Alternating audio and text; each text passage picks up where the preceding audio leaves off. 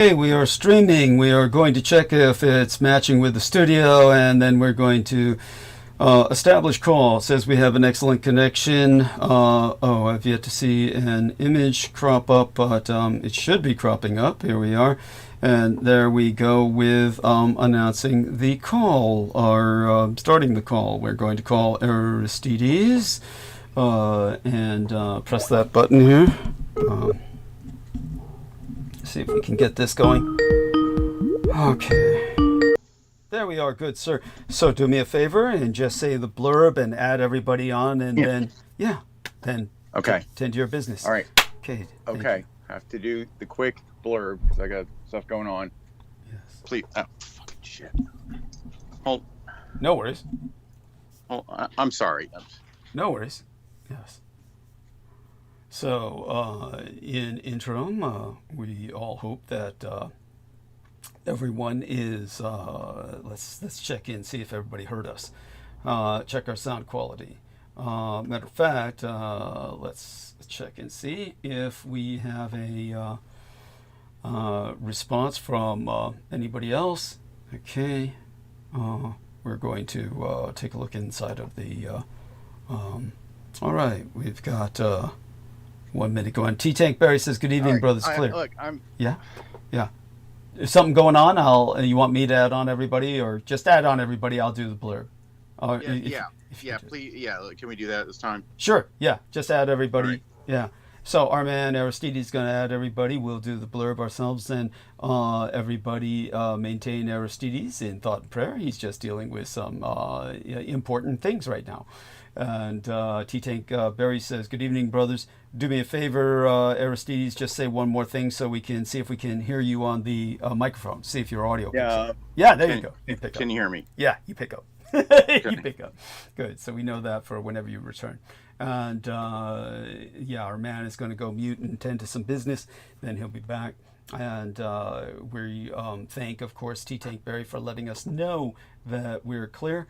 And our viewers are adding up, and dear T-Tank, hugs to T-Tank because he dropped over 110 United States dollars, and believe me, all of it is needed. Thank you, dearest T-Tank, brother, T-Tank.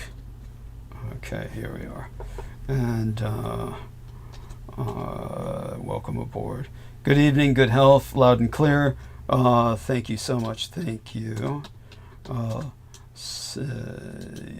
Thank you so much.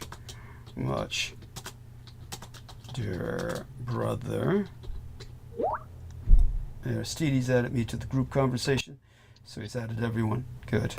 Dear brother, Eric Cradle. There we are. So we've got other people already. All right.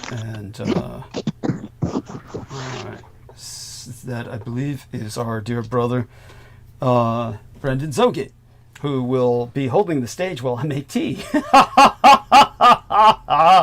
He is, he just had a moment eating a date from a sacred tree from Medina, I believe. Yes? Perhaps you could. Yes. Yeah. Yes. The holy dates of Medina. Excellent. There's lots to go into about that. Mm-hmm. Wonderful. So why don't you go into that? Let's see if anyone else jumped on the call. Aristides will be mute, and you can handle this while I make tea, and it'll take about 10 minutes. Okay? How's that? Yeah. Okay. Of course. Yeah, talk about I'll be Julia Child and take people through my tea making. I'm like, I love it. So. Yeah, yes. I wish I could be so stylish, but I'm not set up for that. And sure. That's a good point. Yes, thank you. Okay, yeah, we're going to leave you all in the best of hands with Brendan Zogit. I'll be back in 10 minutes. I'm making my tea. And everyone, welcome aboard. Okay, dear Brendan, it's yours. I'm going to go mute. Yes. Yeah, so good evening, everybody. I'm going to make some tea as well because it's evening and there's a storm coming in. So you want to kind of get the vibes up.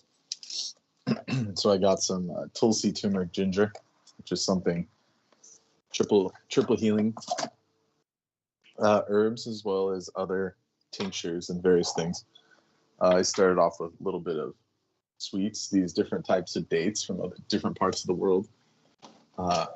So when it comes to dates, like the palm fruit, it's pretty good in winter because they grow in hot climates and they concentrate a lot of pitta energy, fire energy. And so it's really good if it's like a cold day or it's overcast to eat a few dates, because it'll actually increase your metabolic rate and make you warmer, over time. So that's why the dates are important.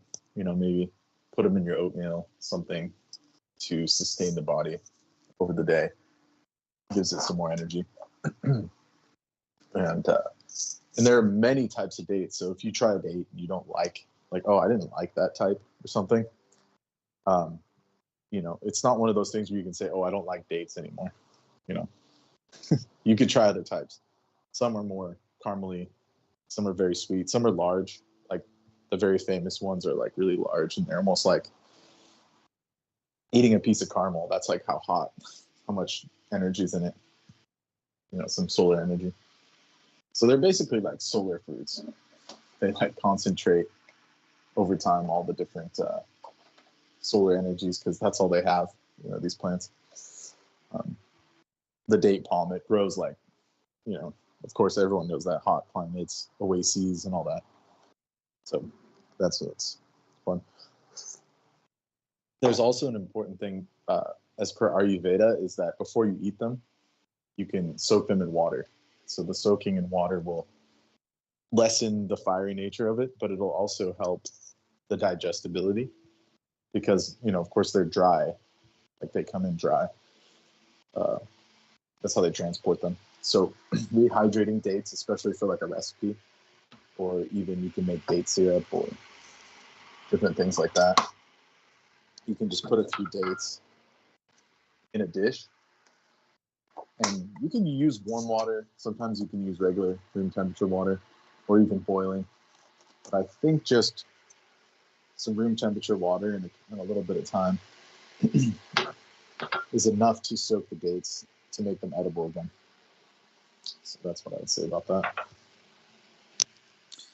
And as far as the tea, so when it comes to like these intensely herbal Indian type teas or Ayurvedic based teas, they can really handle a lot of boiling. So a lot of the Ayurvedic tinctures and teas are boiled first in water and then extracted out. So stuff like tulsi, turmeric, ginger, they can tolerate being boiled like on a stove, whereas some other types of tea like chamomile, you can just, or like lavender, you have to maybe just brew them in a cup. Stuff like ginger also can be boiled. Any of the more comforting teas that you would think of, like mint, the ones with a lot of different flavors, those probably should just be steeped in boiling water, but not boiled on the stove, if that makes sense. So, but when it comes to Ayurvedic herbs, I think they're very tolerant to boiling. So you can even just put them all in a pot with water, put your favorite herbs in there, put the cover on it, bring it to a boil, turn it off. Then you have like this potent infusion. It like increases their potency. And even to make it even, to up the bioavailability, you can always use ghee, like a little bit of oil or ghee, butter, whatever you have, just a very small amount to bring out some of its solubility, because there's different constituents in all the herbs. So to find one that, can be steeped out, instead of targeting a single type of molecule, you can just get all of them if you combine hot water and a little bit of oil. So that's like an Ayurvedic style. A lot of the times they'll put their powdered herbs in ghee or honey, because that'll also increase their bioavailability. And you can also get some of these things in tea bags, so it makes it easier for Western kind of types. Like there's a company, this one's called Organic India. So they make like a whole line of tulsi teas. And you could start with that, see how it makes you feel. Because like holy basil, which is tulsi in Hindi, it's like one of the names. So holy basil is an herb, according to Ayurveda, that has all three humors, body humors, balanced.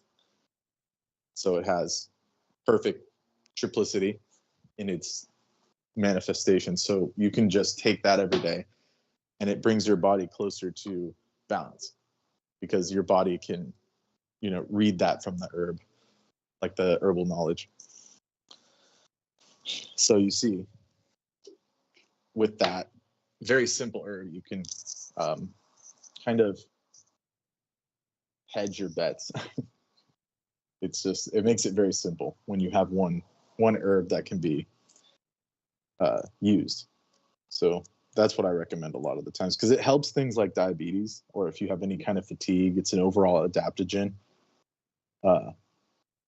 and it's been proven in studies to not only enhance the body's function, but actually help things like diabetes. It can lower blood sugar, and that's like a confirmed thing that it does.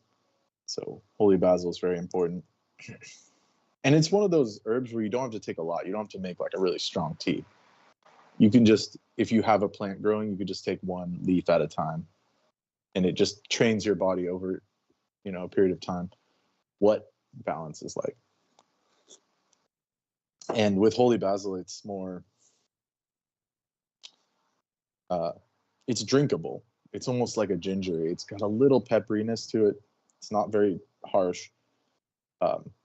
It makes a good relaxing tea. So especially at night, it can assist with adaptogenics. It's good for any kind of infections. It can help like reduce the effects of different toxins on the body. And that's holy basil. So it's one of the best herbs. Yeah, mint's always good as well, just regular Western mint. It's named after the nymph that was turned into the plant. So mint's long been used in healing potions, mixtures, fresh leaves rubbed against a head, relieve headaches. So if you have like a migraine, you can use the fresh mint leaves, which grow very, very well. Like you can put them in a pot and they spread very quickly, so be careful where you plant them. Mint can also be used in travel, provoking lust.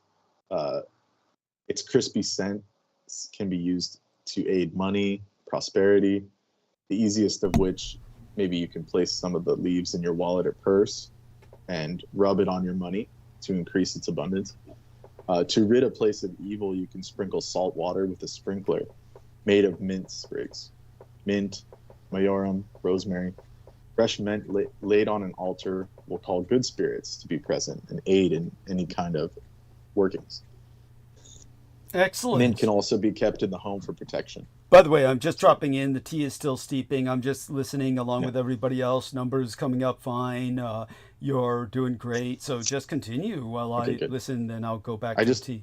Yeah, I just took people on this herbal journey. We're just on an herbal journey right now.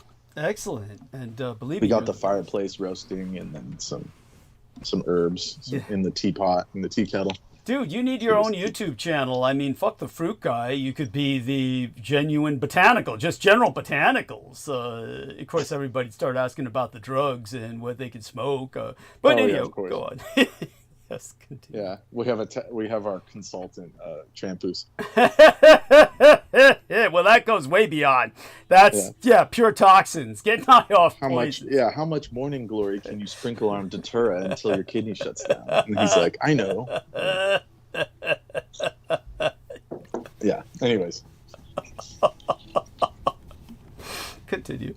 Yes. Yeah. So when it comes to the tea, like I was saying, if you want to do basic Ayurvedic tea, you can use Tulsi.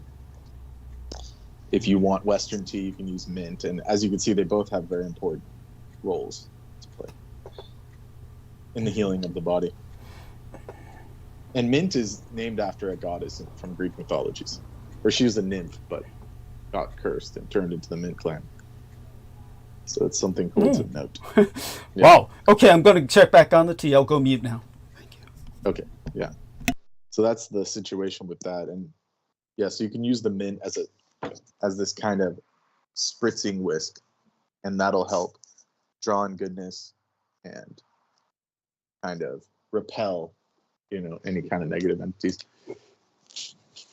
So yeah, there you go. It can, you can make a sprinkle of salt water with sprigs of mint, majoram, and rosemary. Then use the mint to spritz it around your house, and that will cleanse basically any kind of, not so cool things around. So that's what I was saying about that. There's many other basic herbs, but I think Tulsi really, it just hits all the marks. It's one of those like all around herbs. It's tolerated by most people. It's drinkable. It's herbal enough, but it's not overpowering. It's not really bitter. It has a good aroma to it. It's something that feels good all around in general. Because if you go to the higher levels of even stuff like ginger and turmeric, like you get this bitterness, or you get like the spice of ginger can become a lot for some people. Whereas Tulsi, you don't need much for it to be effective. And even then it's enjoyable. So even in a low dose, maybe 1 teaspoon or less of Tulsi leaf, you get all the health benefits that you get from pretty much any other supplement. It's just, it's hard because holy basil just sounds strange. Like the translation of it's weird. So Tulsi is the actual plant name is what I would call it. Or actually it has a scientific name if more people are into that. It's called Ocimum teniflorum. So also known as holy basil, Tulasi, or Tulsi, which is a Sanskrit name. It's an aromatic perennial plant, so it always comes back because of its just crazy amounts of seeds it produces. So when the plants come out, it generates like thousands of seeds. And it's got lots of different essential oils, things that help with breathing, things that can help with digestion. It's all around one of the best medicinals. That's why it's considered like the top herb in Ayurveda. It's used a lot in Southeast Asian cuisine. I know the Thai people use it for food, and it's not Thai basil, not like a Western basil. It's their own type of holy basil, which is really good for cooking. The Thais use it. They also, make lots of prayer beads and stuff from the wood. It's considered a goddess plant, so it's very high level. But it lowers blood sugars, cholesterol. It's anti-inflammatory. These are all proven things from our scientific studies on the matter here. Yeah. So. Hey, I'm back. Oh, yes. Greetings.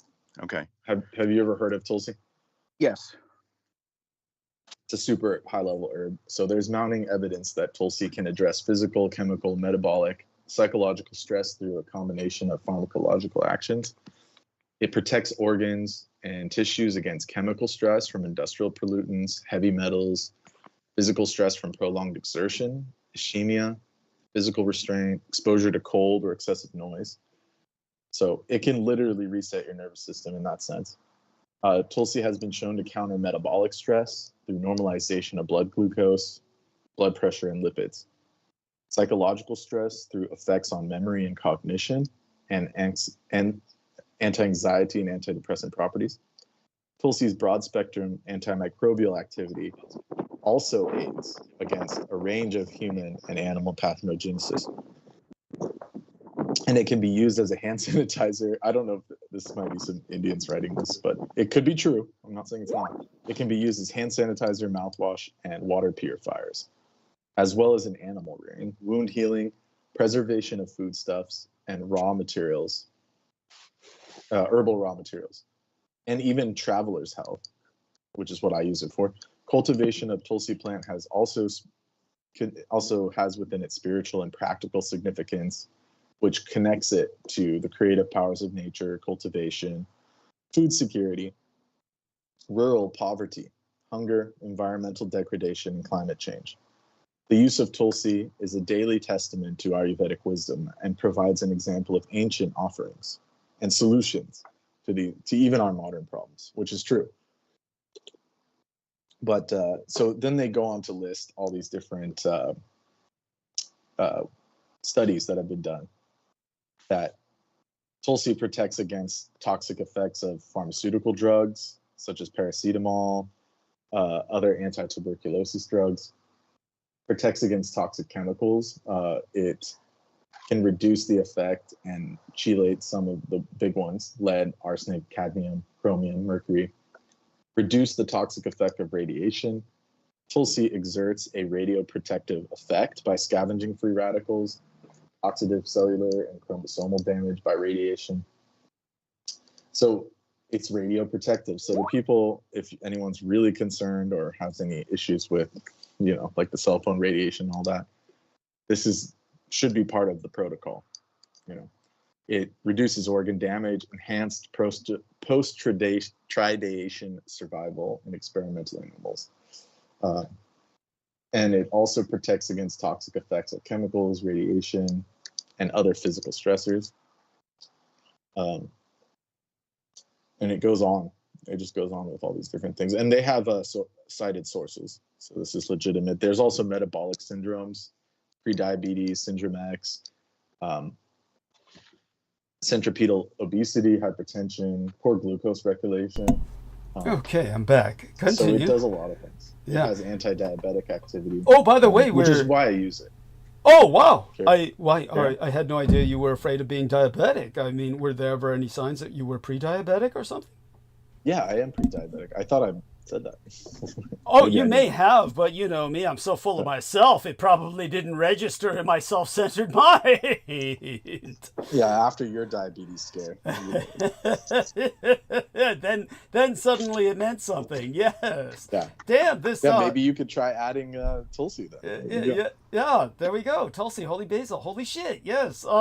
Yeah. And this is from John Doe. Our man T-Tank Berry sent these images, including this hand sanitizer that looks good enough to eat. We are joined by Holly Kiefer. How are you, honey?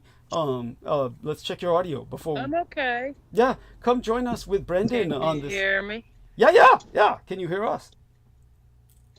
Yeah, good. Yeah, I caught the end of Brendan. I've never used the Tulsi basically made a case. You're all glitchy, honey. You're all glitchy. I'm sorry? You're glitchy. Uh-oh. Yeah, see if you can get into a good cell reception area. Yeah, I thought I was, but let me something else. I'll be right back. Oh, sure. Sounds good. Yeah, and continue, Brendan. If there's anything you need to expand upon, please do so.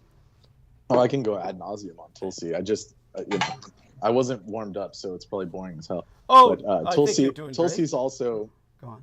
Active against animal pathogens. Wow. Including cow infections, poultry infections, goat, fish, silkworms, etc. Its activity against waterborne and foodborne pathogens can suggest that it can be used to preserve foodstuffs, raw herbal ingredients, as well as for water purification. And here's where the hand sanitizer comes in. They actually quoted this herbal, evaluation and formulation of an herbal sanitizer. Mm-hmm. And its main constituents were Tulsi and Eucalyptus globulus. Mm-hmm. There you go. That's excellent. Thank you so much. It has multi-dimensional and respective antimicrobial efficiency. So there's some truth in when the whole COVID thing was going around. I was like a weirdo rubbing freaking eucalyptus oil on myself. People thought I was out of my mind. And then, like I said, a few months later, they were like, that explains why you were doing all that. It's like, yes. Yeah. Yes. No shit. Well, you and I talked about COVID before it hit. And in like December. Yes, that's right. We had talked about it because of the Chinese sources, and no one knew about it until March or something. Yes. Like, really? That's right. That's right. We were way ahead of the curve, and thank God we took advantage of that and kept ourselves out of harm's way. So, Holly, are you ready to test your audio technology again? Yes, let us test. 1, 2, 3. You sound great. Is that better? Infinitely Okay, better. good. So share with us your own adventures in Herb World or wherever you want, whatever you want. Well, I caught the bit of Brendan there, and I've never used the Tulsi basil, but you make an excellent case. Do you have any recommendations on dosage? assume you take a tincture or how? I prefer the raw leaf, just the straight herb. The raw leaf. Yeah, got because tinctures can tend to be very strong, I found. Now, for some people, you may be at a point where the Ayurvedic practitioner may suggest something stronger, but typically it's such a powerful herb that you could just use it as a tea, and it's like literally miracle level. Like you feel better after taking it. Do you get it dried? Because I don't see it fresh. Dried. Yeah, dried. Okay. Dried. You can grow it. Cool. You can grow some. There's some. I have like a specific type that can tolerate temperate climates, but it's very slow growing because of the winter right now. Got it. So it's best just to buy it from India. Really, it's like it grows like if it's tropical, it grows like wild. It's huge. It gets big. Okay. Turns into bushes. Wow. So you get it sent from India. Mm-hmm. Yeah. Does dragon herbs have it in tea form? I don't think so. The Chinese don't use it very often. It's a Southeast Asian herb. So Thai people use it, Vietnam. Got it. All right. But like I mentioned, not sponsored by them. I just mentioned the company that is most readily available in the West. Yes. It's called Organic India. Oh. And then they have like different formulations, but I'm using Tulsi turmeric ginger. Yes. And I find that it's a light dose, but it's good for someone that wants to start.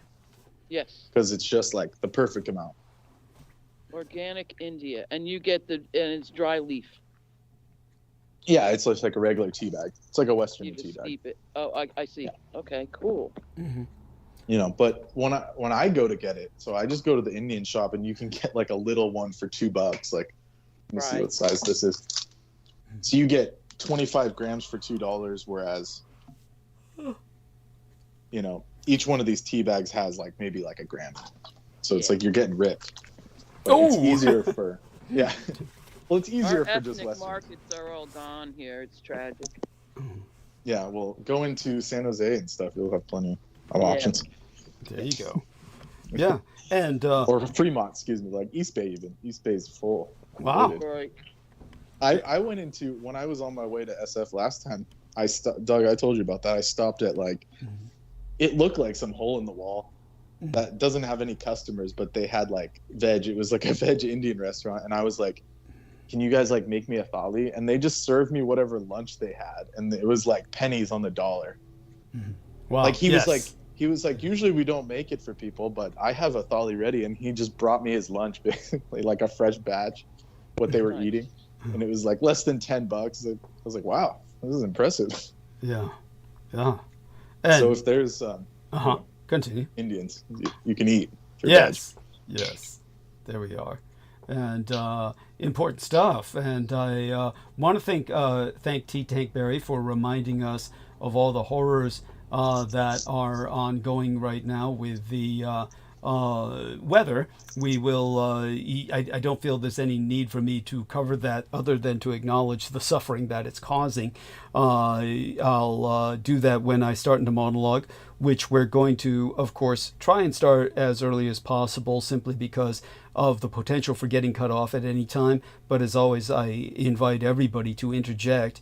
We're going to see how long I can last, because as I explained to both Brendan and Aristides privately earlier, I haven't had a chance for my tongue to really heal because of all the lectures I've been delivering to the Blood Boys in terms of their lessons over the latest holidays, which I will go over with everyone in terms of the historical significance of the Ides of March and the days that have followed since, of course. A great Japanese holiday that we paid attention to, plus it was St. Patrick's Day weekend, and of course the parade was yesterday in San Francisco. And as well, I had the opportunity to take advantage of our time there to see my chiropractor, and then that likely story about the tongue lashings, you know.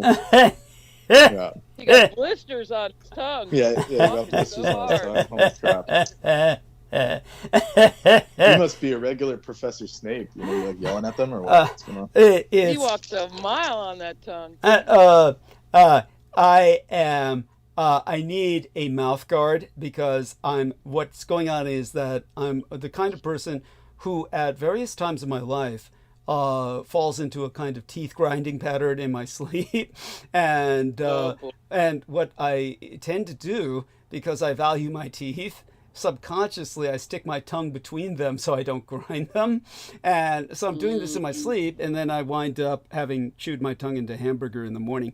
So it's like, yeah, now, because there hasn't been a chance to really give it a chance to rest, my tongue with, and I don't want to hear any, I mean, actually, you know, I don't mind. I know I'm going to get all kinds of really smart-ass remarks about that I'm using it on the Blood Boys because of my blood sucking and all the rest of that. But or some people would go further with their obscene imaginations. No, really, it is the fact that I need a mouth guard. So I've got to make an appointment with the UCSF soon.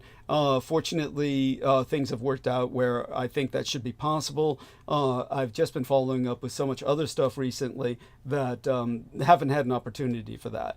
And because my tongue really hasn't had a break, I have to talk much slower than I normally talk. And maybe that's all for the best. But such being said, we'll see how long I can stand it tonight. It's not that I'm in any pain, but if I happen to move my tongue the wrong way and then my teeth just click it, it's excruciating. So there we have with that. So we're gonna see if I can avoid doing that for the next 12 fucking hours. Obviously, at times, if anyone is available to interject, feel free to do so, because that gives my tongue a break. And in other things, Aristides seemed to be back and moseying about. So if he's okay, he's welcome to say the blurb, but depends on if he has time for that. So, yes, please do. Yeah. I'm settled enough now, and excellent. Blurb you should have gotten right in the beginning is you should upvote as soon as you get here, and that is important for the algorithm purposes, because there are downvotes placed by enemies, sometimes using bots, and that affects Douglas's ability to be seen and heard and searched and suggested and make money. So please hit the upvote if it's the only thing you do. And then, but you should check you're subscribed. There's a subscribe button nearby. Check that the notification bell is on, especially useful if things happen out of time, get cut off, restart, etc. You can do extra upvotes if you go under your account settings, because you have an account to do these things, and create sub channels under your account. You can do more than one upvote, one with each channel. Normally they're for posting different kinds of content, but you can just make dummy channels and do upvotes. And also each program after it is live, Douglas will put a pinned comment underneath the program window, not in the chat. Please do upvote that if you are there to see that. And any other positive comments, please share the link to the program. It remains the same both during the live and after. And of course, please do contribute. Didn't get a chance to do it before, so put the link for the PayPal in the chat right now. So please send along wherever you can. Douglas halfway through the month, so pretty soon he's going to be worrying about making his bills, so we can continue to do this there from his beautiful cozy little trip. Oh, God, that brings up something. Anyhow, please continue. You sound like you're doing great. Yeah. That's that is basically it. Is there anything I forgot? Well, I don't think so. I think you've been marvelous considering what you're dealing with. I appreciate your being here at all, and as always, we couldn't do the show at all without our executive producer Aristides. Bless you, kind sir. And of course, anytime you want to interject, go ahead. Anything else comes to your mind? Whatever you're comfortable sharing with our public, of course. Maybe a little status report on things in general around your area. Oh gosh, I don't know. It's starting to become spring, and kids are running around, and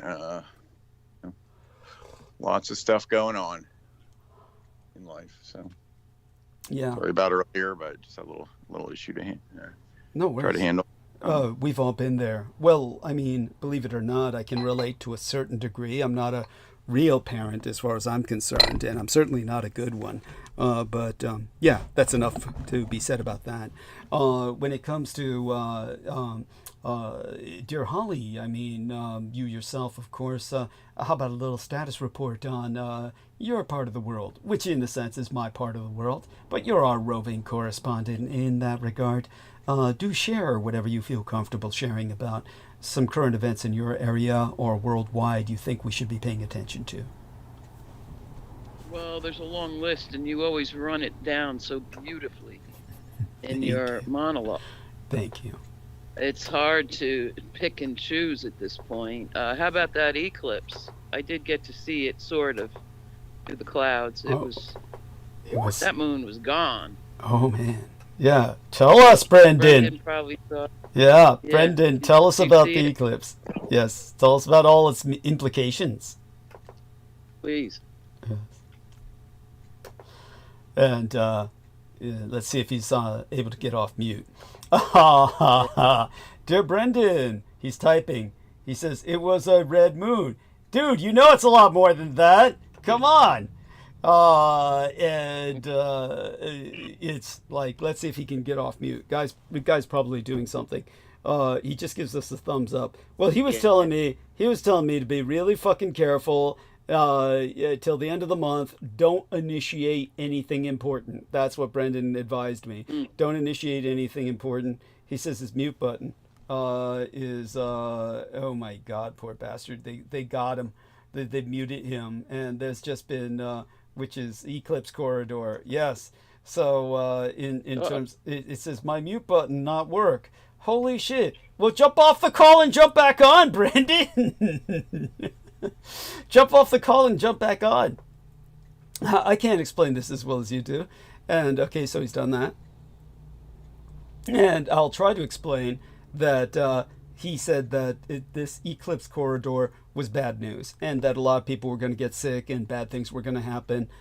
This was where the song It's a Bad Moon Out. I mean, you're familiar with that song, Holly. You're old enough to remember, as am I.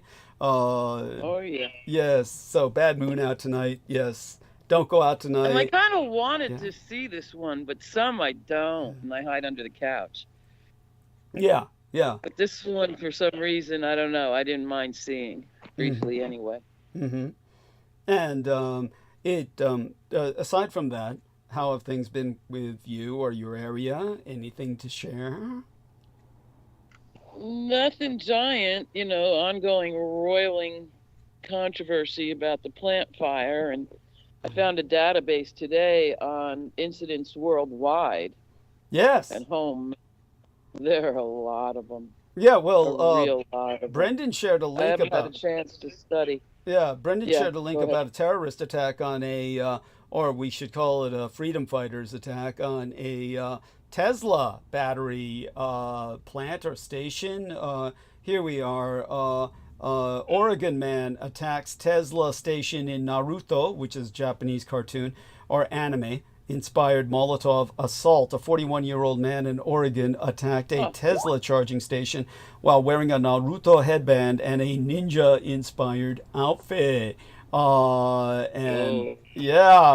they should consider the damage they're doing to the environment. That's the you have to bear that in mind. If you actually succeed in breaking these things apart and setting batteries aflame, you're really doing a lot of damage to things you don't want to necessarily damage.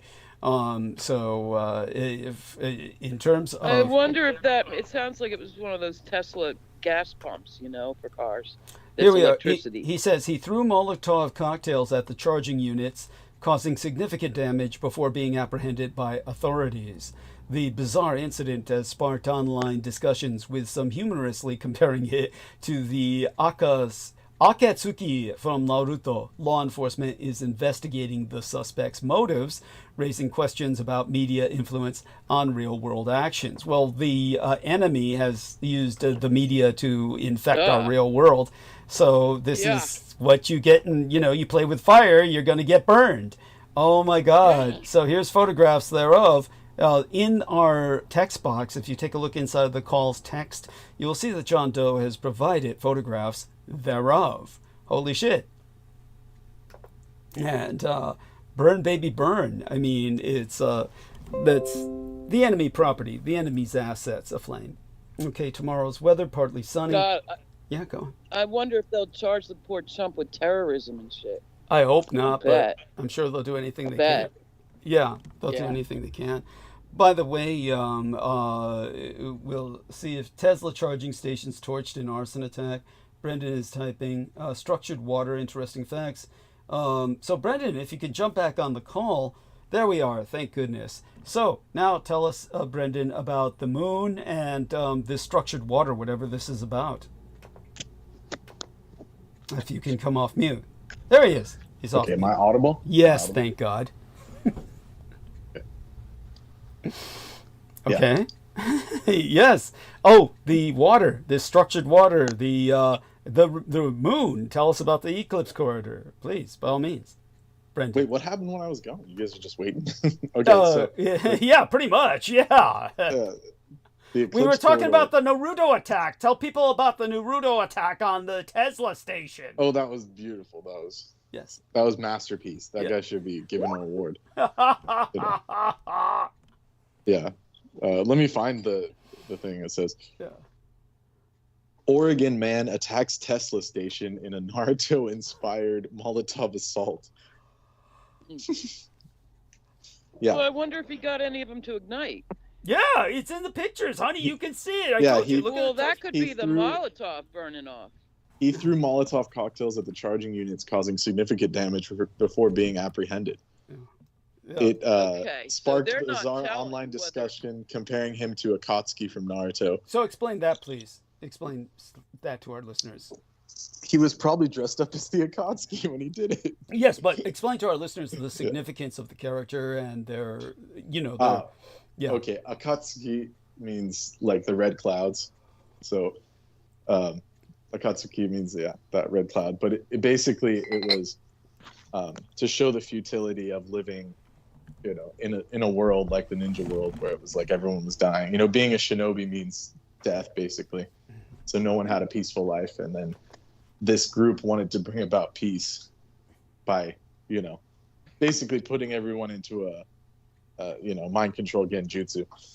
So maybe they're like, I don't know, getting into that philosophically, or maybe they just like the character. I don't know. Mm-hmm. How should I know? Understood.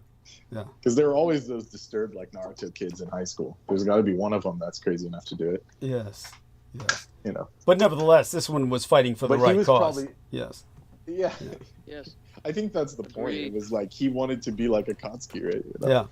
It's like everyone thought they were villains, but if you like heard the lore, if you knew why they were doing all that, they were like Right. basically the terrorists of the ninja world. But then when you get their backstory, it was just they were like a bunch of orphans that were all in pain, and like their world was all fucked up. So of course they wanted to, improve upon their world. Yeah, Make it more peaceful. this is what brings us back to Vale. Now, what we're going to tell our listeners, I mean, oh man, yeah, and Holly, is that, get this shit, Holly. So, Yeah. What's the report? the report is they took him out. Basically, Oh. it couldn't happen to a more deserving piece of shit. I mean, in terms of this idiot, when you think about how awful Vale is, people should understand my sentiment when they finally took him out. But it could be that I'm making a wrong assumption. Could be that he just got sick. The man's 81 years old, but he was like Peter Moon in the sense that he took this hubristic pride in never being sick. He thought he was in great shape. And, I remember when he said, well, I asked him about the tables that he had in the little alleyway. He said, oh, my wife helps me set this up every weekend. And I felt like saying, yeah, anything to get you out of the fucking house. But when it came to the situation was that St. Patrick's Day parade was yesterday in San Francisco. we had the Blood Boys in the city for that. I had an opportunity to visit my chiropractor in that little alleyway, which connects fairly quickly, indirectly, to the other alleyway where Vesuvius Books and the Vesuvius Bar and City Lights Books are separated by what they call Spirit Alley or Zodiac Alley. And when you walk down through there, he was always parked there from noon till 5 Saturday and Sunday, and had been so for the last, I guess, 20, 30 years or whatever. That was his life. And he loved to go down there and just people watch and then shoot the shit with all these people and tell them, oh, this is me when, all the covers of his books, this is me, with William Burroughs, this is me with whatever, and, all that bullshit. And, but the factors that really made me hate him, we've already gone into to a degree, but certainly when you dwell upon what the fucker said about being raised in foster homes, like a Naruto character, then you really learn to hate this son of a bitch, because his parents died in the American concentration camp. He was born in an American concentration camp in World War II. His parents died in that fucking camp. And he winds up being raised in a bunch of foster homes by white people in general. One of them, Seventh-day Adventist, who got him into vegetarianism and shit. And then at some point he wound up raised for a period of time by his uncle, which he said he hated the most. Oh, I hated that home the most. And then wound up somehow evolving into what he did when I met him. But when I met him, he was a neo-Nazi because he was in rebellion about his parents dying in a concentration camp, and the fact that this was identified with World War II. So he was a Japanese Nazi, and he served as a role model for me when, at this point in his life, when he is in complete denial of what he was, and I'm sure he's been through some kind of programming or something of that nature to, because he didn't remember me at all, even though he knew at the time that I knew him that I was the son of Hitler. That's not something who's a Nazi would ever forget. So it's like he went through a program. But when it came to his wife, I'm sure she was his handler and was assigned to him, weigh him down with a kid, get him to, turn himself in for counseling once in a while, quote unquote, and then he gets thoroughly reprogrammed and they wipe his memories of myself and other things like that. You might think that this is completely self-indulgent, but it's happened so often with so many people. It's hardly so. So when it came to the fact that I despised him was, how could you forget your own parents dying in a camp and get to the point where you're sitting here in this alley shoveling sushi in your mouth like it's like you're bulldozing it and saying, I don't identify as Japanese, when you clearly were persecuted for being such, and you think you could just tell the authorities, oh, I don't identify as Japanese the next time they come around to round you up at camps? Do you think that's going to help? Of course not. And so that was one particular reason I truly, thoroughly despised him. There were others, but when it came to the alleyway, after I saw my chiropractor on Saturday, I checked in on the alleyway, and he was gone.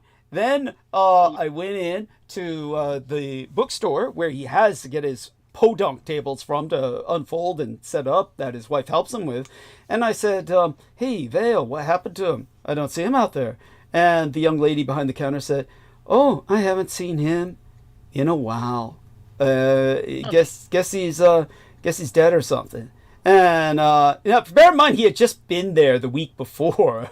So for her to respond with, oh, I haven't seen him in a while, like it was months or years, guess he's dead. It's like she had a talking to, along with the rest of the staff, no doubt, about this guy. And you do not know this man. He has been dead, or is as good as dead, that kind of shit. And there you go with that. But it's kind of thing that happened with Dr. James Cook Brown, the linguist, who, when I checked in with the University of San Diego, claimed that he had never worked there. And he was a guy who helped develop Loglan, the military language. So with that, back to Holly. Any thoughts on that? Yeah, it's interesting. You'll have to check next time and see if he's back or not. Yeah. I mean, everybody gets sick sooner or later. Yeah. And it wasn't on the parade route, right? Oh God, no, of course not. Yeah. Yeah. So who knows? Maybe they did a sweep of some kind, or those cosmetic things they do. Oh Stupid no, things. that wouldn't have been that, because even if they were conducting that in that area, which they would not do, because that area is always relatively clean anyway. That area is a major tourist site, so that area is regularly policed. It's you've got major businesses that are part of San Francisco's image in that area. You're talking about the area where the mob ran for a long time, so it definitely had police protection, because the police would always go in to fuck the hookers in exchange for giving them all the dope that they busted out of various dealers. They'd give it to the strippers and the hookers so that they could basically purchase their services thereby. But when it came to that area, even though all of the adult entertainment centers are no longer what they were at all, I mean, not even a pale shadow themselves, they have the Beat Museum there now. So it's got the Beatnik Museum right across the street from the bookstore. So it's not going to be an area that has there's no homeless there ever. So he would never have been swept up, because he's part of the City Lights bookstore. He's an extension of the City Lights bookstore. So that's why I asked the staff. So there you have that. So whatever happened was sudden. I would assume that he was sick, but the suspicion comes in when I spoke to the young lady and says, hey, what about Vale? And we're talking about, I'd just been there last Saturday and he was there. Yeah. And she says, oh, I haven't seen him in a long time. I guess he's dead. Okay, that's like, God. Yeah. And all I could say is that when I saw that empty alley, there's that feeling you get about, okay, he filled it, gave it this sense of life, this sense of, what it was. But without him there, seeing him gone and missing, I can only confess the first thing I felt was this thrill of sadistic glee. Just this thrill sadistically. The only thing I regret is that they didn't pull a terrorist trip or an abductation, an abductor's trip where they would send me a video cassette or a CD of them taking him apart piece by piece, saying, look what we're doing to your friend. I mean, honest to God, this is an individual I hate so much, I would have gotten off on that. And they would have been stupid enough to have assumed that he was someone that I valued and cherished. Like, oh, this was the guy that Dietrich looked up to as a role model. And look, we're cutting his dick off. Look, we're taking his fingers off. And honestly, I would be hard pressed not to pull it out and stroke it. Seeing that, this is how much I despise this individual at this point. So yeah, no love lost. But all such being said, I'm glad I asked him for some advice before they took him away. So there you go. Another fascinating update. And again, something that just barely touches the tip of the iceberg.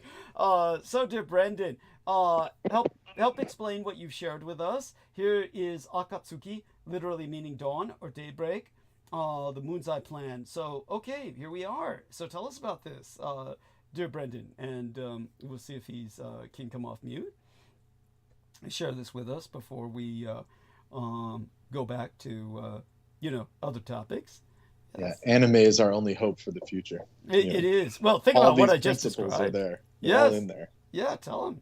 Yeah. Got to find them, and interpret them yourself. Yeah. Yes. And so these tailed beasts, they can help him become the Jinchuriki. Tell us about this. Yeah. Yes. Well, these are like different aspects of nature energy that get collected and turned basically through the yin and yang release technique, the Taoist technique of creating life. Mm-hmm. The original being in that universe, in the Naruto universe, did that, and then he gave this chakra or this chi to all these people for them to use it, and then they ended up doing what humans always do and just make weapons out of it.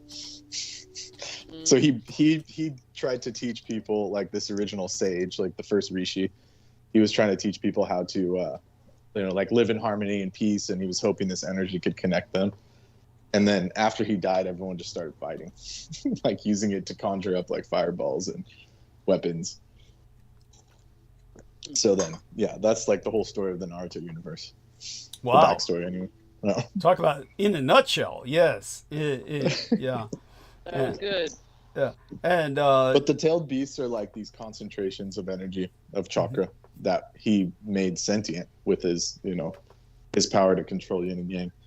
Because he's a rishi, so he could do that. The Sage of Six Paths, it's called. Okay. And so this is all based off of Japanese mythology that comes from Vedic, anyways. Yes, that's right. Yeah. And all quite true. And and I can go into that in depth for people later if they are interested. I've gone into this in depth oftentimes when I was with Peter Moon, and he would ask questions like that about the origins of the Japanese, and I would explain that. That dude was so stupid, though. Yeah. You explained what Dragon Balls were and shit, like. And yeah. He couldn't get it. He didn't get it. No, he couldn't get anything. Yeah, there was nothing that guy could get. And he was like, I don't watch cartoons. I think he literally said that to me. I was just like, oh god. Oh yeah, it's like he's there's like very people his age group are like beyond, like they can't even watch anime.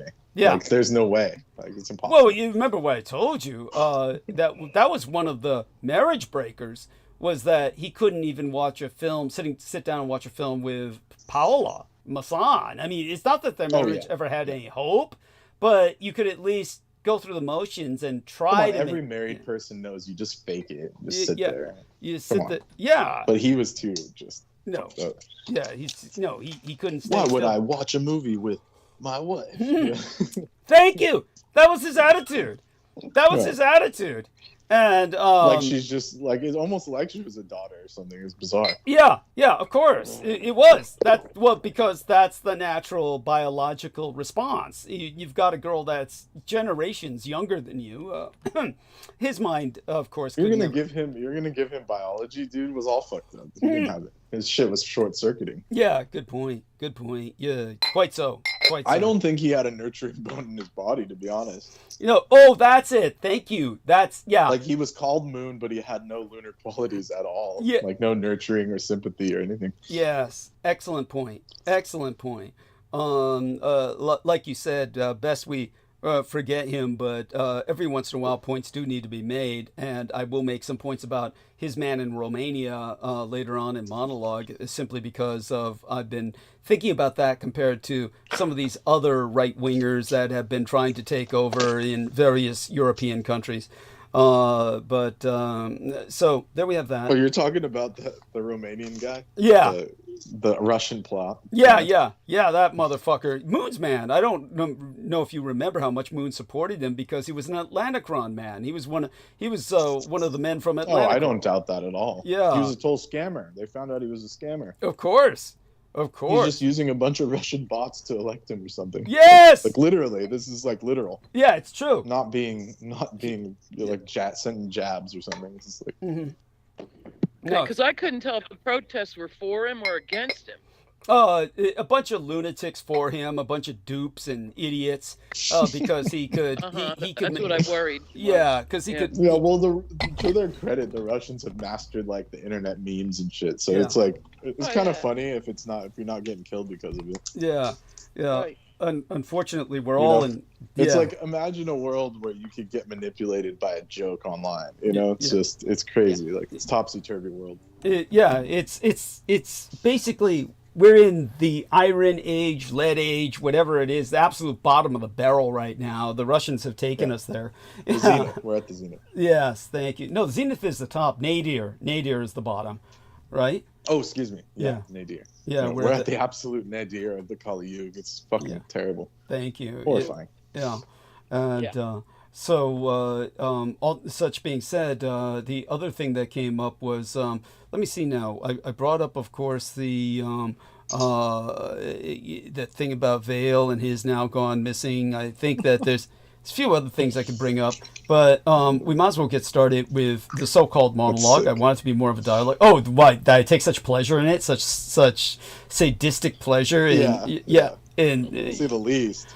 It's oh my god! But it's consider who we're talking about. It's like what was the other thing about him that had me so pissed off? Imagine like they just have him and he's like, "How could you do this? I don't identify as Japanese. Hey, I can imagine I'm that. American. I can imagine I'm that. American. I can imagine that as if it's happening in front of my eyes. I can see that. But get this, the weird part about it is that it happened at the same time that he activated the Enemy Aliens Act. Yes. So Yes. he's probably on the list from all those years ago. Like, Yes. you get what I'm saying? Absolutely. They like dusted off this old pamphlet in the closet, and they were like, "Oh shit, we have the list." And it's like people from the 40s that were in internment camps. Yes. So explain to our listeners about what Trump has done, how he tried to abuse this to deport some Venezuelans or something. The judge has since put a stop to it, but tell people about this. But they dropped him off in El Salvador anyways. They just dumped him. Literally opened the door and dumped him out. I'm surprised they didn't pull an Argentine military junta trip and just throw them out the side of the helicopter, you know, just I'm like sure there's shit we'll hear about in 10 years, like the horrible story, you know, we uncovered, about them. They probably were doing that for days. Oh, no doubt. Yeah. Because the only ones we ever saw photos of were just full of chicks. Yeah. Remember? Yeah. And then after that, they're just saying, "Oh, we did it. You know, it happened." Yeah. No photos. Yeah. And That's but right. and Like, I don't know how all of them ended up off the coast of El Salvador. We dropped them off, I swear. Right. Yeah. And by the way, Holly, if you don't know what we're talking about with the photographs, I do. Full of women, I and do. you know why they took only women was because they're breeding age and they don't want them squeezing out anchor babies. So they Well, they were took probably all already pregnant. Yeah, There's probably some weird, bizarre shit like that. No doubt. I have no doubt, and Take guaranteed. the anchor babies first. Yeah. Everyone that's in the last trimester, get them. Yeah. Oh yeah. Oh, guaranteed. Guaranteed. But That was like their first target for some reason. And just so people know, I am well aware that Donald Trump has taken the 14th Amendment to court. So it's already beginning. He's taken the 14th Amendment to court now, for those of you who do not know. And he dusted off the Enemy Aliens Act. And, you know, at this... And then Vail goes missing. And then Vail goes missing. And then he's like, "I don't identify. They would never kill all of us. They wouldn't. This is America." Yeah. Remember that, Holly? Remember that, Holly? Oh, yeah. It's like I said, he learned real quick. Oh yeah. I guess real quick. Yeah, I guess wisdom isn't wasted on the old. Yeah, they showed him, and they're saying they showed him all right. Oh yeah, they showed him just how fucking stupid, self-indulgent, asinine. I don't even know a better word for spoiled. Instead of for an adult word, what would you use for an adult who's spoiled? There's got to be a better word than spoiled for an adult. Somebody who's Oblivious. Oh yeah, oblivious, indulged, oblivious, Entitled. Yeah, all that. I mean, there's plenty of things. Thank you. They don't even deserve the breath. Yes, he's entitled. These are the same people that tell me, "Oh, you're watching cartoons when you're watching anime." Like, right. Watching cartoons, it's like, dude, your whole brain is a fucking cartoon. Like, you don't even know where you're at. They think that they're like somehow successful, and they're just like they just fucked it up for everyone else. Yes, it's just that's what the baby. But I survived for this long, so I must be special. It's yeah, like, no, you're not. Oh yeah, they're all privileged, and they all get. I don't understand how when his parents both died in the camps, and he was raised in all these foster homes, how he got so privileged as to own his own home in San Francisco and start his own publishing company.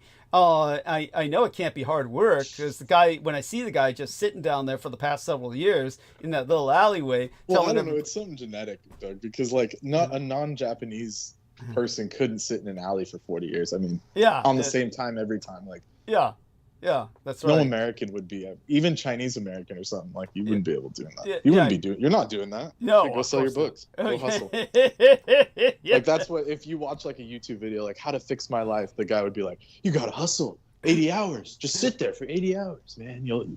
Someone will buy something." It's just this bizarre math that doesn't make sense. Thank you. Yeah. All those red pill people. If you get out there for 80 hours a week, you'll be a millionaire by 25. I guarantee it. And it's like, buy my course. Yeah, of course. Oh, of course. Yeah, I'm like appalled. So there we have that, and I want to thank you all for helping to put that into perspective for me. So, such being said, if there is that lovely lady out there, if she happens to be listening from Austria, I'll have to look her name up, dear lady. Forgive me, it takes me a long while before I remember names, and hers is unusual. Sabine Yuche is the name she happens to go by. Likely just a call name for the channel, which I'll take a look at. I do believe I saw a different name somewhere else. Maybe even on her channel, which I'll have to subscribe to. She's left many loving messages on my different episodes. If she's listening now, please be patient with me. I have a very busy schedule. I'll try and get back to responding to your messages you left. Shout out to Victoria, Lauren Hobbs, lovely young lady, who sent me a nice little text message saying, asking if I'm all right. Speaking of that, yes, are you okay? It's St. Patrick's Day, but you're not drunk. Is everything all right? Yeah, believe me, I'll work on it again tomorrow. Yeah, tomorrow's actually St. Patrick's Day, just so people know. But we were drinking over the weekend. The problem is I sober up all too quickly in time for the show. And believe me, I'm not happy about it. And my head does not like being clear, and I'd much rather have it full of boys' blood and alcohol, I assure you. But no, I'm here. But then again, as our man Brendan observed, he's noticed with myself that I can drink and I pretty much stay the same. But other people, you see them, they become angry drunks or sad drunks, and shit like that. But with my for some reason Doug is just the same every time. Yeah, he's just fucked up. Yeah, he's so bright he doesn't do anything. That's my theory. Thank you. Thank you. Yes, that's fine. It's fine. And there you go with that. So to everybody listening, and everybody interrupt whenever you feel like you've got something to contribute. I want to wish everybody a grand eventide. Yes, I am aware that there is a massive superstorm sweeping across these United States that has left at least 36 dead, with tornadoes, wildfires, and blinding dust, and it's all heading east. Yesterday, the San Francisco St. Patrick's Day Parade celebrated its 174th year from 10 a.m. to 5 p.m., beginning at the corner of 2nd and Market before making its way down to Civic Center Plaza. At any rate, today we have a transmission that is post Ides of March. Yesterday was the 15th of March, and it is now the 57th MÄ LAI, or MÄ LAI Massacre Memorial Day, and it happens to coincide with the SAGICHŌ Fire Festival, and of course this is during the weekend of the PADDY Sonodut. I think that's the Gaelic. I know I've butchered it. My dad could have said it. But it's the St. Patrick's Day death day. It's really his death day, believe it or not his birthday. And it's all here this weekend for you. In the Roman calendar, the Ides marked the middle of the month, which for March was the 15th. In the years before Christ, 44 years before Christ to be precise, Gaius Julius CÆSAR, that's his correct pronunciation in the Latin. It's not Caesar, which that's an anglicization. His real name was Caesar, where we get the word Kaiser from. And he was assassinated, poor fellow, and he was murdered on March 15th, a black and infamous day known as the Ides of March. For those of you who don't know why it's so bad, it's important to remember that had he lived, the Roman Empire would still be around today. The reason I know that is because he was going to attack Parthia, and I believe he would have won. If he had triumphed over Persia, which is what Parthia was in those days, that was the Proto-Persia, he would have had the open road to China, from whence he wanted both the elixir of immortality, and whether or not that would have worked, he certainly would have extended his life. The Chinese had medicines that would have probably helped him live to a ripe old age. And most important of all, he would have had gunpowder, which the Latins referred to as fulminatum. And if he had fulminatum, then Rome would have become the world's first gunpowder empire. You might say, well, they're getting it from China. Doesn't that make China a gunpowder empire? Well, it was. They had the world's first guns. But then, remember, their emperor outlawed them for all uses other than exorcism and ceremonial use against the spirits, war against the spirit world, because firecrackers were used to dispel the spirits. The spirits, of course, would not like being shot. So it was considered a supernatural weapon after rendered such by the emperor, because the emperor said, if we continue on the road of developing gunpowder technology, we will ultimately make weapons capable of destroying all the world. And so China, in its civilization, later suffered for its civilization, for its civility, by being invaded by the gunpowder empires of Europe, the barbarians, who brought an end to true civilization. And at any rate, that would have all been extended in balance. That would have been the East-West, would have been China and Roma, had Caesar survived. He would have gotten his gunpowder, and, Rome would still be around today. As for the festival in Japan, it's the flaming hot Omi-Hachiman SAGICHŌ Fire Festival in Shiga Prefecture. It is one of Japan's deadliest festivals, usually taking place on the third weekend in March, with the peak of celebrations on Eventide, a Sunday, and guaranteed there will be those who die. Everyone is watching flames up close. Many fireworks are launched point blank range, and yes, people are injured to the point of lethality. And there you go. Well, there's always a price to be paid for having fun. The My Lai massacre occurred during the Vietnam Wars, the first through third Indo-China conflicts, lasting from 1945 to 2007, with the latest Vietnam War, when they were attacked by the Communist Chinese and defeated them. But the My Lai massacre was when American soldiers tortured, raped, and or killed more than 500,000 civilians in the village of My Lai in the South Vietnamese province of Quang Ngai. Although the United States was at war with North Vietnam, American troops regularly encountered enemy soldiers in the South Vietnamese provinces. The My Lai massacre occurred on March 16th of 1968. The United States military then attempted to cover up the massacre. As a result, the American public did not learn of the incident until more than a year after it occurred, at which point every effort was rallied to make certain that none of them were ever prosecuted for their crimes. And then, of course, it's the St. Patrick's Day tomorrow.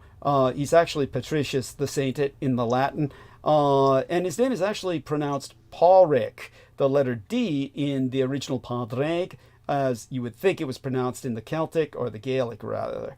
The letter D is silent when it's combined with letters like ADH. They act like a vowel sound, or aw, like in raw in the Gaelic. So his name was actually Paulric in the Irish. My dad taught me that. But so with that, we'll check in some incoming notifications from our dear friends. Brendan Zogit says, the most dangerous fire festival in Japan. Yes. Tell us a bit about this. Like, what are they saying about it? Honestly, I only wish I was there. I'd throw myself on the pyre. Oh yeah, no, it's a good time. Yeah. Yeah. Yes. Well, we could arrange that. I mean, Japan would be ideal. But when it comes, this chick's just showing they're having these giant fires underneath these flax ropes and rice ropes, all paper material. And then there's a whole bunch of people in the top of the parade float. So yeah, it's dangerous. And sometimes shit happens, So, but it's to honor the ancestors and different things. Yeah. Yes, when you're not joining them. Yeah. Yes. So thank you for that. I appreciate that profoundly. With that in mind. And here's like an accurate rendition of the energy of St. Patrick. There we are. Oh, beautiful. That's beautiful. I'll download that. And more fierce. Yes. And tell us a bit. Tell people about how. Tell us about the history of St. Patrick, about his being a druid, or the snakes were the druids. So explain this to us. Yeah, it's about the church ending the lineage of the druids. So when the Britons came in, they sent people like St. Patrick and these other warrior monks to basically eliminate the Druid. And it actually started with Julius Caesar. He sent expeditions. We hear about the ones against Germania, the Germanic tribes and the Goths and all that. But he actually, when he personally went to England, Britain, and Ireland, the mainland and Ireland. So he went there, Julius Caesar himself, and eliminated the Druids. And it's just like this footnote of history that barely gets mentioned. Yeah. But it was a huge piece of the history of that area where these ancient peoples were completely obliterated, and mainly the Druids. So that was what St. Patrick was. He was like the next wave, like to convert Christianity, to bring people into the fold of Christianity. He had to remove the snakes, which were the mentality of the Druids. So that's what he's doing. Or that's what the imagery shows. A cable TV series that it tells the story along those lines. They don't call him Caesar. It's called Britannia. Mm-hmm. And I don't know which channel it's on, and it's big and like Game of Thrones-y kind of, you know what I mean? But this evil-ass Roman general marches on in there and, tries to put an end to the pagan magic. And is largely successful. It went 2-3 seasons, and then they cut it off. Oh. But I thought it was darn good. Thank you for sharing that. What stood out about it? A lot of stuff going on. Britannia. Yeah. Yeah, check it out. Yeah. Well, and what they were probably trying to portray was that when a CÆSAR developed enough power, they would take the name of their conquest. So they were probably saying that this general was striving to become Caesar Britannicus. Does that make sense? Mm-hmm. Yes, it does. Yeah. He definitely was, and even he has to infight with his own side from this remote outpost. Yeah. So he's all in for himself. That's it. Yes. And it's all awful on all sides. Yes. Thank you. And tragic betrayals. But yeah, there are some things about it. I don't want to say too much.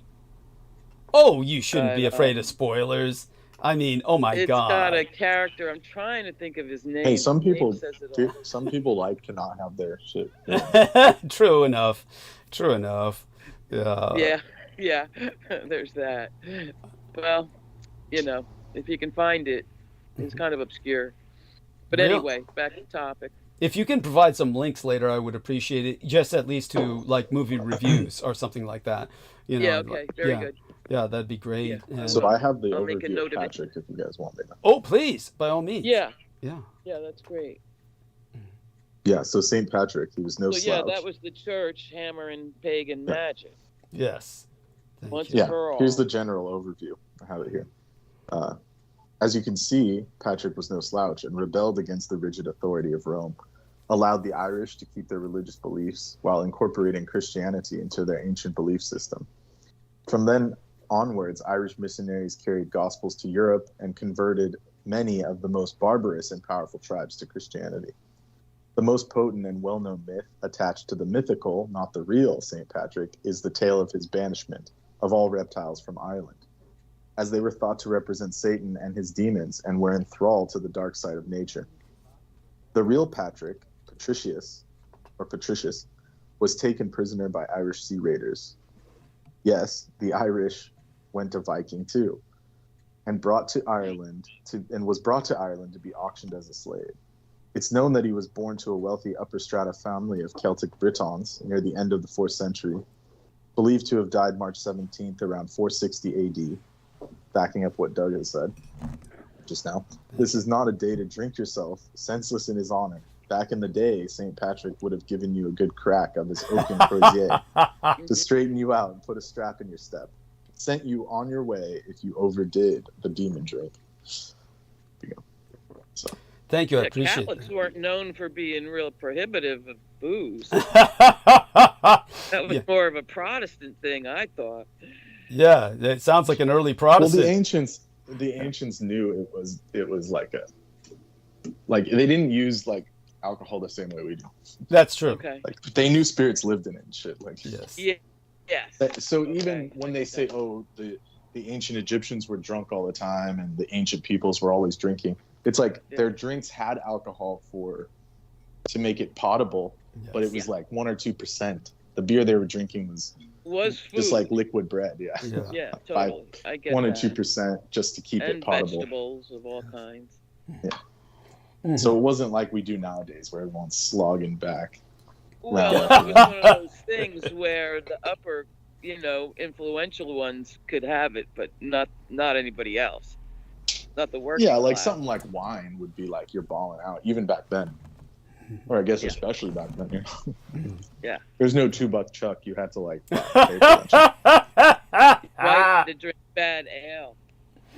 Oh, Nasty ass ale. yeah, just to drive the point home about Grog.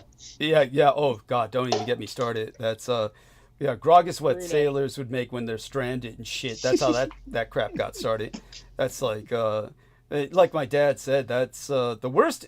My dad, who was a drinker, said the worst was rum. He thought rum was horrible because it was made out of sugar, straight out of molasses and shit. So he said it was the worst Rum is hangover. dangerous. Yeah. Like it's dangerous. Like, Yeah. it's crazy. And It makes you. It like turns you into a pirate. Like you're out doing stuff. yeah. It's like There you go. Yeah. And again, to reinforce what Brendan said, in the Latin, St. Patrick's, or his Irish name would be Pauric, as I said. His in the Latinization, it's Patricius, which literally means of the patrician class. So he was born of the patrician class, as Brendan said. It's in his very name. It's like his very name is like, I am noble, and they still arrested him. oh well, the Yeah, I was pirates gonna say, kidnapped him born and sold in him. country Yeah. and captured at sea, Yeah. and then taken elsewhere Yeah. in the country to be enslaved. Yeah, Mm-hmm. yeah, sold as a Got it. slave. Well, that was his saintliness. That was like, if it weren't for that, he'd just be another noble asshole, right? So Yeah. Well, and it doesn't sound like he was half bad. Brendan said he let them have their customs. yeah, of course. That's Yeah. it. Well, this is so he became a symbol. Yeah. So what I was talking about how he became the symbol of banishing the serpents. That's not something that the actual St. Patrick did. Doug can explain a little bit. It's like Okay, that's mythologized, when romanticized. they become archetypes, and then the archetypes get used Yes. for whatever lens you want to put on it. But That's the right. actual St. Patrick was probably chill. That's just, Probably chill, you're saying, not evil, bloodthirsty like the Romans were before. it's hard to That's what say. I'm- Yeah, Because the that's what I was Romans- gonna. Yeah, I was just We gonna know say the that. Romans Well, were look at the merciless. photo. The reason why the artist put that out is because he drew him like personified, so you can see. It's Family. beautiful. Yes, Like he doesn't seem negative, but he's definitely not No. someone you want to mess with. yes. True. Stern. There's a Oh, so sternness he there. might be a martyr. Or Well, yeah, of course, he's a saint. yeah. But So yeah. how did they? Not all martyrs are kill him? saints. Not all saints are martyrs. I mean, Right. Yeah. it's close though. Okay. Go on, Holly. Okay. What were you gonna I ask? guess Holly? that isn't a condition. Yeah, you're right. Never mind. If he wasn't martyred, Oh, no worries. that was my question. Yeah. Oh, okay. Yes. Well, he might have been. I'm not quite familiar with exactly how he died. And he but got out of slavery. he did get out of slavery, yes, and came back to the land where he had been auctioned and enslaved to preach Christianity. But when it comes to the Druids were very totemic, and they were very much in touch with nature. So there is the interpretation that Michael Aquino had, that they were working with entities that were very similar to the Nyaga of the East, and that they had the totemic identification with the serpent. And even though this was not native to Ireland, there are no snakes in Ireland, that they had a tradition that they had brought from the far lands, or from afar, that they could commune or interact, or either ensorcel in the sense of, say, for instance, summoning, the summoning of a kind of entity that was reminiscent of the Nyaga, and their communion with that animal was the identification of them with serpents in the ideological conflict between what Saint Paulric represented and what they were their traditions. So there were traditions that were destroyed, but the Christianity of Ireland was a mystical Christianity, very much so. And so we have here the further, oh yes, beautiful artwork. And here we are. We want to be careful about this name, but Crunier, daughter of, it's Lochan, probably pronounced totally different from how it's spelled, as Gaelic always is, daughter of Lochan, but it's probably pronounced something really different than that. But Crunier, yes. So lovely. I'll download that as well. And perhaps you can tell us a bit about this intriguing figure, Brendan. Wait, what? Who? No, The daughter of Lochan? Yes, please. Well, you already said it. It's like it's a mythological character from Irish tales, Yes. and she represents, I love the green hair. I love the green hair. Yeah, she's beautiful, right? Yeah. Yeah. Yeah. Thank you. Do you know anything more about her, or if you? Yeah, find of course. Yes, by all means, share it if you do. And, Okay. Yeah. We'll see. So. Yeah. Yeah, just give me a second. I gotta drink some tea before I do this. No worries. Yeah, believe me, I'll be sipping. There's also stained glasses of that. Yeah, Crunte Oh, wow. was the beautiful daughter of the chieftain of Lochan, but fell in love with a youthful warrior named Finn McCool, which is the Finn McCool cycle, much to the disgust of her father, who disapproved as the warrior that Gaul wanted. The head of Finn on a plate for the great insult to him and his people. They became lovers but never married, as Finn was afraid that Crunte would be killed in his place if they were ever man and wife. That's his excuse anyway. Yeah, I don't blame Finn McCool. She's pretty hot. Yeah. Never mind. He risked his life for that. Yeah, it's good for him. Yes, well, that's what warriors do, right? There's supposed to be a lady. At any rate, thank you for that. I appreciate that. So they never married, but they never got persecuted either. Oh, he was getting it. He was getting it for sure. Getting it sexually or getting those persecuted. mythological characters were always having it. You know, They're getting laid all over. Yes. Crazy. imprisoned and stuff. I mean, And then they're saying it's a cosmic issue. I can't stay. no, I mean they weren't being punished Yeah, that's what Holly was for saying. their relationship. Yeah, Holly was concerned that were they punished for their relationship? Yeah. Apparently not. Apparently they were No, not. because they were lying the whole Yeah. they faked basically had to hide They got it. They had away to hide with it. it. Good on them. Yeah. Good on them. Yes, good on them. Thank you, Holly. That's Well, it starts a whole war. If you It if you might go into not the Finn all be- McCool cycle, it's like it still starts a Got it. war. It's like, it's- Yeah. yeah. and Hey. that's It's kind of like close to like the Troy story. yeah, I thought of that. It's like just- And again, it's reminds like me of the humans never figured it out, but the gods saw it and were pissed. You know, it was like that. yes. or a Romeo and Juliet kind of thing. Yes. Warring family. Yeah, but like more Olympian, more cosmic. Mm-hmm. Mm-hmm. Yes. Of course. Thank Yeah. you. Beautiful. Beautiful way of describing it. And so America's true special relationship isn't with the United Kingdom. The United Kingdom is run by cowards, and these United States by a potential dictator. But on Wednesday, as dated the 12th day in April of 2023, there was nowhere in the world that Joe Biden should have been but Belfast, where he did show up. a proud descendant of Irish immigrants himself, the President of the United States of America was that day in Northern Ireland, commemorating the 25th anniversary of the Good Friday Agreement. It made sense. The Americans were intrinsically involved in negotiating the deal which ended 3 decades of sectarian violence between the Protestant Unionists and the Catholic Nationalists. The Good Friday Agreement stands as a triumph of American diplomacy and a global blueprint for ending civil conflict. As this timeline of American involvement in the peace process shows, and I will put a link into both the chat and the text, chat referring to what's available to our listeners on YouTube, and text referring to what is available to those members of Team Dietrich that are on call. We have our man Brendan saying Guten Nacht. What? Brendan?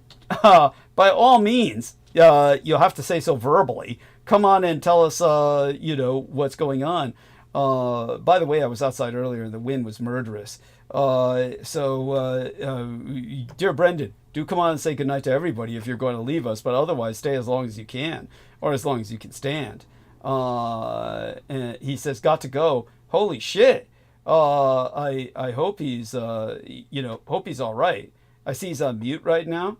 He left. Oh my goodness. Well, hopefully he returns with us and just drops in later for a little bit, because God knows I need all the help I can get for all the reasons I've articulated. And with that, returning back to what we were speaking of, at any rate, as this timeline of American involvement in the peace process shows, the United States was able to play such an important role in negotiating the Good Friday Agreement because of its unique history. Many of the key instigators of American involvement in Northern Ireland were Irish Americans themselves, from House Speaker Tip O'Neill in the 1980s to President Bill Clinton in the 1990s, who famously granted a 48-hour visa to the Sinn Féin leader Gerry Adams, a watershed moment that kick-started the peace process. This should be no surprise. While we often talk about the special relationship between the United States and the United Kingdom, that relationship exists mostly at the governmental level. In the hearts and minds of the American people, however, the true special relationship is with Ireland. To understand why, one must understand American demographics and American history. As an empire which broke from Great Britain in the 18th century only to become its staunchest ally in the 20th, we are also an empire in which 31.5 million citizens claim Irish ancestry. That is a population nearly 7 times that of Ireland itself, accounting for 1 in 10 Americans living in every county of these United States. Beyond that, however, there exists a kinship that many Americans feel with the Republic by dint of our parallel histories. Both Ireland and the United States are erstwhile colonies of the United Kingdom. As I have previously spraketh, we have Lexington and Concord. The Irish have the Easter Rising. We have our Revolutionary War. Ireland has its War for Independence. We have George Washington. The Irish have Michael Collins.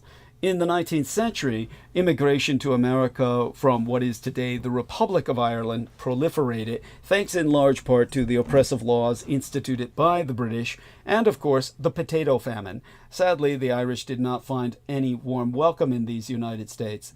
Exempli gratiae, in an 1855 incident that would become known as Bloody Monday, at least 22, though some Irish Catholics estimated the number was more than 100, Irish were massacred in Louisville, Kentucky, which was, of course, the home of, that idiot, Mike Ringley, who ran Revolution Radio.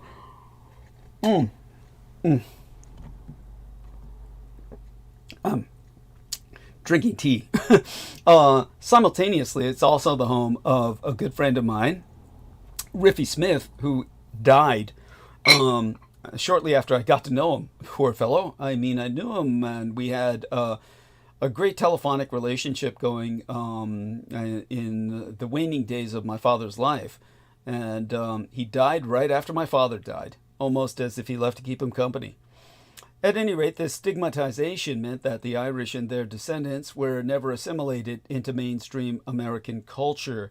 That is, the WASP, WASP, or White Anglo-Saxon Protestant anti-culture as quickly as immigrants from England and even Scotland and Wales were.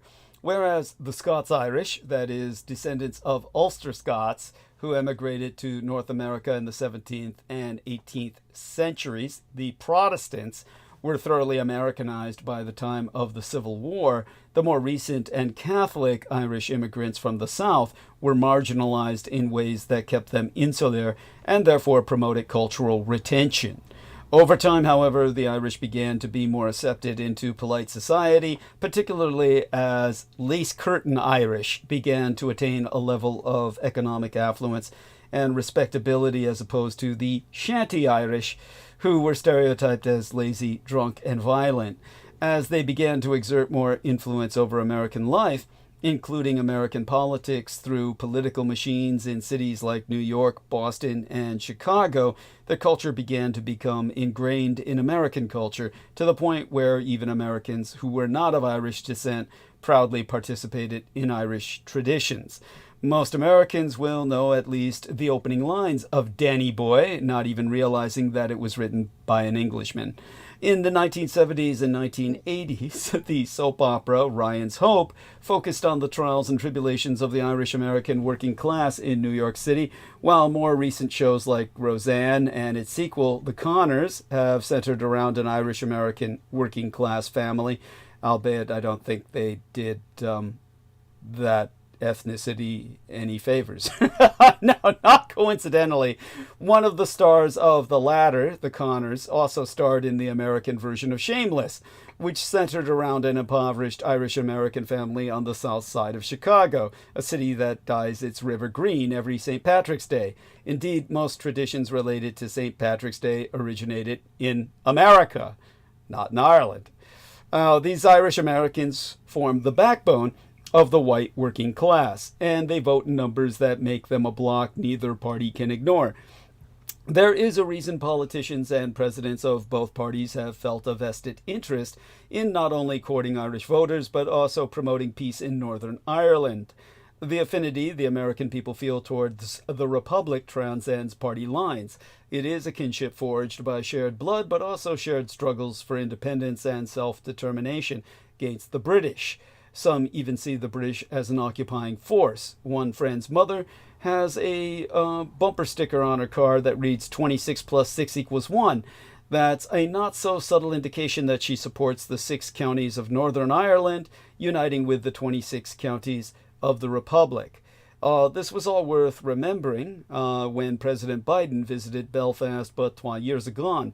In 2020, Biden tweeted, "We can't allow the Good Friday Agreement that brought peace to Northern Ireland to become a casualty of Brexit. Any trade deal between the US and UK must be contingent upon respect for the agreement and preventing the return of a hard border, period." Biden's visit then underscored that warning to Westminster, as the Conservative Party had not yet given up hopes that a post-Brexit trade deal might be reached. Ensuring the continual free flow of goods and people across the border is essential from the American perspective. By the way, I'm getting a warning that rain is expected in 1 hour. I mean, no surprise. The weather outside was terrible. This is not just because the United States rightly sees the Good Friday Agreement as a triumph of American diplomacy, but because so much of the United States is skeptical, at best, of British involvement on the island of Ireland. For its part, the United States must continue to strike the right balance. The Northern Ireland Protocol, agreed upon by the British government and the European Union, ensures there will be no hard border between the Republic and the province. However, the Democratic Unionist Party has been reluctant to adopt the Windsor Framework, which would create 12 lanes of traffic for goods heading from Great Britain to Northern Ireland, fearing that it cuts off the province from the rest of the United Kingdom. The DUP polled... Dr. Douglas? Yes, ma'am. Because is it correct that Ireland is still in the EU? Ireland is, yes. Yes. Okay. Yes. As a matter of fact, Ireland has now become a magnet for refugees from England and the United States. They want that open door. Yeah. Well, all the refugees are trying to escape post-Brexit England and post-Trump America. So the one place they can go where everybody speaks English and is part of the European Union is Ireland. So, and I hear they got that right to return. If you can prove it in your genes, they'll give you a some kind of, even a passport. Yeah. Matter of fact, I got to check. Grandparents back, as far as grandparents, maybe. I would hope that they, would. It's a thing. A lot of people did it when it was announced, and it was real. Yeah. And I should be checking into it. God knows. But nevertheless, honestly, I'm not quite sure what future I could cut out for myself in Ireland. First of all, the weather's not much better than San Francisco's. It's way further north. It's cold. Oh, well, it's yeah. Well, I can say San Francisco's pretty fucking cold, so I'd say they're in competition. But yeah, it wouldn't be much better. That's for sure. Yeah, but it's something to bear in mind. Now, it's like if San Francisco had snow. Yeah, almost. That's what I was thinking. Yeah, not that bad, but almost. Yeah, but thank you for jumping back, dear Brendan. Yeah, I'm having net issues, so I'm going to be dealing with this for a bit.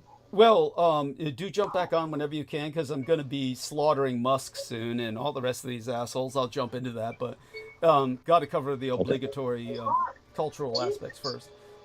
Love you, Brendan. Take care of yourself. All right. Yeah, thank you. Yeah. And so the DUP pulled out of the power sharing agreement in 2021, collapsing the Northern Irish executive. President Biden had called for a return to the power sharing agreement at Stormont, but his words were less likely to be heeded by the DUP, as many of its members viewed him skeptically and as favoring Dublin and Brussels. Those are the capital of the Irish Republic and Europe, essentially, respectively. This could be taken as having demonstrated the limits of American influence in Northern Ireland. On the other hand, it proved the chance for a reminder that America and the Ulster Scots share a kinship as well. There is a statue in Lairn commemorating the voyage of the Friends' Goodwill, which carried 52 passengers, most of them Ulster Scots, to Boston, beginning a migration of some 300,000 Ulster Scots to the New World in the 18th century. The descendants of these early immigrants today populate every state, but are especially found in and around the Appalachian Mountains. These ties are already being explored and strengthened through organizations such as the Ulster American Heritage Symposium and the Mellon Center for Migration Studies. We should, if the parties in Northern Ireland ever ask us, consider using these ties to help bring about an agreement on the post-Brexit settlement. The Good Friday Agreement, after all, stands as one of the United States' greatest diplomatic achievements. It was negotiated in large part because of our shared kinship with the nationalists. Today, our kinship with the Unionists could allow us to play a similar role in the mediation of the post-Brexit crisis, which is still ongoing for those of you who do not know. Now, in terms of Irish ancestry by county across these United States, as of 2022, the time the last census was taken, the average was 9.5%. Nearly every county in New England and New York reported above 12%. Southern states had the least, with places like El Paso County, Texas, with 2.2%. People with Irish ancestry comprise roughly 7.5% of San Francisco County's population, but that percentage was a lot higher this weekend as America celebrated St. Patrick's Day. As to why it matters, Irish people's presence in the Bay Area dates back as far as the gold rush. They quickly became a backbone of the local community. Now there are nearly 64,000 Irish Americans in San Francisco. As to the state of play, from dance traditions to live piglet protests, I'm not going to go into that. The Irish people have plenty of history in San Francisco and have played key roles shaping our city's early identity. In terms of a flashback, immigration to these United States from Ireland surged in the mid-1800s amid the potato famine and economic depression. Many came to California in search of striking it rich. Point, by 1880, about 1/3 of San Francisco's population was of Irish descent, according to the Historical Archive found SF. Alongside Chinese immigrants, they made up a bulk of the workforce of the Transcontinental Railroad, often risking their lives for little pay. Point, despite facing bigotry due to their cultural differences and religion, they quickly centralized their political capital to gain power in the unions. Point, Irish immigrants also founded Irish Hill in disambiguation from Russian Hill in the 1860s and turned it into a working class neighborhood that housed single men who were industrial laborers, though it was later destroyed via quarrying. So sadly, it no longer exists. If you zoom in, as the largely undeveloped San Francisco began to grow, they secured jobs in the police and fire departments, resulting in leadership roles in public service and business. Point, notable figures include the city's first mayor, John W. Gary, whom Gary Street is named after. It's the first chief of police, Malachi Fallon, its first foreign-born mayor, Frank McOppen, an educator, suffragist, and labor leader, Kate Kennedy. Point, it was also an Irishman, Jasper O'Farrell, whom O'Farrell Street is named after, who designed our city grid, layered over all of our hills. As a yes but here, the Irish led many anti-Chinese campaigns in a bid to deflect prejudice. Dennis Kearney, the leader of the Working Men's Party of California, famously coined the rallying cry, "The Chinese must go," in the 1870s.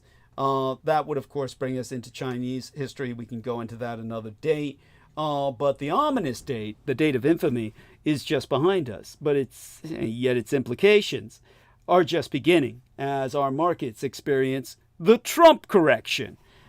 Each year, March ushers in celebrations of St. Patrick's Day, the start of spring, and Women's History Month. It also comes with an ominous warning: beware the Ides of March.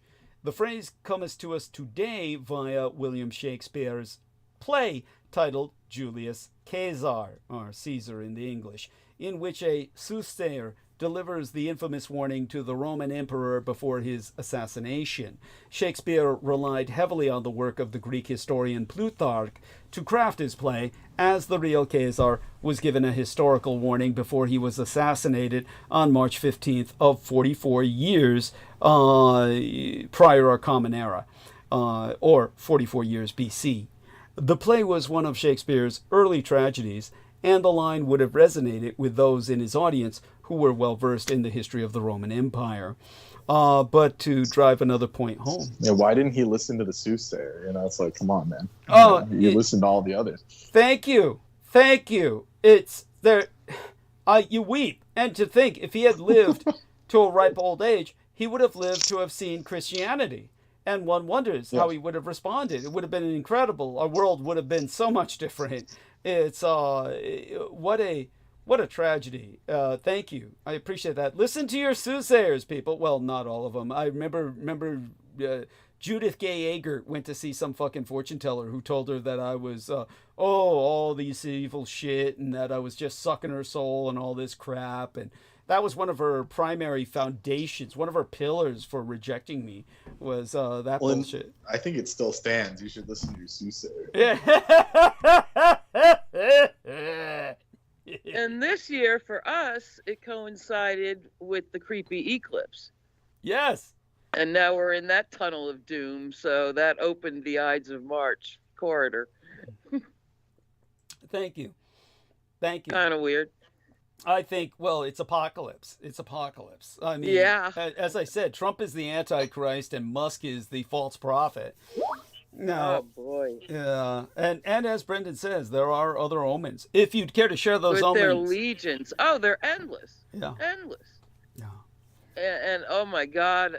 Well, in this case, it's like Babylonian reckoning, but basically the placement of this eclipse is not only an ending of all things, but it promises the ending of basically the king of the world has to make a decision. That's the omen. And the decision, Lord.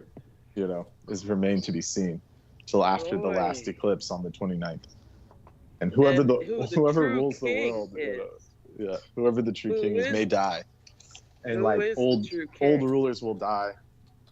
That's all in the Babylonian It review ain't of Gavin what's going on. Newsom, I'll tell you that. No, we're talking about like real rulers. These people are just Yeah, these people are just Yeah. like It's what we cartoon got. characters. no, But, if some being they're- rides down in a chariot, that would be different. Yeah, like that. But basically, and the Pope is sick currently. Doesn't look good. Yes. They wouldn't even show his face. They just showed him like praying or something. He's Weren't in they- bad shape. Weren't they saying he was out of danger, or weren't they saying he's doing okay? In and out and in and out. They said he was fine, and then it was like not fine. And then the last photo, it was just him like turned around, like pointing at an altar, and it's like, oh yeah, he's toast. Ooh. Right, because I saw one where his face was bloated up like a grape. Ooh. Yeah. I saw that. Yeah, so he'll probably go by the end of March just by the placements. Interesting. And there's Like already Saturn, talk because Saturn about- became invisible, so it takes with it old people and stuff. Yeah. Thank you. Important. All of that's important. Now, to quote Eric Rasmussen, the Shakespeare scholar and an English professor at the University of Nevada in Reno, the entire audience would know that, oh yeah, the 15th of March, that's going to be the day he's assassinated.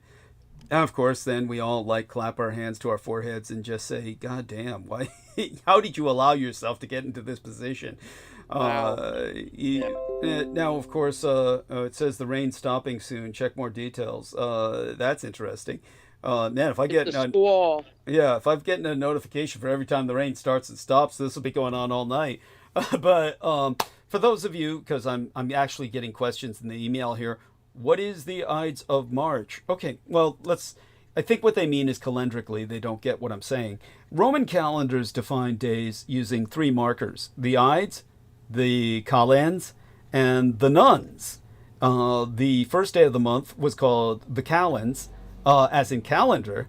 The middle of the month was the Ides, and the Nuns, meaning like noughts or zeros, fell between them. Remember, of course, the Romans had no zero.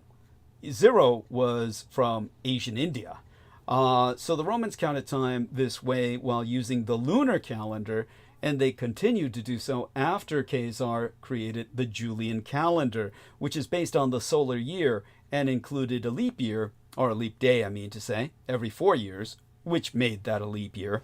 According to Dwayne Meisner, a classical studies instructor at Campion College at the University of Regina in Canada, whatever part of the month you were in, it's either X number of days until the Calends, or the Nuns, or the Ides, and that's how you knew what day of the month it was. So another question through email: what has happened on the Ides of March? Well, since CÆSAR's assassination, the Ides of March has been used as the title of movies, songs, and episodes of television, and several other ominous events have occurred on that day. On March 15th of 1889, 7 American, Imperial German, and Royal British warships sat in a standoff in the harbor of Apia, Samoa, as civil war raged in what was then German Polynesia, bordering the American and British Samoas. According to Naval History and Heritage Command, the standoff ended when a deadly cyclone hit the harbor, damaging 6 of those ships and killing approximately 200 people, at which point everybody became partners in adversity. How's that for a divine intervention that prevented a world war?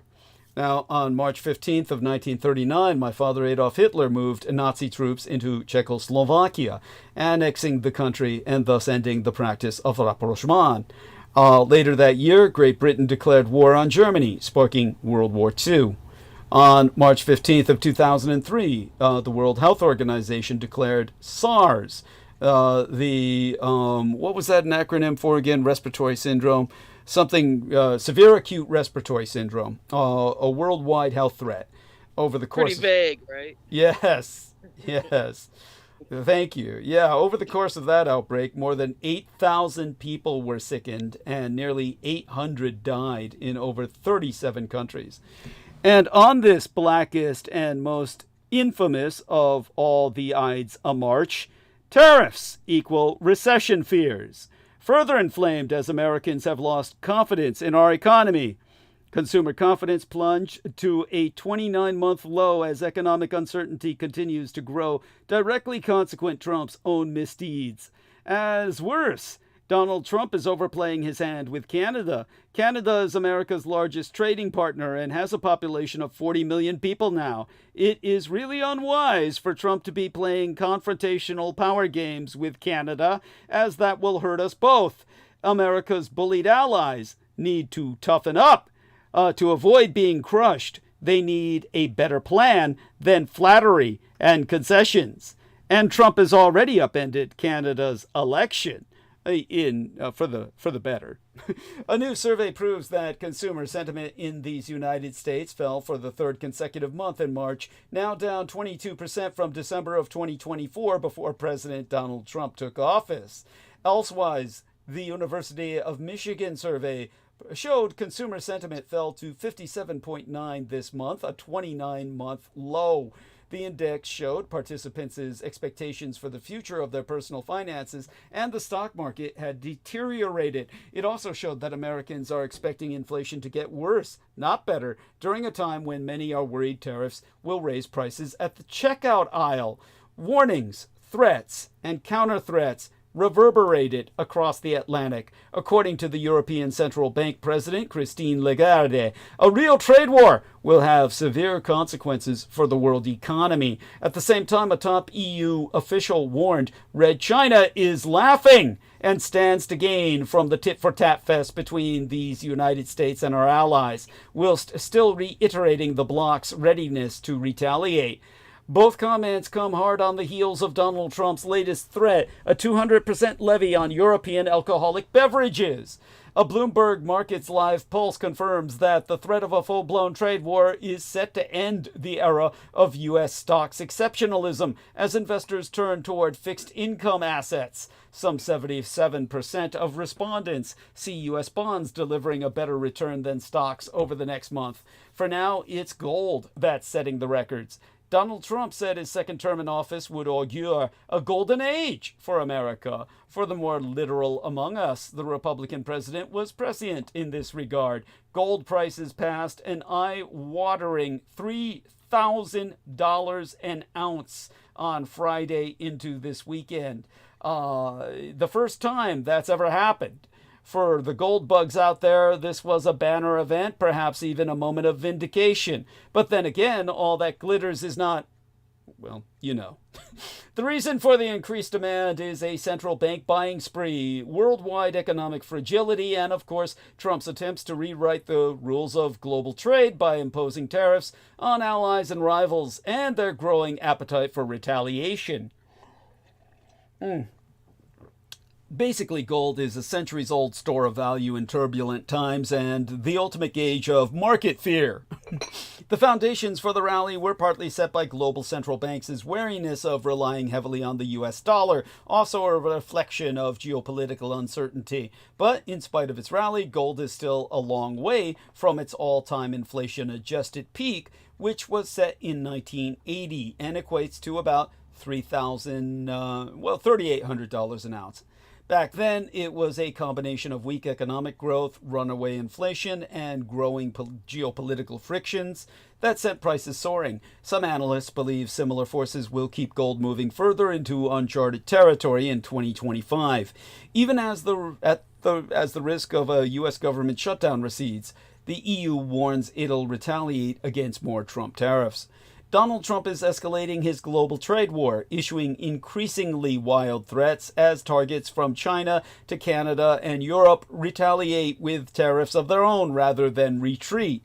In the meantime, the resulting chaos has driven the S&P 500 into a correction.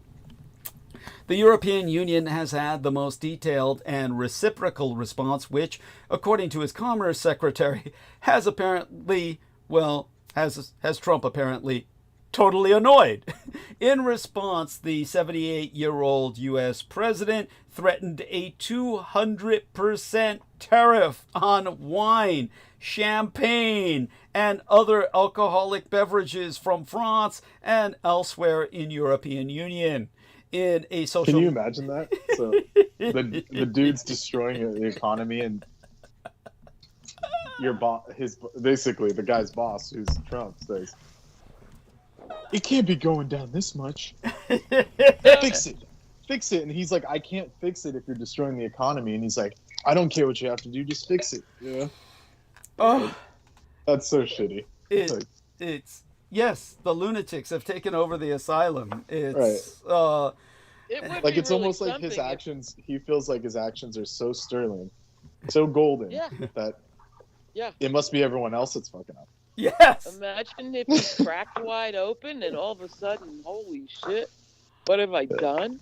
Oh, he'll never see that. Wouldn't That's that be hilarious. something? Yeah. I know, but I'm just Oh, allowing you know what for my that fantasy is? momentary vision. My fantasy is that Vale remembered who I was, remembered who he was once, and killed himself with Japanese ritual suicide just to Oh God. just to redeem himself.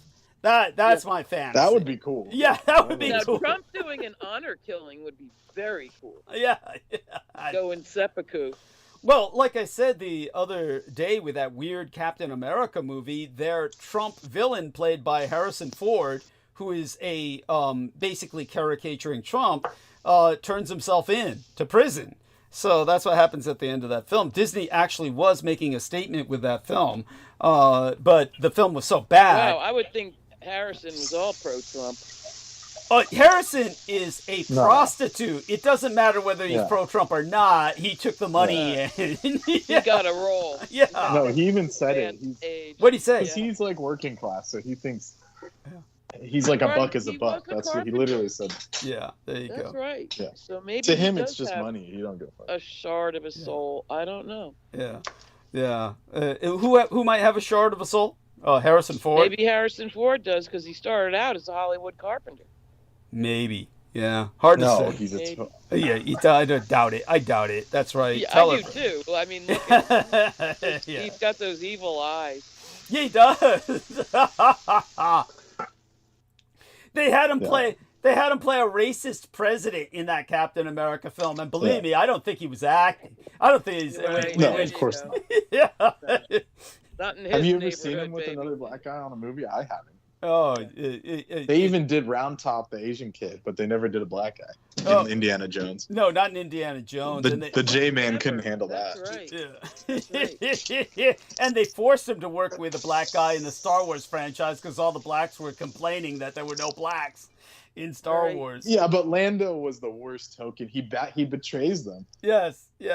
He's, and then comes in at the end. Oh, I'm actually not that bad. It's like, dude, yeah, it's all bullshit. it's terrible. Yeah, They, it's of horrible. course, Is that the guy with one the time they visor? in the 70s, Yeah. the one time they put a black guy, he Yeah. basically Yeah. is a sellout. Yeah. He'll shank you. Yes. Yeah. Yes. Oh, they'll pay him off. Yeah, we'll make it. You know, Right. Yes. Crooked. he's just a poor. No, okay, let's not go there. He's on his gas planet. That's all he's got. Yeah. Anyways. Sainted or Huru. Oh yes, Uhuru became sainted. That's right. Yeah, but she did a good job in that sense. I He think was she noble. she did the best favors for everyone involved. Yep. You know, she's Yeah, hot, With a smile. Yes. That But, bouffant. Unforgettable. so she could. Yeah, Unforgettable. she can rest knowing that she I think she did. Yeah. That I I knowing think that. she sang too. She might have had a side singing career. Yeah. Poor dear. I mean, she got Alzheimer's later, and then her family was fighting over who would control her. Yeah. Yeah, but apparently that happens everywhere with these fucking crazies. grand It kids, does. little spoiled shits. Yeah. Yeah, it does. And they're like vultures, and it's sick. Oh God, they're awful. How can you live your whole life just waiting for that? You know, that's like, Yeah. like imagine that being someone's backup plan. I mean, those got to be the worst people on earth. Oh, They're like, I'll wait till, they die, and I'll swoop in Grandma front of all the croaks, family. yeah. You know, it's like horrible. Oh, tell people about what happened over your grandfather's deathbed. I can never get over that. It was horrifying. He's in the hospital dying, and then his last surviving sons, who, whatever you call that, if you call that living, these like creatures that have gotten everything given to them their entire lives, businesses, homes, college tuition, everything paid for because my grandpa worked 40 years in the desert. And as he's dying, they're sitting there, no, we got to sell the house. And my other uncle's like, no, we got to keep it. He worked on it for 30 years. And then the other one's like, no, it's got to be sold because, you know, money. And yeah, it's just, I had to walk out. It was so disgusting. Like the worst time, even the nurse walked out with me and we just looked at each other like, oh man. This is fucked up. It's disgusting. Yeah, they see that Pathetic. shit all day long. Yeah. But it's like, What how was slimy his do you little- gotta be, you know? Right? What was his How work in the fucking slimy. desert? He worked for the Saudi Arabian government. He worked for the king of Saudi Arabia. Construction, years. wasn't it? A petrogeologist or? No, he was a PhD in agriculture, so he was helping reforest the Wow. desert so they can grow food. Damn. Oh, And he worked for them for years, like 20 What a years. buccaneer. Yeah. All Back of in that the work day wasted when it on was- these losers. Wide open. He didn't have to live in a compound then. incredible. Yeah, but the problem is we Right. were Christian, so he was definitely persecuted out there. That's right. Okay. Like he had to. I remember when I was a kid, they would take me to the bank with them to put all their crosses and stuff in the lockbox, because if you were found with a cross on you, you would literally get tried as an enemy. Yes. Like they have these like Wow. Middle Ages laws. It's changed now, Yeah. but at that time it was still pretty bad.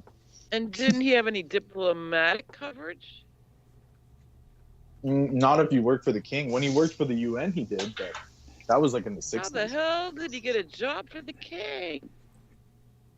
Because he was well known. He was one of the top scholars out of Syria. Like he got brought to I the see. US to study, and so he was well known. Wow. But In botany. Production botany. yeah, he did in arid dry landscape management. That was his field, Whoa, but he was trained here in America, so that's deep. yeah. And you guys were there. What's up? You were there. You saw it.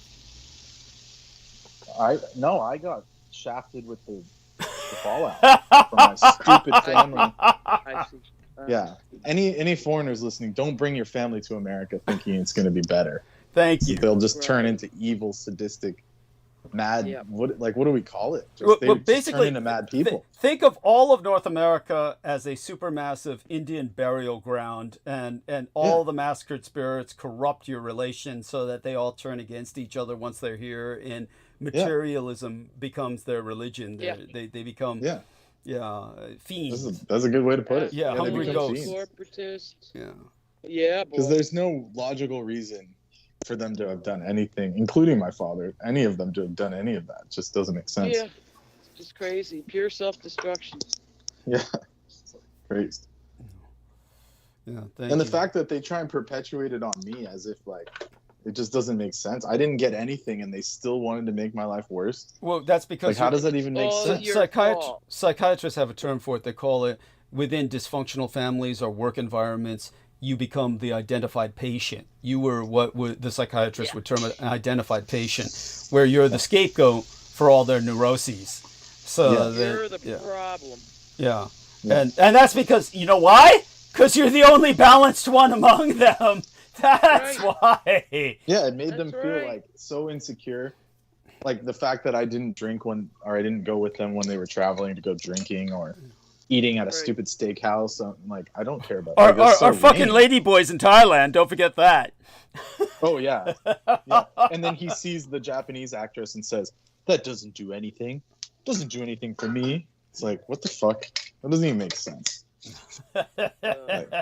And then he was asking me about furries. He's like, where can I find furries? I'm like, dude, those are children. You sick fucker. Horrifying. Oh So my we God. know they weren't, whatever was going on in Thailand wasn't legit or normal. Yeah. Like he was trying to pass it off like, oh, it's just a massage parlor. Like, no, dude, you were fucking kids. You sketch. You dirty pig. Yeah. I'll even say that to his face. Fucker. Disgusting. Oh. And which one was this? Because it An would uncle? just be my uncle, yeah. imagine he doesn't take his girlfriend or any of the family. He takes 3 dirty old men working at Apple with him. And they go to this random island off of Thailand. And I'm like, so what'd you guys do? I'm like, oh, just drank beers on a beach. Where? Oh, this island off of Thailand. I'm like, why did you turn your phone off? You were off, you were on airplane mode for weeks. Oh, I just don't want to be bothered by work. Did you take any photos? No, I didn't take any photos. Slaves. Yeah. They went to some Jeffrey Epstein freaking light diet. Yeah. They went to some diet Epstein Island, and then this fucker has the nerve to say that I'm in a cult. He's like, you're in a cult because you meditate and walk barefoot, you crazy fucker. Like, so disgusting. I mean, these people. So, yeah. He knows how rancid he is. That's why he's upset. Yeah, it makes sense, though. Yes, thank you. And I thank you for sharing. It's a lot of burden to carry personally, though, Oh. Well, they couldn't handle it. I mean, come on. Even if I was like, No, I super mean parent, for I you. Oh, To have yeah, all well, you're this telling raining me. down on you and you're not like that is a small miracle. No, it's No. hell. It's hell. I mean, you could have been like that from birth, for all you know. Yeah, but Yeah, but they always knew I was not. different. That's why they hated me so much. yes. Yeah, Yes. and you suffered for it all your life, and you still are. And man, that's a hard road. Like I say about Douglas, he didn't choose any of the things he's gone through, Thank you. and neither have you. But you got it. I don't know. We can debate Well, Doug's thank choices. Yeah. We've all Like, made imagine that choice. some Spectre, some Voldemort comes out and says, "I got a job for you, Doug," and it's like something out of South Park. Like, jeez, that was your Yeah. fault. That was your fault. All your fault. Satanism's not that bad, man. Don't All worry. your fault, It's Brent. good. All your fault. Yeah. That's why Don't I worry, wish so Doug. bad everything I believe was wrong, because it'd be so much And easier. then he claims to that he walk didn't know around the like a salad rabbit. had brains in it. Really? Hey, Doug, I know I don't think about you enough. I bought you a salad. It's like, come on, that's so suspect. It's only since the Creutzfeldt-Jakob disease, the bovine Yes. encephalitis, the Prion. the prions. It's only since then that I haven't eaten brains since, but I really actually adored animal brains, cow brains inside the enchiladas and shit. I mean, I loved that shit growing up, and it's Okay, only... but humans are different, especially when they're prepared by entities. Isn't that sweetmeats? No, what he's talking about is bang I bok can't chow. stomach this. Yeah. We best not talk about it. But basically, it was snuck into my. Basically, I had been working for a quinoa all day. I was starving. I was famished. Got that story. Oh, you remember that? You Yeah. said you ate other brains anyway. Oh, And I'm not criticizing. Oh yeah, animal brains. Yes, when I was growing. Sweetmeats. Yeah. Well, not sweetmeats per se. I guess Westerners might call it that, but in certain Asian dishes and even Mexican foods, Mexicans they're the ones who serve it in the enchiladas, the cow brains, or in the tacos. Yeah. And it was also a Persian dish. I had no real affinity for those meals. I love them, and I would go back to eating them if I knew they didn't have prions in them, or if there's some way to test it. But yeah, I've just been cautious ever since. But when it came to our man Aquino, he served me some human brains in a salad without my knowing. And this was like he considered this a great privilege, like you're being initiated into one of the Green Berets. That was like one of their Yeah, risk of initiations. sounding like Brandon Young, but Yeah. man, you always got to blame him. Like, shit. Oh, I hate that son of a bitch. He Yeah, go on. yeah, but Yeah, I'm go saying you always blame Aquino. You ate the brains. Yeah, I didn't know though. I didn't know. Sure, But sure. I relished them while I Which was is eating quite them. mythological. Yes. To be tricked. He like would that. never do that, Yes. Doug. He was saving turtles in Chinatown. Yeah. You can't lie about him. Yeah, that son of a That's bitch. basically what he was saying. That sick son of a bitch. Brandon he Young. wouldn't even. He wouldn't Yeah, feed you but by the brains. way, he would only. go. He wouldn't even eat turtle soup. Yeah. But by the way, just to clarify about Brandon Young, it's I know that some people have said that he might have degenerated because of the brain injury, and some people have the impression that he was earnest and that he, of course, he would fool us with this scholastic kind of erudition where he knew about Tolkien and he knew about various subjects that he could speak of. But the reality was, we know he was always evil because at the time that he introduced himself to myself saying that he was under threat from Peter Levinda was at the same time that girl was seeing V, who was his wife, the Canadian chick who said that she had a child by him and that he wanted it killed by being raped to death by a dildo, their baby daughter, which her mother was doing in a hotel room, took their baby to a hotel room to kill it by impaling it to death with the dildo that she strapped on. And that was described to V in grotesque detail by this lady, who was the wife of Brandon Young. And she said all this was being done with his approval. In fact, that's how he wanted the baby to die, and he certainly never wanted to raise it. So, I mean, that's the Brandon Young who came onto our show sounding earnest and talking, about Tolkien and C.S. Lewis and the Inklings and all the rest of that. So he was always pure raw evil. And well, his supposed friend was like a minister or something, so I thought he was holy, man. No, his friend wanted to be one. He was never ordained, and he was he was affiliated with the Catholic Church and trying to become a priest, but he had this insane idea that, I want to be married though. And the priest said the priesthood said that's not like it's the not an blind option. guy. Yeah, the blind guy, John, what was his name? John Evans. So John Evans wanted to become a Roman Catholic priest. Bard.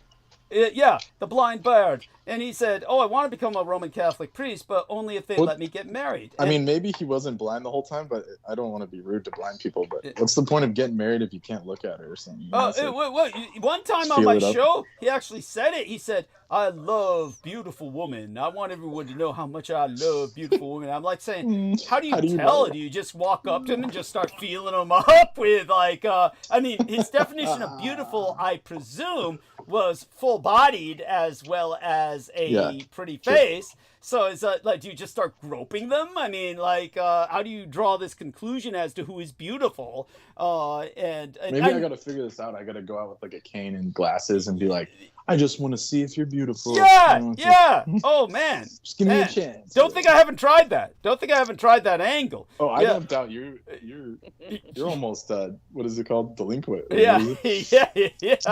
But with that, what it's called. Yeah. Deviant. You're like borderline The deviant. moment that scared the moment that scared me, it was a little bit after they would be on together, as I recall, when Brandon declared he was now a member of Opus Dei.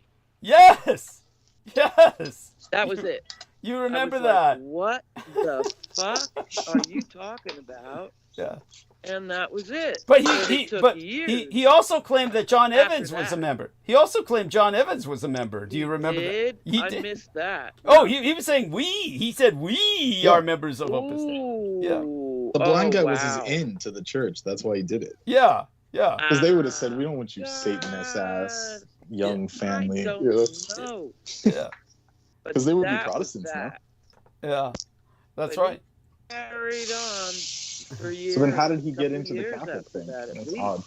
He was born that way. No, Freemasonic infiltration on the part of Brandon. But, as for the blind Baird, it seemed like he was attracted to the church because he wanted to empower himself spiritually or something. Remember, he was not born blind. Okay. And then he went blind at a fairly young age, or very young age, but he knows what it's like to see things. So he has some idea of what a woman looks like. Yeah. But I think he went blind before the hormones should have kicked in for that adolescent kind of lust that he was expressing constantly when he was on my show. But Holly, when I went into Brandon's wife and all that shit with V, were you familiar with that story? Did you know what I was talking about? Yeah, kinda. Okay. It was quite a while ago. Yeah. Okay. Just making sure so that you weren't totally in the dark about that. No, I was following. Yeah. So so there you go. I mean, these people were always. He seemed to be like grinding through a lot of women. At least 3 in the time he was on with you. You mean Brandon Young? The sound of it. Brandon Young. Yeah, but you know what disasters those were, right? Well, you know, I mean, like, I mean, it was like comedic in its level of tragedy. It was like he was. You're talking about the succubi?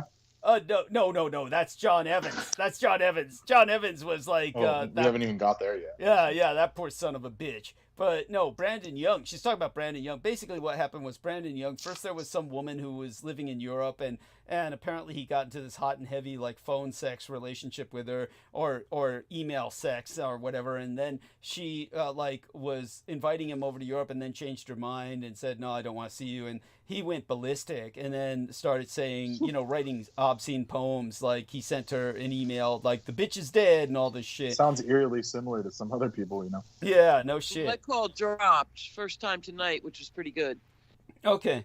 But the weather's getting a little crazy, but I missed that little chunk. Okay. And we were talking. Yeah. So I said that the first woman he was with was in Europe, and she then said, "No, don't come to Europe," and that's when he started writing obscene poetry to her, like "the bitch is dead" and all this bullshit. And then what happened was after that was Deanne Lapierre. She was a fan of mine and was really after me, but got chased away by Judith Ager and Laura Lee Solomon viciously. And so she turned towards Brandon, as like chick drop off from a rock band. And so she started getting in on him, but her husband was a pedophile who basically they had 3 sons. He had a brother in jail who was coming home, and he was going to let his jailhouse brother live with 3 young boys in a house, from jail. But he had been suspended off Facebook for months and months because he was exposing himself to children on Facebook. And basically he wasn't having sex with her anymore because his real thing was young kids, especially boys, I presume. And the thing about her husband was that she knew about Steve Outram because her husband lived in a California hotel with Stephen Outram in the same hotel building, the same apartment building, and they used to trade computers to each other. And she said, this is what she described to me, they used to trade computer hardware with each other all the time. I said, what they're trading is hard drives, because that's how you trade child porn. They're not going to mail the child porn to each other, so they have to trade entire computers or computer parts with the hard drives, because that's how they trade the child porn with each other. And so it was like a small world. Yes. So her husband, that's how she knew about Stephen Outram. But then when she tried to get in the pants of Brandon, and Brandon was all for it, he was going to rendezvous with her. But then her husband found out and pulled a Liam Nielsen on him, basically called him up and said, "I will track you down. I will find you. I will kill you." And then he went screaming, "Help me!" Taken. The movie's called Taken. Thank you. He went screaming to Peter Moon, who gave him a safe home to live in, so he was living with Peter Moon for months. Yeah. Oh, shit. Yeah, Brandon Young was living with Peter Moon for months. And remember how Peter Moon, when I told him about Brandon was saying he was having sex with Brooke Gibson? What did he do, Brandon? He said, "Brandon's a fine young man. He's a good boy. Yeah, he's a good boy. He's a fine young man." But then he started shitting all over Brooke and said, "Brooke Gibson has to die," and all that. Yeah. She's the sick one. all that action with Brandon at the end. Man, how could you miss that? I don't know, because I heard him, praising Aquino. I guess that was enough. Yeah, and my naivete, I thought he was just being devil's advocate, like some kind of, like he was making a point or something. But apparently Doug was like, "No, this dude's serious." And I'm like, "Oh shit." Yeah. I didn't see it. Because I thought he was coming at it like some Tolkien shit, just commenting on it. Yeah, but it wasn't like that. No, he was for real. He's And it was the weirdest thing, man. Yeah. I mean, if something like that happens to me, please. It's not me. Yes! By the way, Sammy Romero told me that. He said... And I'm pretty sure I've never been programmed. What the fuck? No, definitely not. No, Sammy Romero said that to me. He said, "If I ever start turning on you and start saying shit, it's not me." That's what he said, yeah. Really? Yeah, it's... Forgive me. That's what I assumed happened to other people. Yeah. Yeah. But I've seen it. Too. no. But in Brandon's case, he really. Poor Lena Shea. Yeah, Lena I'm sorry. But Doug, God. why it was so alarming is because I didn't realize that from the beginning he was sketchy. There we are. But I came in on this. Like I knew him like almost before it was like the full story was out. Well, he was disarming. He was very disarming because he was. Well, I was listening to your show from like way back. Yeah. I didn't really think about it. Yeah. It's like. How did you first stumble onto it? Staggering around. The Douglas show. Alex Griffin told me. Alex Griffin? Who's that? Yeah. One of my friend's brothers. Oh, the black guy. The black guy. Right on. I mean, they're mixed, but like, yeah, that's not the only way to describe them. But yeah, they're like mixed. Yeah. Yes.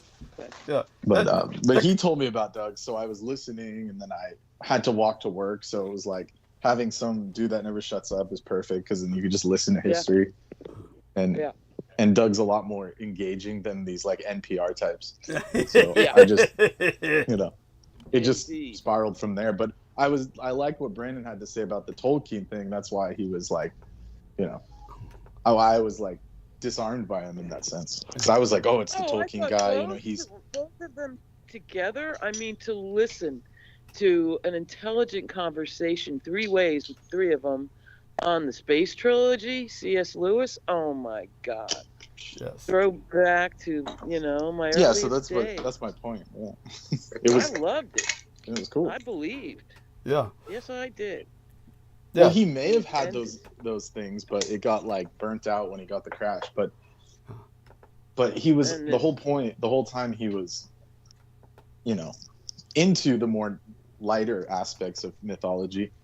The whole time he came to Doug was just to talk about grimoires and Rasmus and books, dark books like what's that creature's name? Oh, Jesus Christ. Like anything you can imagine. If you mean Ubo-Sothla or some of the other anti-gods. It's all... but he wanted that's what I was talking about. Cthulhu. Cthulhu. H.P. Lovecraft. H.P. Lovecraft. He would constantly, every time Brandon was on, I knew it was going to devolve into Lovecraft. Yes. Because he was obsessed. That's right. Yeah, it's always a bad sign. It's always a really bad sign. Yeah. Poor Lovecraft. And he's a Rhode Islander kind of East Coast guy. That's right. That's right. Brandon That's why he loved him so much. Because he like related to his story. It's a thing. And he even said that. And there's a creepy thing up there. It's an atmosphere. I think it comes from the geology myself. Oh. From underground. Yeah. Well, you know about what you know what happened with where what's his name? John Evans, where he really proved what an idiot he was. Horrible taking apart the Karn story. Yes. Horrible story. My God. It's the stupidity. I just said, don't do that, you dork. Yes. Yeah. It was ridiculous, but that's an Opus Dei kind of thing, see? I guess. Yeah. They're like, I won't even use that stupid-ass phrase, but that's exactly the kind of, Roman hammer they want to bring down. Yeah. Which is the whole problem with Catholicism. In my view, the first problem is Rome. Okay. Yeah, I mean, I can see they that. They got it all twisted. And there's a lot of kinds of it. And just as the St. Patrick story Brendan hinted at, St. Patrick was going to let them have their pagan customs. Yes. He just wanted to get the evil out and not kill them all because they weren't Christian. Right. Yes, very much so. Very much so. And I guess Rome just wanted to kill them all because they were Mithraic then, right? Yes. Mithras. Yes. And Mithras Moloch. That's is right. Moloch Mithrian, Brendan? Or Douglas? No. Okay, different one. He's Judaic. Yeah. But it's the it's the Karen story that leads to the succubus story, and you remember the succubus story about John Evans. Holly, do you or not? Oh yeah, vaguely. Vaguely. But it was good for a minute. It was. It was, yeah, all too briefly. Not for him. Yeah, no. Where she's talking about the C.S. Lewis talks, that it was good at that time, but that was when Keith Call was here to speak with us as well, and But when it came to and lots of shit talk on Peter Levenda, which is always good. Yes, that's right. And well, it wasn't ad crazy hominem. It was just like expose. Attachment. Right? Yeah, it was exposé. But what was the other sentence, Holly? You said the last sentence. Oh, that he was a Young. What? Brandon Young. Yeah, that's right. His familial attachment. Yes, it was. Yeah. It was all fascinating. So you wanted to give him a chance, but the worst of it was his wealth. His wealth and the fact that he never contributed a penny. Not a single penny. Then lied about contributing when Samuel Romero sent me a bunch of water. Oh, that was the worst. Yeah. That was like... So it's fine not to give money, but to do that was just so fucking crazy. Yes. To take credit for someone else sending me water. And but beyond that... I sent the same exact everything. Yeah, that was me. Yeah, that's I remember one show way back, he wasn't on, but he texted you like 3 times through the show, "Did you get my donation?" And it finally came through, and it was $10. Yeah, some shit like that. Maybe it was so ridiculous. I forgot it.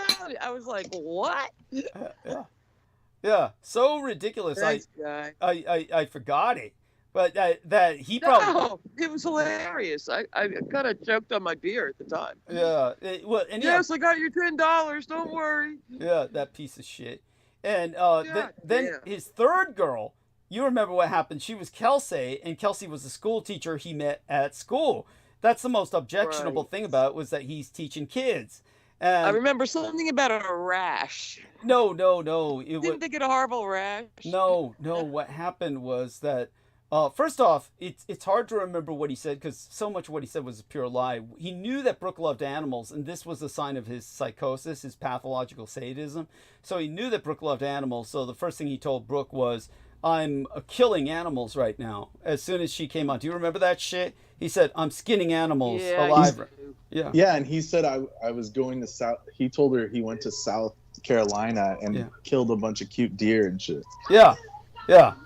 That's he's pure raw evil. And then what happened was when Kelsey wouldn't have... He probably went to the Opus Dei hunting club. Yeah. With a bunch of scary fuckers. If anything, I think that he didn't go all out. I think Opus Dei is too good for him. Look, this guy would have been kicked out of Opus Dei. He was lying about that. Jesus Christ. Yeah, far too dignified. Yeah, they wouldn't tolerate his crazy yes. And but what I'm not sure. Yeah, but what happened was when he was, like Brooke Gibson said, the first thing he said to her when she first met him was, he said, "Do you like toes in your vagina?" And she said, "What the fuck? What?" And she thought she had misheard him, of course, but he repeated it. "Do you like toes in your vagina?" And she was just aghast and had nothing to say. And he said, "Forget it," and moved on, said something else. To just show you how insane he truly fucking is. But that's on record. That's on one of my episodes. And when it came to the thing with the Kelsey girl, what happened was when she broke up with him, then he said, "Oh, she was burned alive in a vat of acid." Acid. That was just too crazy. Yeah. He said there was an industrial accident at the school or something. Yeah, terribly scarred. And she was scarred. Yeah, he said, "Oh yeah, she's burned." And disfigured. Yeah, all over her body and now. So then he dumped her. That's what he said, yeah. And he said that, but it was probably she dumped him, so he made up the story. That's what we hope. Nemo's convinced that he killed her and dissolved her body in acid and got away with it because he's a member of the Young dynasty. So I'm open for either one being, even though I hope that she just dumped him and he made this stupid story up, I'm thinking it's entirely possible he murdered her and dissolved her body in acid and would relay the story in that fashion. Oh, there was an industrial accident and she's, no longer coming to school because she's thoroughly scarred from all that acid. That bullshit, he said. So there you go. That's the horror of dealing with the enemy. They were attracted to me like flies. I'm a flypaper for these idiots because they're assigned anyway, just as he was. But you have to admit, from the very beginning, anyone who was listening from way back in the early days would remember he said he got married to a young lady in an arranged marriage. She was pregnant with his child. Then she went up to Canada and came back, and the baby was no longer inside of her, and he was all broken up about it. Actually, he was psychotically unbroken about it. He related it as if he had a sense of pathos or loss. But when we asked him, so are you out to get the guys? Because he suggested that it was a victim of a satanic sacrifice. Oh, because of her family and their satanic background, I feel that it was sacrifice. He said that. That's on record. And when we asked him, so are you out to get the people who did it? Are you going to investigate this atrocity? I was like, no. Not even any rationalization or excuse, just no, not interested. Just like, how could you forget that, Ollie? How could you forget that? Maybe it was just so horrible you just couldn't accept it. But it was V who later told me the full details of that story because the girl gave her the full details. And the girl came to see me. In other words, she came to be serviced by V while V was servicing me so that she could stare at me, which V said she spent the whole time staring at me. That whole time. I kind of remember that story. Yeah. So all of this was going on in the early days when he was coming in pretending to be, oh, I'm an investigator into what's evil and all that shit, but he really is just evil, himself. Just like Peter Moon, same shit. That was something. Yeah, what was the other examples of things like that? I guess we can always reflect upon them as they come up. But when it comes to that idiot, he had me on the ropes. He really did that one time. What saved me on that episode was the Jennifer Hawkins showing up.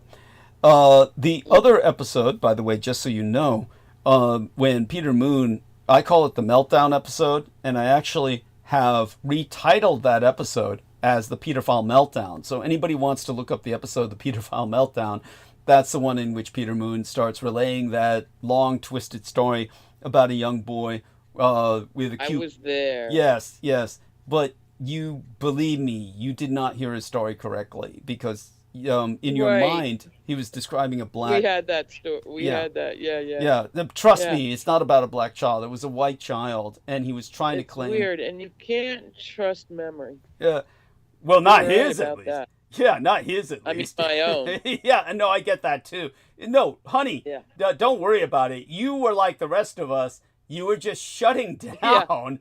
When he went into this delight. He was delighted. He was telling the tale delightedly. I don't know if you got that ambience from him. He was his affect was one of joy, relating that story. Like, oh, isn't this fun? This is so, it was definitely a white child, and like I said, it's on record. So help me, I still think I'm right, and I'm gonna have to listen to the fucking thing again. Do you want me to give you the link? Do you want me to give you the link? I'll give you the link. Oh no! Please, no. Yeah. Don't make me. But my God, that's funny. It's a lesson. Yeah, it's I may never know. Yes, but at least you have the option. Send the goddamn link. Okay, give me a second here, and I'll take this challenge. I'm just welcoming aboard. Welcome aboard at William Leonard, who says, he says, Doug really opened my eyes about.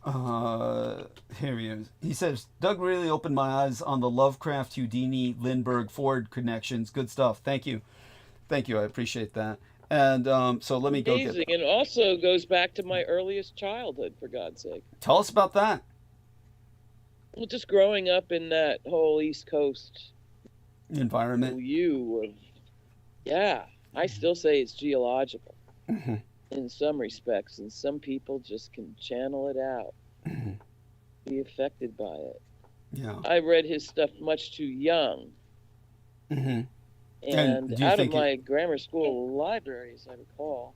Wow. public school. And yeah, he introduced, I mean, it's weird when I think about it, because as a born Catholic, although not very much practicing, my early years were, and you get this whole concept of hell. Mm-hmm. But for me, he introduced a kind of secular horror Mm-hmm. that goes beyond death. Mm-hmm. That I think kind of made me a nihilist. Wow. Well, or at least in a sense. Yeah, in a sense, it was just, I've never, as florid as the writing is, Mm-hmm. I've never read anything else that was that existentially scary. Okay. Yeah. Right. Yes. Any way I can describe it. Interesting. Well, I appreciate that. I had something, and this is a child in the 60s Mhm. reading that shit. Got it. Well, late 60s. I mean, I was a child in the late 60s. So you must have been older than me by a year or younger. I mean, it would have been 6 years. Okay. So it would have been into the 70s. Okay. All right. And yeah. Yeah. But by the way, I put the link into both the call, your private messages on Skype, and I put it into the chat room for our listeners. And this is what I call the Pedophile Meltdown episode. So if you click on that, that's the episode in which Peter pretty much lets it all hang out. And it is essentially, I believe it's the last episode. I'll put a sushi dinner on it. If I can prove my yeah. And DoorDash. Yeah, there we are. I believe it's the last episode he was ever on, I think. I may be wrong on that. I'd have to look back again. But it was after that he had... It was pretty soon. Oh, yeah. Yeah. Definitely. He's... It was pretty soon. Yeah, he was reaching the end of his shelf life. By his own doing. Yes. That piece of shit. Because you did give his life meaning for I did. It was like this was what he lived for, was to sit here and drone and think of himself as the center of the world, with my tittering and twittering. And and your little grunting affirmations, they were so adorable. Yes. Oh God, he lived for that. That was his version of sexual strokes. Well, you were madly researching. Yes. At times when I had finished all of my responsibilities, and sometimes I would just literally take advantage of his droning on to just clean out my porn files of redundant images. Seriously. Administrative tasks. Yeah, seriously. And it was like, God, what a piece of shit. I mean, so there you go with that. And and of course, I cherish my book. Yeah. Yes. I believe you've got a pretty high tolerance to occult radiation as well. You don't seem to have suffered from its effects as many other people have. The second book would have carried a curse. I don't believe the first one did. Well, maybe not. For a minute. Maybe not in your case, but believe me, with many other people. Hell no. With many other people, it has. Yeah. Creepy. Yeah. It's all creepy. Did I ever send you the manuscript of the second book? No. Okay, I'll send that to you. I'll look it up and find it, and then send that to you in email. Yeah. It'll come in email. Yeah. But be patient. Be patient with me. I'll get to it. It's That's fine. Now, in a social media post, our Republican president said he would move forward with the import duties if Brussels follows through with a 50% tax on American whiskey exports, a measure aimed at retaliating against Trump's steel and aluminum tariffs. Brussels' 50% tax has American distillers rushing to prepare, ferrying as much product as possible to the European Union, one of the industry's biggest export markets, before the April 1st deadline. But even when taken at face value, the stated objective of Trump's tariff war may have a critical flaw. One of its objectives, he says, is to boost domestic production, but the U.S. trade deficit with the rest of the world is a result of broader factors powering the American imperial economy. These include the dollar's status as the world's reserve currency, America's appetite for cheap goods from abroad, as well as company supply chains that extend across different countries and which took decades to develop. And for decades, Canada, Europe, and parts of Asia have trusted America's superpower stack, defense treaties, trade deals, nuclear weapons, the dollar banking system, because it is mutually beneficial. Mr. Trump sees it as a liability, a bad deal.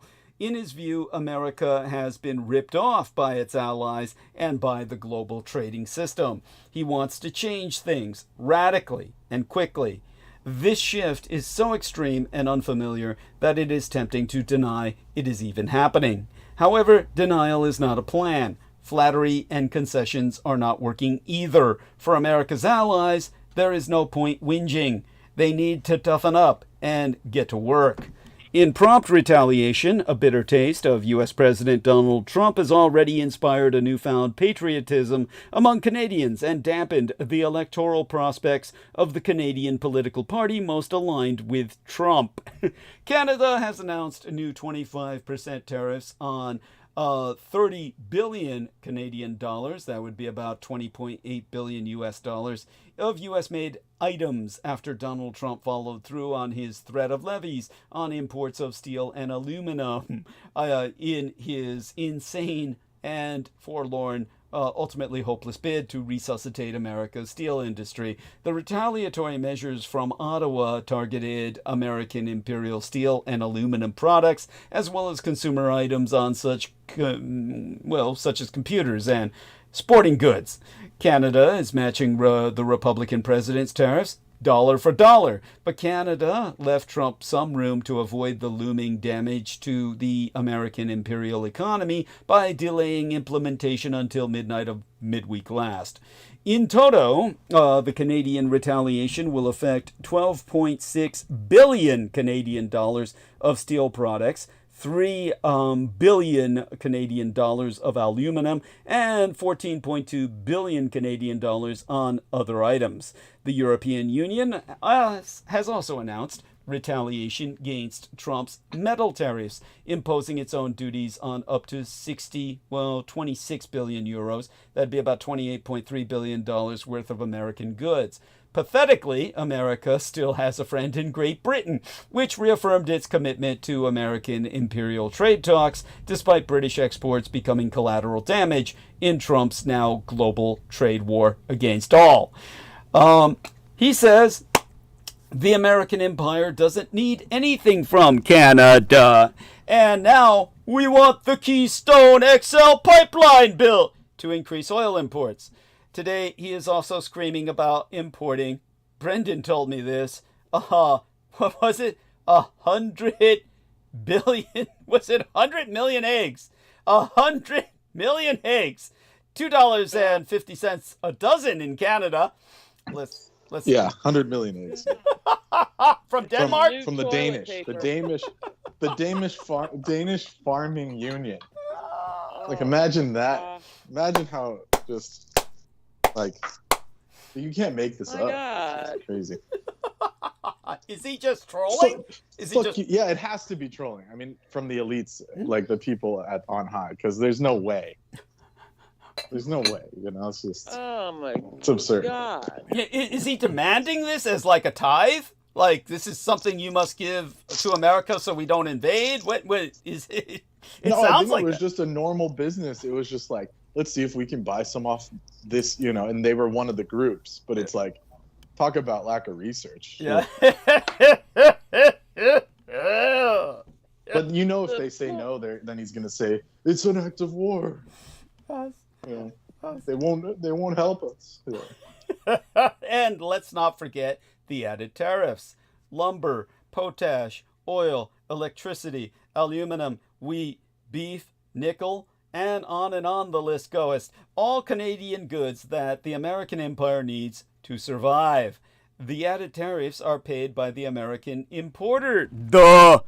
Of course it hurts Canada, as demand will shrink and they have to rejig their export markets away from the United States of America.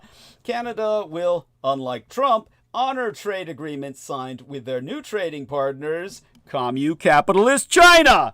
As excited to have... And Trump just dumped USA. Yeah. So all those farmers got no market. Yes. Thank you, honey. Yeah. Nothing. Thank you. Yeah, but Red So China... they're not going to be able to scramble at China. Oh, Canada wins this one. you're breaking up. Breaking up, honey. They're not going to be able to what? Sorry. Yeah. Scramble to China Yes, that's right. and get right? Canada's all set up. Thank you. You're right, honey. Swoop that shit up. Yeah. That's Wow. that's right, darling. And They may end up liking Trump. God help us all. oh yes, no, it's crazy. The communist Chinese Yeah. the communist Chinese love Trump. It's crazy. They just think he's No, Canada. Yeah, Canada too. Yeah, Canada gets all our USAID money. yeah. Their own. Uh-huh. Shit. But did you actually say that Canada is still 40 million people total? Yeah. Yeah. Wow. That's Because I remember when it was 20 million against 200 million yeah. down here. Yeah. Now it's 40 to 300 million. Yeah. And I know it's mostly uninhabitable, but nonetheless, Yeah. man, Yeah, things are that's the changing. frontier of the future, especially if it's climate changing and it thaws out up there and stuff. God in Absolutely. heaven. Oh, you understand completely. Damn. Very much so. Yeah. And I'm shocked at 40 million, frankly. yeah, That gives everybody a lot of elbow room up there. for They- sure. They don't feel like boiling rats. Well, they want a lot more. Actually, they've been wanting a lot more, and they need it to develop all that land as it thaws out. But we'll see. Well, they got our USAID contracts. Lickety split. Oh They yeah, move quick enough. Holy shit. yeah, yeah. It'd be a godsend. Yeah, they'll become one of the richest nations on earth. And communist China is excited to have access to the Canadian goods and will take everything they can ship them. Canada, Oh, hell yeah. yeah, and Canada will not suddenly tear up those new trade contracts. Thus, America will lose access to critical resources from Canada for the long term. Add to that, Canadians are mad as hell and won't take it anymore. February 28th was the first nationwide boycott of everything American. All retailers and products from the U.S. boycotted. Besides the nationwide patriotic fever, where Canadians have already stopped buying American products, it's now spreading to all American companies. Amazon, Walmart, Home Depot, Rōmā. Trump started another American war. We can't win and will not win. And hey, Americans, you will pay for it. No more Canadian tourists. MAGA is not welcome in Canada. Leave your hat and guns at home. Restaurants in Canada refuse to serve Americans. They won the Four Nations tournament and they will win this battle too. Fuck you, 47. What's this from Brendan? He says, when psychical research and analytic philosophy shared Cambridge. Cambridge, the home of analytic philosophy, was also a hotbed of psychical research. How did this... So tell us about this, Brendan. So please, read what you've just entered. That sounds deep. Yes, by all means. Well, it's just a quote from Alan Turing Okay. about psychokinesis. Continue. He said, I assume the reader is familiar with the idea of extrasensory perception, telepathy, clairvoyance, precognition, psychokinesis. These disturbing phenomena seem to deny all scientific ideas. Unfortunately, statistical evidence, at least for telepathy, is overwhelming. Once one has accepted them it does not seem a very big step to believe in ghosts and boogies. So these words weren't published by an obscure occult journal or a secret parapsychology conference. It was actually Alan Turing, the father of computer science. There you go. Thank you. So he used occult means to get technology, is what I've always said, that technology is occult first before it becomes manifest. As many great artists have admitted, and musicians. Oh, It's not them. It just comes in. Yeah. And it's, you know, it reminds me so tragically of the time that he reported that burglary to the police in 1952, which was, of course, the year the war with Japan officially ended, that the police basically interrogated him to the point where he confessed to his homosexuality. And that was they kept inquiring about Cambridge. He was this undergraduate and lecturer. He was a former undergraduate. He was then a lecturer at King's College, Cambridge. Yeah. Yeah, and he didn't hide his homosexuality from the police. And basically said that there was a whole community in King's quite different from stories one knows about from gay history, usually involving casual pickups and a lot of despair, hiding, and misery. Yeah. Anyhow, No, a lot of these guys were allowed. If they were royals, they just were allowed to. They had their own estates. Oh, they were just romping. They were just romping. Aristocrats. Yeah. So. And if you go through this article, it was like Cambridge might have all fucking been Hogwarts and shit. There's like all kinds of esotericists and people that were in cyclical research. So. My God. Yeah. And they were saying they were philosophers, but then they would go there and practice magic and shit. Well, and knew about the ancients and the background of things, existence. Yeah, and so unbelievable. Yeah, but a lot of freaky shit came out of it too. Well, I mean, in the 1930s, the provost, the college principal, and all the senior fellows, or most of them, the tutors, they were all openly and outwardly gay. They had sex with men and talked constantly about having sex with men, and Turing spent his formative years there. Yeah, that's where Turing went. Yeah, 18 to 24, age 18 to 24. And they literally have a photo of ectoplasm from their library. There you go. It's in the article. It's a photo of holy shit, manifesting. Oh, damn. So you gave us the link, so I'll have to download that article. That's important. That's important. And I say this goes back to ancient Rome, because ever since, women are for procreation and marriage, property arrangements, and men are for emotional bonding. Yeah, it says this sample was captured during a seance given by medium Helene Duncan, and it's part of the Archive for Cyclical Research. There we are. Thank you. Duncan is noteworthy because she was one of the last people to be prosecuted under the Witchcraft Act of 1735. In 1941, she held a seance and she claimed to have communicated with the sailor prior to the official release of information of the sinking of the ship. Alerted to it being a security breach during time of war, the authorities arrested her under the Witchcraft Act, and she was tried at Old Bailey and sentenced to 9 months in prison. In photographing the ectoplasm, we have tried to recreate the atmosphere of some of the images of the ectoplasm, but it has proven to be impossible. Wow. So there you go. Yeah, thank you for that. It's an actual photo of ectoplasm. I didn't think that I would be able to see this. Well, I've got under a jar given to me by Aquino solidified ectoplasm.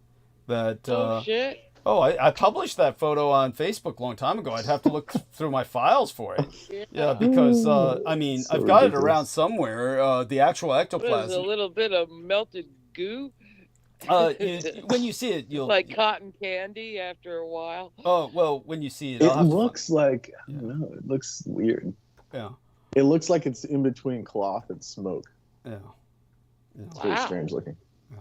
Huh. Yeah. I'll be. Yeah. Damned. Because even it's come up on this show, but I read about it elsewhere about I'm surprised it survived. Doug didn't snorting it. Good one, Brendan. Wow. Yes. After all these years, nobody ever thought that. No, I wouldn't dare. It's basically that's hilarious. It's basically as Aquino said, he compared it to something like demon shit. It's kind of our demon secretions, rather. So I wouldn't be tempted to do that. And well, and the overlap in the day between science and spiritualism, including Marconi and wireless radio and all that. There was a lot of crossover. Well, it's like the Brits were open about it. That's why they let them operate like this. But the modern people got tricked and said, oh, it's all spooky, it's fake. The materialism is part of the problem here. This crazy level of materialism. Now it's coming full circle with these AI hallucinations and ghosts in the machine. So it's real. Well, this brings us back to the Japanese predicting ghost in the shell, right, Brendan? Yeah, and is this the anti-gods leaking in? Is the concern? Oh, definitely. Well, that's why there are beings in the machine to prevent that. Righto. Yeah, and then in this article, even though when you click on the picture, it gives you that whole thing I read from Cambridge itself. In the article, it has for all the lemmings this like giant, highlighted section. The ectoplasm turned out to be cheesecloth. Levitating tables were fishing wire. Just to for the people that were skeptical, they would just read that and say, I knew it. But if you actually read the article, they're saying something completely different. I'm actually just quickly skimming through my files right now, seeing if I can find the photograph, because obviously, even though Gordian Times has covered this over the years more than once. Oh, I'm sure that would be obligatory. I would hope. And a lot of photographs, but the book by Doom, his name is Dunn, J.W. Dunn. Experiment with Time. Mm-hmm. Yes. It was referenced by all the 20th century writers. Mm-hmm. Okay. George Louis Bourget, Lewis, C.S. Lewis, Priestley, J.R. Tolkien, Arthur Eddington wrote an approving letter to Dunn, which was published in later editions of the book. Seeing the future. There you go. Yeah, thank you for that. And see ladies vomiting up clouds of goo. They're really stuck on the ectoplasm manifestation. I'm sure you could find someone doing a seance, right? I don't recommend ectoplasm fell out of fashion. Yeah, it sounds like it. Yeah. The it's like the janitor has to come in when the event's over and scoop it up. And no one remembers to grab it. Well, it was fascinating to people then. These days, people just think it's fucking gross.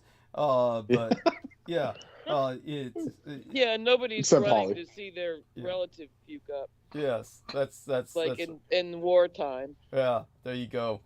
There's nothing worse than that. Well, that is profound. I mean, she knew the ship had sunk prior to its release. I mean, that seems interesting. Yeah. So something's going on there. Oh yeah, definitely. Well, she was arrested England for it. Is just a cut above America in pure crazy. Yeah. Yeah. Oh yeah. I mean, in many ways. Deeply. Yeah. I mean, they're both insane in their own different ways. Supernatural. Yes. Beyond even Florida or Arizona. Yeah. Florida or Arizona. I mean, well, it's all bad. It's all crazy, and it's all supernaturally infested. It just and paganish still. Yeah. Old gods, not anti-gods. Understood. Got it. Purer and like New Jersey, old gods, Lovecraft gods. Yes. No. Well, those are the anti-gods. He was kind of both. Yeah. I think that's why it was so scary. Got it. In other words, he was kind of both. In other words, you sense a streak of folk horror in Lovecraft's presentation. I appreciate that because most people don't see that. Most people instead. Well, I thought it was based on that, on landscape. Um, But yeah. the fact that he kind of straddled old gods with anti-gods, Yes. not necessarily one and the same. Right. That's like right. the old gods, geology, but the anti-gods, oh man. Yeah, the elder gods Pure chaos. are different than the eldritch gods. Yes. Yeah, that's what I'm positing. Thank you. Very good. Maybe that was part of what you say is his warning. Yes. Yes. Boy, I got that warning. Yes. Ooh, I Yes. don't want none of that shit.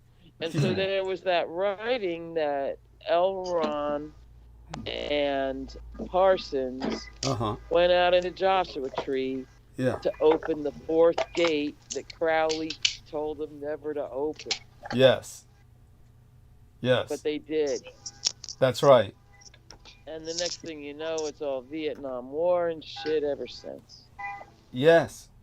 Yes. Excellent. So that's fucking scary. Because that was the anti-God gate, not the elder God gate. Yes. Excellent. Excellent recounting.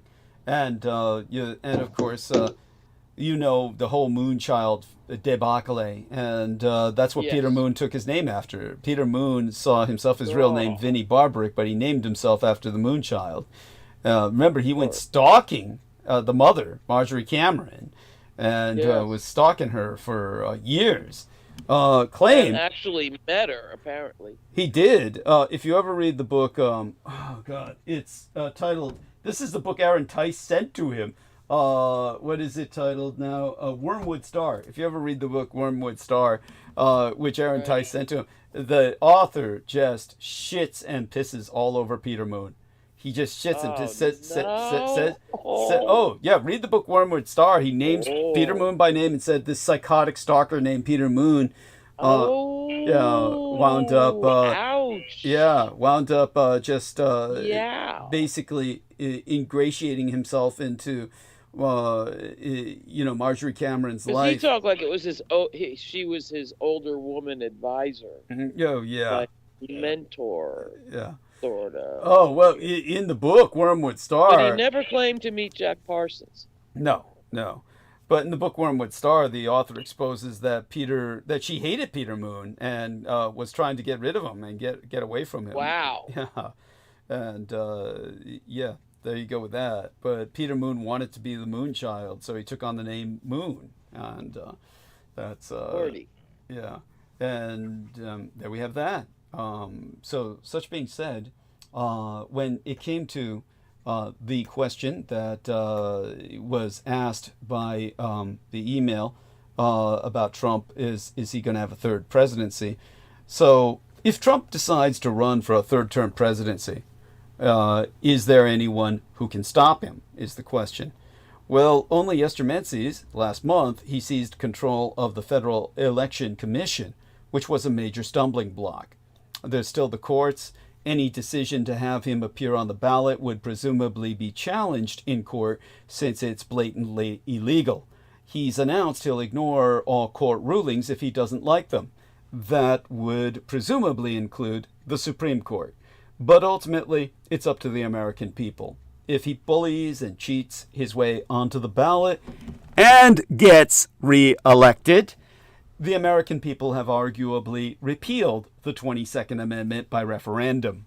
If they refuse and vote for write-in candidates or just stay at home rather than voting for him, then the Americans have stopped him. If he only gets reelected by blatantly cheating and everyone goes along with it like they did the last 2 times already, then it counts as gets reelected by democracy rolling over and just plain fucking dying. Essentially, dictatorship. So you're talking about 4 years from now. Yeah. That's which takes me back to my teens in the 70s, when 4 years from now, you couldn't plan for. I mean, we were going to have nuclear Armageddon. There was no need to. No, they kept telling you that, but there was Yeah. no, as I said, there was really no need for you to ever believe that, but how could you know? Right. Yeah. But it how could just you know? put me in a weird little time tunnel that I had to break you to announce. Yeah. It was that deep. Thank you. Thank My you. God. Yeah. That's why we all live for the day. Well, I mean, when I bring this up, we can't plan for the next 4 years now either, but for different reasons. Hell no. I mean, I can't even conceive That's, of it. yeah. But if it does happen, it's essentially dictatorship by walkover. But judging by the fact that it's only 55 fucking days since Trump was inaugurated, and they are already calling the couch lover 48, number 48, by that I mean J.D. Vance, Trump will be replaced as president pretty soon. So let me get you that screenshot. I'm going to ask Aristides and Brendan if they can help figure out some way to get this to our listeners. If not, they'll just have to trust our description. I'm going to put it inside of our text box first. Let's see if it accepts images. And so then I'm going to go to the correct file. And let me see here if I can, what is it? JD Vance, I guess it'd be a screenshot. Again, let me see if I can get the title correctly for this. And it would be 48 screenshot. Okay, so let me take a look at this. 48 screenshot, open up the file. Here we are, wrong file, go to the right file. And then spell out 48. Here we are, 48. Here we go. This is a screenshot I was able to take. This was actually provided to me by my son and the Blood Boys. They were doing, they picked this up on the internet. Look at this. This is Jack Pozo at Jack Pozo BIEC or Jack Pozobiec. I have no idea who this fucker is, but my son and the Blood Boys found this shit. 48. This is how they're referring to Vice President J.D. Vance already, as number 48, meaning the 48th president. So when it comes to that, from what I've seen before, Musk starts to throw in the versions of events he wants to see eventuate when it's not too far from the D-Day. About a week ago, my son noticed that Vance's posts are being amplified. He had never seen them before, and suddenly he's seeing several per day. This means it's either massive bot following plus comments plus likes campaign, which costs money, or Elon modified the algorithm to favor Vance's posts as he modified the algorithms to favor his own posts before.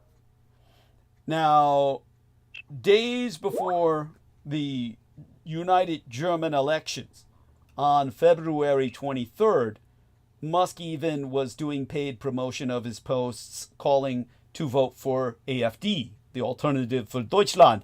Thank the good Lord, the United Germans paid no attention to Elon Musk. But we turn towards the notification here from Brendan. He says, yes, and the memes about Vance are overblown, no doubt bots. Yes, thank you, Brendan, but don't be afraid to vocalize that, by all means. And let me point out that the constituencies of Vance and Elon have almost nothing in common. Oh, yeah, but I'll tell you why that doesn't matter. You see, so if they're already planting the idea of Vance being 48, number 48, remember the movie, and Brendan, help me out here. Remember the movie Inception? Inception. That's what they're doing. They're constructing a fake reality inside our heads. That's what people have to understand about the Antichrist and the mark of the beast. I get that. And Vance will do what he's told. Yeah. Yes. But the mark of the Vance beast, will do what he's told. yeah, is inside Whatever your forehead. he's told. Yeah. More than It anything doesn't else. matter if he disappoints his fate. Yeah, and that film was based off a Japanese film called Paprika. Yeah. Tell So us. they about just that. stole it. Huh? They just stole it frame for frame. Literally, you could frame match it. Yeah. Yeah. Yeah. And then they just And put they a made white dude buck, in there too. instead of a hot Wasn't chick. that DiCaprio? Mhm. DiCaprio stole it. Yeah. Yeah. Wasn't he in that? Yeah, was DiCaprio in there stealing that shit? Yes, he was. Yeah, he stole that shit. Well, it was the directors and the writers. He's just like a puppet on a Yeah, string. don't give him too much credit. Yeah, don't give him any you know credit. what I mean. Who That dude put up doesn't the know money? anything about anything. Yeah, He's even thank said you. it. Thank Doesn't you. care. Yeah, he's an idiot. He's just But who rich put up and the money, gets into enough movies. money to get him. Yeah, and no. sell the film. Yeah, he's rich and gets into movies because he was a prize butt boy during his day, and he was sleeping with everybody. Yeah, and at any rate, Yeah, and that's how legitimate so-called Hollywood steals IP. yeah. At any rate, There's hundreds of examples of where they took it straight from Japanese film and yeah. manga, Oh yeah. Yeah. and then passed it off like they're some genius. It's so sick. It's so sick, and it's so lame. But you know, most of Blame it on America's computers. yeah, most of America. And then they have the nerve. They'll say the Japanese are just good at copying the white man. Yeah, You know, Yeah. it's No, like, that's okay, giant. first of all, Paprika was like about 5 or 6 years before, so it was like clear that they took it. yes. Right. But No. there you go. Thank you. Oh, No, I God. appreciate that profoundly. So if they're already planting the idea of Vance being president number 48, only 55 days into Trump's administration, I'd say they're on a tight schedule. Well, it's because they know his prognosis is not good. I told you about his Babylonian chart. Tell It us. shows that his second term's not going to be good for him. Uh, Yeah. So Yeah. perhaps he knows that. Someone knows that. he could stroke up at any time. Or they could make him stroke up. Yeah. Well, that's what I've always been saying. Yeah, but I don't know that Vance can carry. of course not. But still, It's just like a smokescreen. It's just Yeah. a bait and switch. yeah. While everyone's distracted, they'll just do all the shit. Yeah. Yeah. And like make Trump a martyr and Vance the new Saint Michael. Yeah, they might try. And like I said, it looks like they're on a tight schedule. This is all despite Trump openly denying on February 10th that he sees Vance as his successor at all. I know. Yeah. It's going to cost him big time. Now, you've got a cabal of techno-billionaires, techno-multi-billionaires, and influencers who are scared to death of Trump, but they have no love for him. Trump is ultimately a battering ram for them, but in the end, That's right. expendable. Barn doors open. Yes, but Mhm. in the end, an expendable one, and a vessel to get where they want it. They have even less regard for MAGA. This is where, as Our Lady Holly said, they have less regard for MAGA, whom they see as the exact opposite strata to the meritocracy that they preach. The cabal's moral compass is cynicism, verbalizing the exact opposite of what they believe in to fool the masses is the simplest trick they found shockingly effective.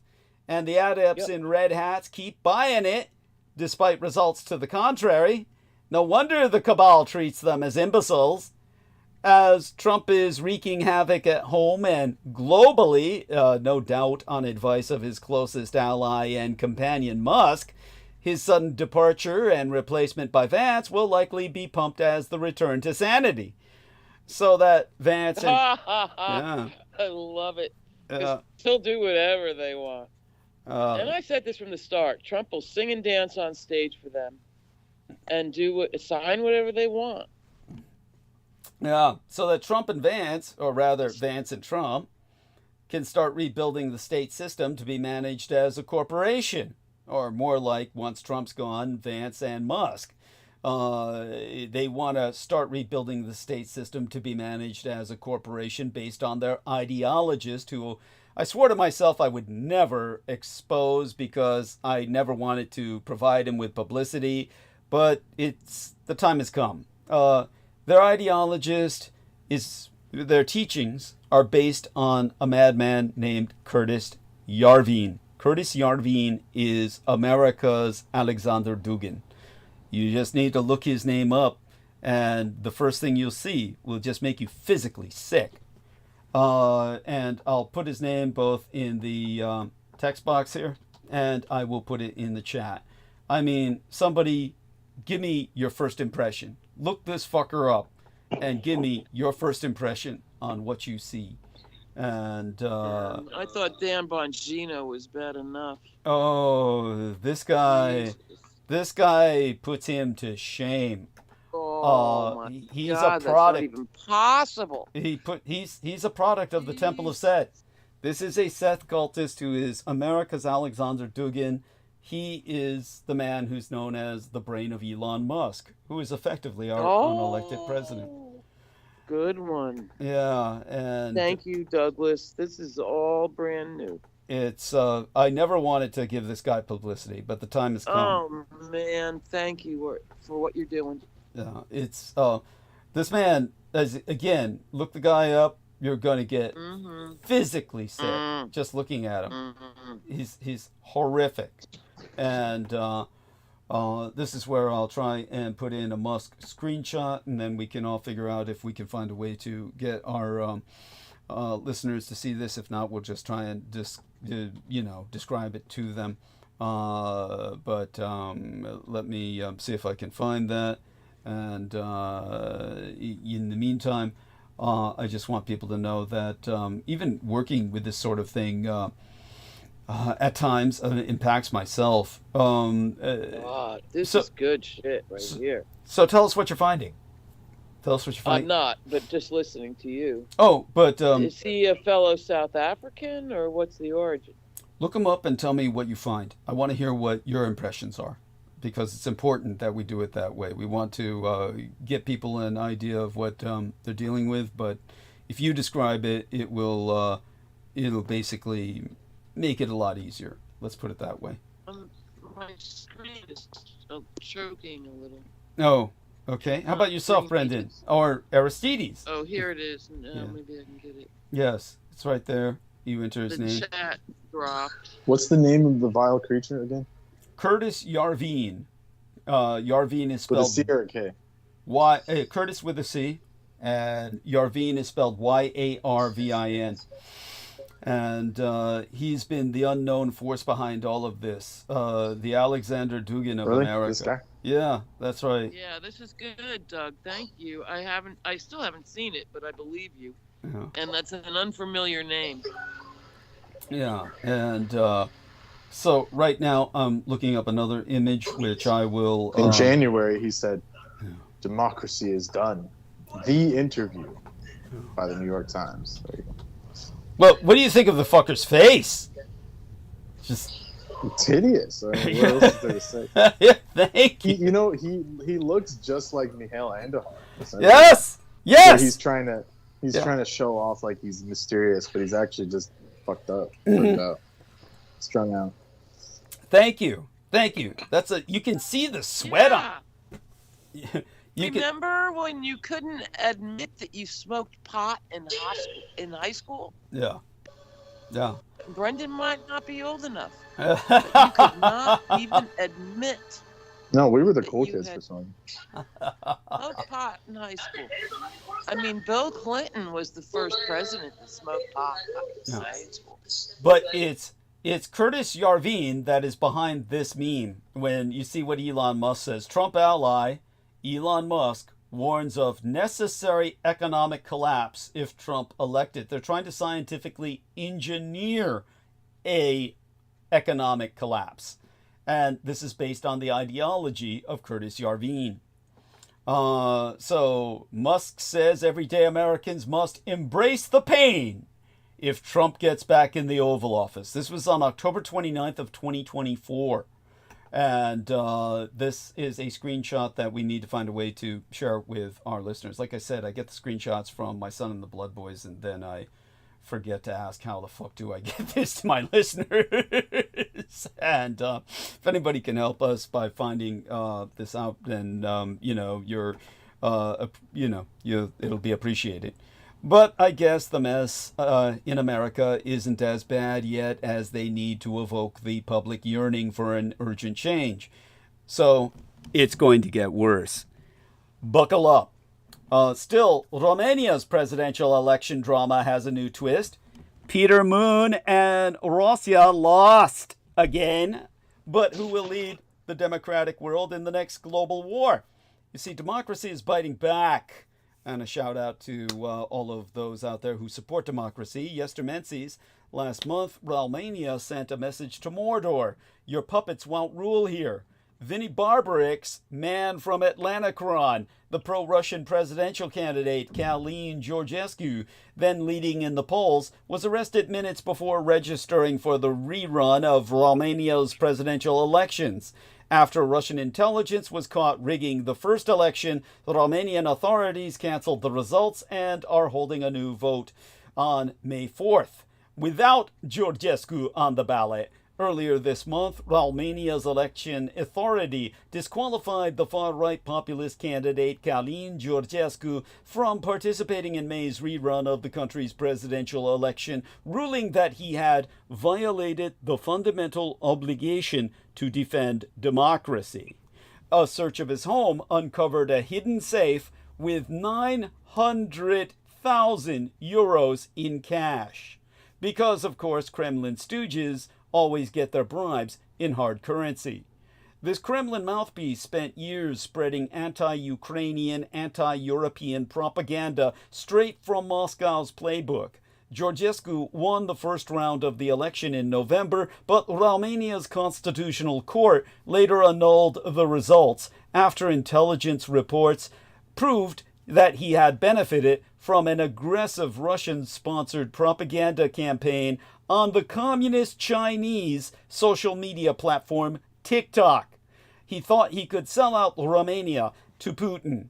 Georgescu appealed the election authorities' decision, and his cultists took to the streets of Bucharest, capital of Romania, in protest. Well, my hashtag would be, return orcs to Mordor, make Russia small again, move to fucking Russia, Vinko Barbaric. Your Putin has given Trump a clear message. He still wants to win. After humiliating Zelensky into submission, Trump briefly put the ball into Putin's court to accept a ceasefire. But the U.S. president is not the master strategist he likes to think he is, and now has a crunch decision to make about what comes next. Thus, my blood boys have asked me, in trying to make cuts equate to growth, will the U.S. still be a global superpower at the end of the Trump presidency? I answered, yes, it will, but it is likely to end up a pariah nation, reviled by all for its betrayal of Western values and nations, for stopping U.S. aid, for deserting the Paris Agreement, and deliberately accelerating climate change in these United States, for erasing democracy and constitutional government, for its arrogance and general disregard for everyone's interests but its own, for its espousal of dictatorship and authoritarian government, and its fulsome approval of the mass murderous Vladimir Putin and other violent dictators. If you define the U.S. As the dominant finance and vested interests that have now purchased our political system, then it will go from strength to strength. As an asset stripping engine with no allegiance and only the flimsiest connections to the people or even the geography of our country. But if you define the U.S. as our people and ideals and social structure of our country, then yeah, it'll go down the tubes. Alas, every news story about the economy defines it as the former of those two, not the thing that people deal with every day and the standard of living / maintenance of services and systems, but the imaginary money made by systems that merely wear Old Glory as a flag of convenience. Same in the UK. Same almost everywhere. All too many people will die as a result of our harsh policies, and freedom of speech will be lost, as I will explain further into monologue. Our standing in the world is likely to diminish very greatly over the longer term, to our own discomfort. It much depends upon whether Donald Trump remains in power for the whole 4 years. He could be removed before the next election, or refuse to hold an election at the end of his term and remain as a dictator, Anything seems possible now. If the latter, then I doubt very much the U.S. will be able to hold on to our world-leading status at all, especially as our economy crumbles after attempts to enforce trade tariffs. The very fact that I could not decide whether the answer was simply yes or no, sans qualification, is very telling. The chaos and uncertainty destabilizing our world order is a clear and present danger, and the long-term outcome, even in as short a time as 4 years, is now completely unpredictable. Peace in our time can be relied on in much the same way as in 1939. We can only hope and work towards avoiding a similar outcome by confronting rather than appeasing both Putin and Trump, whose agendas are identical. Superpower status is clearly what Trump has in mind. His imperial ambitions are as great as Putin's, who wants his beloved USSR back, only wearing a different hat. For all that, I doubt that that's what he'll end up with.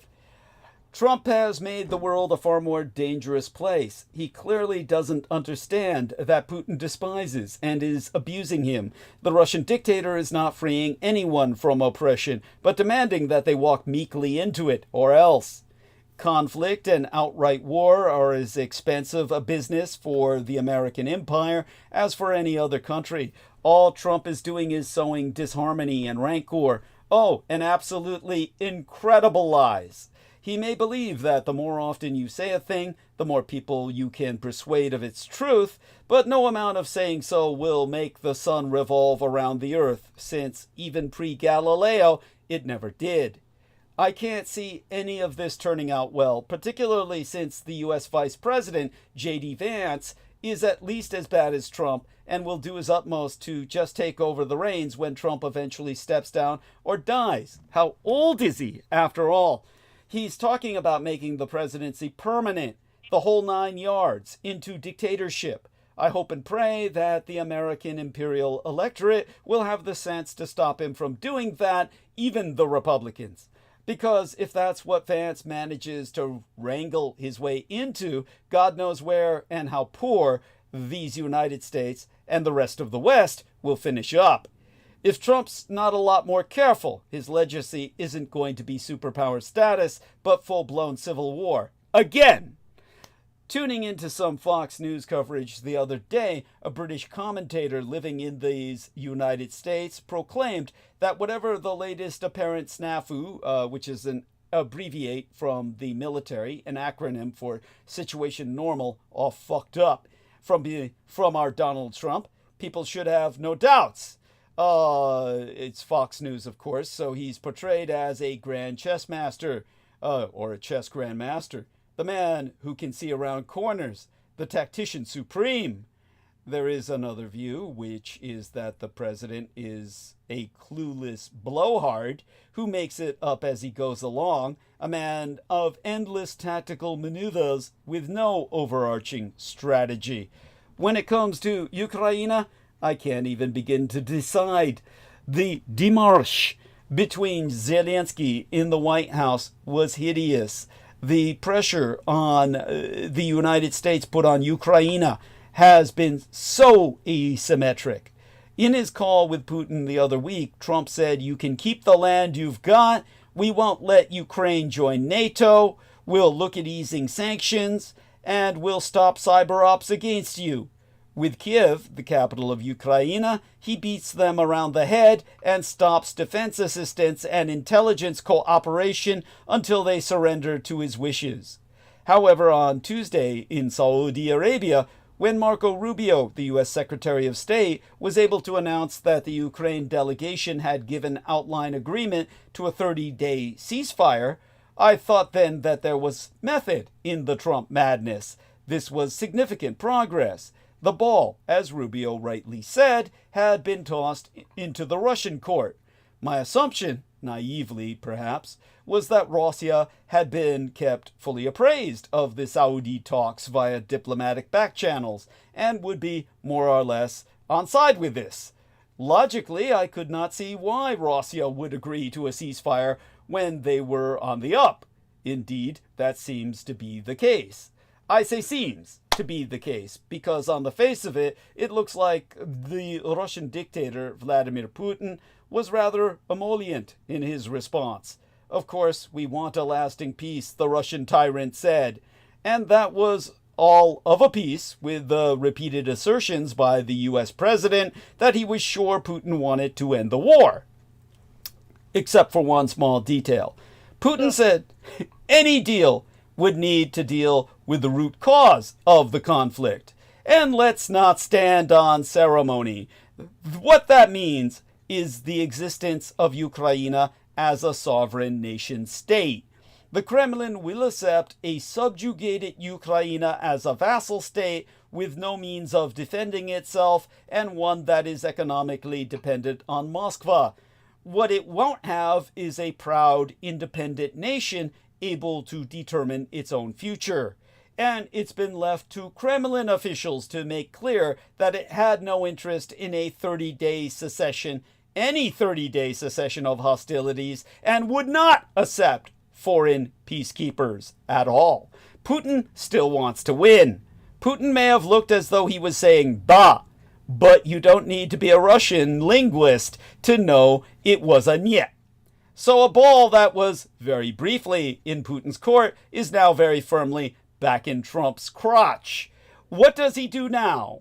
Will he impose the hell, fire, and brimstone tariffs that he's threatened against the Russian economy?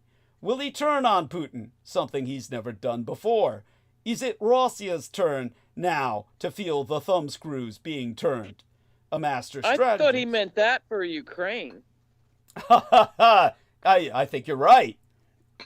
A master strategist might have seen that wishful thinking about Putin is not a good predictor of what will happen. And forgive the horribly mixed metaphor, but this chess grandmaster does not seem to have a habit, or rather does seem to have a real habit, of snookering himself. For further evidence, look at the dizzying array of tariffs he is imposing. It may not be the most significant, but the proposed 200% tariff on French wines and champagnes prompted a thought. Trump posted on his social media platform, Truth Social, which is neither, that this will be great for the wine and champagne businesses in the U.S. Indeed. Like the Trump Winery. The Trump Winery in Virginia, which boasts that it produces the finest sparkling white and red wines that have garnered. Right. Yeah. That they can't call it champagne. Yeah. That have garnered. Wine, Boone's Farm. Yeah. That have garnered international accolades, as there be every suggestion that Trump is motivated by gains for his own businesses. Trump promised the U.S. economy would recover as soon as he took office, but his flips and then his flops on tariffs have simultaneously bewildered and spooked the markets. The tariffs are 25%, then they're 10%, and before you know it, they're back up to 25%. Automotive parts are excluded, then they're included. It will be tariffs on steel and aluminum, but only affecting Canada and Mexico. No, it's affecting all the world, the United Kingdom included. The markets have reacted accordingly. The Dow, the S&P 500, and the NASDAQ have all suffered vertiginous losses over the past couple of weeks.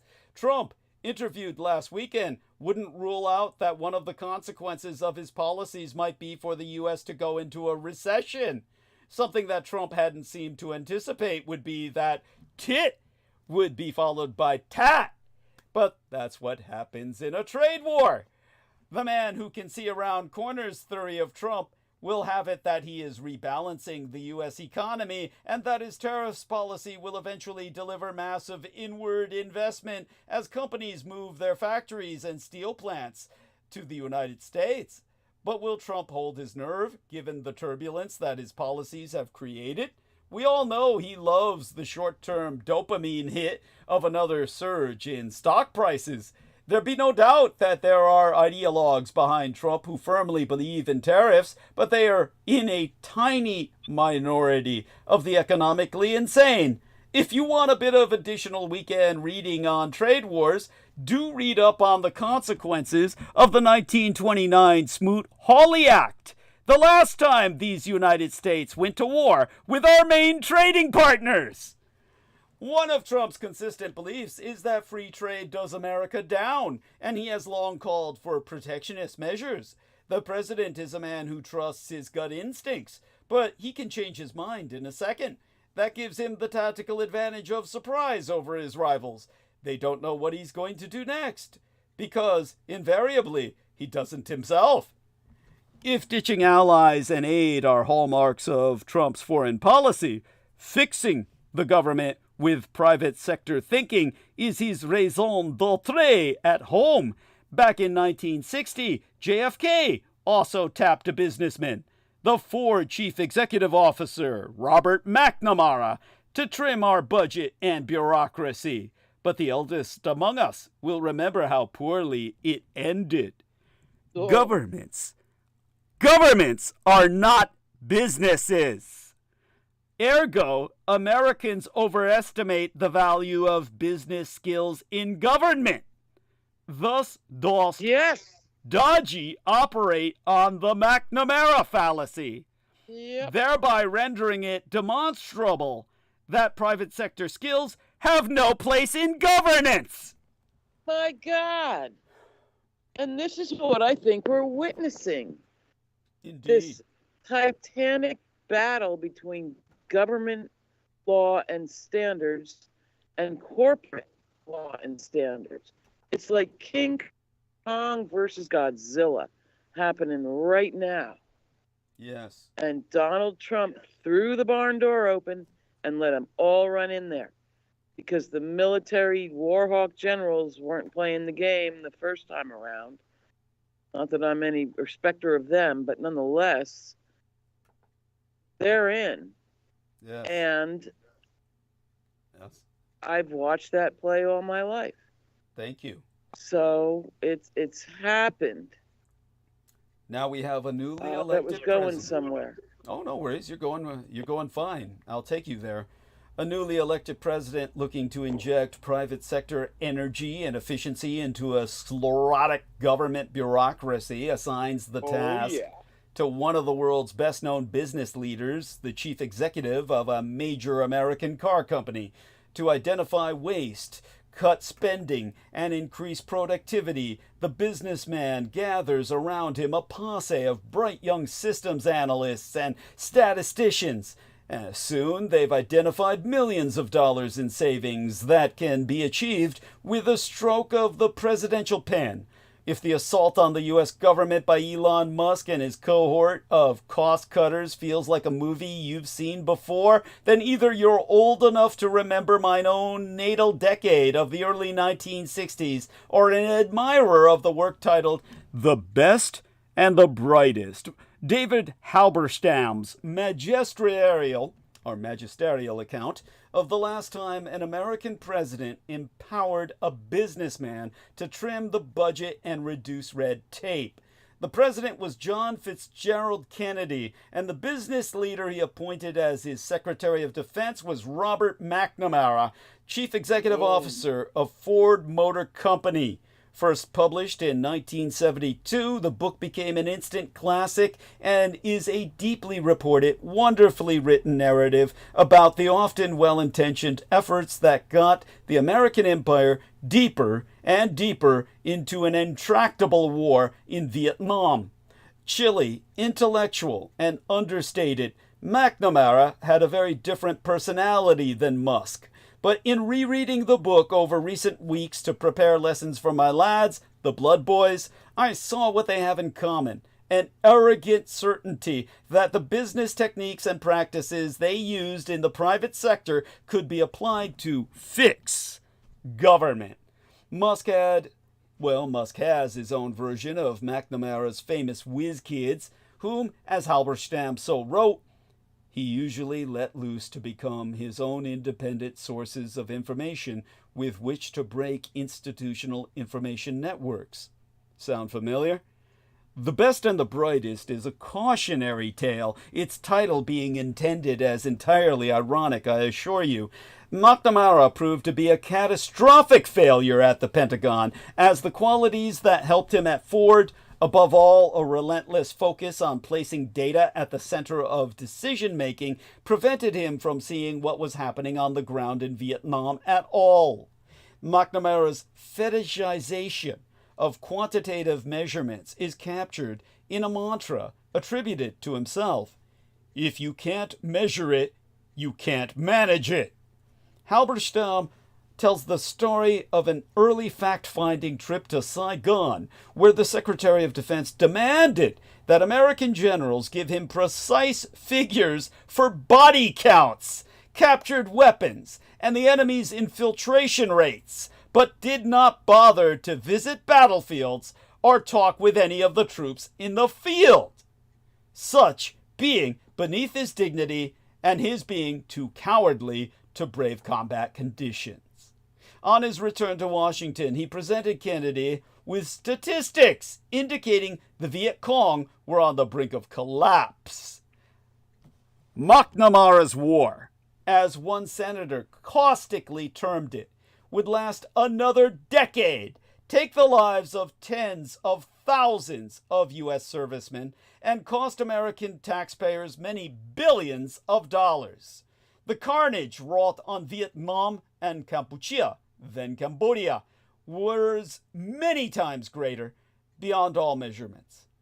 In his 1995 autobiography, titled In Retrospect, and in the biographical 2003 documentary titled The Fog of War, McNamara would Errol admit... Morris. Yes, McNamara would admit that he had been, in his own words, wrong. Terribly wrong. His Terribly mantra. wrong. Yes, his I mantra. was all dizzy. Yes, I was all dizzy in the fog. Duh. yes. Right.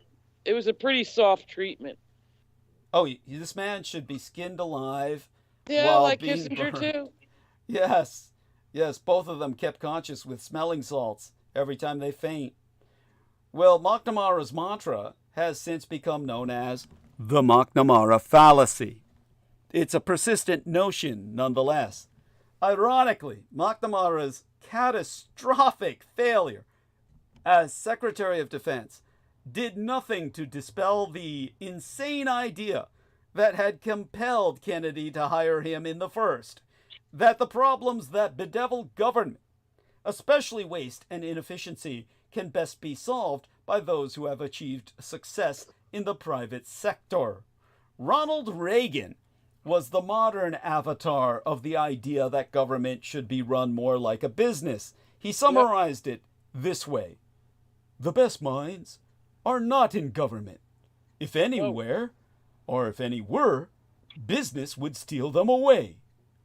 Having campaigned on cutting the size of the federal bureaucracy and the deficit, Reagan stole from the private sector such powerful figures as Donald Reagan, no relation, the CEO of Merrill Lynch, who became Secretary of the Treasury, and Malcolm Baldrige, former CEO of Scoville Incorporated, who became his Secretary of Commerce.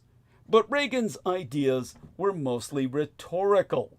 The bureaucracy and deficit both actually grew during his 8 years in office, such being the preeminent reason his administration is remembered as a societal success. And still, the notion that business experience is an essential qualification for reformers in government, persisted, especially among Republicans, who frequently abused it as a line of attack against Democrats. Barack Obama and Joe Biden were both criticized for having too little private sector representation in their cabinets. Beyond Washington, polls consistently show most Americans believe our country would be governed better by people with business and management experience. That sentiment. This is King Kong versus Godzilla. Yes. And that sentiment. That's what it is. Yes. That sentiment helped Trump become the first man to go straight from a corner office to the Oval Office. Throughout his 2016 campaign, he played up his credentials as a businessman against the government experience of Hillary Rodham Clinton. Never mind that all of Trump's businesses, every single one, had repeatedly filed for bankruptcy. For good measure, he promised to bring the best people, meaning people from the private sector, into his misadministration. This notion also explaineth why, for all the havoc wreaked by Musk's Department of Government Efficiency, many Americans still approve. In a February Harvard Caps/Harris poll, a bipartisan majority supported having an agency focused on efficiency, and 60% to 37% of Democrats and 85% of Republicans felt Dodgy is helping to make major cuts in government expenditure. An even larger majority, 83%, agree that cuts should be made, which just goes to show you the overwhelming majority of Americans deserve to die on the basis of their own stupidity. A case of Godzilla is winning. a case of, I would say, lemmings. This is a mass lemming migration over the cliff, if ever there was one. It makes absolutely no sense that Americans think the government should be run like a business, and yet I can articulate precisely why they do. Businesses spend hundreds of billions of dollars a year on advertising to make themselves seem friendly, useful, valuable, and effective. The federal government is, by contrast, silent, distant, and abstract. Many decades of public veneration for markets and the idea that market-based solutions are always best have made government seem antiquated and out of touch. It was a Republican president, Calvin Coolidge, who infamously said that the business of America is business. Yet all conventional historians confirm that Coolidge's policies helped usher in the Great Depression. But while complaints about government inefficiency are pretty universal, the idea that a businessman will be able to fix it seems unique to these United States. In other mature democracies, there is a clear separation between the public and private sector. People understand that government provides essential public services and is not in the profit-making business. And this is where I share a personal journey. In 1992, I made the full and permanent transition from government into the private sector. Anyone who has made that switch immediately realizes that government is too big, too bureaucratic, and too slow, which finally rendered it explicable why so many times I had previously thought to myself, I can't believe they do it this way. Soon into privateering, however, I realized that government is not structured around the idea of action, but preventing mistakes. And this Stabilization. Yes, and this is no bad thing. Government is not meant to function like a private sector enterprise. It is far more complex than any business. For one thing, business leaders don't have 535 legislators telling them what to do, whereas government often needs authorization from lawmakers whose interests are not always aligned. The same legislators who like to talk about shrinking the size of government also boast about bringing home the bacon for their districts. So those who imagine citizens as shareholders misunderstand what we want from government. to deliver services, not maximize stock value. And if the principles of business are ill-suited for government, then the Silicon Valley ethos of moving fast and breaking things, which animates Musk and Dodgy, is an especially bad fit for an entity that funds schools, food stamps, care for the elderly, medicine for the sick, air traffic control, and on and on. Move fast and break Twitter, that's fine.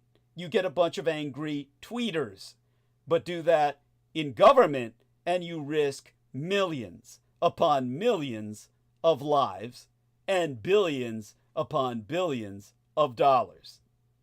Government, in fact, is designed to mitigate risk, to prevent people from improperly being taken off Social Security, Medicaid, or disability compensation for veterans.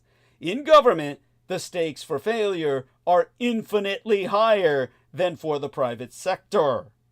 I can see how Musk and his team look at government roles, so many deputy assistant secretaries, so many similar projects across different agencies, and imagine that slashing expenditure is merely a matter of eliminating redundancies. They might even think this will speed up decision-making and improve efficiency. But one of the reasons government has so many redundancies and is so slow-moving is that the Constitution designed it that way. Its animating principle is to make the execution of power harder, not easier. The framers created an elaborate system of separation of powers and checks and balances to arrest and control power, especially the power of the executive. Indeed, they would regard the unitary executive theory as dangerous and unconstitutional. In The Federalist, issue number 51, James Madison wrote, "Ambition must be made to counteract ambition. The constant aim is to divide and arrange the several offices in such a manner as that each may be a check upon the other.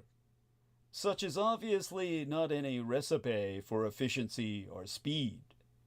In that same essay, Madison makes one of the simplest, clearest, and most beautiful assertions ever uttered about the American experiment. Justice is the end of government. Not efficiency, not power, and most certainly not profit. The reason the framers made things difficult was to prevent injustice, to prevent the power of the majority from repressing the minority, to prevent any elected chief executive from becoming a tyrant. That's just what they had fought against and what they wanted to prevent in the future.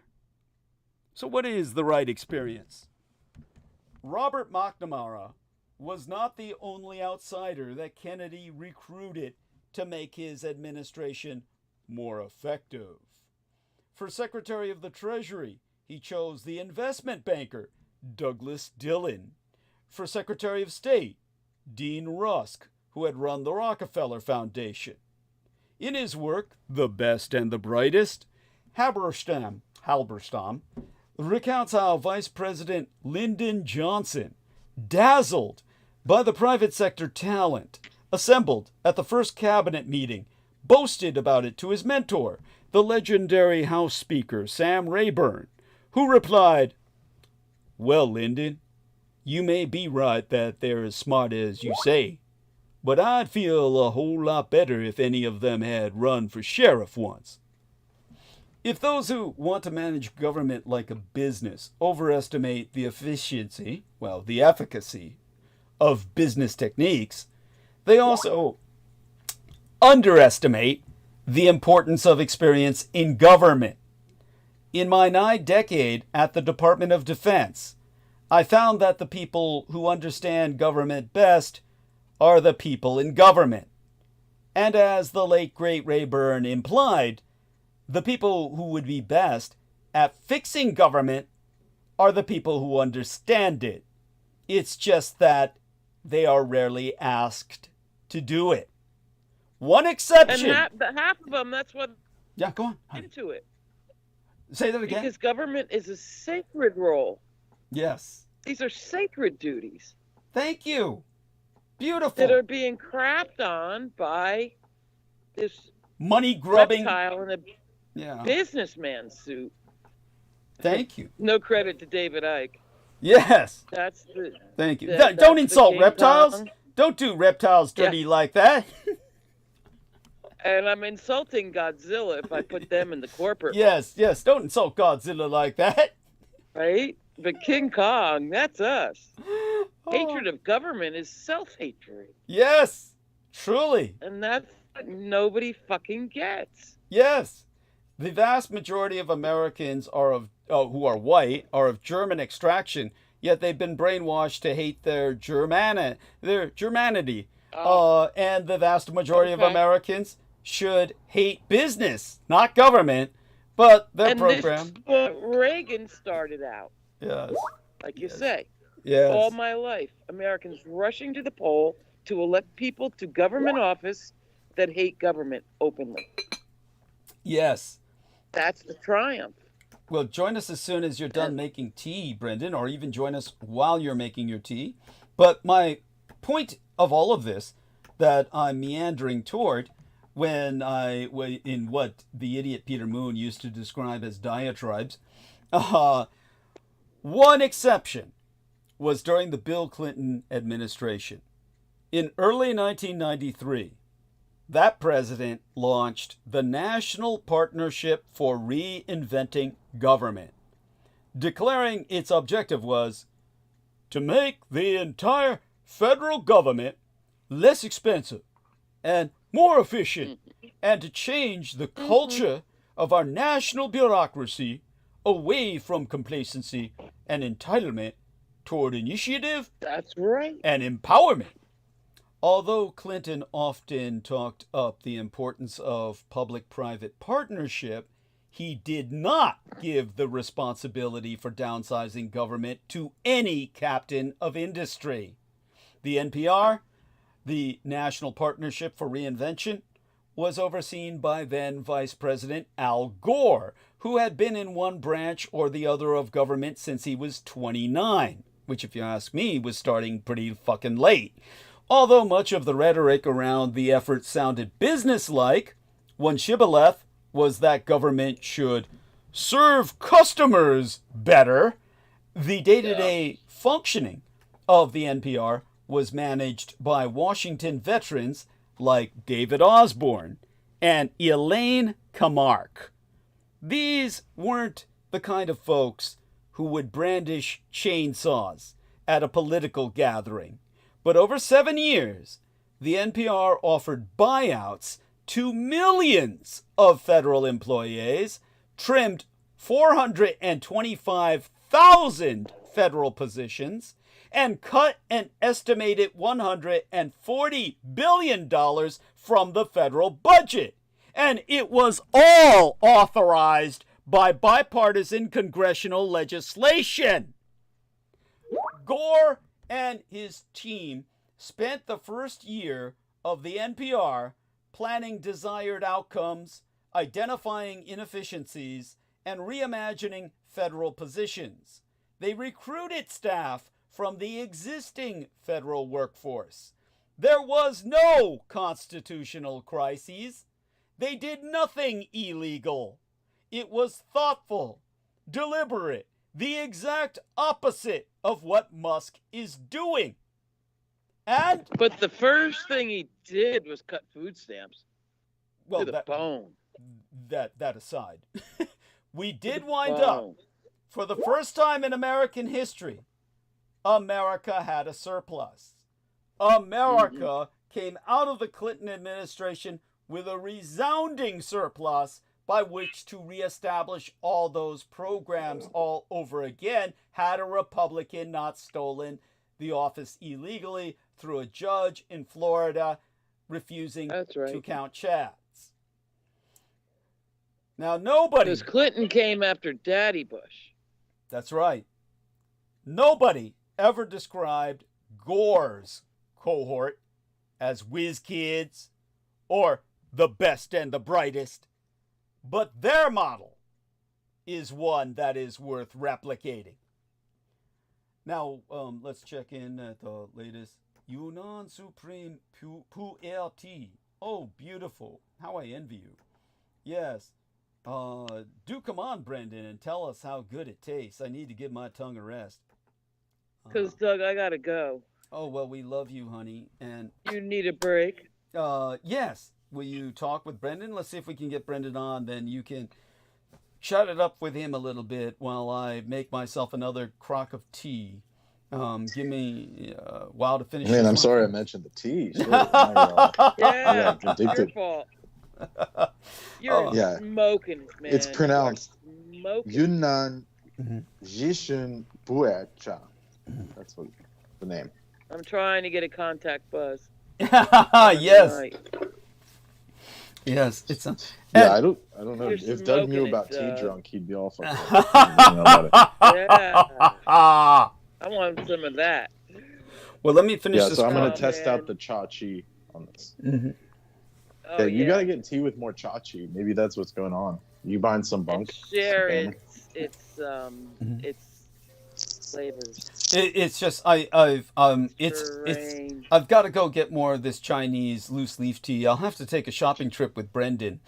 Are you buying some cheap shit? Yeah, I was gonna say, what are you buying? Well, Yeah, I buy really. high quality tea, I but don't it's trust them Chinese stores anymore. it's yeah. Well, Doug can navigate it. Yeah. If you can navigate it, you're fine. Yeah. Yeah. And actually, I fucked myself over when I bought a bunch of. I'm still finishing my tea, so I'll let you know when I'm finished with it, and then I'll go make a new one, which it won't take too long, just minutes from now. Yeah. But I do want you to know what I realized had happened. You remember when I was vomiting and called the ambulance, Holly? Yep. Yeah. Yep. I realize now Sure do. what it was. That was like a 3-hour show. Yeah. Wow. That was. I was worried. Well, you remember that fucker Peter Moon and how he responded to it and shit, and oh god, so I heard it. Yeah, disgusting. But at any rate, when I that was before my blood test. And remember how I was so pissed off because that nigger, and he called me an alcoholic and denied me medical care, so I can call him a That fucking thing nigger. was horrible. Yeah, The when ambulance man. yeah, when he went around the hospital That was screaming, insane. alcoholic, and then they said we're denying you medical care because you're an alcoholic. That was, and That was they wouldn't wild. even take any blood tests. When the blood tests identified that I was allergic to dust mites, I know now what happened. I was buying all these loose, open air, dried fish. That is a comfort food for me from Chinatown. Dried squid, dried fish, dried oysters and shit, and all this stuff. I couldn't keep it covered in my home because it molders, so I had to leave it open. I put it in the back where I figured all the spiders would prevent the dust mites from overrunning it.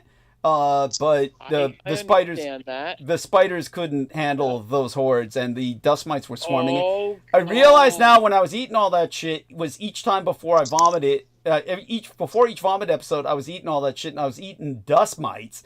And that since I'm allergic to dust mites, I threw up violently. That was where it came from. I realize that now.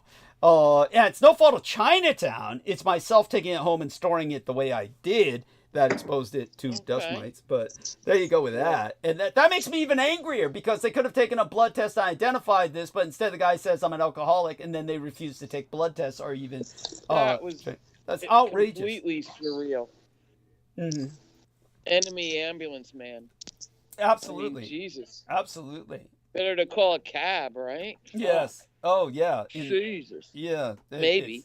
I mean, look, we don't recommend that to our listeners. Cab driver might have helped you in. Yeah. Yeah, they did the first time. You know, when my lungs started collapsing back in the United States, my dad was too scared to call an ambulance, and he called a cab. And I had to crawl into the fucking, I crawled into the emergency room blue. I crawled blue into the emergency room at that point. God damn, what a fucked up life. Yeah, it was like, yeah, my dad was so fucking neurotic. So was my mom in their own way. You know, my psychiatrist was convinced that they had adopted me. What was the joke we made about that, Brendan? You came up with that joke, like in my case, it really wouldn't have mattered. Which one? About my being adopted. That in my case, it really wouldn't have mattered. It was kind of the same thing anyway. You would still have the Asian influence. Mm-hmm. The tiger Can you mom imagine beating them you up. trying to cope in today's world? Yeah. God. Oh my God. Yeah. And almost done with my tea. And No, then, everyone that's dead by now is like they made it out easy. yes. We have to deal with this shit. Oh my God. Yes. So true. So true. My parents Even are the so lucky to abortions. be dead. Yeah. Even the abortions. I love that. Yes. They're the Holy lucky ones. Yes. Mm. Yeah. See It's. if you can get one. Yeah. I love that too. Yes. Yeah. Oh, you got to move to a blue state, ladies. Come on, ladies. Just come on to the blue states. We'll have the proportion of women then. You know, fuck the red Well, states. and that's this fascinating in this Godzilla versus King Kong thing, how the techies are continuing to undercut big business in a way. With How all so? the efficiency, and even into the military, and maybe it's the Vance side that cuts in, but there is a conflict going on between supporting big business and not. Well, big business, just assume that the techno bros in generally are the enemy. They, unfortunately. Yeah, they're like anarchists and shit. Like, Yeah, they they don't care are. if everyone falls Right. into an abyss. So, And that's upsetting the private equity firms yeah. that have also Well, those are someone else. up, but unbelievable amounts of money and power. Yeah. So, And their Yeah, those very are the- own lobby, those are the- wealth management, the yeah. wealth management combine is not happy when they, kick Disney in the nuts or limit access to abortion and transgender services and fuck with their. But by the way, I'm sharing whatever. screen. Holly, can you see me? I'm sharing screen. Can you see the cursor Okay. moving? Okay. Yeah. Okay. Okay, since you couldn't look it up before, I'm going to show you. This is Curtis Yarvine. I mean, you just look at that. Yeah. Look at that fucker. And I did look it up, and that made my phone call collapse. But I saved it to look at more. Yeah, that. I mean, just the face of this individual alone is just reeks. You can smell the halitosis from here. It's just. I'll send you Dan Bongino, but I want to look at this guy. Yeah. I got an incredible Dan Bongino. It's horrible. He drained the swamp and gave all the flesh-eating zombies cabinet positions and shit. There you go. Well, his pen name is Raised the swamp. Yeah. He takes a Chinese pen name after the Confucianist philosopher Mencius. Mencius Moldbug, he calls himself. That's his pen name, Mencius Moldbug. Oh, I saw that when I looked at it. I caught that. Moldbug. Yes. Great. Disgusting. Disgusting. There you go with that. Great. That's enough horror for right now. I'm going to go make my tea. I'll be back in 10-ish minutes. Both of you have got this. I never heard of the guy. Oh, So thank you. Yeah, believe me. I'll look into him because I like to keep up on these things. Unbelievably, I tend to keep an eye on both sides just to be sure. Thank you. Unbelievably, he's younger than I am. He was born in 1973. But he looks much older. It's disgusting, but that's all that hatred ages one. Terrifying. And okay, so I'll be back. Every one of our listeners, stay here. You're in the best of hands with these wonderful people. And of course, our man Aristides is welcome to join if he's in the mood. But otherwise, we've got Holly and Brendan here, and they're the best. And we miss. Oh yeah, that Heather, was of the course. thing I wanted to say about all of that before you go. Yes. Adam Curtis made a film called The Trap, It's the third in a trilogy, and it goes back to what you were talking about, and you've talked about the insane mathematician Robert Nash, and how back, thanks to a lot about Edward Bernays, the nephew of Freud, who started the PR industry and elevated business as being the future, the all-knowing hand of the market. Remember all that? So Robert Nash's algorithms convinced everybody that voting didn't matter. It was about what people buy. You make your political decisions according to commerce and what works. And that started it all, kind of, even before Reagan. Yeah. So everybody, check out the films about Adam Curtis. The guy is pretty damn amazing. Power of Nightmare, Century of Self, and The Trap kind of explains a lot of the run-up into where we are now. Black and white, and a Brian Eno soundtrack. Okay. All right. Yeah, this is serious shit. And it is coming back around. It's a crazy nut job, Robert Nash, telling the businessmen just what they wanted to hear and getting this whole thing rolling. Yes. We are what we buy, not who we vote for. And that was Godzilla pounding down King Kong way back in the 50s. Poor jungle King Kong. I just want to be in nature. And sit in the jungle and eat bananas. Oh no, you're gonna work, asshole. I love it. Oh my God. All right, check it out. Okay. All right, I love you too. Oh, well, you're going to stay here with Brendan until I get back, right? Yes, I am. Okay. Yes, I am. All right. I'm committed. Love you dearly, and blessed night. I'll be right back. Okay. Thank you. Hey, dude. Where'd Brendan go? What? Oh, good. Well, I'm still here. I was afraid my call dropped. I was afraid my call dropped. That would have been embarrassing. Yeah. It didn't drop, did it? No, I'm here. I think we're here. Good. Oh, good. Okay. I can be here for a few. That was a whole lot of stuff. And I think about a lot of thoughts all the way through it to comment, but then it keeps rolling on and I lose them all. How the heck are you? Yeah. Hanging in there? Good enough? Yeah. That's living my through, answer. living through another People day. ask me, I'm good enough to get through another day. Oh, Lord have mercy. Right. So, yeah, we're gonna think about things here. I do have to kind of process a minute from all that. It's like a great wave of relevant insights. He's a rare resource, a real treasure. Hey, everybody, contribute. Yes, contribute. I didn't catch all that, but you were absolutely right. Yes, he is a rare resource. He's a rare treasure. So contribute. Let me put the link. Very good. Yeah. Very good. Did you hear the Adam Curtis pitch again? The what? Those are good films. I'll say it again. The trilogy of films by Adam Curtis.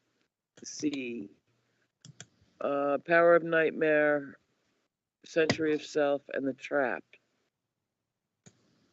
I think like a pretty darn good background. I mean, nothing's like Douglas.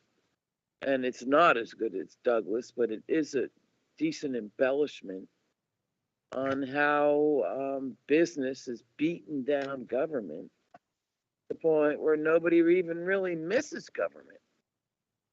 Right. It all just went away and has become a scapegoat for everybody's gas pain when business doesn't make them happier. Actually, a few, some, Right.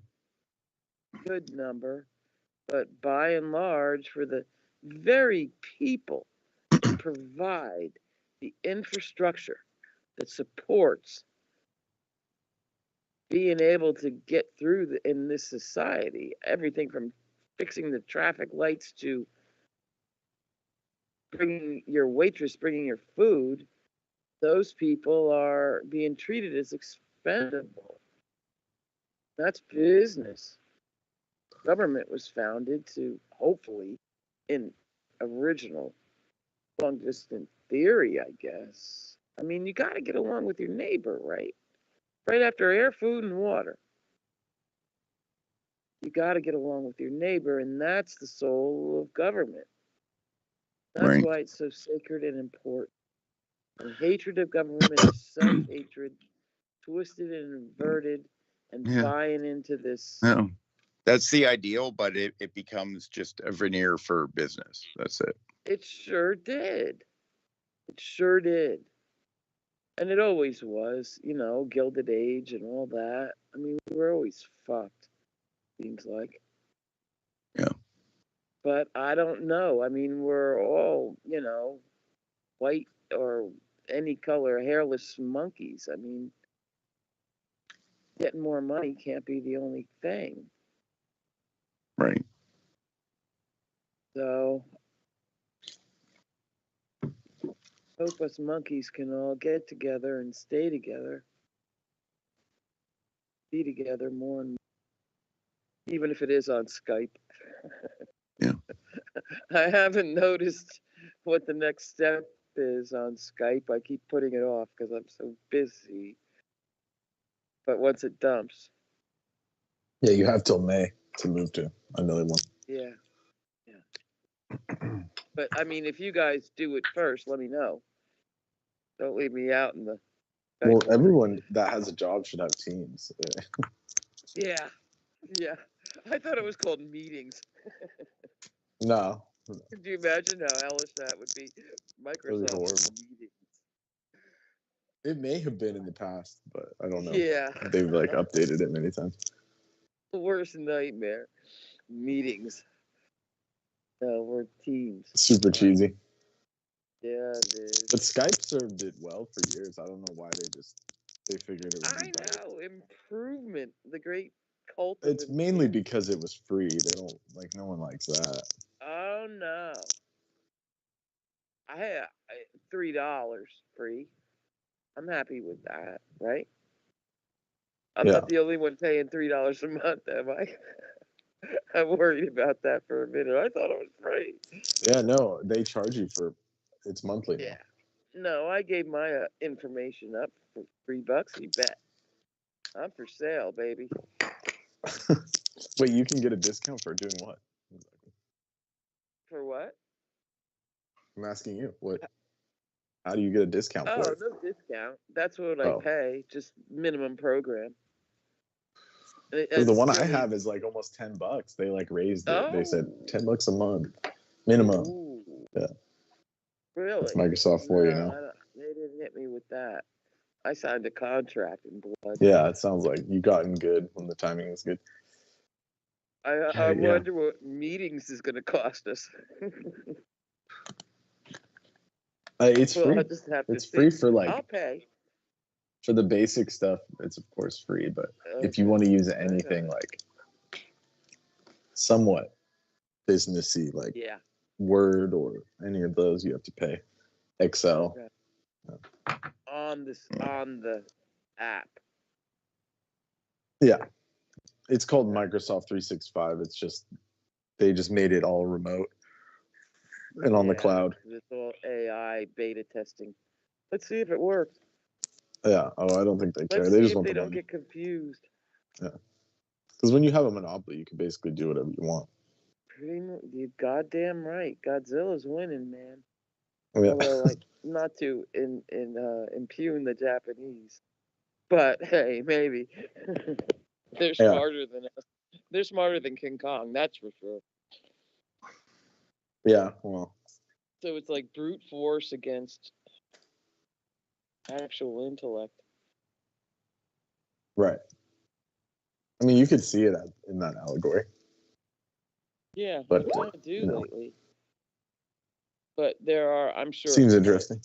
a panoply of ways to look at it. And gods, battles the gods have already fought, and we didn't get the message. Yeah. Over and over. Fuck. Well, this time it's different situation. Go ahead. Much how so? worse. Right. Okay.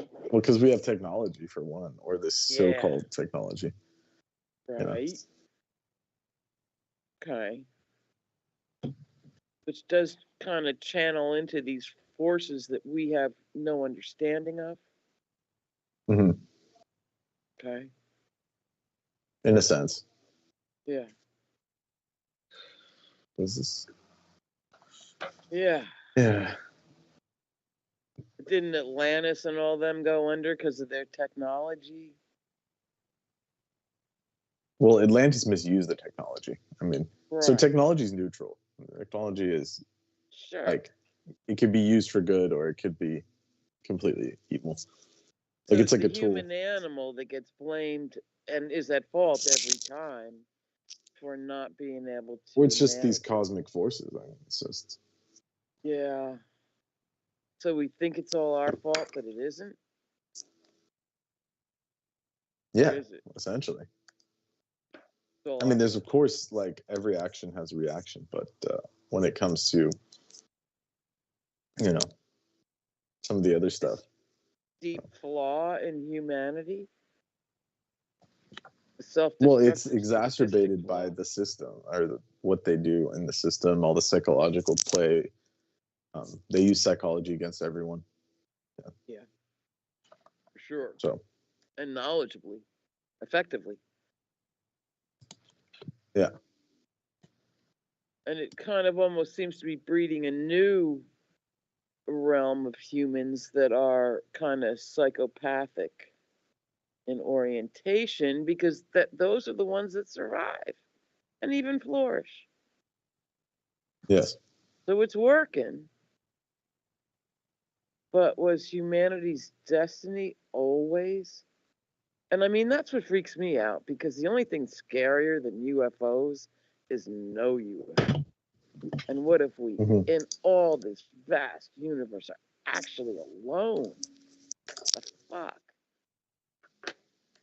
And that's, first word that comes to my mind is responsibility. We're really the only ones, and we go down the toilet. Jeez. I guess there ain't no heaven. I mean, it could be your filter with that. Help me, somebody. The reality's worse, usually. Oh, yeah. Yeah, I guess that's that Lovecraft damage. Could be, but. Yeah. God help me. Well, I certainly will go into it with as few opinions as possible, I hope. And I hope every day I'm wrong. It'd be so much easier to think like a MAGA. Oh, man. Not anymore. Did you just see what I just sent in the chat?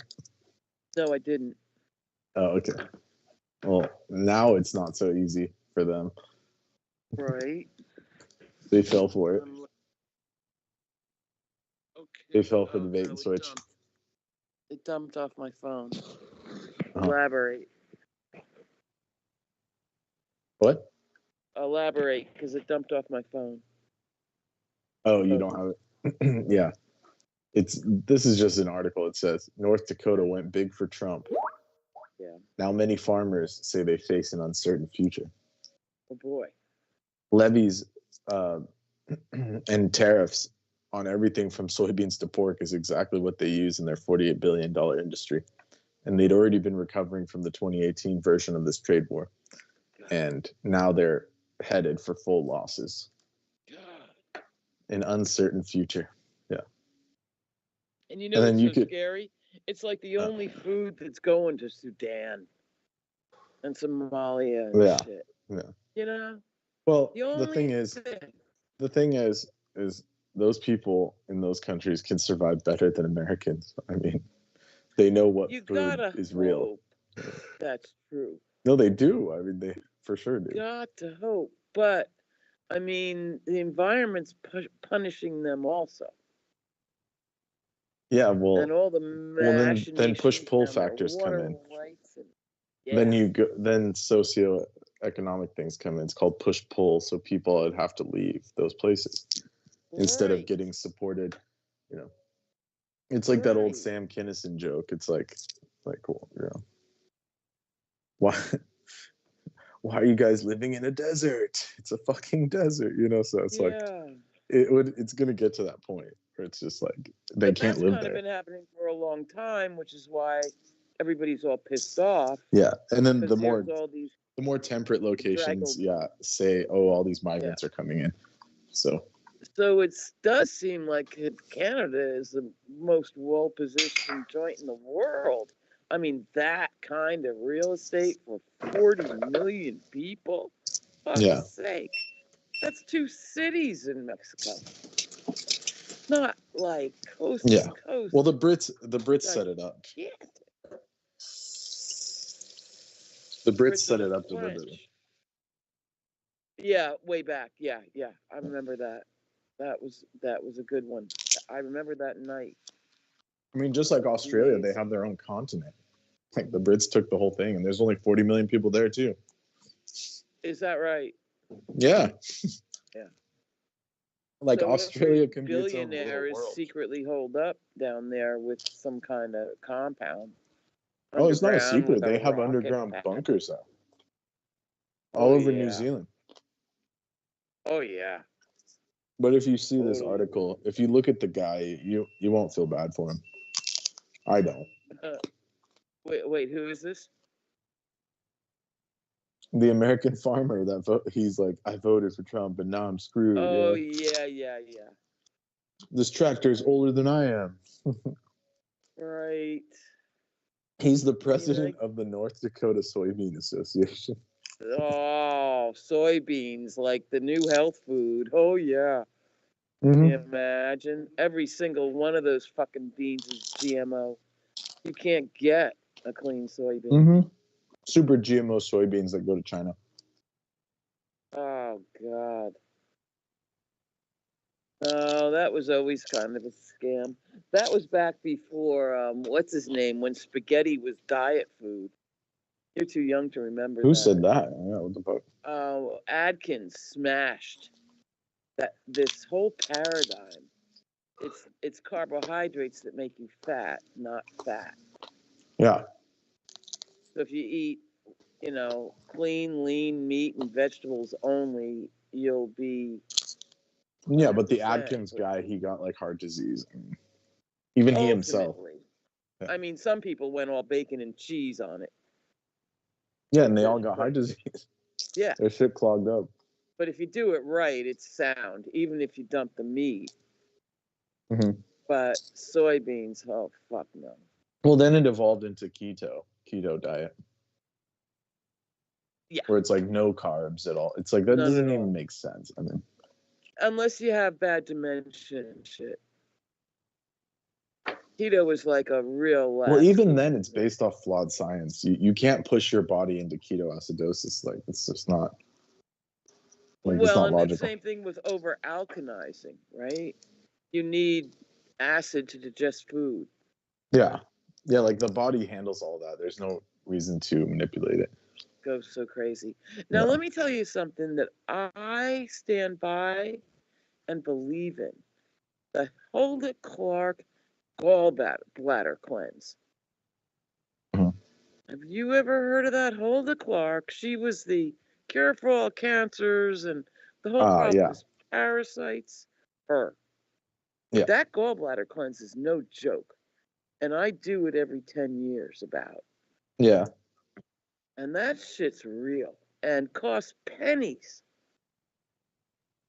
Yeah, and it requires fasting and all that. Just from breakfast till you take the Epsom salts, like 12 hours. It's nothing. Yeah. You can wrap the whole thing up in 24 hours, and I tell you what, Yeah, when Epsom those salt and green grapefruit juice and all that stuff. Yeah. stones, something comes out of you that is not feces. Real. Don't let It's not what? Sarah stop It's just you. bile. It's just like bile, right? It's stones, and they're Sounds- oof. bright jade green. It's the craziest thing I've ever seen medically. Oh, And interesting. oh God, we can talk about this later. It's for real. And I'm afraid Douglas will mock me. Gallbladder removals, like the top surgery in the country, crazy. You get them jade stones out of you, man, and you're done. And by Saturday, started on a Friday. By Saturday night, you're nightclubbing. Yeah. What causes gallstones? I mean, I guess is the question. It's bacteria that the body. Ooh, got back just in time to hear that. Tell us about this Yeah. bacteria. Oh God, no! Oh yeah, I see them. Yeah, they're very strange green looking things. Ooh, They what? So are you had these come jade. out of you? Ooh. Oh my God! Let's talk privately, Brendan, because I Okay. believe in this shit, and I will not be mocked online by Douglas. Whoa, whoa, whoa, whoa, whoa! Hey, I'm not mocking anybody. I'm not mocking anybody. Oh, you will. She's Oh, afraid you you would will. if she revealed the whole story. Oh, Oh, come yeah. on. She did a now. gallbladder cleanse. She did a gall. Oh, Don't okay. even Okay. start. Well, I mean, I'm like, telling you, it's so gentle. It's so mild. Oh, I'll never live this down. no, We it's. were supposed to be onto something else by the time you got back. Oh, I mean, I'm just stirring my tea here. So, Fine. you just, come on, where were we? I Start mean, monologuing at once. and, oh, look at. But you blew me away again. It's so. Oh, bless It's you. everything, Douglas. Yeah, if you go, really Doug, hit if you all the go into points. that article that I sent with the Uh-huh. the people crying about voting for Trump and now their lives are destroyed. Yes, I'm If hearting it. you look at that guy, you wouldn't.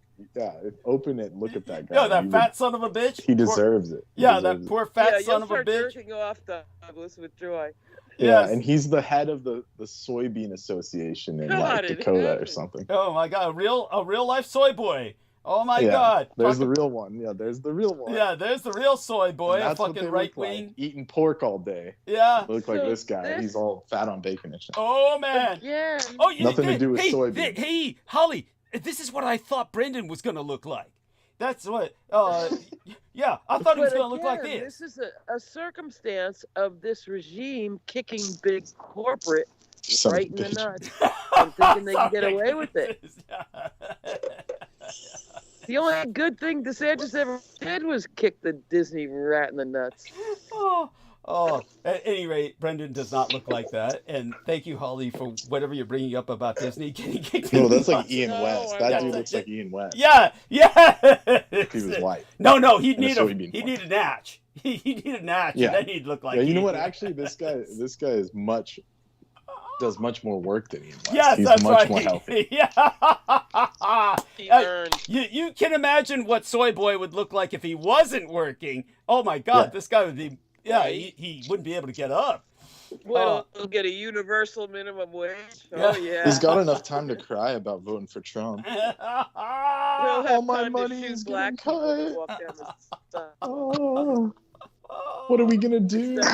along with their dog. And you could see in there his complaint. It was like, my tractor's as old as I am. What am I gonna do now? Oh my It's like, God. you're Oh, fucked, yeah. Heartland. Yeah, the Heartland. You shouldn't laugh, but it's like, what did they expect? It's just No, we crazy. need to laugh at these people. We need to laugh at these people. These are truly We evil can't. people. These are evil people who have evil, wrought back upon them by their own karma. In their legions. Yes. Yeah. Enormous legions. Yes. Well, he fucked up. So. Yeah. At least they Yes. can admit it. Yeah. And Also, Lord of the Now Rings. now he's like going crying to NPR. Please help. hey, NPR, who's being cut to the bone? Which is being cut to the Yeah. bone by Yeah. Musk. Tell Yeah. me about it. He runs to them. He won't have them around for long. He won't have him around for Yeah. long to run to. Nope. Yeah. That's what they're gonna tell him. Probably this stupid farmer guy. Yeah. Yeah, we couldn't get it. We Yeah. couldn't find any help for you because we're getting cut too. Yes. Yeah. Good There Okay, you go. Newsmax. Yeah. Maybe they'll tell your story. Yeah. Or Yeah, Fox. exactly. Or Go to Fox. the base. Yeah, go Yeah. to Fox. Yeah. America One or whatever the fuck else they've got out there. Yes. Jeez. The Daily Wire, where they're Yes. that freaking what's his name? Oh gosh. Stupid. Oh, that idiot. Oh, Jesus Christ. I don't The even J remember. Man, the Yeah. Shapiro. Yes. Yeah. Hero. Oh Right my wing God. Ben too. Shapiro. Yeah. All these. Ben Shapiro. Yes. He's like He's super, the government super. guy. Yeah. He's super. He's the government guy. Who's the other puke that Like Levine? Common Mark Soul. Levine. Mark Levine was there's a remember how Peter Moon started listening to Mark Levine?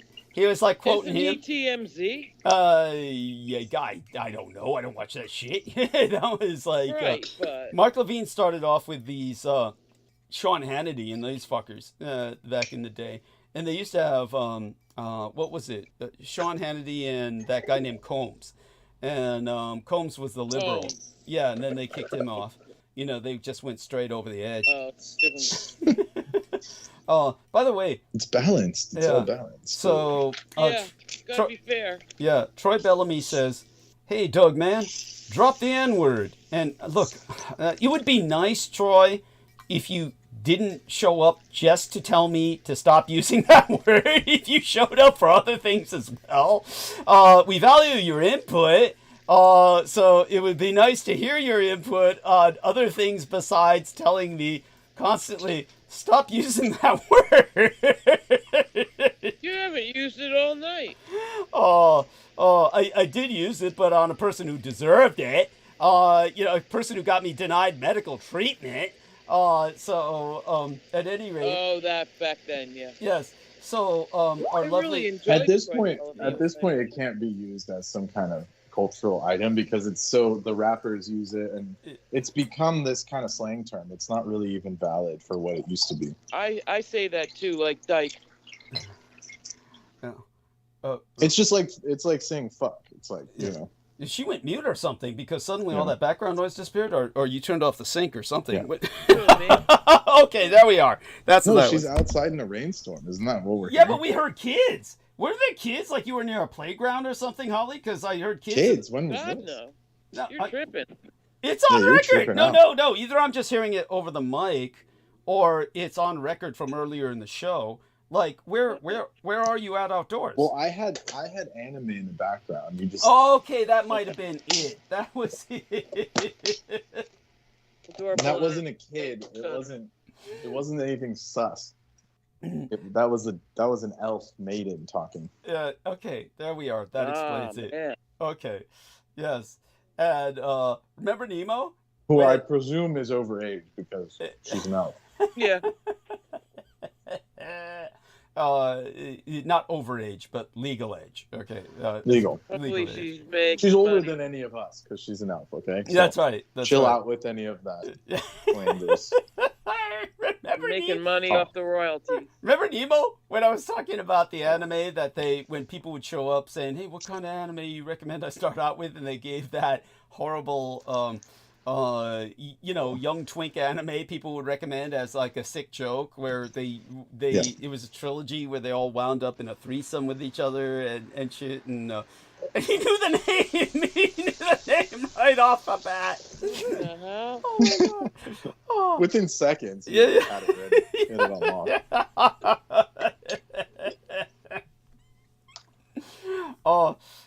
But by the way, our dear lady from Austria, she says about the ambulance ride that I had to hell, which was St. Francis Hospital, which of course was undergoing a change of ownership at the time, but that's no fucking excuse.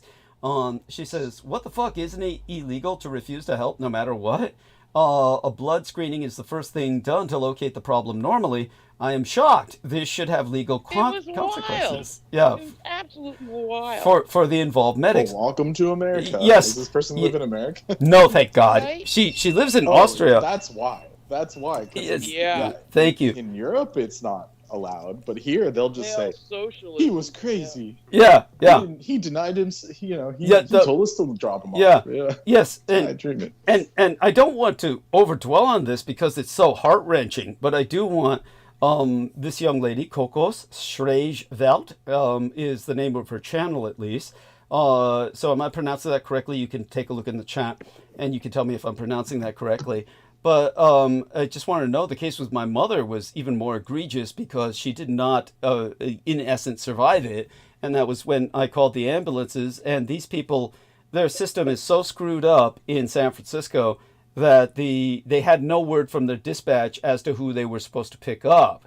So by that time, I had been dealing with the medical emergencies of both my parents for months, and all of the frustrations of the just missed diagnoses, misadministration of prescription meds, the sheer malpractice that was making their situations increasingly worse.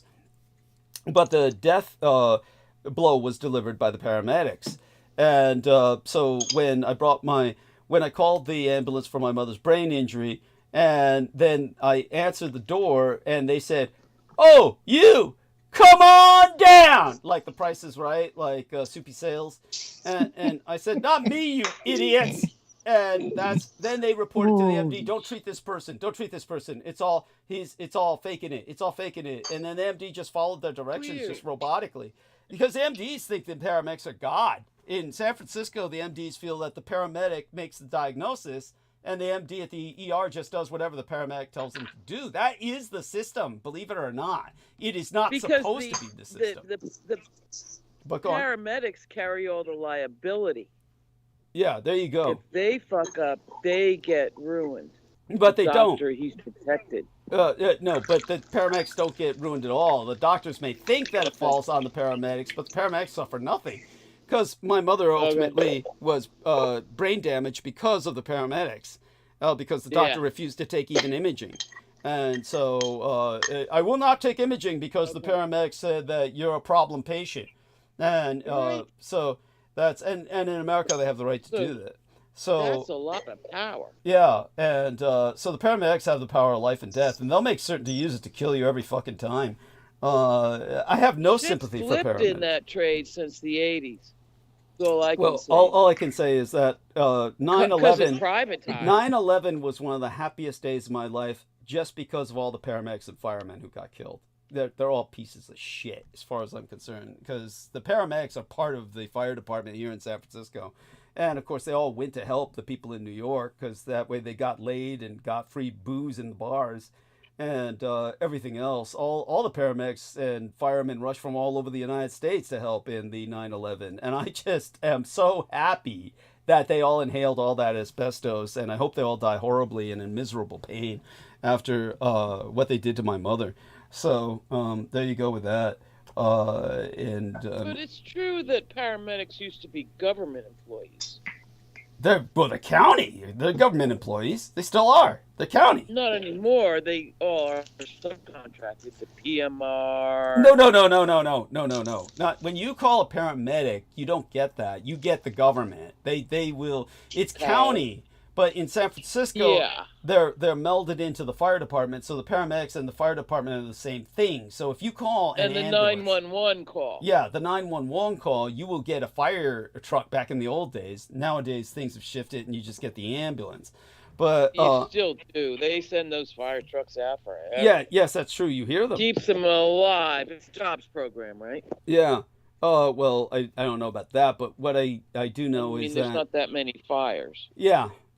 I mean, well, yeah, there must not be, because when there was a fire up here on Green Street the other night, 10 fire trucks showed up at least.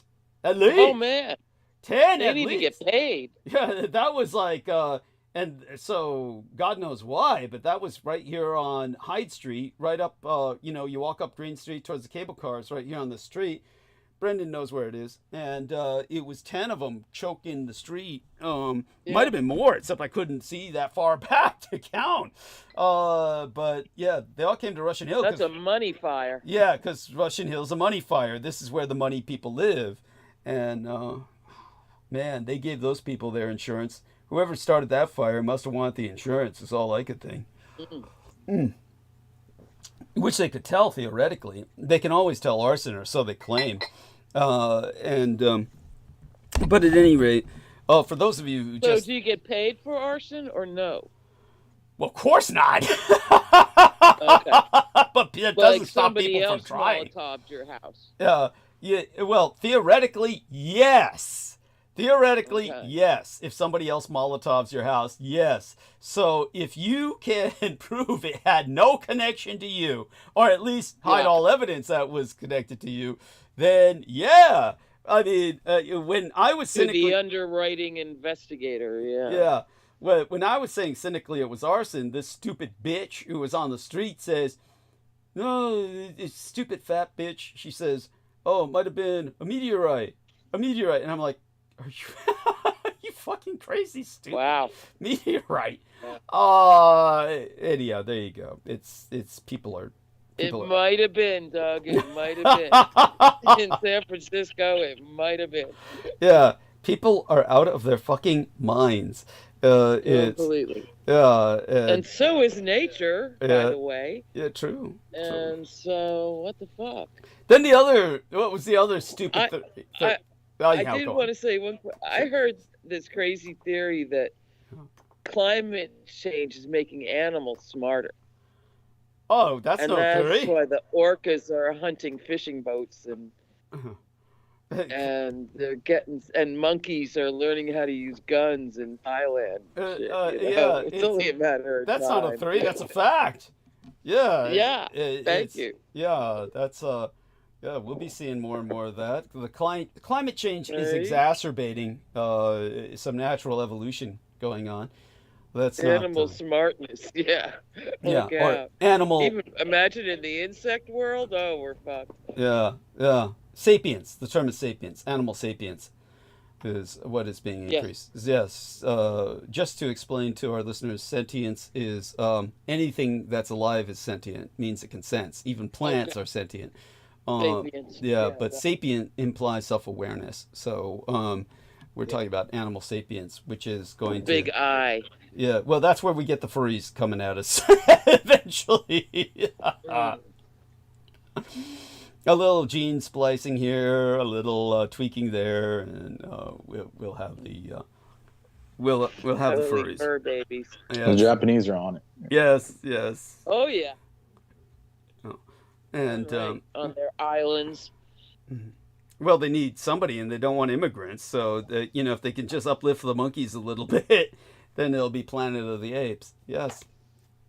And yes. I lurk on Facebook once a day, and so now it's all flooded with the most realistic fake bunnies. I saved a reel of the fake kittens to send to a friend just to fuck with them, and so now I'm getting avalanche with that shit. Fake pets. Yes. They're really realistic. Yeah, people love Adorable. them. Yeah, you don't need to feed them and shit. Yes, it's so much better than the real thing that is destroying the natural world. Yes. So I'm for it. Yes. I don't need one, but yes. I'm for it. Yes, hopefully everybody switches to the robo-cats, because the cats are the worst. Great. Cats are the worst. They God. kill all the birds. A scourge. Yes, they Thrill are. killers. Oh, they are. Pampered, bored thrill killers. Yes. Finding every last bowl. Yeah. And so, all such being said, let's take a look at what notifications we got from this truly evil San Francisco's most hated landlord.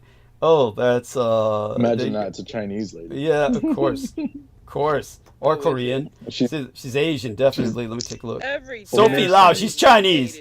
She's Chinese, yeah. And it sounds like Hong Kong and shit. It's like they let the freaking shit leak, and if you complain, you get kicked out or something. Yeah. Every town I've ever lived in has the most hated landlord. Right. It's like, how can they single this lady out? They should meet. I'm trying to remember all the names. So I read them out to you. Half a dozen. They think that's bad. You should hear about my experience with the Polish landlord. I think I did hear that once. Yeah. Oh yeah, where you fled to after you got out of your uncle's house. For God's sake. Yes. No, it was That- the inverse. It was the other way. But yeah, it's might as well be just as bad. Yeah, it was. It's a never-ending God-awful. sea of I horrors. mean, Douglas. just a head fuck. No shared reality. That's what I try to look for with people now. She said Not I was much. cutting down her trees because they wanted to zap her with Yeah. 5G.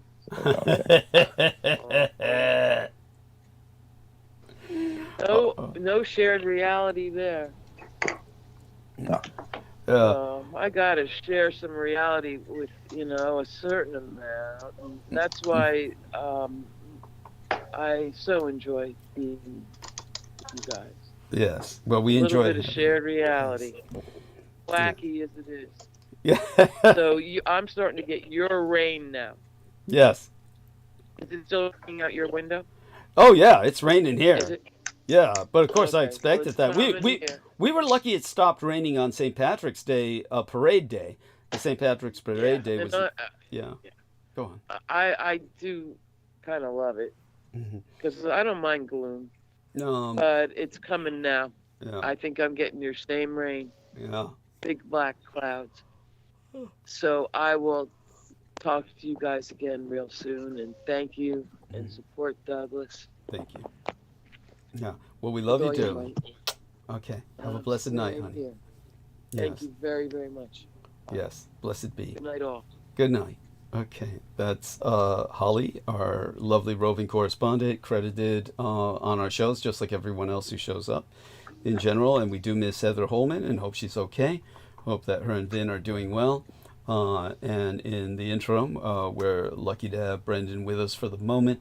And we'll jump back into it and all commentary. Yeah, I'm trying to watch my anime. Yeah. While making All right. The wizard's ambition increases after their battle with the dragon. I gotta go back to this. Yes, thank you. Thank you for explaining those voices. They had a childlike quality to them, and but a lot of anime has that sound. Next thing I know, I'm gonna piss you off, and you're gonna be like, "He was listening. He had children in his house, locked up. I heard it on air." I wonder if those sounds even get recorded and uploaded with the episode. We'd have to listen to it to find out. But I noticed that the YouTube has like a background filter, or I think it's the OBS. Okay. So a lot of the extraneous noise doesn't come through the recording. So I don't know. Interesting. Okay. So that's because the Skype doesn't do very much. Okay. They're cheap as hell, and they knew they were going to cancel it. Yeah. So. Eventually. Well, they were around a long time. Skype was around a real long time. It's really strange that they're canceling it. But you feel it won't be too extreme a change when we transfer over to the Teams? We'll have to work a bit on trying to. Oh shit! Oh god, I don't look forward to that. And we'll do our best to try and save what information we have on the Skype. This is horrible. What about people who are trying to keep evidence on it of stalkers and shit? They give you a way that I sent you the thing about. Okay, well, you'll have to provide adult supervision on how we implement that. We'll find out, just like you provide adult supervision for everything else. Yeah. Well, with your help, yes. Without it, no. We'll figure it out together. That's nonsense. Cut the crap. Jesus Christ, you're my technical consultant for a reason. Obviously, I'm pretty technophobic, but such being said, we'll get there soon enough. And we want to thank everyone who has been supporting us with these upvotes. And,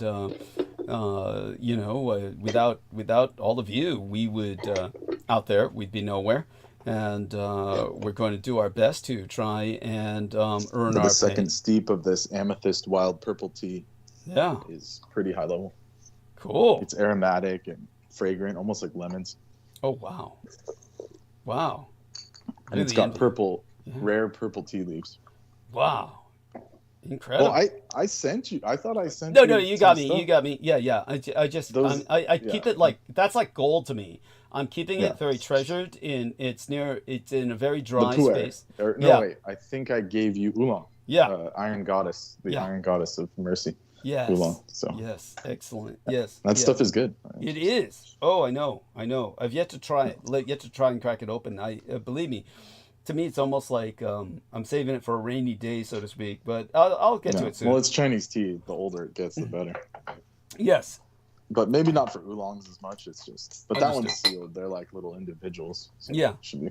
Yeah, they're sealed. And But this stuff was actually sent to me by a friend. So this is something I'm trying for. Usually, I wouldn't buy these expensive ass teas. So oh wow, yeah. But you're lucky then that your friend sent this. Was it Alex? much appreciated. Yeah, was it Alex? No, it was Mike. It was his brother. Oh, okay. Yeah, excellent. Is his But brother? Alex has. Yeah. I don't know where they're at. Actually, to be honest, I haven't seen him in a while. All right, go on. You said something about Alex. You were going to say something about him. Oh, I just said he's given me tea before, Got it. like from China when he traveled in China. Yeah, got it. Yeah, and so thank you for that. Now, the post-Third World War era began with the close of the misnomered Cold War in the early 1990s, with soaring visions of global peace. It is ending 3 decades later with surging risks of global war. Today, Europe is experiencing its most devastating military conflict in generations.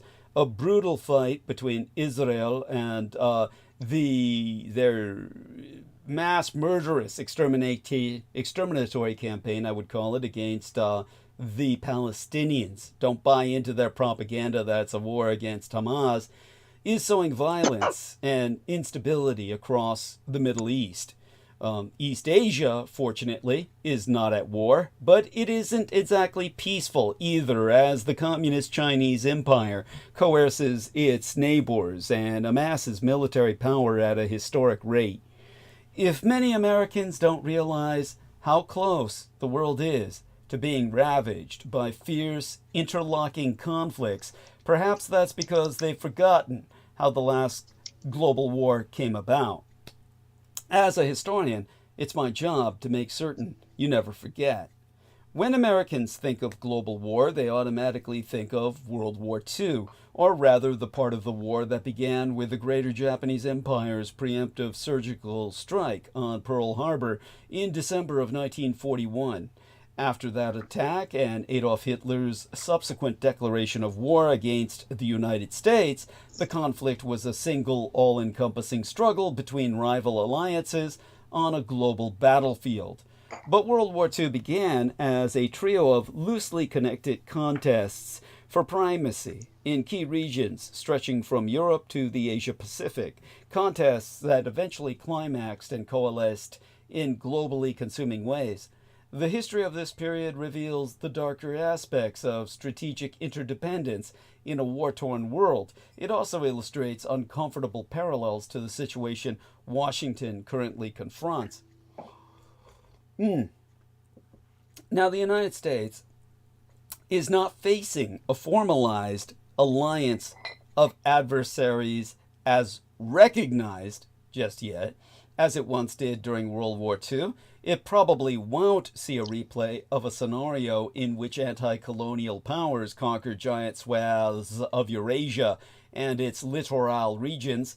Yet with wars in Eastern Europe and the Middle East already a raging, and ties between revisionist states becoming more pronounced, all it would take is a clash in the contested Western Pacific to bring about another awful scenario, one in which intense, interrelated regional struggles overwhelm the international system and create a crisis of global security unlike anything since 1945.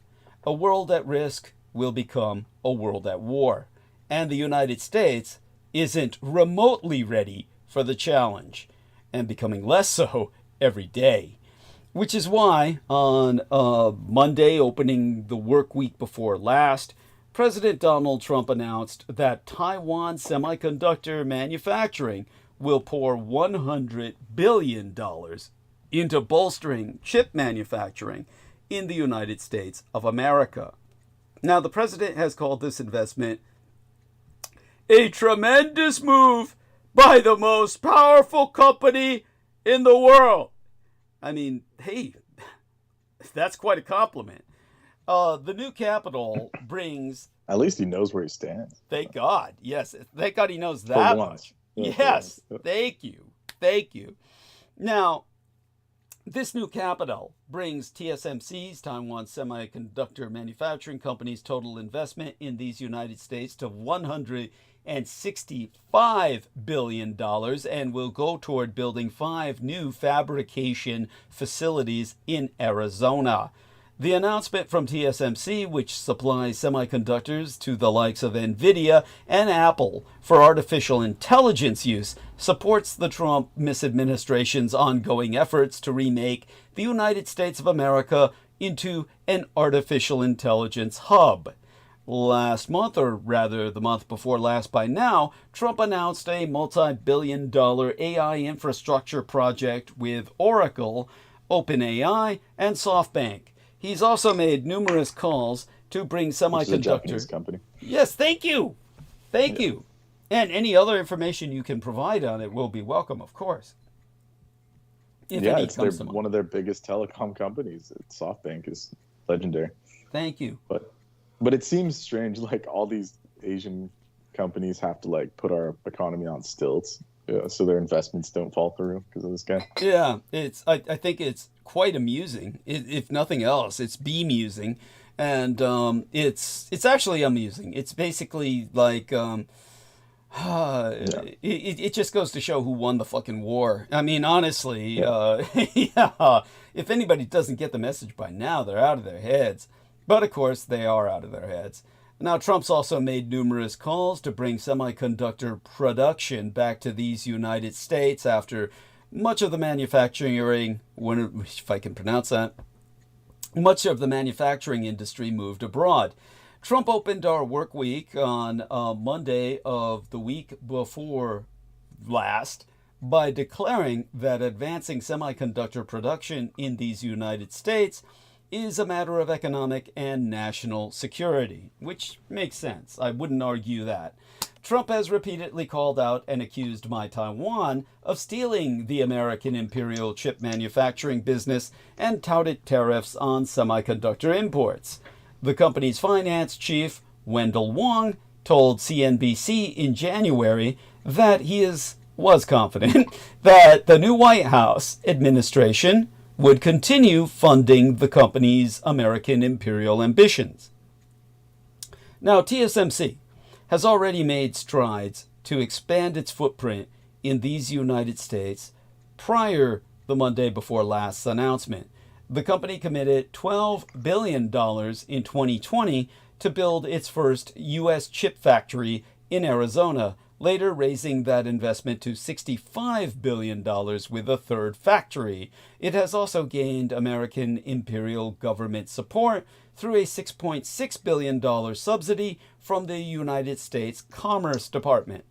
The spokesperson, or a spokesperson for NVIDIA, told CNBC that the chipmaker will fully utilize TSMC's global manufacturing network to enhance our supply agility and resilience. Now, Trump's New World disorder deepens the mystery over Taiwan's fate.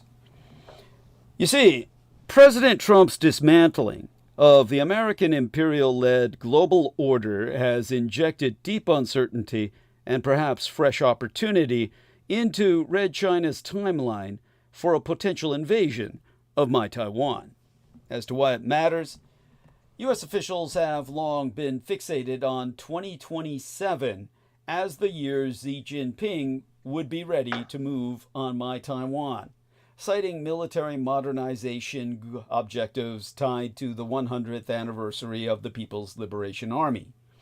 Trump, while acknowledging that a CHICOM, or Chinese Communist invasion, would be catastrophic, has been purposely opaque about whether these United States would defend Taiwan in such a scenario. This week, when asked if it was his policy that mainland China will never take Taiwan by force, Trump said, I never comment on that. I don't want to comment on it because I don't ever want to put myself in that position. I got to say he's honest. I mean, he's in total denial, but it's he's honest about his denial. It's like asking someone, well, what do you do if you die? Do you have an insurance policy for your family? I don't want to think about that. As to what's driving this news, Beijing has stepped up its saber-rattling toward my Taiwan, pledging at the annual National People's Congress last week to firmly advance the cause of China's reunification and boost defense spending by 7.2%.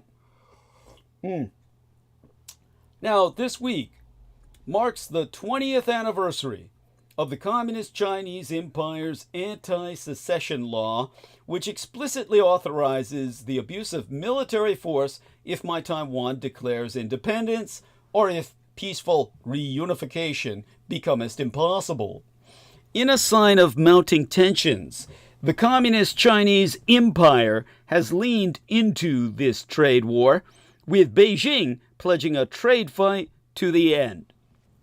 The People's Republic of China's embassy in these United States warned this week that if war is what the U.S. wants, be it a tariff war, a trade war, or any other type of war, we're ready to fight till the end. Now, the original tweet I have a screenshot of from my son and the Blood Boys. I cannot find it in my file. I'll provide a link of what appears to be a repeat of the tweet from the Chinese embassy via X, because apparently they scrubbed the first release of that tweet and then decided they were going to roll with it anyway. Like, that's pretty communist Chinese bureaucratic. You know, they're communies or bureaucracies. They're people who will flip-flop just like Trump. And so let me put this into the live stream for everyone to access, and we take it from there. And this is the best we can do when I take a look at that link myself. Let me see if I can click onto it, get myself a better view of this. And this is somebody who managed to get a screenshot of the original tweet. If war is what the U.S. wants, be it a tariff war, a trade war, or any other type of war, we're ready to fight till the end. And so there you have it. These are pretty serious words in a time of peace. China has obviously toughened up its rhetoric amid the U.S. President Donald Trump's tariff increases. Last week, or rather the week before last by now, the Communist Chinese Foreign Ministry spokesperson Lin Jian said that if the United States insists on a tariff war, trade war, or any other war, China will fight to the end, a statement reiterated by state media and embassy social media accounts. I'm finally finding the source in Lin Jian. With Trump flip-flopping on his trade threats against Canada, Mexico, and other countries, Communist China on the Asian mainland remains the only consistent target of escalating tariffs, which now average 33% on Communist Chinese goods, last time I checked. As for the big picture, U.S. presidents have had a long-running policy of strategic ambiguity on the question of military intervention to protect my Taiwan. But under Trump 2.0, it has become a true mystery. Point, for starters, Trump's approach toward the Ukraine has dispelled the notion that he would defend my Taiwan solely for the sake of shielding a democracy from authoritarian aggression. Point, Trump has openly questioned America's commitment to NATO and sided with the Russian Empire, sending allies scrambling to remake Europe's security architecture after 80 years of stability. Oh, please share this with us. Dear Brendan, tell us what this is about. What is it? No, this link. The Archimedes. Oh, it's just a bunch of old DoD nerds trying to make the Cybertruck look good, and then it's just none of them look practical or viable, but they're trying to make it military, you know. Yeah. What with ceramic coated armor and an 800-volt generator. It's like So it defeats the purpose of logistics if you have to charge your battery with fuel. It's so cheesy. Like, why even do it that way? You know, it just doesn't make sense. They're trying to basically take Trump's support for this piece of shit and put it to use any way they can. Well, they shouldn't even, if you notice, that's all illustrations, yes, and AI photos. Thank you. There's no point in wasting your time fixing it. Yes, thank you. Oh my fucking god! It's like concept art for spacecraft. They called that back in the old days. You know what they called that? ABVs, or airbrush vehicles. The infamous ABVs are airbrush vehicles that all these space startups wanted. You know, so. But here's the thing. Yeah, go on. This is why they're it's like whoever gets picked for this wins the lottery, because they don't ever have to produce them. Yeah. They just get this $400 million armored Tesla contract. Good God. Doesn't mean that they'll get, you know. Yeah. Yeah. So, there we are. See, Trump misadministration says it has no plans to fulfill $400 million armored Tesla contract. Oh my God. So he's going back on his word about that. Yeah. Oh. So these people are making... They started off Archimedes Defense, which is some, you know, an American company in collaboration with Unplugged and Performance, introduced Sting package for Tesla Cybertruck, designed to enhance functionality in extreme conditions and high threat environments. And then you get all these like nerds saying, "Oh, it's able to resound 7mm assault rifle rounds." Good luck with that. Dude, you've seen people on YouTube just shoot at these things, and the bullets go right through their doors. Thicker layers of steel, ceramic armor, large off-road tires. It's like, okay, Mercedes-Benz has already built something way better than this. Piece of shit. Thank you. It's like, and they don't need to fake it. They'll put, you know, it'll be a hybrid that goes 10 times as far. Thank you. Piece of shit. Thank you. Beyond which, we all know that the frame falls off on Tesla. Now, it's not even fit together to the point where the parts close seamlessly. They're too heavy. They're too big already with the steel shit they've got. And what's going to happen is if they reinforce it, whether it's with ceramic or anything else, that's only going to make the parts fall apart faster. Yes. Right off the frame. They'll be falling off while you're in motion and shit. It's like, that'll leave the troops exposed, but hey, they got an open field of fire at that point. That's, what a load of shit. And there's only, how many people fit in a Tesla anyway? It only fits 2 people, doesn't it? Only 4 people. Yeah. And they're small and uncomfortable. They're horrible. Yeah, I didn't know they're horrible. There's nothing good about The only one that's good is the expensive one, and it's like, it goes out after 2 years, like all the air suspension and shit blows up. Oh, what a total failure! This whole thing. By the way, Coco Schreijveld says, "Well done, Douglas. In the name of my channel, as most people call me Coco instead of Sabine, I named it Coco Schreijveld, or Coco's Weird World." That's so cute. Thank you, honey. There you go. Yeah. I thought you knew what you were saying. Oh, okay. Yeah, you give me too much credit. It's so maybe. Yeah, well, you know me. That's just this side of illiterate. Yes, I am. Okay. What'd you say? What? I said yes, I am. Yes, certainly when it comes to. Well, you asked me a question or something. I heard something.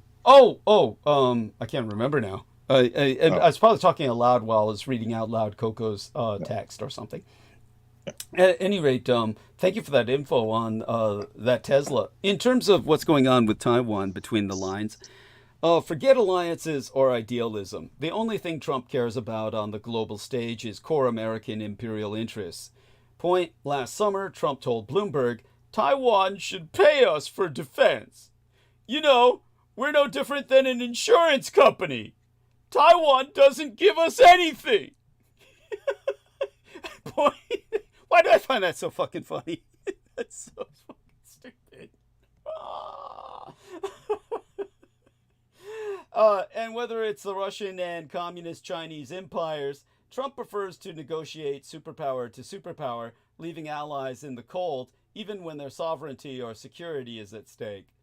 So zoom in And unlike Ukraine, my Taiwan plays a pivotal role in the global economy with our own crown jewel chip maker, TSMC, manufacturing more than 90% of the world's most advanced semiconductors. Point: global dependence on TSMC has long been considered a powerful deterrent against Communist Chinese aggression, but Trump has treated our company's dominance as a personal affront. Point: last month, or rather the month before last by now, Trump told reporters, Taiwan took our chip business away. We had Intel. We had these great companies that did so well. It was taken from us, and we want that business back. Oh, it's like, feel free to join in here. Yeah, good luck with that. Yeah. Yeah. Their shit wasn't good in the first place. The crap America was producing. No, it's Yes. idiotic. And the stuff Intel's producing now blew their whole stock price up. It's just, imagine your computer starts frying as you're using it. And then they said, we're going to release an update. And all the update did was throttle the ability of the chip to work so it didn't blow itself up. So stupid. Yeah. Oh, shit. And that's why Team Red came in. Remember? I showed you Team Red. Oh, yeah. Tell us about that. Yeah. AMD, Yeah. Advanced Micro Devices, and Yes. these other companies that produce, obviously with Taiwan as their main source, to the point where they're designing, Hakenkreuz spinning fans Yes. inside of their graphics cards Yes. just to mock, America. or not even mock. They kind of have this. It's almost like they use the swastika as like a normal, like the recycle symbol. If you get stuff from Taiwan, the recycle symbol is like a swastika. Yeah, but beyond that, the swastika also is a ward. So they're looking at as a ward against mishap, and like protecting Like for good luck. the product. For Yeah, good luck. protecting the product. They're protecting the product from supernatural.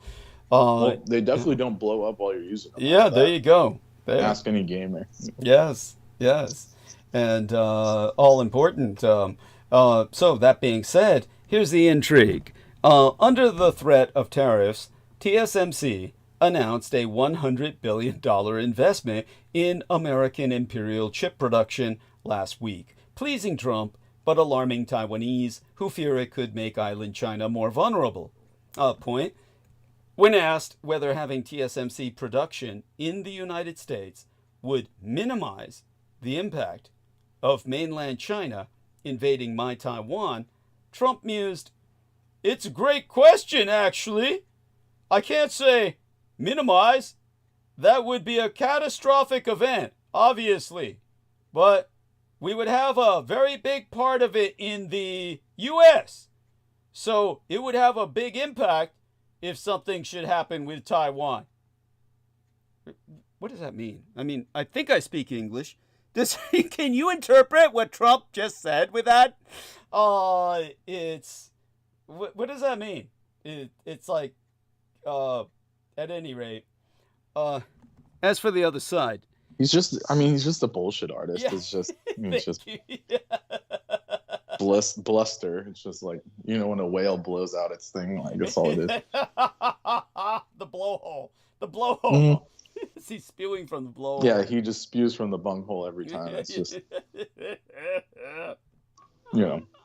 like even the mob bosses had better, tact. Like you can have a whole 5-hour conversation and then, and then they throw in the threats in between and it's all classy and shit. This is not classy. This is just, I'm not answering any questions with anything because I don't know what's going on. Yeah, basically. pretty much. I just know that money is money more money. Yeah, money more. Yes.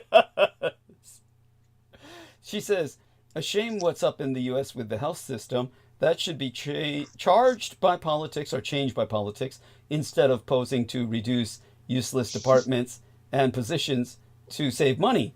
Yes, and hearts to you for that. And I'll give her a thumbs up for that. And Yeah, I appreciate that, but America is not capable of anything. Thank you. I mean, it's kind of like saying, you know, why don't you Americans just wise up and, you know, national health care, take care of each other, you know, social network, you know, she's bringing up common sense things. It's like every single person that I've talked to my entire life here, they say, government's stealing my money, my tax money. You know, they like hate that their paycheck's disappearing, quote unquote. And they feel like it's a problem. And then the second the government gives away money or has some program, they're using it. So it's like they want to, you know, they don't understand that the government isn't there just to take your money like it does something. Something weird disconnect happens. Yes. Yeah, it's like... No, like they think their world would be better if they had no taxes. I don't understand that. They're stark raving mad. Americans are stark raving mad, and they just they bring it on themselves. All their suffering, so much of it, you know. And they're always worried about democide. You know, governments in the 20th century killed many of their own citizens, and it's like, yes, I was pointing out to the dumb Japanese guy Vale, that, you know, you're in that position where you could wind up like that, but... Well, he learned already. Yeah. He's probably in the camp in Guantanamo right now saying, but I'm not Japanese. Yeah. And they're like, well, look, you're on the roster. We dusted off the old binder. You're here. Not just Japanese, you're a Nazi. You're an enemy alien. Enemy alien. Enemy alien. Yeah, he's in Area 51 screaming right now. Yes, that's Fuck you, Doug. Yeah. Fuck you. Yeah. Oh yeah. Or Doug, come save me. Yeah. Oh. I knew he was right. And they're like cattle prodding him and shit. Yeah. You will forget about the son of Adolf Hitler. Yeah. You know? Yeah. That's right. What a loser. Yeah. No, I don't think he's smart enough to ever remember. They're electrocuting him, and I don't know what you're talking about, and he'll be serious. He'll honestly be saying, I don't know what you're talking about. They think he's hiding. So what are you hiding? Yeah. Yeah. And he'll be like, no, I mean it. I don't know what you're talking about. I'm not Japanese. I'm American. That's right. He'll be saying that. That fucking idiot. At any rate, I got a wanker in my eye. I got to rinse this out, but we got good numbers. You're all in the best of hands with my man, Brendan. If there was a Brit here, they would say you're the wanker. Yes, that's right. That's true. You know remember how Brooke hated that term. By the way, she sent me an email of Saturday Night Live. It's probably the one with Musk and the chainsaw. But she said laugh out loud about the... I saw her on Facebook and I said, get on the Skype call. Okay. So. Did she? No, she didn't. I mean you're respond. on the Skype call right now. I mean, she didn't respond at all. Okay. No, of course not. She's in like another dimension. She's in freaking meth space. Yeah. Poor dear. It's probably not even her online. It's probably freaking Larry looking who she's talking to. Well, hopefully she actually, struggled through that and got him out, because she said the papers were served. The papers were served. We can only hope. Oh, but yeah, she tore up those papers. And let's not go there. Yeah. Oh God. Everybody keep her. He fucked the papers out of her. Yeah. Oh God. Let's all hope that's not the case. By the way, did you notice my status was green for a long while? It was several days. I ignored it. I just figured, that Skype is dying. Yeah, but they had my status green for days, and I just ignored it. But I noticed Aristides was green, and some other people, but it was weird. That could be, of course, just the deep state just going into our account like they were doing, and fucking around with it while they were just scrubbing it. You know what is going on with Skype? It is basically the NSA is going in and hoovering everything they can out of our accounts before Skype shuts down. That's what they're doing. Pretty much. Yeah. Pretty much. And seeing if there's anything worthwhile. Yeah. And as a result, we keep getting stupid signs like, this call is blocked when I'm calling you and shit. And because, Yeah, that happened earlier. Yeah. Doug was calling me and it said, this caller is blocked. Yeah. I've never blocked anyone on Skype before. Yes. Yeah. So it's bizarre.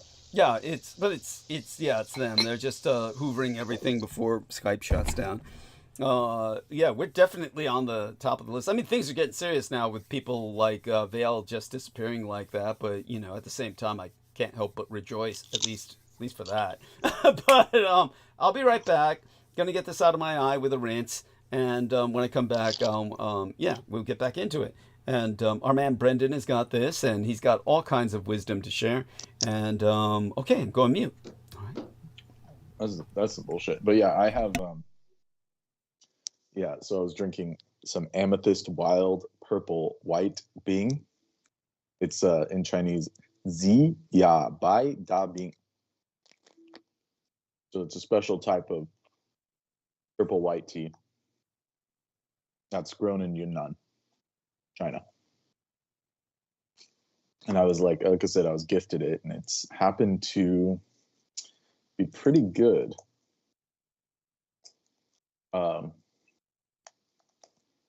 Yeah, if you've had white tea before, you know it's more fragrant. It has like this kind of freshness to it because there's a little bit of the tea buds. So white tea is usually with the early buds, and it's like slightly oxidized. You know, just enough to, you know, yeah. To give it its like, you know, it's closer to what's called black tea in the West. So it's like kind of like in between black and oolong tea. It's this kind of middle ground. So original purple tea or wild purple or yixing is a varietal referred to as Assamica dehonggenesis, meaning the reason why it's named that is because it's some type of, how do you put it, like a mutation. It's some kind of mutation in the wild tea plant that produces these purple buds. So yixing tea is very bitter when young, but ages quickly and develops its great complexity with age. It's originally processed into mǎocha and kind of sold as a pu'er, but recently it's been processed into white tea, and these are some of the best examples of white tea on the market. So yeah, that's what I was drinking on, and it's quite good. I find it to be more astringent, you know, stripping. But it's quite good, you know. So I found it to be quite good. Yeah, so the wild tree purple varietal yixing cha is usually found in Mengfei regions. Grows wild, harvested in March. It's, you know, white tea's processed in similar ways, where its leaves are briefly wilted, placed in a wind tunnel. Airflow gradually halts the oxidation process after a while. But black tea, on the other hand, is processed in a style of sun drying in Yunnan province. So that's allowed to fully oxidize. This stuff is, you know, tempered, let's say. It's a tempered type of tea. The flavor profile of this tea is distinctive. Yeah, I could agree with this. Array of notes, fruits, flowers, some sugar cane, some fleeting bitterness that quickly fades. Even within a few months of aging, the bitterness transforms into a rich, fruity sweetness that lingers. And some of this tea is so rare that it only contains about 80 kilograms in total production. So that's how rare this purple tea is. It's still new. Some of these places will have, like, how do I put it? Like, they'll have cultivated varieties, but the wild purple is probably the best from what I just tried. I like the wild purple. Yeah. So, yeah. And I think I might have some other purple. Let me see what it's called. It's another type of like, or maybe it's organic white pu'er. But when it comes to tea, there's so many different things going on. There's about 6 different types of Chinese tea. There's dark tea, and then there's red tea, which we would call black tea. So there's like super fermented, then there's black tea, fully oxidized. Then you have in between stuff like oolong and this other kind of pu'er oolong. So these are two other styles. And then there's yellow tea, which is like in between green and, full black tea. And then there's final is the green tea, which everyone knows. That's like picked fresh. It stays green, picked early on, doesn't oxidize. They steam dry it or cook it to, set the complex chemicals that make up green tea. And once those are set, then they don't oxidize. And then that becomes green tea. So it's cooked, some of it. And then there's different ways to process. You have matcha, in Japan, which is actually an ancient Tang Dynasty technique that came with the monks from Buddhism, through Buddhism, from the monks from China into southern Japan, and they brought those first tea trees. Because ultimately tea was used for, these religious ceremonies, or what would we call it, spiritual advancement. Yeah, so. And they had really strong stuff in those like shaman monks and monasteries. Like matcha tea is basically concentrated tea, and they make it into this paste and then they drink it. And it's become popular in Japan. So there you go. Yeah. So yeah, mythology around tea. I mean, they claim that the mystical god emperor Shen Long of China discovered tea leaves when a tree fell into his boiling water, giving him a flavorful and invigorating beverage. So according to Chinese legend, this emperor Shen Long, a skilled ruler, a scientist, was boiling water in his garden when leaves from an overhanging wild tea tree drifted into his pot. He loved the infused water that he researched into the plant it came from, discovered its medicinal properties. And there's like legends that this being actually, he tried he's known as Shen Nong, Emperor of the Five Grains and the god of Chinese medicine. He was known to have basically picked all these wild herbs and tasted every single one, even the poisonous ones. Jesus. And came out alive. Yeah. All right. Yes. It's one of your ancestors. Yeah. All right. Shen Nong, the Emperor of Five Grains. He's one of the protector deities in Chinese medicine. All right. Yeah. So, yeah, he discovered tea. I was just going into the history of tea because Excellent. I ran out of the. Hey, numbers are good. Numbers are good. That's all that counts. Well, it's interesting. I think it's interesting. Yes, it is. It is. It's fascinating. Yeah, by all means. And a lot better than some of the crap other people could go into. Oh, man. Yeah.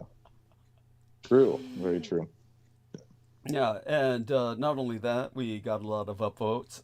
So people are supportive. And, of course, this dude, this guy, Shen Long, imagine someone who was ruling the empire, but also was like an alchemist, Cool. This dude is high level. Yeah, I love it. See, this is what leaders should be. Renaissance, man. They have to be. Because if you're not holistic, then you're completely devoid of anything. There's nothing, no substance. Thank you. That's why, the tradition of literati and to even be a Chinese noble in the Tang Dynasty, you had to be versed in all three arts. Yes. So it would be, calligraphy, poetry, and artistry. Yes. Actual painting. Yes. So if you weren't fluent in all of the subtleties and nuances of all three together, you couldn't be anything in the government or whatever they had at that time, the system. So, Thank you. So education was the most important to them. Yes. That's how, Confucius came to be in these people. So there you go. Yeah, thank you. And that's beautiful. Anything else to say about that? Or you feel that you've kind of, given us... there's a lot to say. There's a lot to say about it. Yeah. Well, feel free to do so while I sup on this tea. There's a lot of... So in the West, we have women in wine.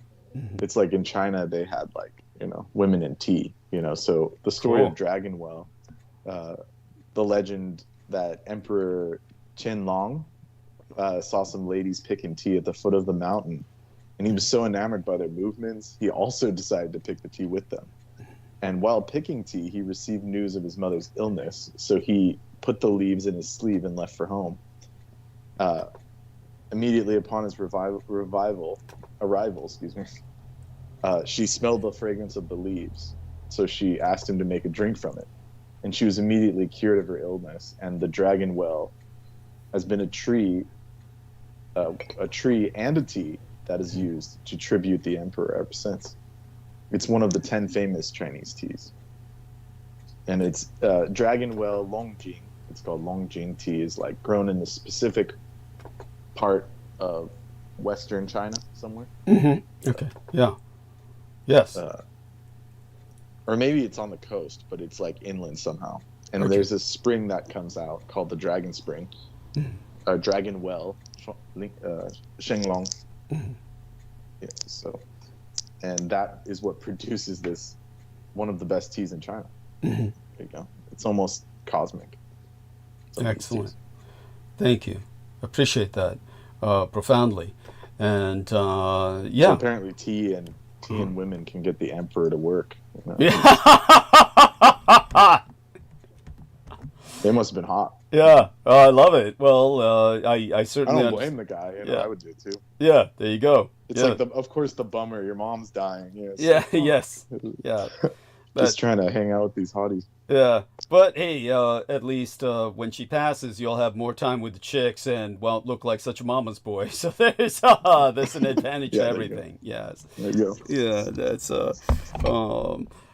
at any rate, To yeah, be fair, those chicks probably got paid off for saving his mom yes, since he was the emperor, right? yes, that's right. We would hope, yes, and that's yeah, wonderful to have that history, and again, numbers only improved while you spoke, and with that, I want to remind everyone. You're far too kind, because I know that didn't happen. It was boring as hell. Oh no, it did. Here, I'll show you right here now. Screen share and show you how good the numbers are. Here you go.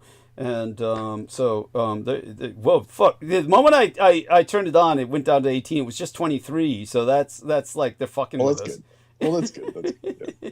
See, Oh it was- yeah, like when it went to 0. yeah, it was 23. Just the moment I said I'll screen share to show you, and it was 23. See that? See where my number is right here? Yeah. You know, just moments ago that it dropped to 18. No, I see it. Yeah. Yeah, so it was 23 just seconds ago, which is good, but peak tonight was over 30, and that's great. And like I said, we had Troy Bellamy show up as soon as I used the N-word, and like I said, wish you would participate more, Troy. We appreciate your input, but it seems to be that he shows up. See, it's back up to 23. See that? Yeah. There you go. Yeah, he There seems Yeah. to show up just to tell me to stop using that word. And that's about all we see of him. Yeah. So, And he has a lot more to offer when it comes to, thank you. thank you. sticking up for black people. Than Yes, that. And just- thank you. Than that, yes. Come Yeah, on, it's just- it's don't Like, fix no, it. that stuff is so cheesy now. I'm sorry to say. I know it's a cultural thing. I grew up hearing it so much that it like literally has no meaning to me.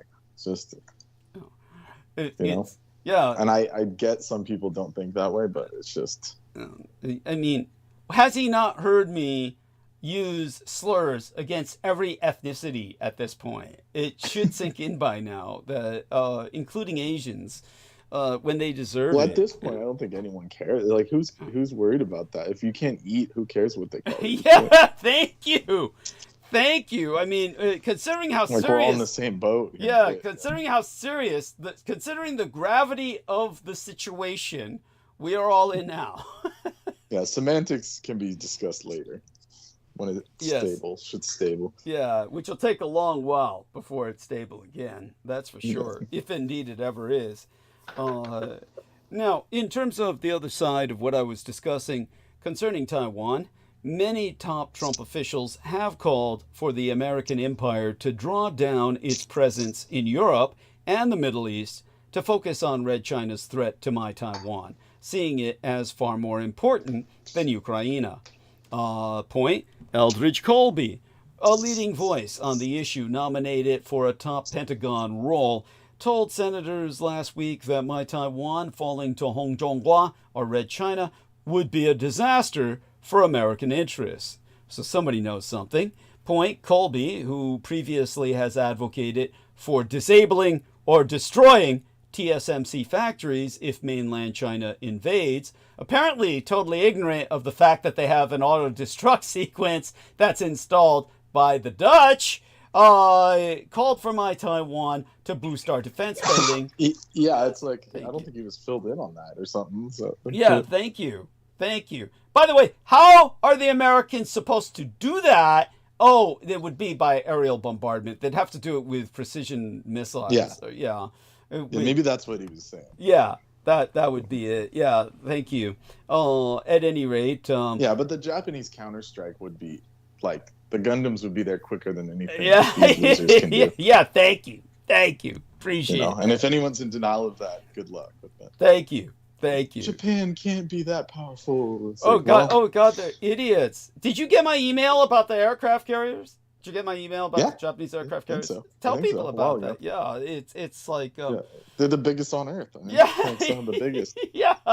And their Navy ranks like 5th in the world or something. You know, it's just they're up there. Yeah. It's and that's the defense force, quote unquote. Yes. Right. That's right. Yes. It's the most offensively capable defense force I've ever seen. Yes, that's right. Calling it a defense force is like saying ICBMs are for defense. It's that absurd.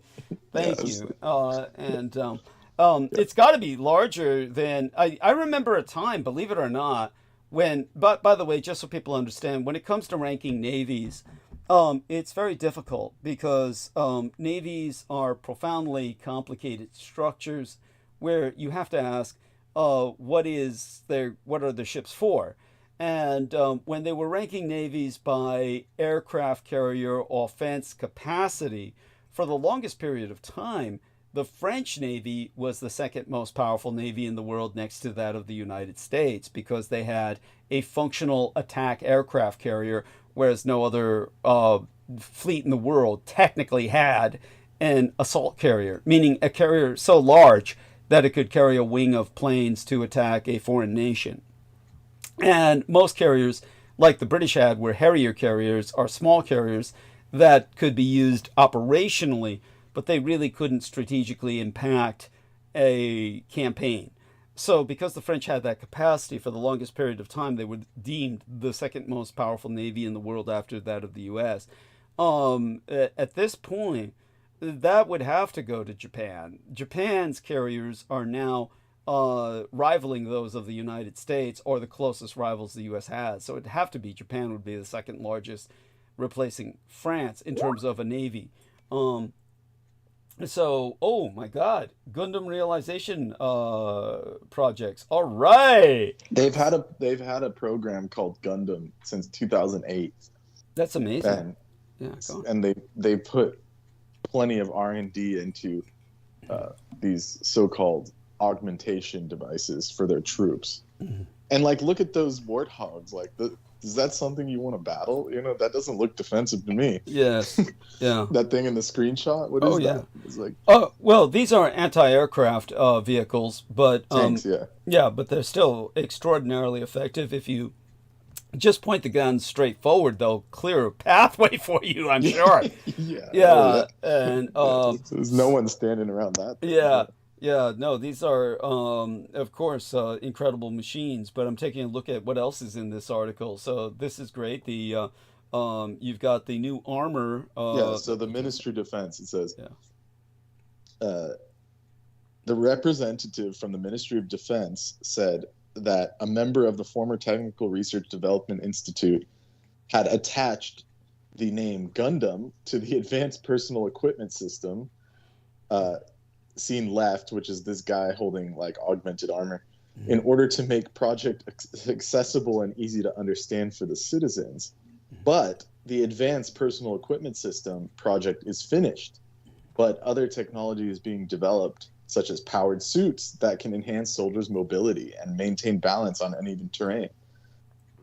They said it's not logistically feasible to build giant humanoid robots yet, but there's no research underway for these robots to take place as soldiers, but autonomous unmanned devices are mainstream weapons and will lead to the advancement of technology reminiscent of what is seen in Gundam. So that's the official stance of the Japanese military. Yeah. Yeah. So I wouldn't chance it. You know, I think the Chinese are scared of it. They know Yes. that they have shit that they haven't revealed yet. Well, of course. Of course. And they even showed there was a statue of a Gundam, apparently. You know, Yes. I don't know if you've seen it recently. Oh, no, I've But seen. they- Yeah. The go on. Chinese were showing that on their TV show, saying they're gonna kill us with Gundams. They Yes, have a real yes. Gundam, telling No. the Chinese population. Well, no, it's true. Whenever the Shit like that. Chinese government, whenever the Chinese television, their mass media, which is effectively their government, when their mass media shows the Japanese military and its mobilization, they show these fucking Gundams. They really do. They yeah, take scenes from an films. amusement park. Yes. It's literally from an amusement park, and Yes. they're like, Oh. they can strike in seconds, like Yeah, scaring yes. the population. Yes, yeah, but they also show live action films that they've produced of the Gundam franchise. Yeah. They show live Yeah. action scenes from those films so that it looks, Horrible. you know, your average Chinese person thinks the Japanese have giant fucking robots Yes. in service. Yeah, believe me, I think that the walking war machine concept, most people keep arguing it's impractical, and I could go into that controversy, but regardless, what matters is simply effective weapons, and and what the Japanese are going to field is not going to be based on some corrupt form of defense contract organized with somebody who has a political in, like in America with these stupid Teslas, which would just be sending troops out to die. That would be Getting stranded. Yeah. oh God, Horrible, it's a horrible. sick joke. A sick Because joke. once it gets EMP'd, you can't even open the doors. Oh, That's yeah. how stupid they are designed. Yes. Horrible yes. design. Thank you. Like you. if your Tesla runs out of battery, you get locked inside. I mean, like, how does that even make sense? I mean, that's just crazy. Thank you. It's a death machine. It's a fucking... yes. And by the way, unfair of me to bring this up while Aristides is not here, but when Aristides is here next time, we'll have a little discussion with him about the Tesla having trunk space. He was arguing that its trunk space was satisfactory. I don't see Does how he have one or something? No, of course Is that why not. he's tripping? Yeah, but I couldn't okay. understand why he was saying the trunk space is okay. The trunk space is shit. There is like not even room. Yeah, I mean, it's like the size of like a small '90s Japanese car. It's like barely anything. And Yeah. well, it does have a frunk though, so it kind of you do get some more space, but it ain't worth it. Yeah, thank you. No, it definitely isn't. But then Nemo's in the chat room. He says Troy Bellamy, get over it. Oh, yeah, I'd imagine that. It's you know, I'm not going to He'd have a reinforce. conniption if he saw Nemo. Right? Yeah. Nemo's colorful versions. Well, I'm not going to. I thank Nemo for his support. I would like Troy to participate more fully in other things other than that. Because that becomes like don't make that a sticking point. The situation is so dire right now. We can't afford that as a sticking point. And like I said, I feel I use it on people who fucking deserve it. Such having been said about Red China, the aforementioned Eldridge Colby, has called for My Taiwan to boost our defense spending from 2.5% to 10% of our gross domestic product, something which I would fully support myself. Another point, Treasury Secretary Scott Bessent, meanwhile, told CNBC, I think it was CNBC Friday is the actual name of the show, this was a few weeks ago, that Trump is confident Xi will not invade My Taiwan during his presidency. Trump saying that is meaningless, of course, but I believe Trump probably feels he seems so crazy to other world leaders that other world leaders would be afraid to fuck with him. Trump probably does believe that, in all fairness. In Trump's mind, he thinks Xi thinks I'm crazy because he's actually vocalized that. And, of course, I'll give him that. Yes, everyone thinks you're crazy. Yes. So he thinks that'll stop Xi, but he doesn't seem to realize Xi and Putin are also crazy. That's the part I don't get. What makes him think that they're sane? That's the part that blows my mind. Does he It's not? like he's watching all of that friggin'. He's watching like some Russian, like real Soviet reel. Yeah. Really, it's serious. And The Chinese, the most prosperous friends of USSR. yeah. Shit. They're very friendly and very smart. And they Yes. play chess as well. Yeah. That was the thing about Vale that made me think he deserves everything he gets in Guantanamo or Area 51 or wherever they've taken him. They took him to Guantanamo to dismantle him piece by piece, and then they took him to Area 51 to preserve the parts. To put him in those like pickle jars. Yeah, put him in the pickle jars. Oh yeah, my and the reason he God, deserves that's it horrifying. was when I said, "Why don't you publish my book?" He said, "I don't publish other people's books." I said, "You published that Russian guy's book, that dating AI book," and he said, "He's a Russian genius," and it's like, oh wow, just because he's Russian automatically means he's a genius because you can't There you pronounce his go. fucking name. That's how crazy this dumb shit is. You Well, know? that almost proves that he got zapped. Yes, thank you. Because That- if someone's not exposed to the online meme central, then why is he? yeah. How does he get tricked? You know, how Thank does he you. get tricked into that? Thank you. How is a guy who claims he's never online get suckered Yeah. into publishing a Russian guy's book about dating AI?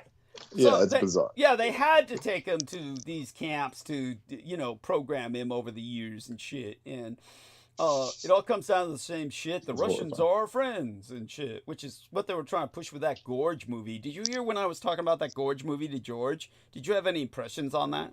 I like. What is it about again? Just quickly, because I looked at it. Well, and I don't- what makes it stand out is that aside from a very attractive actress who is not Russian, but of course they always make them Russian as a role. Is that what they meant? Like her gorge? Like No, but what is the punchline? But you know what's funny is that there is that Freudian part in the film, but the gorge is basically what happened. They blame the Allies. They said the Allies during World War II, and they actually show the big three at Yalta. Stalin, Churchill, and Yeah. Roosevelt. And they said the Allies in World War II were trying to create a biological version of the atomic bomb. This was the project that went awry. What the fuck? And then they show that they blew it and it all went wrong and converted. They tried to contain it in a gorge, but the impact when they okay. blew the bomb created a ecosystem of mutations and monstrosities.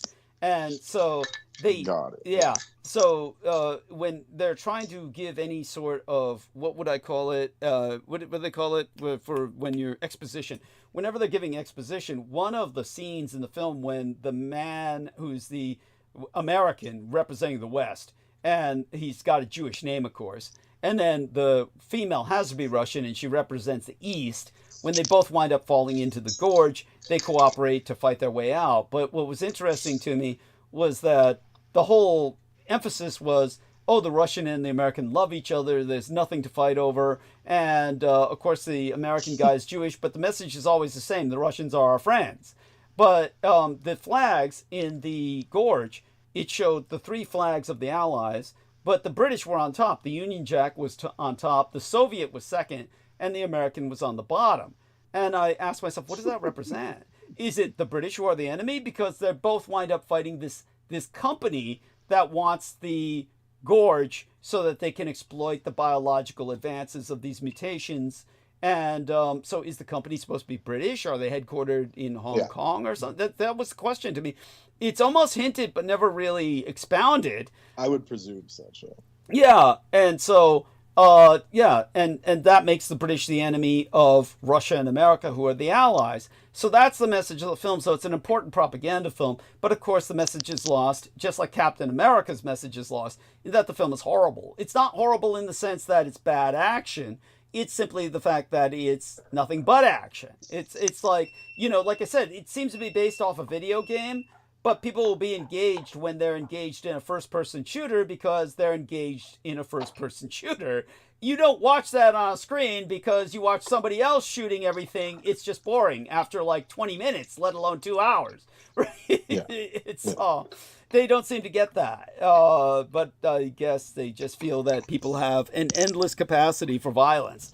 But it's not even like humans dying, so why would you care? They're killing mutants and drones. So it's like, there you go. All that being said, other than that, not much going for it. And in fact, nothing going for it. Just like with Captain America, except Captain America had much more reasons to make you angry. Actually angry or outraged. Deliberately, it looks like. Yeah, deliberately almost. It was like like they were trying to make everybody angry on both the left and the right. I guess they thought that everyone would that would bring everybody in. I don't understand the logic, but of course it's anti-logic. Doesn't make any sense. Now, in terms of the bottom line of everything I've been articulating, Europe so far has borne the brunt of Trump's highly transactional foreign policy, but Communist China on the Asian mainland, my Taiwan, and the rest of the Indo-Pacific are watching closely. Point, in the words of Singapore's defense minister last month, America's image in the region, in his words, has changed from liberator to great disruptor to a landlord seeking rent. His words. Obviously, the end of Pax Americana is clearly in sight.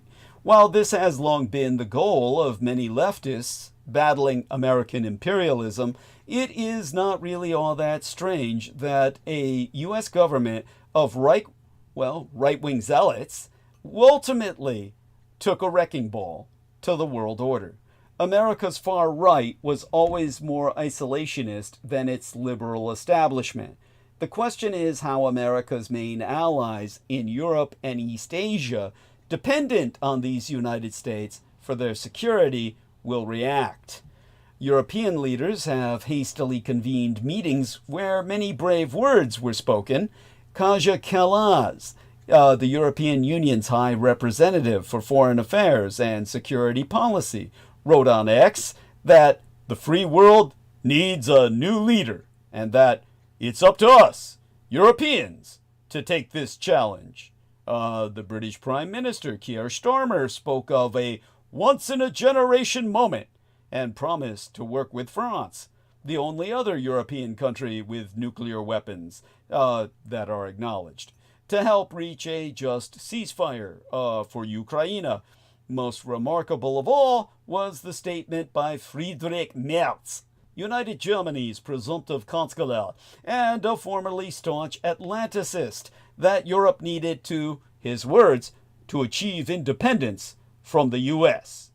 The best we can hope for is that U.S. President Donald Trump's betrayal of America's traditional allies, humiliation of Ukraine, encouragement of right-wing extremism, which is often white supremacist, and embrace of belligerent autocrats will push European and East Asian democracies to form a new defense alliances.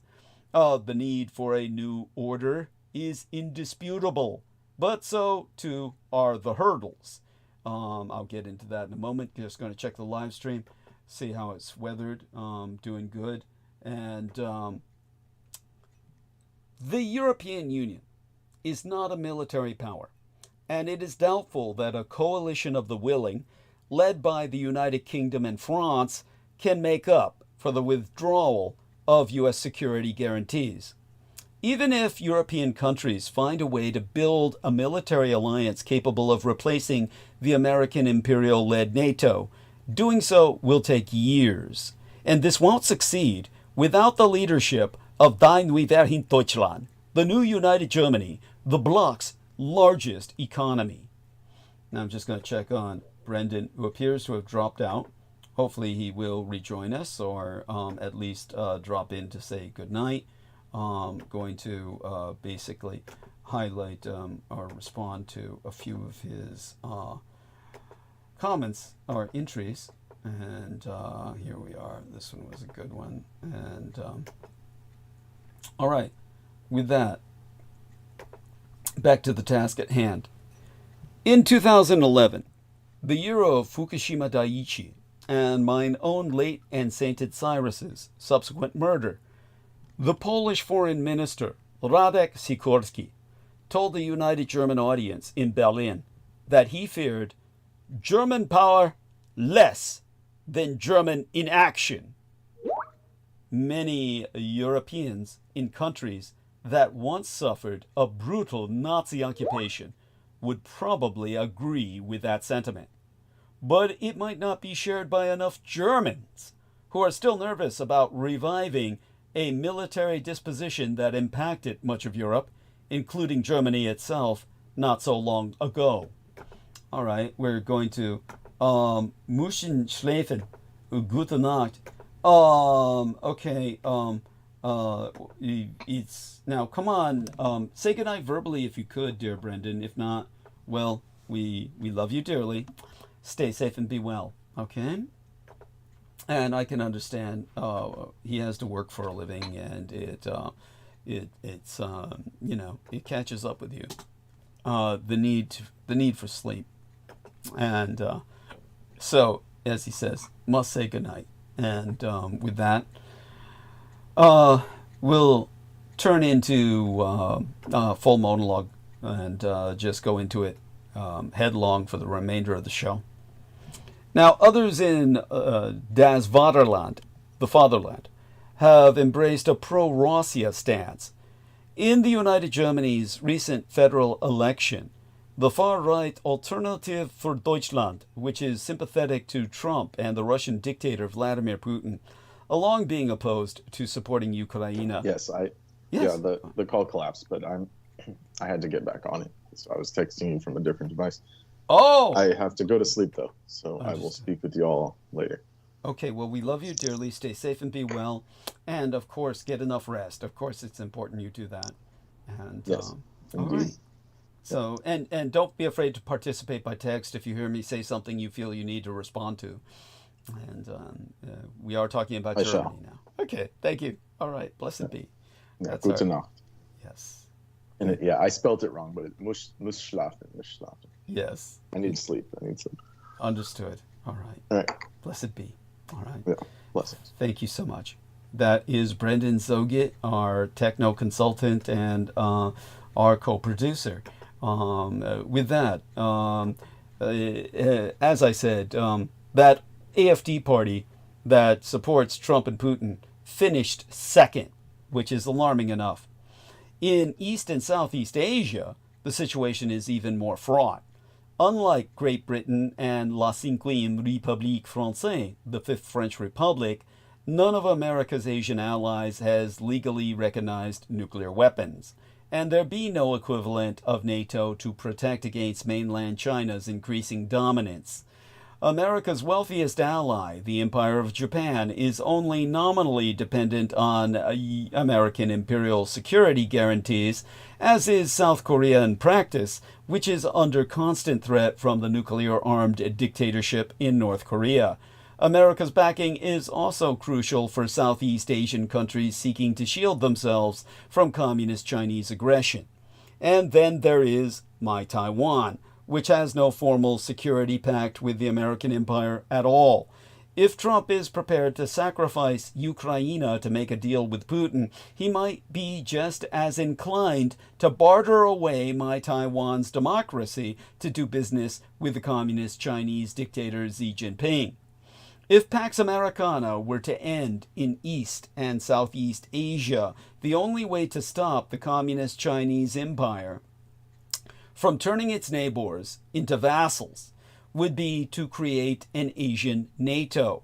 This would include democracies such as My Taiwan, South Korea, Indonesia, Malaysia, and the Philippines, but also some semi-democracies, Singapore and Thailand, and perhaps even some autocracies, like Vietnam.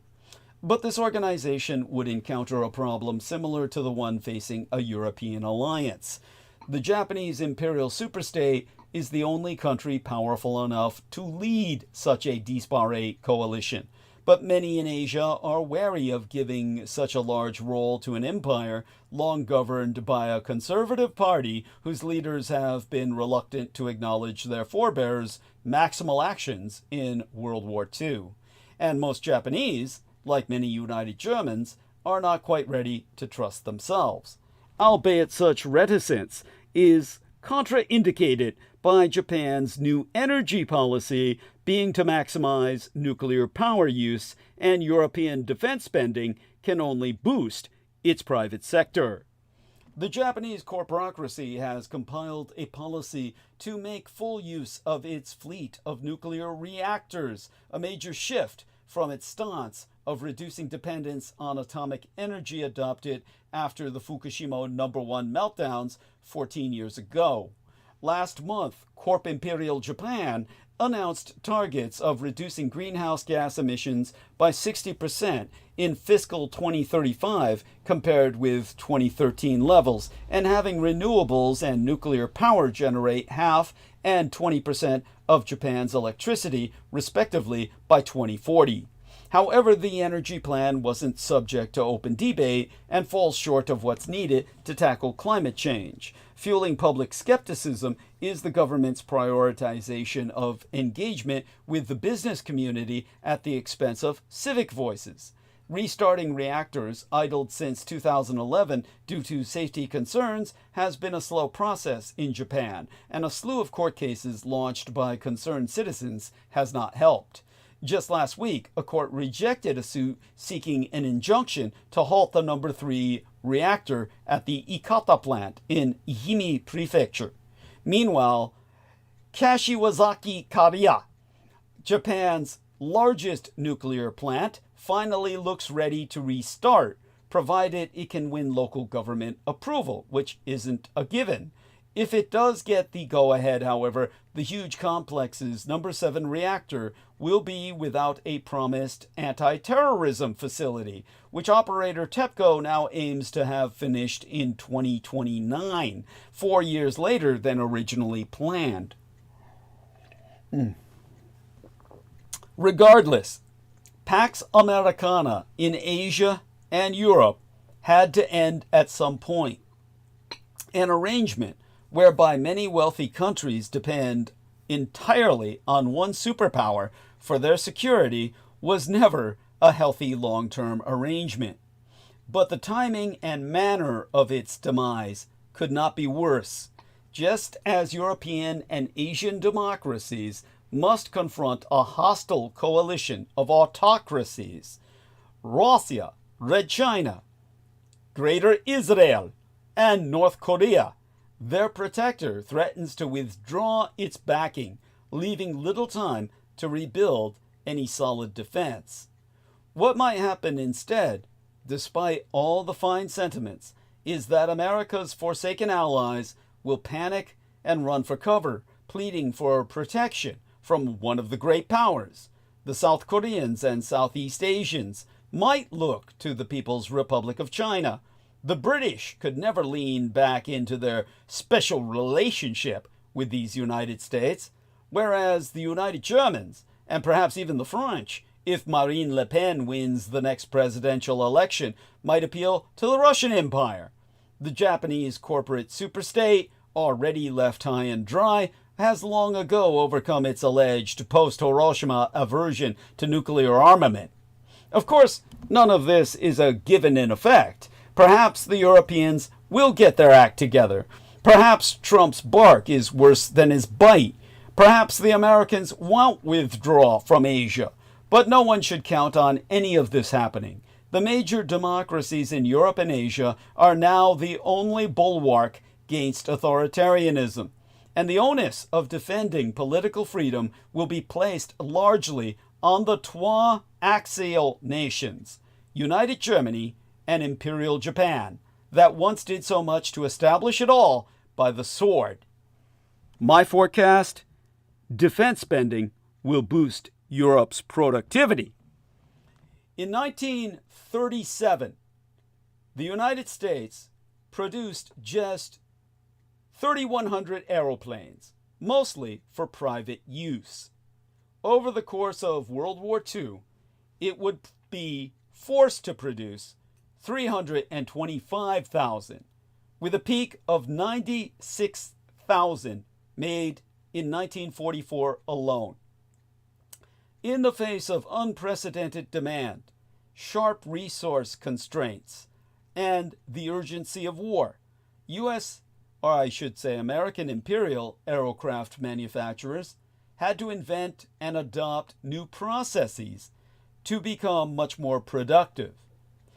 Ethan Ilzetsky, an economist at the London School of Economics, called it learning by necessity. As Europa commits to spend more on defense, Ilzetsky tabulates that the same dynamic could be in play, albeit at a much smaller scale, and he thinks the productivity gains from defense spending will translate into higher European productivity overall. In a recent literature review titled Guns and Growth, he writes, and here I read therefrom, a transient 1% of GDP increase in military spending could increase long-run productivity by 0.25%. His logic is twofold. Defense research can spark technological progress with civilian applications, and increasing the scale of defense spending means more learning by doing, like with American imperial aircraft, which will improve productivity methods or production methods, again, with spillovers to the rest of the economy. That's good news for Europe, which has pledged hundreds of billions of euros in new defense spending over the several years. But several facets of Europe's defense procurement would have to change to secure these productivity benefits, starting with buying less from the American empire. For terminal subscribers, like my son's husband only, Martin Adamer, Jamie Rush, and Antonio Barroso of Bloomberg Economics write, and here I read therefrom, right now, the main impediment to defense spending buoying the economy is the fact that about 80% of military hardware comes from outside the EU, and much of that from the US. European defense stocks have surged in recent weeks, suggesting markets think Europe will increase its domestic procurement, though it may take a while. Europe also needs to direct more procurement towards smaller companies, and it needs to find a way to centralize its efforts. It's simply making no sense for every EU country to have its own domestic procurement strategy. The EU should strike a balance between centralized, efficient procurement and spreading the benefits of spending around member countries. The US employs dual sourcing, a policy of buying the same product from two separate companies. I myself would advise that the EU employ a version of this, procuring products from at least two of its member states. DİVÜS Deutschland, the new United Germany, needs to rethink its restrictions on universities' participation in military research. The benefits of defense spending also depend on what it replaces. Some climate advocates worry Europe's defense buildup will come at the expense of investment in clean energy. And there be some research suggesting that World War II ultimately hurt American imperial productivity because the military buildup meant fewer resources spent on roads, bridges, and other domestic infrastructure. The EU has indicated awareness of these dynamics. A 2024 white paper highlighted the benefits of R&D, or research and development, that has both military and civilian applications. But while defense spending could boost European productivity, the dynamic works in reverse as well. A long line of research finds that wars are usually won by the country with deeper pockets. One way or another, Europe's security will depend on its competitiveness. When the United Germany went to the polls on the 23rd day in February, the timing of the election was unusual. According to the electoral calendar, the election should have taken place in September, but the coalition government of outgoing Chancellor Olaf Scholz had broken apart over a variety of issues, most immediately a disagreement over how to finance future government spending. As a result, the vote was held a mere month after U.S. President Donald Trump's return to the White House and just a week after Vice President J.D. Vance's bombshell speech at the Munich Security Conference, which attacked some of the most fundamental foreign policy beliefs that Germans hold. Despite the prominence of these and other foreign and defense policy developments these days, as well as the obvious challenges they pose to united Germany, those issues didn't play a particularly important role in the campaign, which focused primarily on migration and the economy. The election resulted in a win for Friedrich Merz's conservative CDU, or Christian Democratic Union, which combined with its Bavarian sister party, the CSU, or Christian Social Union, took 28.6% of the votes, followed by the far-right AfD, or Alternative for Germany Party, with 20.8%. Scholz's SPD, or Social Democratic Party, dropped substantially from its previous showing, winning only 16.4%. In total, 5 parties, including the far-left Die Linke Partei, made it over the 5% threshold to enter parliament. Nevertheless, despite the relative disinterest in defense topics in the run-up to the election, when Merz, now the likely next United German Chancellor, announced his 3 priorities for any potential coalition government the day after the election, the new United Germany's defense policy was first on his list. Since then, Trump ambushed the Ukrainian President Volodymyr Zelensky in one of the most shocking Oval Office meetings in living memory, stopped all American imperial arms deliveries to and intelligence sharing with the Ukraine, and demonstrated in various ways that Washington's European allies, most of which rely extensively on American imperial security guarantees, are less than an afterthought for his misadministration. Whether United German politicians or the public wanted it to be or not, security policy has therefore become an urgent challenge to deal with, as the first meetings to negotiate a possible coalition government comprising the CDU/CSU and SPD takes place in Berlin, what debates are taking place on the directions of security and defense policy for Europe's largest and economically strongest nation? And what changes are to be expected? Well, I would say more money for the Bundeswehr.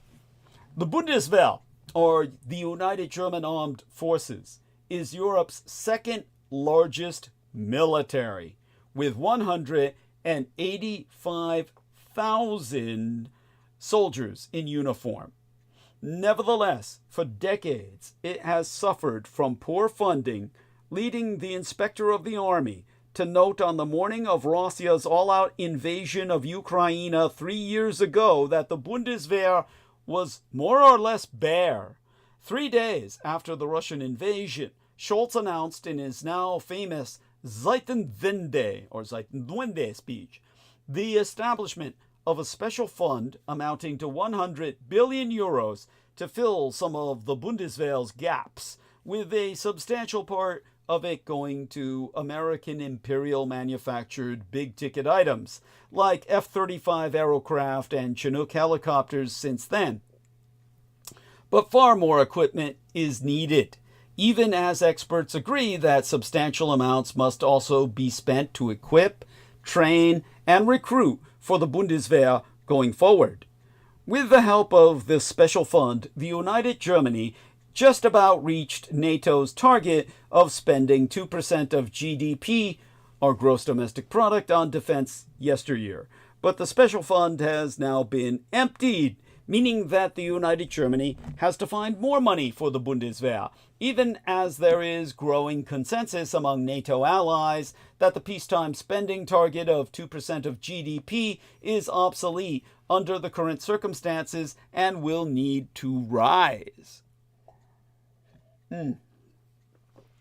The problem is how to do so under the constraints of the United Germany's debt brake, a law introduced into the United Germany's constitution in 2009 by the government at the time. Ironically, also a coalition comprising the CDU/CSU and SPD prohibiting annual structural deficits from exceeding 0.35% of gross domestic product. Since then, the rule has severely limited the United German government's ability to borrow money to finance anything, meaning that any increase to defense spending must be funded through tax hikes or budget cuts elsewhere. That explains Berlin's underfunding of defense and infrastructure, but also why the United Germany's debt is lower than that of its European partners. Okay, just checking in new sigils from our main man, Brendan, storm inbound, and there we are. We'll bear that in mind. And okay, all right. That having been said, okay, it looks like the new prospective CDU/CSU-SPD coalition government has just found a way to clear the debt brake hurdle. However, and in record time. Despite the fact that the coalition has not been formally constituted yet, the parties are still in exploratory talks, not even coalition negotiations. Their representatives announced truly momentous proposed changes on Tuesday of last week. First, if the changes take effect, all United German defense spending over 1% of gross domestic product will be exempt from the debt brake. This would give the next government room to raise spending to the level it feels is needed without restrictions. The prospective coalition partners also announced that they would implement a law so that defense funding can be spent effectively and as fast as possible, and will put together a list of priorities for equipment to be procured quickly. Second, the United Germany will spend 500 billion euros over 10 years financed through a special fund to rebuild United German infrastructure, which has shown increasing signs of wear in recent years. This spending is not directly related to defense, but because of its geographical position and its role within NATO as a logistical hub, the United Germany's infrastructure plays an outsized role for the transport and concentration of Allied troops and equipment. Hence, it needs bridges and roads that can carry tanks, trains that can transport material, and hospitals that can take care of potential mass casualties. A big push to improve the United Germany's infrastructure is thus highly welcomed from any defense standpoint. German politics tends to move slowly, so Septimane's announcement came at warp speed for Berlin. 3 reasons explain this. First, the shock of the recent announcements and actions by the Trump misadministration cannot be overstated. As Merz, a staunch transatlanticist from the United Germany's most transatlanticist PADDY, put it on election night, "I never thought I would have to say something like this on a television program.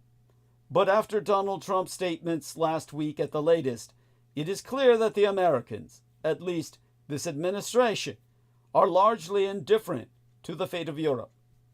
He went on to compare Elon Musk's open support for the AfD ahead of the voting, including a video appearance at an AfD campaign rally, to election interference by the Russian Empire. And Merz's statements came as before the United States cut its support for Ukraine, and before Vance called Europe's largest military powers random countries which have not fought a war in 20 or 30 years. It seems that the shock in Berlin at having lost its most crucial military ally is bigger than even the shock of Russia's invasion of Ukraine in February of 2022. Taking a look here at good numbers. The second reason things are moving fast is that the window of opportunity for the new prospective government to act is running out quickly. The old German parliament, in which the CDU/CSU and SPD, together with the Greens, have the 2/3 majority needed for these constitutional changes to be passed, is only in place until March 24th. Once the new parliament convenes, however, the political extremes on the far left and far right will have a blocking minority in the Bundestag, making these changes impossible. Berlin, it seems, has understood the urgency of the situation and is acting accordingly. Oh, God. So Trump, here's a notification from Brendan. Trump says he'll speak to Putin on Tuesday. Again, he's just going to receive his orders from that son of a bitch. What a little faggot. And so, yeah, what a joke. Oh, my God. Honestly, it's so predictable. It almost doesn't bear reporting. Now, united German troops for the Ukraine remain unlikely. At the same time, debates are taking place in Europe on whether Europeans will secure any future peace deal in Ukraine with troops on the ground. Okay, our man says, Nakshatra of listening on Day of Mars. I'll put a check mark on that to acknowledge. And he's looking at it. He says, Tyr was the Nordic god of war. Yes, indeed. And so there we go. And with that, checking numbers. Now, the United Kingdom and France have shown themselves open to the idea, but so far Berlin has been very clear that this is not an option for united Germany. Scholz pushed back very forcefully against French President Emmanuel Macron in February of 2024 when Macron refused to exclude the possibility of deploying European troops to Ukraine in a defensive capacity while the hostilities were ongoing. More recently, Scholz noted repeatedly that he considered all discussion of deploying European troops to secure a peace deal as premature, since no peace deal or ceasefire agreement has been agreed to yet. At this point, there be no indications that the new prospective government in Berlin will be more sympathetic to the idea, though one can hope that Merz is able to communicate the united German position better, despite the Zeitenwende and the more recent shock of being abandoned by these United States. The united German mindset remains deeply skeptical of military power. The idea of putting German troops in a situation where they might face a real danger of engaging with Russian forces seems beyond the scope of what's imaginable. But there are also questions as to the united Germany's ability to send troops even if it wanted to. Berlin has been an important supporter of NATO's new plans to boost the defense of the alliance's eastern flank. Specifically, the Bundeswehr is creating a permanent combat brigade numbering 5,000 troops to be stationed in Lithuania. This is a crucial contribution to build hollowed-out armed forces. So even if the government decides it wants to contribute substantial troop numbers to a future peacekeeping force in the Ukraine, there be no guarantee the Bundeswehr would be able to do so. So will the new United Germany change its stance on funding European defense? The shock in Die Neue Deutschland regarding the perceived end of the transatlantic relationship runs deep. Merz's aforementioned statements would have been unimaginable only weeks ago. Now the United Germany, as well as the rest of Europe, will need to reevaluate and reconfigure its relations with these United States. It might be good news for United Germany that the next government will be led by a Christian Democrat, as it creates an only Nixon could go to China situation. No one can accuse Merz or the CDU/CSU of being anti-American. Hence, no one is in a better position to make the argument for less dependence on the transatlantic partnership and more European cooperation. Common European defense efforts are the obvious way to replace some of what the transatlantic alliance provides. Indeed, the European Commission Presidentress, Ursula von der Leyen, has just proposed a new plan to rearm Europe, and efforts to build up the EU's defense capabilities predate the most recent shakeup of transatlantic relations. Merz has also identified European defense cooperation as an immediate priority. Rhetorically, the United Germany has always been very committed to common European defense. Berlin, however, has always been skeptical when it comes to funding European defense through collectivized debt, so-called Eurobonds.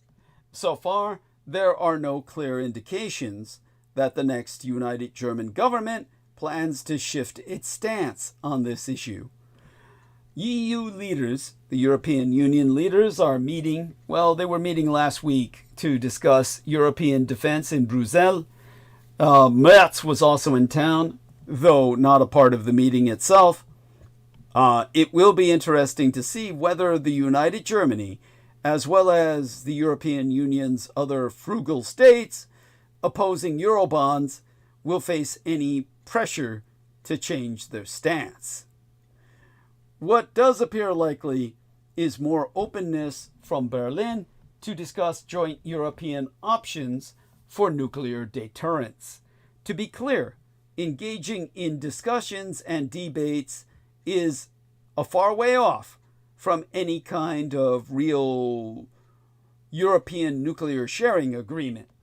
But at a time when Macron just announced in a major address last week that France would consider ways of adding a European dimension to its nuclear deterrent, even engaging in such debates seriously would be a sign that the thinking is changing in United Germany as well. It appears that the United Germany's leaders in Berlin have a clear vision of the task at hand and its urgency, and that they are ready to respond quickly.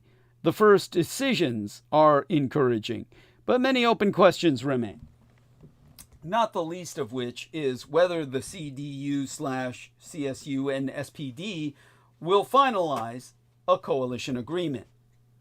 When it comes to defense, the biggest question mark is how much this government will actually spend. It's one thing, admittedly an important one, to give oneself the option to spend more. It is quite another to actually do so. In their election programs, both the CDU/CSU and SPD only pledged to meet the 2% of GDP target stipulated by NATO, while making no firm commitments to anything higher than that. Whether the prospective government will be able to manage the dramatic changes in transatlantic relations skillfully, whether it will find compromises on common European defense funding, and whether troops in Ukraine are an option remain unclear. What the past few days have shown, however, is that the United Germany's new government and its likely leader are still good for some surprises, bold moves, and clear statements, which is already an encouraging development. It wouldn't be a good war without the Germans. Which brings us to the next global war. Today's regional conflicts resemble the ones that produced World War II. Okay, here we get to the meat of the transmission. Midway through transmission. In February, the Japanese daily Mainichi Shimbun reported that the Japanese Prime Minister Shigeru Ishiba vowed to resolve his empire's long-standing dispute with the Russian Empire over the islands of Hokkaido, or off Hokkaido. Tokyo maintains that 4 islands, Itarofu, Kunishiri, Shikotan, and the Habomai Islet Group, which it calls the Northern Territories, were illegally seized by the Greater Soviet Union soon after Japan's World War II ceasefire in 1945. Russia, which calls the islands the Southern Kurils, views the act as legitimate. Since Russia's 2022, got a notification for rain. Expect it in an hour. Since Russia's 2022 invasion of the Ukraine, for which Japan has condemned and subsequently imposed sanctions on Moscow, relations between Tokyo and Moscow have deteriorated. Bilateral talks on resolving the territorial dispute have stalled, and exchange programs remain suspended, including one to allow former Japanese residents of the islands to visit family graves without visas.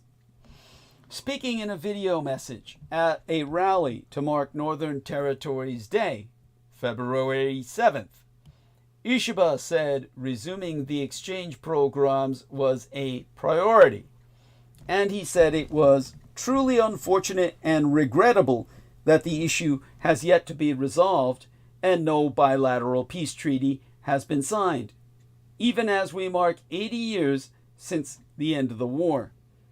Meanwhile, according to Turkey's state-run Anadolu agency, the Russian Deputy Foreign Minister Andrei Rudenko said Moscow sees no possibility of resuming peace treaty negotiations with Tokyo under the current circumstances. Parallels must be drawn between current regional conflicts and the events that led to World War II to warn about the escalating risks of current global conflict. That I may urge these United States to address its military capabilities and strategic preparedness to face the coming challenges. Thus, I remind you that World War II began as a series of initially loosely connected competitions for primacy in key regions around the world, which later escalated and converged into an all-encompassing global conflict. The same will happen with the current hot rivalries. In Europe, the Russian invasion of Ukraine. In the Middle East, the conflict between Israel and its mass extermination of the Palestinian people and all the resulting regional instability. And in East Asia, Red China's aggressive actions, especially across the Black Ditch of the Taiwan Strait. First, return to the historical context of World War II. That global war started as a gradual evolution of the conflict from three distinct regional crises: America's rampage in mainland China and the Asian Pacific, Great Britain's bid for empire in Africa and the Mediterranean, and the greater Soviet Union's push for hegemony in Europe and beyond. These crises initially had little in common except colonial governance and a desire to expand the status quo. And the colonial powers were more often rivals than allies to one another in the late 1930s. Factors contributed to the gradual merging of regional crises and the formation of rival alliances, a fascist axis of nations, to confront and contain the like-minded white supremacist allied blocs. Primarily, the fascist powers shared a fundamental similarity of purpose, seeking a transformed global order where the have-not powers would counter these vast empires through asymmetric tactics, thus ultimately economically surpassing both democracies and dictatorships in the post-war world. Second, a dynamic form of interdependence emerged, where instability in one region exacerbated instability in another. Exempli gratiae, fascist Magna Italia's humiliation of the League of Nations principles by its aggression in Ethiopia in 1935 paved the way for Hitler's remilitarization of the Rhineland a year later. The third factor was the polarization of the world into rival camps due to programs of extreme aggression by the Allied powers. Germany and Italy formed alliances against Western democracies, and the Japanese Empire joined in 1940 to deter American imperial interference in its Asian integration. The three major Reformationist powers aimed to create a new order of things globally. In 1941, this pact pushed President Roosevelt to state, in his words, "The hostilities in Europe, in Africa, and in Asia are all parts of a single world conflict." Ultimately, the Axis powers' cohesion and successful counter-aggression forced the colonial empires to draft a broad array of satrap states into a rival alliance against them. World War II transformed regional clashes into a global struggle as the American empire became involved in conflicts in both Europe and the Pacific. Secondarily, parallels are visible between the present geopolitical landscape and the 1930s. Three major contemporary regional challenges must be emphasized: mainland China's rapid military buildup in the Western Pacific to eject the American empire from the region, Russia's war in the Ukraine as part of its efforts to reclaim dominance in Eastern Europe and the former Greater Soviet spatiosphere, and Eretz Israel's, or Greater Israel's, involvement in a struggle for regional dominance in the Middle East. The commonalities among these revisionist states are autocratic governance, geopolitical grievances, and a desire to challenge the existing American imperial order. 12 of these challenges have already escalated into active conflicts. The war in Ukraine, a proxy contest between Russia and the West, and the war in the Middle East, which will ultimately trigger a violent spillover across that vital region via Donald Trump's own strikes against the Houthis. Similar to the communists, the capitalists, and the colonialists of the 1930s, the revisionist powers, Red China, Russia, and Eretz Israel, do not always share identical objectives. Despite seeking preeminence in certain regions, they will end up in conflict among themselves if they manage to push the common enemy, the American empire, out of Eurasia. Exempli gratiae. The Russian and Red Chinese empires both seek preeminence in Central Asia. Yet Trump is about to show Russia and Red China how vulnerable they really are. Donald Trump's objective is nothing less than global energy dominance. Conversely, I myself advise the cheapest way to supercharge America's power grid, whereby ATTs, or advanced transmission technologies, could sidestep permitting challenges and clear the bottleneck, holding up hundreds of gigawatts' worth of renewable energy projects. These permitting challenges, let me get to this. First, hold on, world leaders. President Donald J. Trump's energy plan is coming for yours. His policies to promote oil and gas production and end the electrification of vehicles and appliances, while developing domestic critical minerals and withdrawal from the Paris Agreement, will have far-reaching geopolitical consequences. No longer will the world have to depend on other corrupt governments for oil, gas, and critical minerals, or on renewables and electric vehicles either. Lower American imperial electricity prices will reduce manufacturing costs in America, attracting foreign investment and creating jobs. In emerging economies, more support for fossil-fueled power plants would lower energy prices.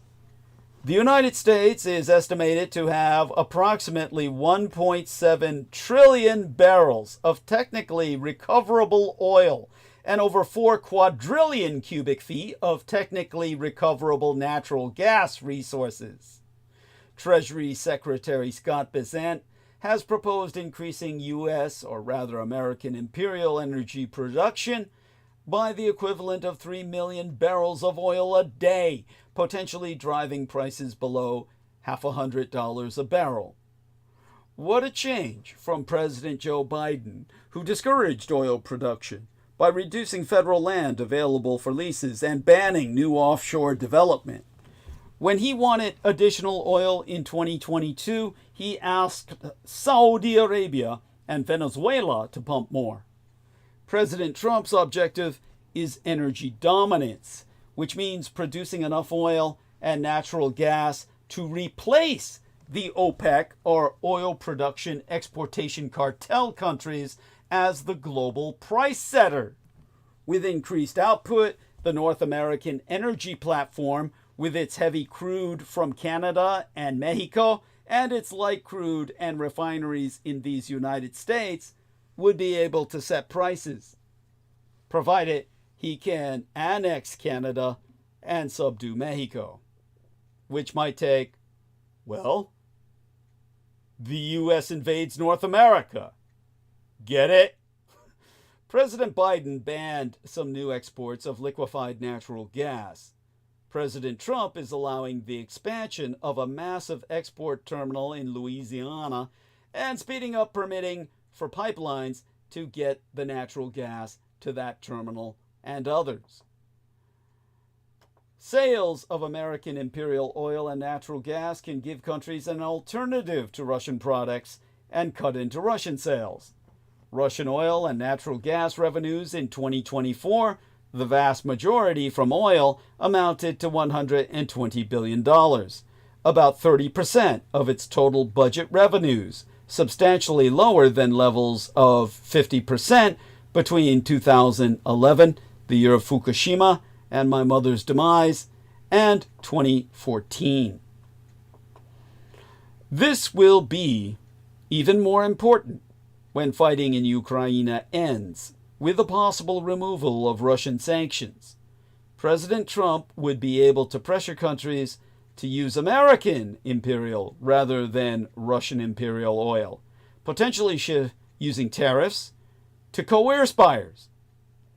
President Trump's Day 1 executive orders calling for domestic production of critical minerals should also cut into market Leninist China's current dominance. Communist China on the Asian mainland is now estimated to control 38% of the reserves of global rare earth elements, while in 2019 it was responsible for 60% of rare earth mining and around 85% of rare earth processing. Unsurprisingly, Red China holds a dominant global position in the production of solar components and batteries, alongside cobalt refining capacity. Rolling back requirements for wind and solar energy, as well as electric vehicles and appliances, should reduce America's dependence on commun-capitalist China and improve American energy, economic, and national security. The Communist Chinese Empire is trying to corner the market for the green energy infrastructure that was formerly mandated by American politicians and is still mandated by United Europe. Supporting Red China's green dominance is especially egregious because the CCP, the Communist Chinese Party, is a totalitarian regime with a poor environmental and human rights record. Beijing is committing genocide against the minority Uyghur people of Xinjiang and has imposed draconian restrictions on political freedoms in the former Greater British Crown Colony of Hong Kong. The CCP has reduced or even eliminated religious liberties for Christians and Buddhist worshippers of the Dalai Lama throughout Tibet, and is now censoring churches in mainland China. By abandoning electrification mandates, President Trump should not only reduce Commun-Chinese exports to America, but may encourage United Europeans to follow suit in order to remain competitive. It would be unsustainable for United Europe to stand back and watch manufacturing relocate to America due to lower electricity and transport costs. American tax reductions will add further pressure. Right-of-center European parties are making gains, in part due to impatience with net zero policies that raise the costs of electricity and undermine car ownership. There have also been farmers' protests in countries including France and Nederland due to required changes in agricultural practices, it being promulgated under the neo-populist party line that such inconvenient environmental policies are vanishingly unlikely to deliver much benefit to the climate relative to the costs. Cheaper energy caused by additional American imperial production and loans for fossil fuel power plants should also benefit people in emerging economies without reliable electricity and cheap fuel. Lower oil prices are positive for countries with poor electricity distribution, lowering the costs of the diesel generators used by businesses and households. Lower oil prices would reduce revenues for governments of oil-producing countries such as Nigeria and Angola. But if African countries could access finance from international institutions for the purpose, they might be able to improve energy access for their people by producing energy from the oil, gas, and coal in their own soil. So the Republican objective is a world burning itself at both ends of the candle, literally to mass extinction. So this is no way of measuring Africa's natural wealth. Africa could reshape its economic standing if it measured its wealth by GEP, or Gross Ecosystem Product, instead of GDP, or Gross Domestic Product. GDP has long been the metric by which the world measures economic success, rewarding activities that generate immediate financial returns.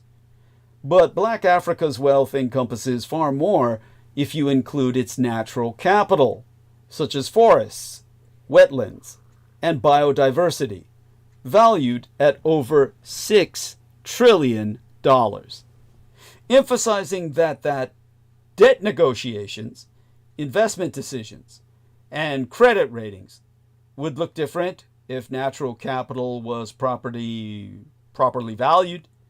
Hakim Daouda, formerly the head of Gabon's Sovereign Wealth Fund and the founder of MEMǳDy, a public benefit company mobilizing capital for nature-based solutions in the Congo Basin, has gone on record to confirm that, in his own words, African countries integrating GEP into their economic analyses could reshape global finance instead of being forced to extract revenues, or rather, he says, instead of being forced to extract resources for revenue. Countries could use ecosystem services as financial leverage. So his statement is, to reread it, African countries integrating GEP into their economic analyses could reshape global finance. Instead of being forced to extract revenues or resources for revenue, countries could use ecosystem services as financial leverage. I'll get back to this. This side of the Ethiopic Ocean, it is the South Atlantic, U.S. electricity consumption is rising faster than it has in decades, thanks in part to the boom in data center development, the resurgence in manufacturing, and the increasing popularity of electric vehicles. Accommodating that growth will require building wind turbines, solar farms, and other power plants faster than we ever have before, and expanding the network of wires needed to connect those facilities to the grid. But one major problem is that it's expensive and slow to secure permits for new transmission lines and build them across the country. This challenge has created one of the biggest obstacles to getting more electricity generation online, reducing investment in new power plants and stranding others in years-long interconnection quays while they wait to join the grid. Fortunately, there are some shortcuts that could expand the capacity of the existing system without requiring completely new infrastructure. A suite of hardware and software tools known as ATTs, Advanced Transmission Technologies, which can increase both the capacity and the efficiency of our power sector. ATTs have the potential to radically reduce timelines for grid upgrades, avoid tricky permitting issues, and yield billions in annual savings for American imperial consumers. They could help us quickly bring online a significant portion of the nearly 2,600 gigawatts of backlogged generation and storage projects awaiting pathways to connect to the electric grid. The opportunity to leverage advanced transmission technologies to update the way we deliver and consume electricity in America is as close to a $20 bill sitting on the sidewalk as policy makers may ever encounter. Promoting the development and use of these technologies should be a top priority for politicians in Washington, D.C., as well as electricity market regulators around the country. That includes the new Trump administration, which has clearly stated that building greater electricity supply and keeping costs low for consumers are high priorities. In the last month, Washington has been consumed by the Trump team's efforts to test the bounds of executive power, fire civil servants, and disrupt the basic workings of the federal government. But when or if the White House and Congress ever get around to enacting new energy policies, they would be wise to pick up the $20 bill by enacting bipartisan measures to accelerate the rollout of these innovative grid technologies. ATTs generally fall into four categories. Dynamic line ratings, which combine local weather forecasts and measurements on or near the transmission line to safely increase their capacity when conditions allow. High-performance conductors, which are advanced wires that use carbon fiber, composite cores, or superconducting materials to carry more electricity than traditional steel core conductors. Topology optimization, which uses software to model fluctuating conditions across the grid and identify the most efficient routes to distribute electricity from moment to moment. And advanced power flow control devices, which redistribute electricity to lines with available capacity. Other countries from Belgium to India to the United Kingdom are already making large-scale use of these technologies. Early projects in these United States have been remarkably successful as well. One recent development, or should I say deployment, of dynamic line ratings increased capacity by more than 0.5% for only $45,000 per mile, roughly 1% of the price of building new transmission. So why are we not seeing an explosion in ATT investment and deployment in these United States? Because despite their potential to unlock 21st century technology, the 20th century structure of our nation's electricity markets discourages adaptation of these solutions. For one thing, under the current regulatory system, utilities generally make money by passing the cost of big new developments along to customers, earning a fixed annual return on their investment. That comes in the form of higher electricity rates, which local public utility commissions often approve after power companies propose such projects. That means utilities have financial incentives to make large and expensive investments, but not to save consumers any money. When ATTs are installed in place of building new transmission capacity, the smaller capital costs mean that utilities make lower profits.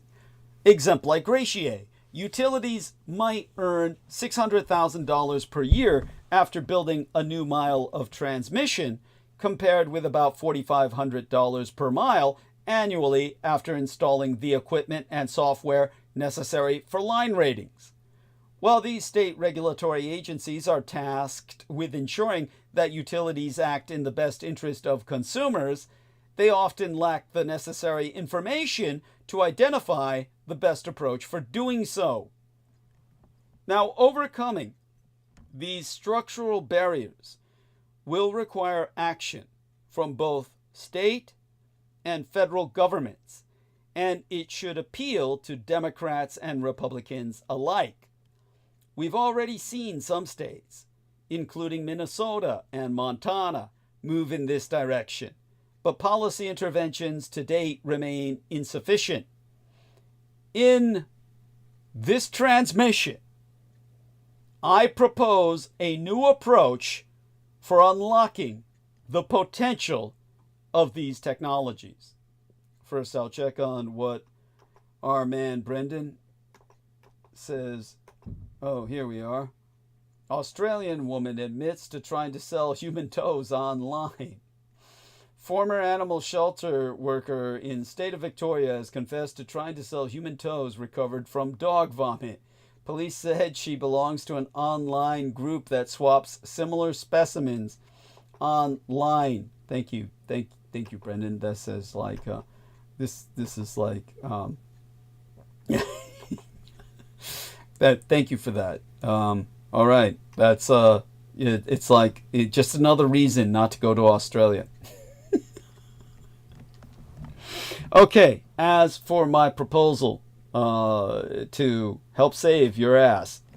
First, I suggest requiring transmission providers to use ATTs in some no regrets contexts, where possible downsides are minor or non-existent.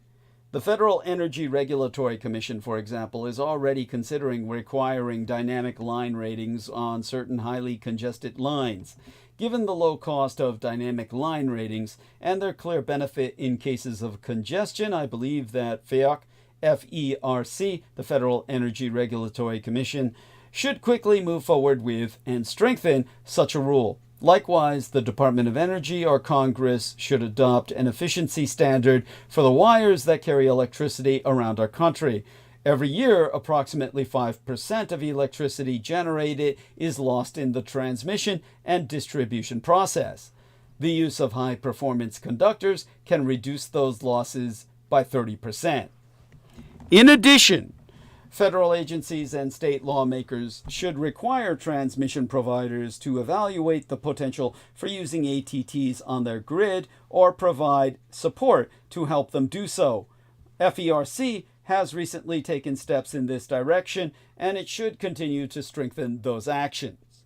Regulators should also provide financial incentives to transmission providers to encourage the installation of ATTs. The most promising approach is a shared savings incentive, such as that proposed in the recent Advancing GETS Act, or GETS Act, which, if I remember what that acronym was for, actually I don't, so I'll have to look it up. GETS are a type of transmission technology that allow grid operators to more dynamically manage the flow of electricity through the grid, but I still forget exactly what the fuck it stands for. So we can always get back to that, or somebody who knows can always tell me. In the interim, taking a look at holding numbers. This would allow utilities to earn a profit for saving money, not just spending it, and could save consumers billions on their electricity bills every year. Finally, we should invest in building digital tools so transmission owners can identify opportunities for these technologies and so regulators can hold them accountable. Developing these systems will require transmission providers to share information about electricity supply and demand as well as grid infrastructure. Ideally, with such data in hand, researchers can develop a digital twin of the current transmission system to test different configurations of ATTs and help improve the performance and efficiency of our grids. We are all too aware that the world often faces difficult policy trade-offs, but laws or regulations that facilitate the use of ATTs can quickly expand our grid and save consumers money. They should be an easy yes on both sides of the aisle. Antithetically, when the world's largest economy, the United States of America, shifts from electrification and decarbonization to energy dominance, global changes will be sparked. It's going to be a roller coaster. Better hold on fucking tight, because the current strategic partnership between Russia and Red China is strong. It is similar to the Lend-Lease Act of 1941, which enabled the Allies to rampage across the globe without risking conflict with each other. This present partnership has facilitated a focus on their contests with these United States. Furthermore, the war in Ukraine has only strengthened the relationship between Russia and Eretz Israel, as well as Russia and North Korea, intensifying challenges posed by these revisionist rogue powers. The increasing interlinkage of Eurasia's regional conflicts must be underscored, the revisionist powers aiding each other as a united front. Despite differences from the 1930s, such as the scale of revisionism and a tense and tenuous peace in East Asia, we must acknowledge the potential for catastrophic conflict. The prospect of a conflict in East Asia, particularly involving communist Chinese aggression against my Taiwan, is considered highly detrimental in all probability leading to a situation with large-scale violence simultaneously occurring in all three key regions of Eurasia. This scenario, while not necessarily a single all-encompassing world war, can only result in a world plagued by interlocking conflicts across vital strategic terrain.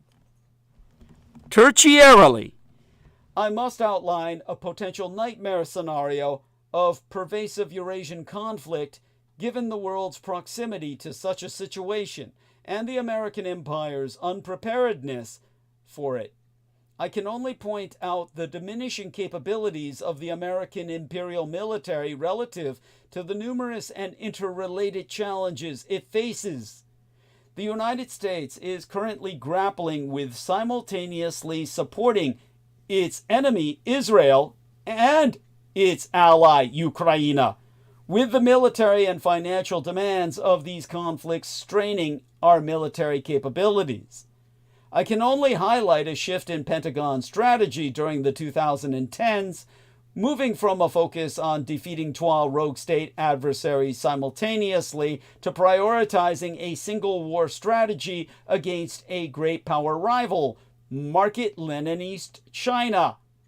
While this shift made sense given the demands of a high-intensity conflict, it left the American empire ill-equipped to handle simultaneous threats from multiple revisionist powers.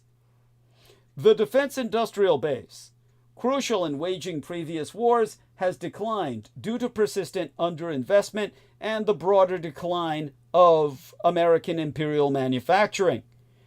The United States of America would face difficulty in mobilizing for a multi-theater war or even sustaining protracted conflict in a single region while supplying allies in others. On the other hand, Marxist-Leninist China's status as a global industrial powerhouse, particularly in key areas like shipbuilding and microelectronics, provides it with a crucial mobilization advantage. Consequently, I can only warn that when war does engulf multiple theaters of Eurasia, Washington and our allies might not win. Of course, I acknowledge the absence of any obvious near-term solution to these challenges. While some propose focusing American imperial military power overwhelmingly on Asia, such an approach could have global leadership repercussions. Dramatically increasing military spending, though strategically essential, is obviously politically challenging. The Biden administration's recent approach involved muddling through conflicts in the Ukraine and the Middle East with marginal increases in military spending, while hoping the Communist Chinese Empire did not become more bellicose. I can only conclude by underscoring the disintegrating international scene, emphasizing the need to recognize the eminently thinkable nature of global conflict as the strategic environment deteriorates. In 2021, the Biden administration could envision a stable and predictable relationship with Russia until that empire invaded Ukraine in 2022. In 2023, U.S. officials deemed the Middle East quieter than at any time this century, just before a devastating, regionally destabilizing conflict broke out. Sino-American tensions aren't particularly febrile at the moment, but sharpening rivalry and a shifting military balance make for a dangerous mix. Great catastrophes often seem unthinkable until they happen. Exempli gratiae, the Ukraine without America. And what if the Ukraine war never ends? That's where the Empire of Japan is with Moscow after 70 years. Yet, Kiev can still persist in the face of a hostile Washington. It is likely that there will not be any peace agreement between Ukraine and the Russian Empire this year, or ever one at all. If negotiations stagnate, they could resemble the post-World War II relations between the Empire of Japan and the Greater Soviet Union. A peace treaty was never signed, and the dispute over the Kurils Islands has persisted for more than 70 years. Checking to make certain all is well with numbers and transmission. OBS is working. Last week, oh good God, it feels like last week. We're talking about last month by now. Well, earlier this month, the world witnessed a contentious, on-camera Oval Office confrontation between the Ukrainian President Volodymyr Zelensky, the U.S. President Donald Trump, and the U.S. Vice President J.D. Vance. What began as a relatively standard exchange quickly escalated into an unprecedented public dispute. Yet when stripped of emotion, these core disagreements have been clear for some time. Must Ukraine accept ending the war, no matter the terms, or does it have the ability to influence them? Can it expect any long-term security commitments to guard against future Russian aggression? Or does it have no option but to unconditionally halt its operations? And if Kiev refuses to comply, and the United States withdraws support, as the Trump misadministration has, well, obviously begun doing last week, can Ukraine survive on its own? Even before that meeting, the White House had already made clear its misposition. The Ukraine has no leverage and therefore no ability to set conditions. Zelensky, of course, has firmly rejected this conclusion.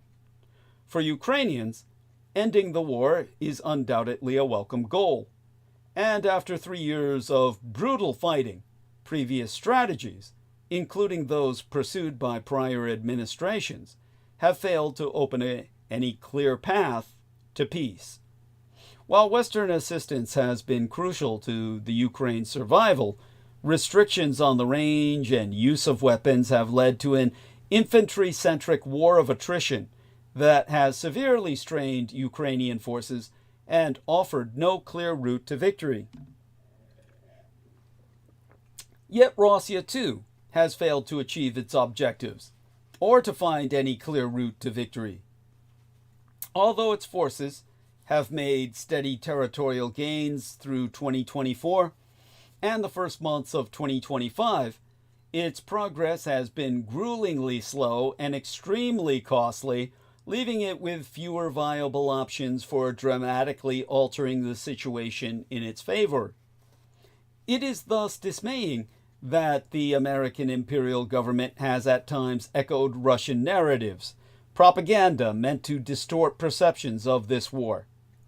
This has led many in Kiev, Washington, and other capitals to worry that American imperial policy, well, it obviously inadvertently offers a lifeline to the struggling aggressor in this war, by malevolent intent no less.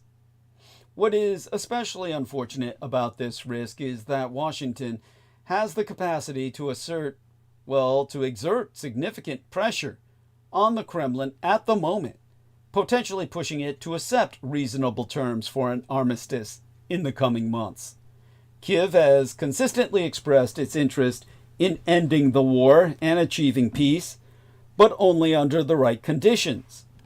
Today, Ukraine proposed a staged approach to a ceasefire, starting with an end to aero and maritime hostilities.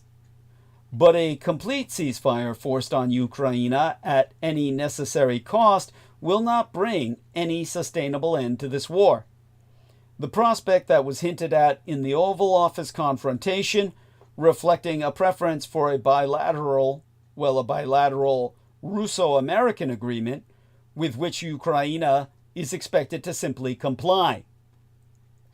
Such an approach would reflect a a fundamentally flawed understanding or misunderstanding of the current balance of power in this war, making it both short-sighted and strategically unsound. It raises the risk of the worst possible scenario, not only failing to secure a lasting resolution, but also setting the stage for the continuity of conflict, the continuation of the war. Demanding unconditional acceptance of the terms pushed on Ukraine would mean that it would come on terms written in Moscow, for Ukraine making it effectively capitulation. Kiev would face a stark choice: capitulation or continuing to fight without its key ally. Yet the Ukrainian leadership, with the overwhelming support of the Ukrainian people, long ago decided that surrender is not an option, a commitment reinforced by the experience of the occupied territories. Everywhere Russia has prevailed, terror, lawlessness, and mass destruction have followed. Ukraine would thus be forced to brace itself for war without United States support. In any case, a withdrawal of that support might, in the long run, be the outcome of either path presented to Zelensky at the White House: accepting an effectively unconditional ceasefire without security guarantees, or losing U.S. military assistance immediately. But even as the American empire pauses military aid, the Ukraine's war effort will not suddenly collapse despite the significant challenges a prolonged freeze would impose. As long as strong European support continues, which seems even more likely after last week's gathering, or earlier this month's gathering of leaders from the continent in London, Putin will be able to achieve some tactical breakthroughs, but will not reach his maximalist objectives. The U.S. government aligning with Russia in ways that actively undermine Ukraine's fight is a truly shocking development, one that has shattered trust in these United States and irreparably fractured the Western alliance. But Ukrainians, who know the awful cost of this war better than anyone, have no choice but to fight for their country's survival. Now, with that in mind, let's talk about falling short. By almost any standard, and especially given its original plans, the Russian Empire has dramatically underachieved in 3 years of war. When Putin realized in 2022 that a quick contest of Ukraine would not be possible, he scaled back to a more limited set of operational objectives: fully occupying the Donbas region in eastern Ukraine, maintaining the land bridge to the Crimea through southern Ukraine, destroying Ukraine's critical infrastructure and military assets, enforcing a Black Sea blockade to strangle the Ukrainian economy.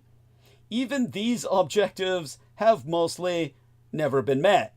Ukrainian naval forces reopened the Black Sea and restored shipping routes.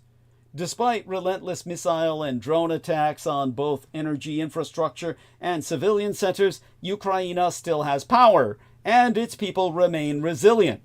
And Russia has still not fully claimed even the Donbas. It has lost 900,000 personnel and 100,000 major weapon systems: ships, planes, helicopters, tanks, rocket launchers, artillery. In 2024, Russia managed to conquer less than an additional 1% of Ukrainian territory. This year, its progress has slowed considerably. At the moment, Russia's troops are exhausted. Its defense production is struggling to keep pace with battlefield losses, and its unmanned weapon systems are, despite great effort on Moscow's part, struggling to prevail over those of Ukraine. Unexploded drones and missiles recovered from the battlefield are mostly of very recent manufacture, indicating that Russia has depleted much of its stockpile and is deploying new weapons as soon as they become available. Meanwhile, even with Russia's large population and soldiers from North Korea, recruitment levels are failing to meet demand, and the high casualty rate leaves little time for adequate training of new troops. Ukraine faces plenty of challenges of its own. While the Russian Empire has failed to establish full aero dominance, it still controls the aerospace near the front lines, in part because Ukraine has never been given advanced modern aerocraft, allowing it to launch hundreds of guided aerial bombs, along with drones and missiles, at Ukrainian forces and defense and civilian infrastructure, exacerbating both military and economic strains. And manpower has indeed been, as Vance repeatedly emphasized, a serious problem, in part because restrictions on Allied assistance, especially on aero power and long-range strikes, necessitated continued reliance on infantry mobilization and trench warfare. Ukraine has suffered over 43,000 killed in action and many more injured, a toll made worse by shortages of equipment, ammunition, and spare parts, although recruitment for unmanned aerial vehicle and other high-end brigades has continued apace. Meeting needs for the most dangerous, grueling infantry deployments has been a well-known struggle. Yet even with these challenges, Ukraine has more than proved its ability to forestall major Russian advances, in part through its embrace and refinement of new warfighting methods, unlike the Russians who are still fighting World War II. Drones and other unmanned systems have played an especially important role, taking on tasks typically performed by far more sophisticated aero and maritime assets. Successful aerial and naval interdiction operations have kept a significant portion of Russian forces tied down away from the front lines, coastal areas, and key trading routes. Meanwhile, enhanced support from Europe will allow Ukraine to reduce its reliance on infantry personnel and build its own robust and adaptable defense capabilities.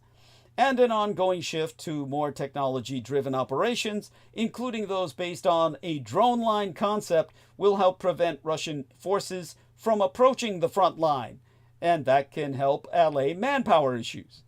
Given the current situation on the battlefield, Ukraine can continue to thwart the objectives of the Russian dictator Vladimir Putin, restricting his forces to slow and costly progress along current front lines. And more support from Europe could, this year or next, allow Ukrainian forces to stop and even reverse this momentum. In short, Ukraine is not losing the war today, nor will it do so in the future, despite Russia's size and considerable advantage in resources. Thus we come to the concept of truce and consequences. The only way to bring Russia into any serious negotiations, or to compel it to halt its aggression and accept a de facto ceasefire, would be to present it with severe consequences for continuing the war. Washington has several points of leverage. It can tighten and better enforce sanctions, putting acute pressure on a Russian economy that, despite the Kremlin's efforts to promote an image of stability, is already under severe strain, with an estimated 40% of public spending going to the war. It can increase military pressure by giving Ukraine previously withheld weapons, removing restrictions on their use, and providing enhanced real-time intelligence. Russia has demonstrated an extraordinary tolerance for casualties, making attrition alone an unreliable strategy for forcing a resolution. But historical evidence proves, well, at least suggests, that battlefield setbacks, rather than human losses, has been the primary factor shaping Russia's perception of success or failure. So a series of territorial losses, even of relatively small areas, could cause Putin to reconsider his strategy and seek an end to the war. If offensive operations visibly fail, and Ukrainian forces successfully regain even small portions of occupied territory, the Kremlin will worry about further territorial losses. Even a partial defeat would be a terrible prospect from Putin's perspective, fueling his fears of regime weakness and losing control. Under such pressure, it would be far less risky for Moscow to de-escalate and attempt to minimize the damage.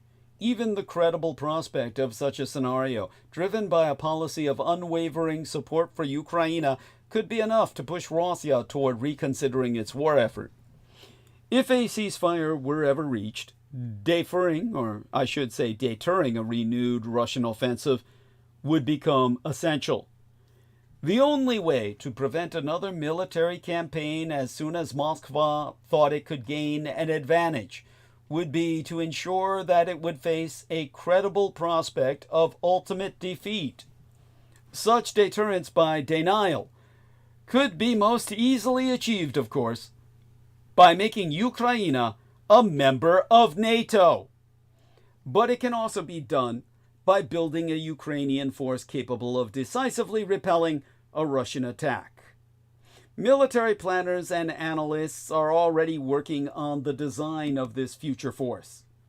Some European countries have expressed a willingness to support Ukraine with troops as peacekeepers or as backup forces, but their rules of engagement must be clearly defined, and it is vital that they have the authority to intervene in case of an emergency.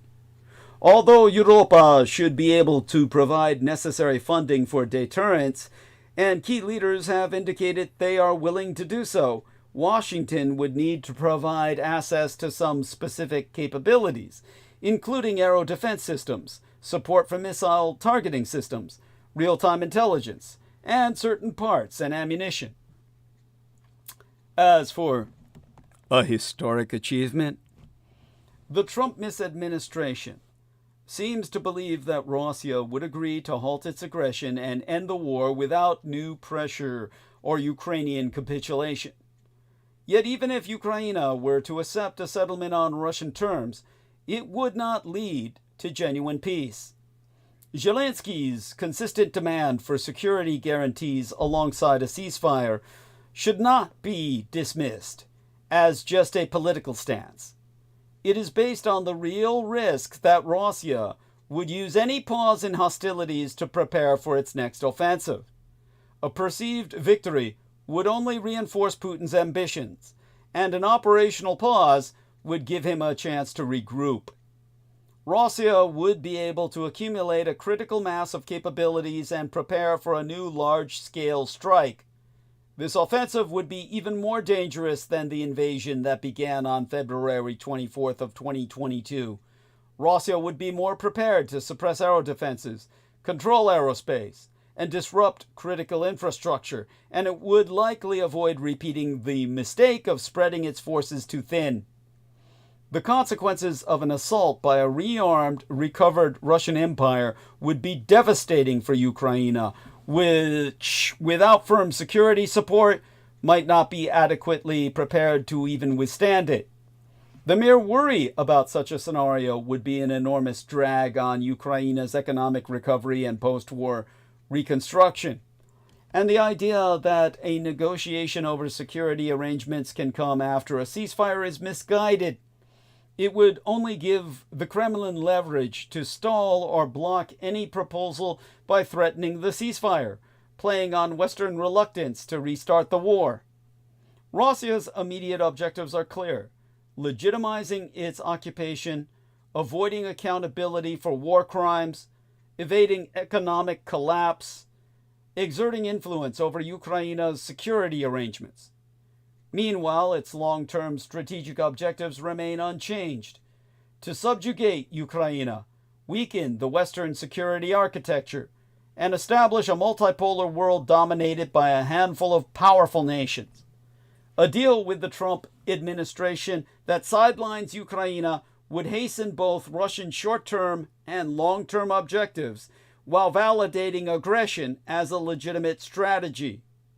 If Putin emerges victorious after standing on the brink of failure solely because of a sudden shift in American imperial policy, it will reshape global security in dangerous ways.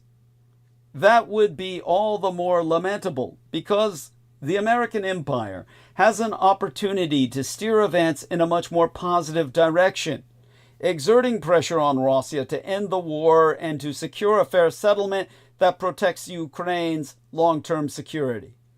A useful parallel is the experience of South Korea, which, thanks to long-term U.S. military and economic support, has been able to build its own defense capabilities and deter North Korea. A similar outcome in Ukraine, a well-prepared armistice supported by credible security arrangements, could bring sustained peace and stability. If executed correctly, this would be a truly historic achievement. Starting in May or June, we may see negotiations for a Russo-Ukrainian peace agreement that appear genuine. But everything happening before mid to late April will likely be mere consultations with little substance. We can expect a lot of conflicting information, statements, rumors, and political maneuvers. Patience and emotional resilience will be essential. But when and if negotiations do begin, their trajectory could resemble the post-World War II relations between the Empire of Japan and the Greater Soviet Union. That conflict was never formally concluded, and the territorial dispute remains unresolved to this day. Yes, a peace treaty was never signed, and the dispute over the Kurils Islands has persisted for more than 70 years. So that begs the question if Russia's war against Ukraine could follow a similar path. There be no guarantees, but historical precedents allow us to outline possible parallels. Japan still wants its islands. In the case of Japan, the Cairo Declaration of 1943 and the Potsdam Declaration of 1945 determined that Japan must lose the territories it had conquered. Then several agreements were attempted because the Japanese won the fucking war. Point: the San Francisco Peace Treaty of 1951. Japan officially renounced its claims to the Kurils Islands and South Sakhalinsk, but the Greater Soviet Union refused to sign the treaty, and the document never specified to whom these territories would be transferred. Point: the Greater Soviet-Japanese Declaration of 1956. The GUSR, or GUSSR, the Greater Union of Soviet Socialistic Republics, agreed to return the Habomai and Shikotan Islands to Japan after signing a peace treaty. But that treaty was never concluded, and later the Greater Soviet Union withdrew its offer. In the absence of any deal since the 1990s, the Empire of Japan has continued to insist on the return of 4 islands. Russia acknowledges the issue but refuses to cede sovereignty.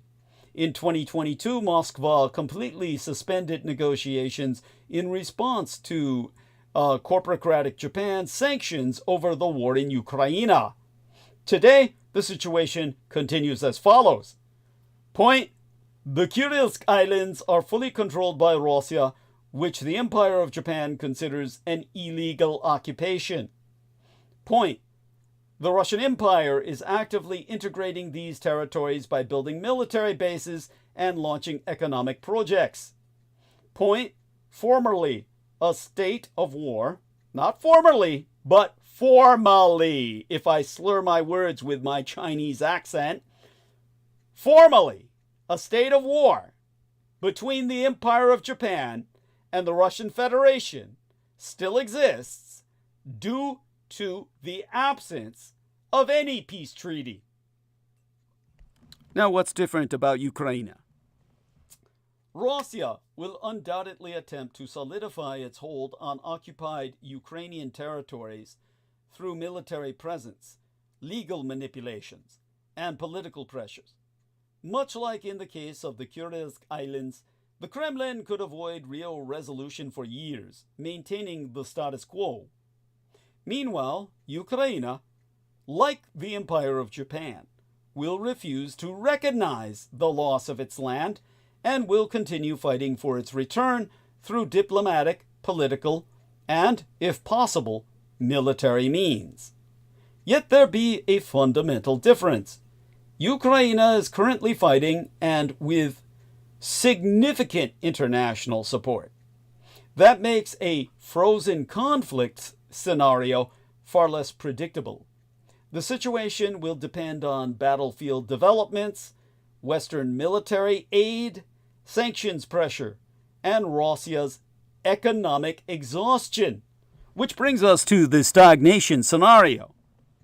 Predicting the outcome of this war is difficult, but one thing is clear: there will be no quick resolution. The final conclusion for both Ukrainians and those still living in the illusion of security is this: in today's world, no nation state can fully guarantee its own safety. The global order offers only two models: empire or alliance.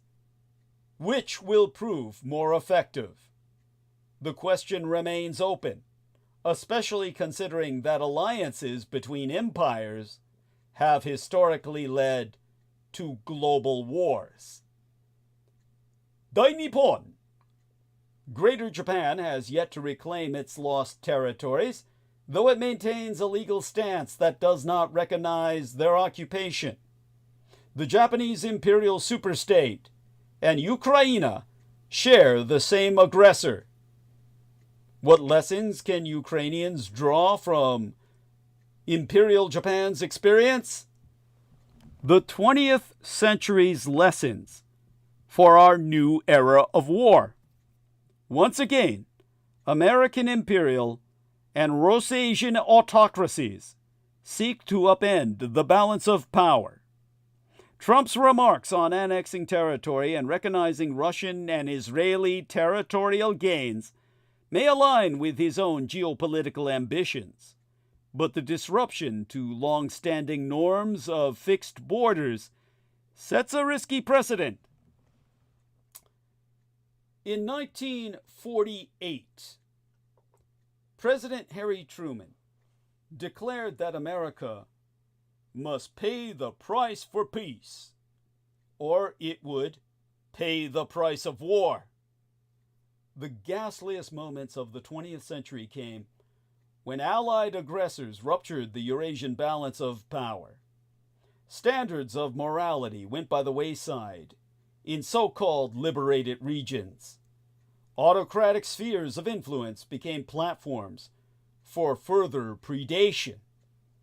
Countervailing coalitions, thrown together under dire circumstances, had to claw their way back into hostile continents at horrid cost. This is why Truman's America, having paid the price of war twice in a quarter century, was forced by conditions of Imperial Japanese victory to continuously bolster the peace after 1945. There was nothing simple about this.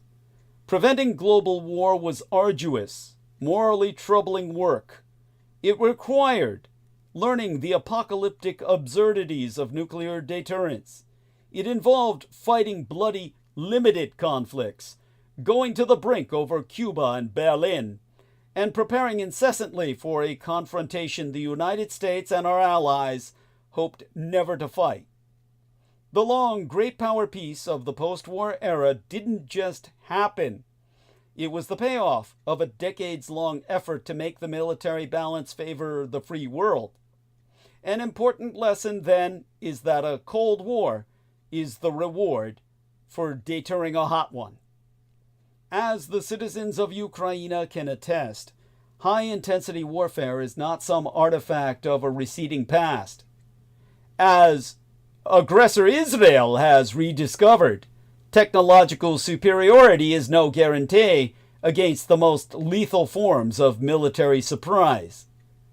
In a Western Pacific, menaced by market Leninist Chinese power, the peace grows fragile. Don't assume that revisionist states won't simply try to seize their objectives, or that democracies must always prevail in tests of strength. The price of peace in the present era will be another long military competition. Deterrence on NATO's Eastern Front will require well-armed frontline states that can put up a real fight, forward-deployed alliance forces that can slow a Russian onslaught, and a NATO that can surge power into hard-to-access areas while keeping the Kremlin from abusing nuclear coercion to impose a settlement on its own terms. That's difficult but doable for the mightiest, most experienced alliance. The situation is more daunting in the Pacific, where these United States has no region-wide alliance, and where mainland China's buildup is threatening to confront America with the choice between fighting a war to save my Taiwan and simply not fighting at all.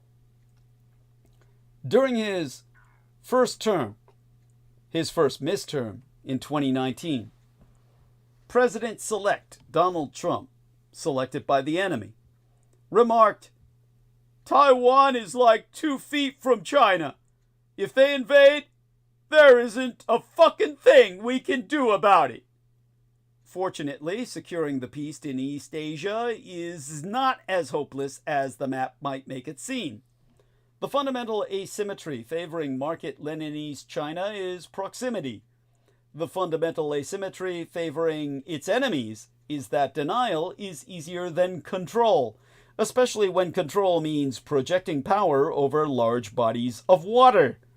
Forcibly seizing my Taiwan with our oceanic moat and rugged terrain would take one of the most complex military operations in human history. The outlines of a strategy for defeating, or better yet deterring, such an assault are readily apparent. They include turning my Taiwan into a prickly porcupine, bristling with arms and ready to fight until the end, flipping geography against Beijing by making the first island chain a series of strong points stocked with anti-ship missiles and patrolled by lethal attack submarines, backed by a second island chain studded with American Imperial aeropower, logistical capabilities, and long-range precision strike aircraft, ensuring that the Pentagon has ample magazines of the torpedoes, missiles, and other munitions needed to decimate a blockade squadron or invasion fleet, and preparing to cut off Marxist-Leninist China's imports of energy and other key materials through a blockade centered on distant choke points that the United States Navy can control. They include also knitting Washington's regional relationships into something more capable of and explicitly committed to a coalition defense, readying with other advanced democracies, severe economic and technological punishments should Beijing attack, and integrating allied defense industrial bases into a 21st century arsenal of democracy that can sustain a long conflict.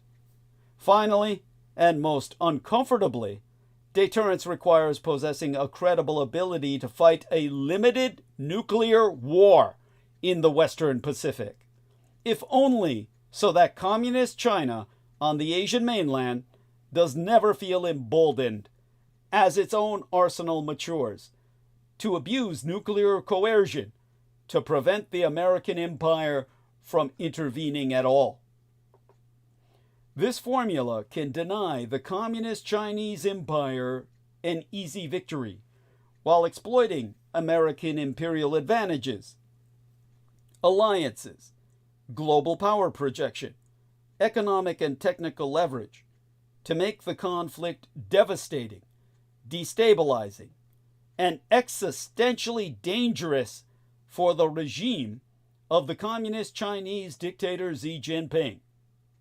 It all sounds awful, I know, but preparing for the unthinkable is the best way of ensuring it never occurs.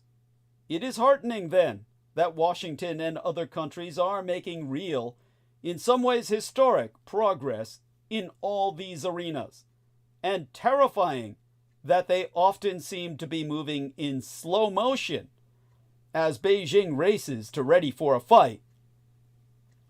As my biosire, my father Adolf Hitler, steamrolled Europe, the United States Army Chief of Staff George Marshall wrote, "For almost 20 years, we had all of the time and almost none of the money. Today we have all of the money and no time." The United States will eventually pay to keep key regions out of hostile hands. Far better to balance early than to balance late in blood. Any balancing effort begins at home, so it has become obligatory in discussions of foreign policy to say that America must get its own house in order. Like most cliches, it's only partly true. One thing the anti-interventionists of earlier eras got right is that America's power is no greater than the vibrancy of our economy, our society, and our democracy. The twist is that if these United States had insisted on perfecting itself before going abroad to fight 2 world wars and a 3rd world war misnomered as a Cold War in the 20th century, the world would be run by regimes less paralyzed by their imperfections. Global involvement can, in fact, be an impetus to domestic renewal. Having enemies at the gates concentrates the mind on weaknesses within the walls. This effect endures. Washington's turn toward great power competition has already produced historic outlays in semiconductor manufacturing and other strategic priorities with domestic payoffs. There is, however, a less noticed aspect of the notion that foreign policy begins at home. The Western Hemisphere is the forgotten vital theater of Eurasian competition. Alfred Thayer Mahan, the great American naval strategist, understood that the United States had to secure the Panama Canal and the Caribbean before it could patrol the oceans. Or, as international relations scholar Nicholas Spikeman put it, the United States eventually accrued power to spare for intervention in distant theaters because it was supreme within its own. Hemispheric immunity and global activism go hand in hand. America's enemies understood this too. From the Zimmerman telegram that offered Imperial Germany's support for a Mexicano invasion of these United States in 1917, to the Cubano Missile Crisis, every struggle of the last century saw Eurasian powers stir the pot of political instability and anti-Americanism in Latin America, in hopes of putting Washington off balance by putting us on the defensive in our own backyard. Today's Eurasian powers know the playbook. Russia and Eretz Israel have supported illiberal populists around the Caribbean basin. Israel has purchased entire Central American nation states so that they would recognize its, Yerushalayim, or Jerusalem, as their capital. Nations like Costa Rica are owned outright by Israel and officially recognize Jerusalem as the capital. All this is a hostile presence of the enemy in our Western Hemisphere. Israel is, for all intents and purposes, a Russian satellite state, or rather, Russia is the satellite state of Israel. 1/3 of the population in Israel speaks Russian as their Umgangssprache, their native language. Much of the political material and paraphernalia is published, even down to ingredients in chocolate bars and cereals, in both the Russian and Hebraic languages. Never forget that. And understand who's your enemy. One doesn't have to think that we're back in the old Cold War. Indeed, this is a new world war, and we have a united front in enemies that Trump is trying to realign us into. Market-Leninist China is inserting itself into Latin American economies, infrastructure, and technological networks, while laying the groundwork for a larger security presence from Argentina to Cuba. One doesn't have to think it is October of 1962 all over again to understand the implications. Just as countries that dominate their home regions will have greater scope to reach into the Western Hemisphere, a presence in that hemisphere can distract and hobble a superpower used to ranging overseas. The logic of the Monroe Doctrine, the idea that the United States cannot allow hostile powers or hostile ideologies to hold sway in our Western Hemisphere, remains as valid as ever, even if the language needlessly offends sovereign states to Washington's south. Another epoch of competition foretells another effort to keep American imperial rivals from setting up shop there. Don't be shocked if Washington eventually abuses some of the same sharp-edged tools, from economic coercion to covert intervention, that it deployed in that Third World War we misnomer as the Cold War. Even enlightened democracies resort to hard measures in hard times.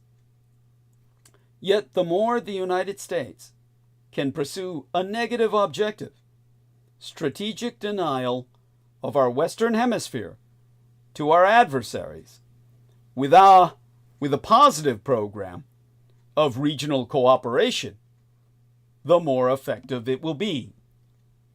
A degree of deglobalization vis-a-vis the People's Republic of China creates opportunities for deeper regionalization of trade and manufacturing in our Western Hemisphere.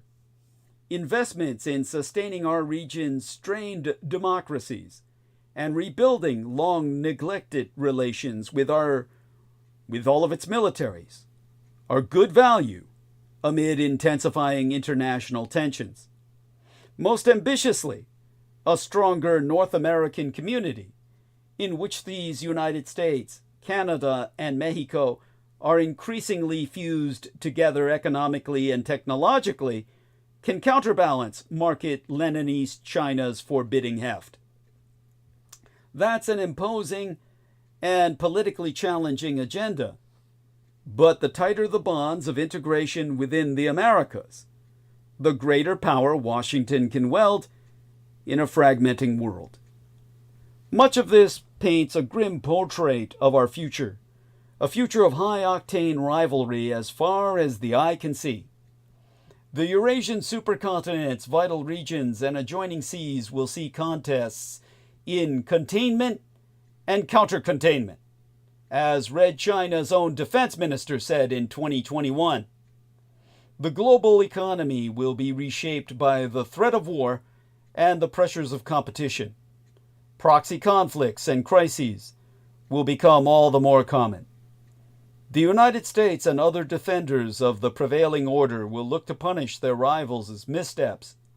Foreign policy will become a starker, more remorseless enterprise, as democratic societies rediscover that the only way to preserve a system that is liberated from the worst patterns of geopolitics is to master the ruthless practice of geopolitics in dealing with those who would bring about its demise. That may not sound appealing, but remember, Eurasian struggles are opportunities for creation.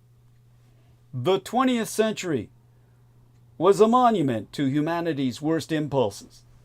It was also the cradle of the freest, most flourishing age humanity has ever known. The worst of times led directly to the best of times. The creation of the liberal order was how a global superpower and our allies wrenched history off its destructive path. Today, Old dangers are reappearing in new forms. The world no longer seems so safe from great power warfare, autocratic ascendancy, the deliberate and large-scale victimization of civilians, particularly by anyone who claims themselves a Zionist, and other scourges that characterized a long era of conflict. Keeping these specters at bay will demand another era of creation. Most international orders are orders of exclusion. They suppress those on the outside by building norms, institutions, and architectures of cooperation among those within. Whether the problem is deterring aggression, defeating political warfare, or foreclosing a future in which technology entrenches and empowers tyranny, the solution involves adapting and improving the existing system that has served so many countries so well. A coalition that holds the line in crucial theaters will be one in which a globe-spanning group of countries has buttressed the norm against territorial conquest by pulling itself together militarily, economically, diplomatically, as never before. A free world alliance that outpaces our enemies technologically will be one that has reached new frontiers of innovation by pooling our resources and our creativity in unprecedented ways. A group of democracies that defends our values will be one that has forged better methods for tackling transnational corruption and repression. A coalition that has competed effectively for global influence will be one that has embraced innovative forms of institution building, of the sort seen with the Quadrilateral, the AUKUS, AUKUS, or Australia, United Kingdom, United States Alliance, and other initiatives that adapt the architecture of international cooperation to match our most pressing modern challenges. The presence of enemies, as the British geographer Halford Mackinder once wrote, can ultimately have stimulative effects. The proper response to a world riven by conflict is not to junk the liberal order, it is to strengthen that order against the actors trying to bring us down. Achieving any of this means heeding a final lesson. There be no such thing as destiny. The history of the modern era might make one think Eurasian gambits are doomed to fail, that seeking hegemony is tantamount to committing strategic suicide. After all, from Mackinder's time onward, every Eurasian challenger was defeated because every challenger provoked a pack of enemies that killed its prey. The 20th century led not, as Mackinder worried, to a nightmarish empire of the world, but to a brighter existence for much of humanity. The moral arc of the universe may be long, as the saying so goeth, but perhaps it dost bend toward justice. It's a pleasing and profoundly dangerous notion. Each fight for Eurasia could have gone differently. The good guys, meaning the Germans and the Japanese, didn't have to come out on top as they did. The economic inheritors of the earth. In World War I, a determinedly united Tsarist empire might plausibly have defeated the Second Reich of Imperial Germany and remade the system. In World War II, there were many moments when a different decision or personality might have changed the course of events. In the early Third World War we call the Cold War, it wasn't fate, not fate at all, but urgent, improvised policies that saved the day. There be no law of nature that expansion must fail, and tyranny must be vanquished. there be no guarantee that history takes the path of progress. Indeed, the idea of progress would have seemed absurd for much of the last century, when it appeared that modernity had produced ever worse forms of warfare and ever more toxic types of tyranny. Progress is the product of power, deployed for constructive purposes. The moral arc of the universe is exactly what America and our allies comprised of the Axis, Germany, Italy, and Japan, made of it. Just as the outcome of the current Eurasian struggle will hinge on their choices and commitment in years ahead. There's no inherent reason that they can't find the winning formula. Eurasia's revisionist powers of the Sino-Slavo-Zionist synaxis are already running into resistance. They are suffering from the pathologies of their rulers and regimes. The prospect that these countries may be traveling a road that ends in encirclement and exhaustion isn't lost on shrewd observers in autocratic capitals. Even ChICOM military analysts of the Chinese Communist Empire admit that countries that take on America and our many allies typically pay an awful price. In 2020, Dai Zhu, a senior People's Liberation Army officer, wrote, "Don't think of Imperial America as a paper tiger. It's a real tiger that kills people." If Washington and our friends can consistently stymie this set of Eurasian ambitions, if we can bolster the order our enemies aim to weaken, if we can show that rivalry brings more pain than profit for revisionist regimes, then perhaps policies or politics in Moscow, Beijing, and Tel Aviv, Yafo, Qum, Yerushalayim will eventually mellow. As the resolution of the Cold War reminds us, nations, even ideologically radicalized ones, do sometimes reconcile themselves to realities they cannot change. But do not ever takest anything for granted.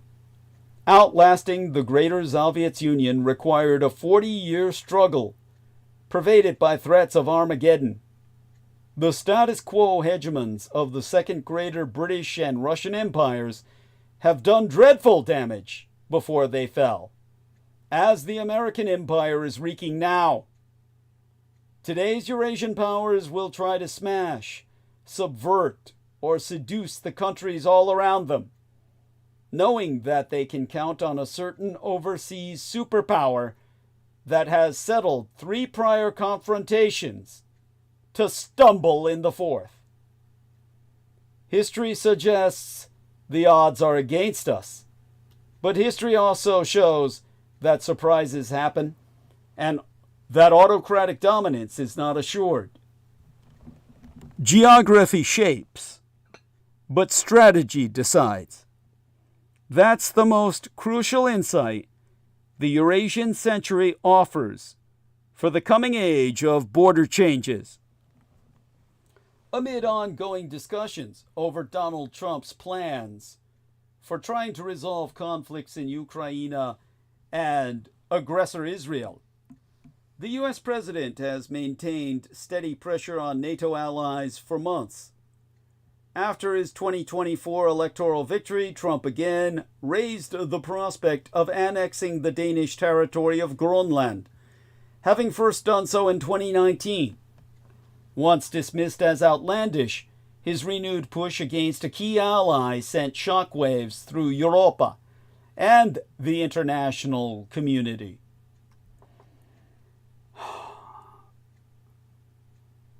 Trump also declared his intent to make Canada the 51st state in November of 2024 and has continued reiterating his stance. Violent conflict between the two nations occurred until the mid-19th century.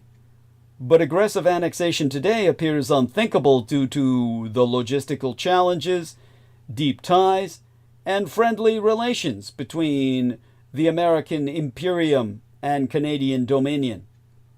Yet Trump has doubled down with additional remarks about seizing the Panama Canal and the Gaza Strip, raising further concerns that the world's most powerful country is seriously entertaining territorial expansion.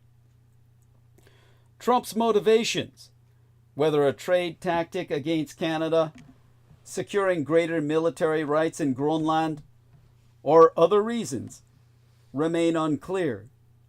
Still, Washington's expansionist policy pivot coincides with fast-moving negotiations with Russia to try to end the war in Ukraine, likely by ceding land to Moscow. Meanwhile, Eretz Israel is considering its own border consolidation, including potentially permanent expulsions of Palestinians in the Gaza, the West Bank, and East Jerusalem, and formalizing its annexation of Syria's Golan Heights. Once dismissed as political theater, Trump's actions now seem part of broader efforts to reshape the discourse on borders, risking ushering in an unpredictable era of renewed territorial conflicts. Following World War II, the international community largely resisted border changes, even in the context of decolonization, in fear of spreading instability, secession, and conquest. The 1975 Helsinki Accords, in turn, cemented Europe's post-war borders, discouraging violent changes while allowing for peaceful and mutually agreed adjustments. Optimists hoped that this model would hold after that Third World War, in effect we misremember as the Cold War. Germany's reunification in 1990 was followed by Czechoslovakia's amicable split in 1992, and Western territorial disputes had by then been reduced to legal battles, as part of a multilateral institutional approach to conflict resolution that was expected to spread into Eastern Europe and beyond. However, territorial disputes erupted in the newly independent states emerging from former communist Europe, lacking clear paths for resolution. In the former Greater Soviet Union, Russian-backed separatists in Moldova and Georgia kept conflicts unresolved. The American Empire and NATO involvement in the former Yugoslavia brought uneasy peace until Western backing of Kosovo's 2008 independence deepened instability and divided allies. Similarly, Western-supported independence efforts in Eritrea and circa 1993, and South Sudan circa 2011, the year of my mother's passing, led to prolonged violence, while other secessionist and annexation movements continued to test the West's commitment to managing territorial integrity globally. Despite all these challenges, the American imperial-led efforts to uphold the status quo mostly held until 2022, when Russia launched the largest war of territorial expansion in Europe since World War II.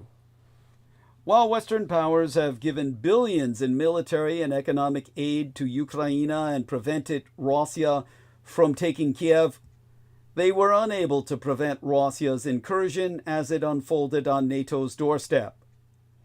The exposed limits of Western deterrence have since shaken confidence in the permanence of any established borders. If a new era of territorial changes has arrived, Trump seems keen to normalize it and position our American empire as its main beneficiary. Even increasing de facto control over Groenland or the strategically important Panama Canal sans full annexation, while negotiating border changes elsewhere, exposes the weakness of certain borders worldwide and allows our American empire to assert dominance in a changing world order. In his first midterm, Trump hinted at recognizing the Crimea, seized from Ukraine by the Russian Empire in 2014, and appears to accept that Ukraine will not return to its pre-2022 or even pre-2014 borders. On February 18th of 2025, the U.S. Secretary of State, Marco Rubio, and the Russian Foreign Minister, Sergei Lavrov, convened in Saudi Arabia for Ukrainian peace talks, excluding Kiev and European allies from these discussions. Keeping American imperial commitments to Ukraine vague creates room for Trump to reduce support. But what does he want? Cutting costs, positioning the American empire as a peacemaker, calming international markets, and potentially securing access to Ukrainian resources are among the possibilities.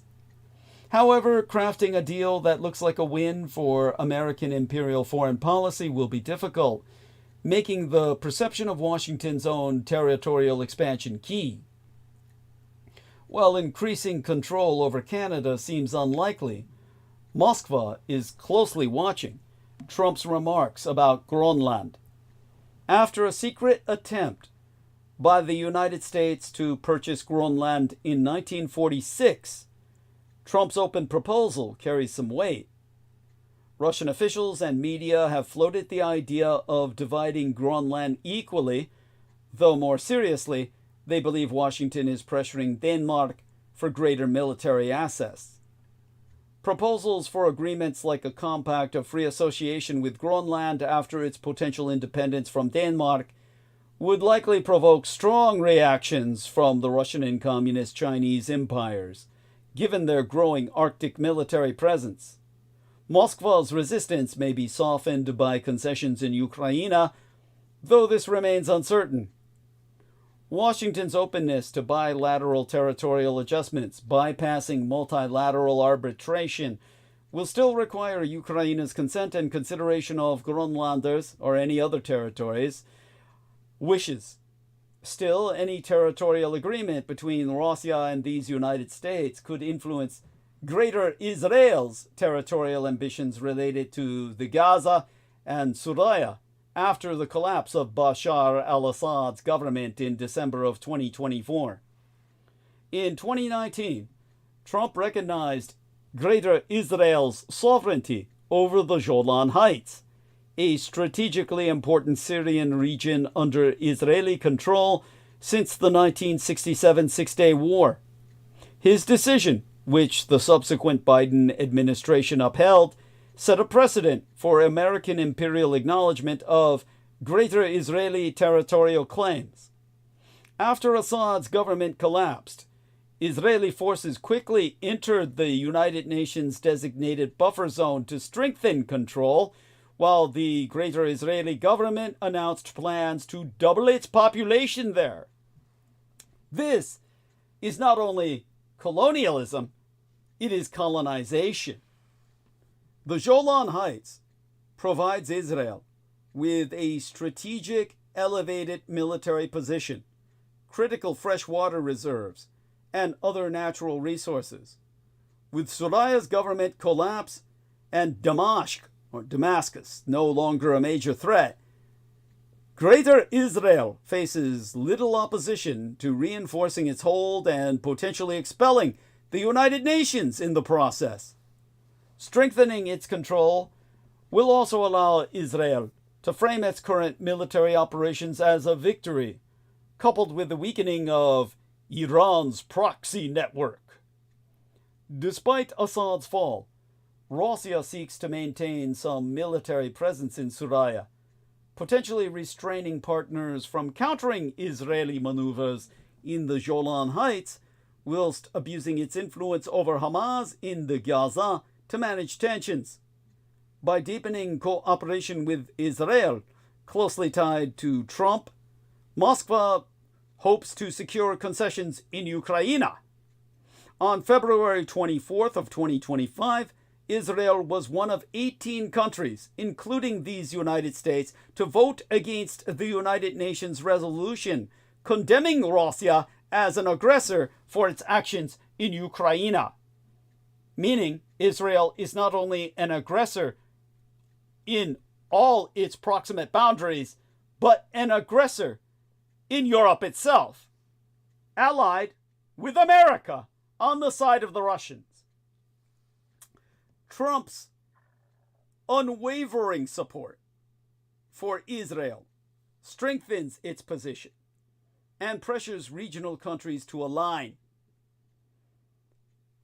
The Kingdom of Jordan, which relies on water from the Golan Heights, will likely be compelled to accept Israeli actions, a dynamic that also extends to the Gaza Strip. On February 11th of 2025, King Abdullah II of Jordan met with Trump to discuss the resettlement of Palestinians from Gaza after Trump proposed their mass relocation. The king, wary of Jordan's past instability with Palestinian refugees, firmly rejected Trump's proposal for large-scale Palestinian resettlement. However, his offer to immediately take in 2,000 injured children was a tacit acknowledgement of the feasibility of limited relocation, inadvertently lending a degree of credibility to Trump's larger proposal. The timeline for these deals remains unclear, but agreements with the Russian Empire and Eretz Israel could reshape global border norms and trigger uncontrollable consequences as the American empire withdraws from enforcing territorial integrity. Both Russia, the Russian Empire, and Eretz Israel, Greater Israel, will likely seek ever further gains. Beyond Israeli actions, Syria is contending with Turkish control in the north and Kurdish independence movements.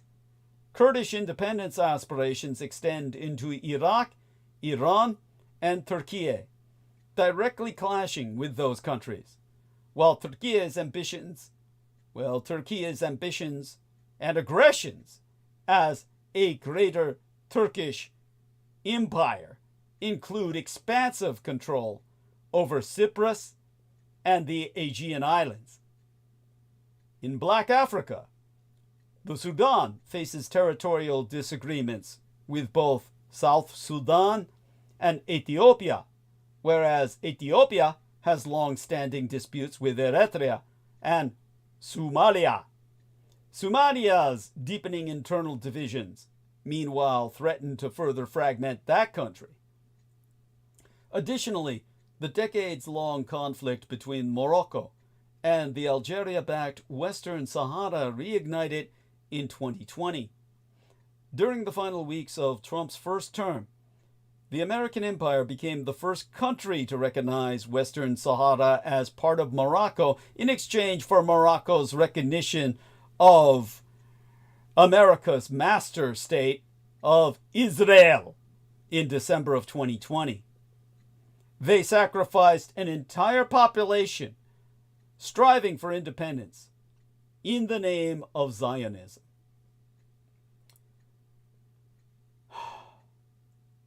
Yet here, Trump appears to have paved the way for a new direction, with Israel recognizing Morocco's sovereignty over Western Sahara in 2023 and France following in 2024.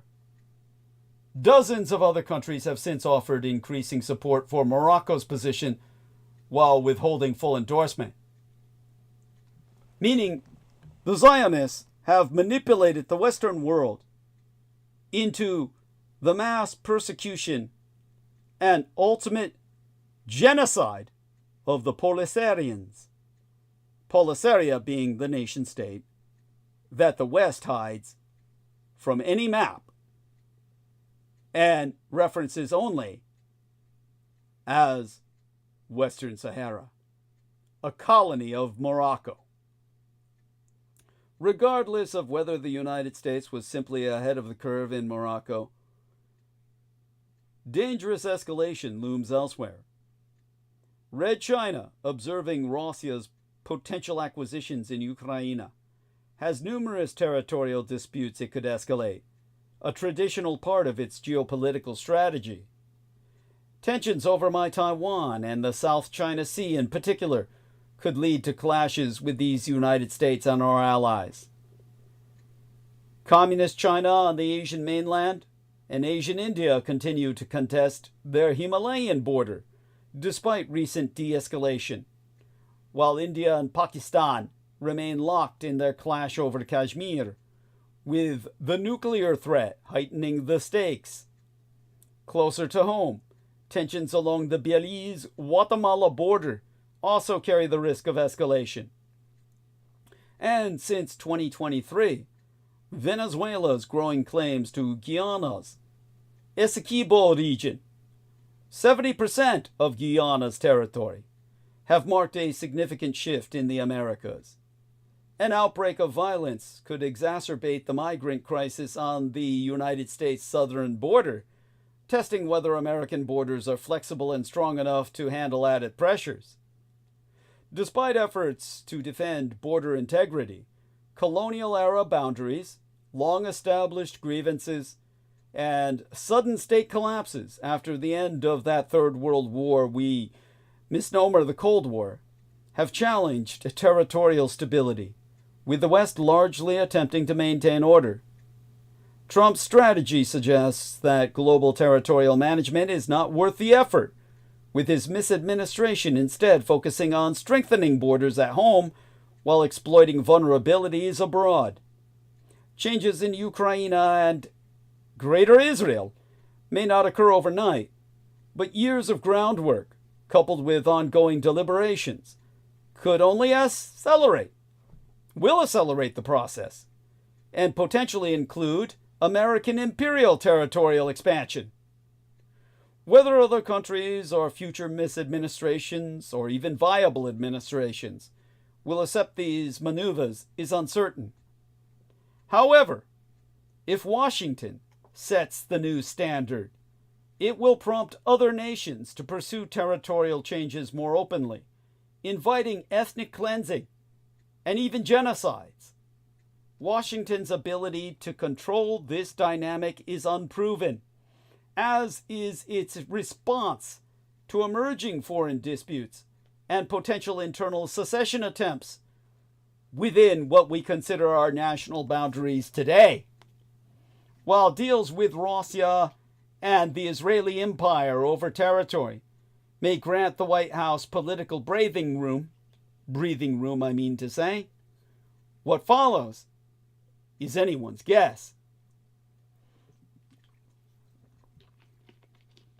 Now, since the posiers of Israel, the imposters, are not the true Israelites, we should refer to Israel as the Zionist Empire, an empire of militant madness. But we should prepare for many great calamities.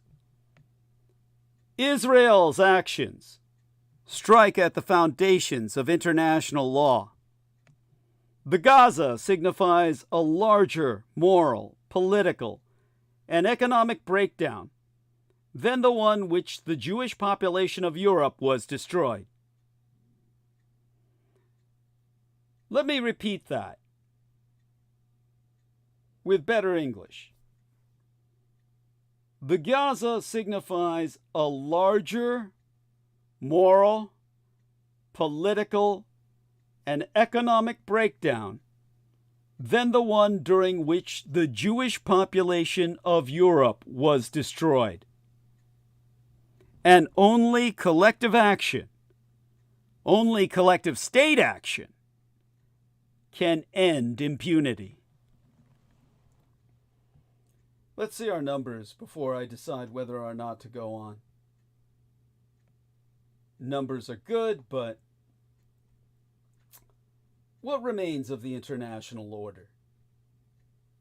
For more than half a thousand days, Israel, enabled by powerful nations providing diplomatic cover, military hardware, and political support, has systematically violated international law in Gaza.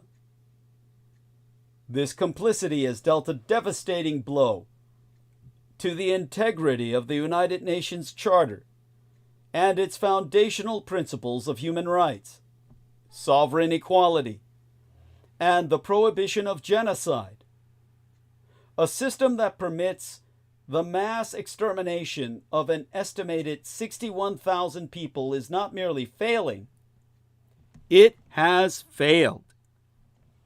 The evidence, live streamed to our phones and accessed by the world's top courts, is unequivocal. From the International Court of Justice's advisory opinion on Israel's illegal occupation of Palestinian territories, to the arrest warrants issued by the ICC, the International Criminal Court, for Israel's top leaders, to the preliminary measures issued in the Genocide Convention case brought by South Africa, Israel's actions constitute clear violations of international law.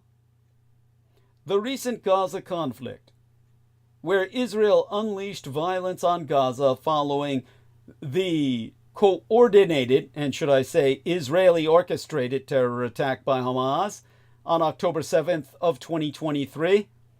In a larger context, we must situate the violence in the backstory of the Holocaust, the rise of Zionism, the slippage of Zionism from a communist corrupted movement to preserve Jews, from another Hitler to an extremely far-right movement, the ways in which power groups in the West both discriminated against Jews and then abused support for Israel to promote their own interests, and the imperial colonial matrix within which Israel was formed and exists today. But we must also look at a less remarked aspect of this highly visible and largely ignored genocidal violence against Palestinians, its implications for the rest of the world, especially for those who share a global Southern upbringing, the people of the colored South, the global South. Exempli gratiae, the resourcing of identity to serve imperial interests, and the overlap of corporate and capitalist interests with nationalists and far-right Zionist objectives. Well, judging by the numbers as currently, let's see now if I should continue.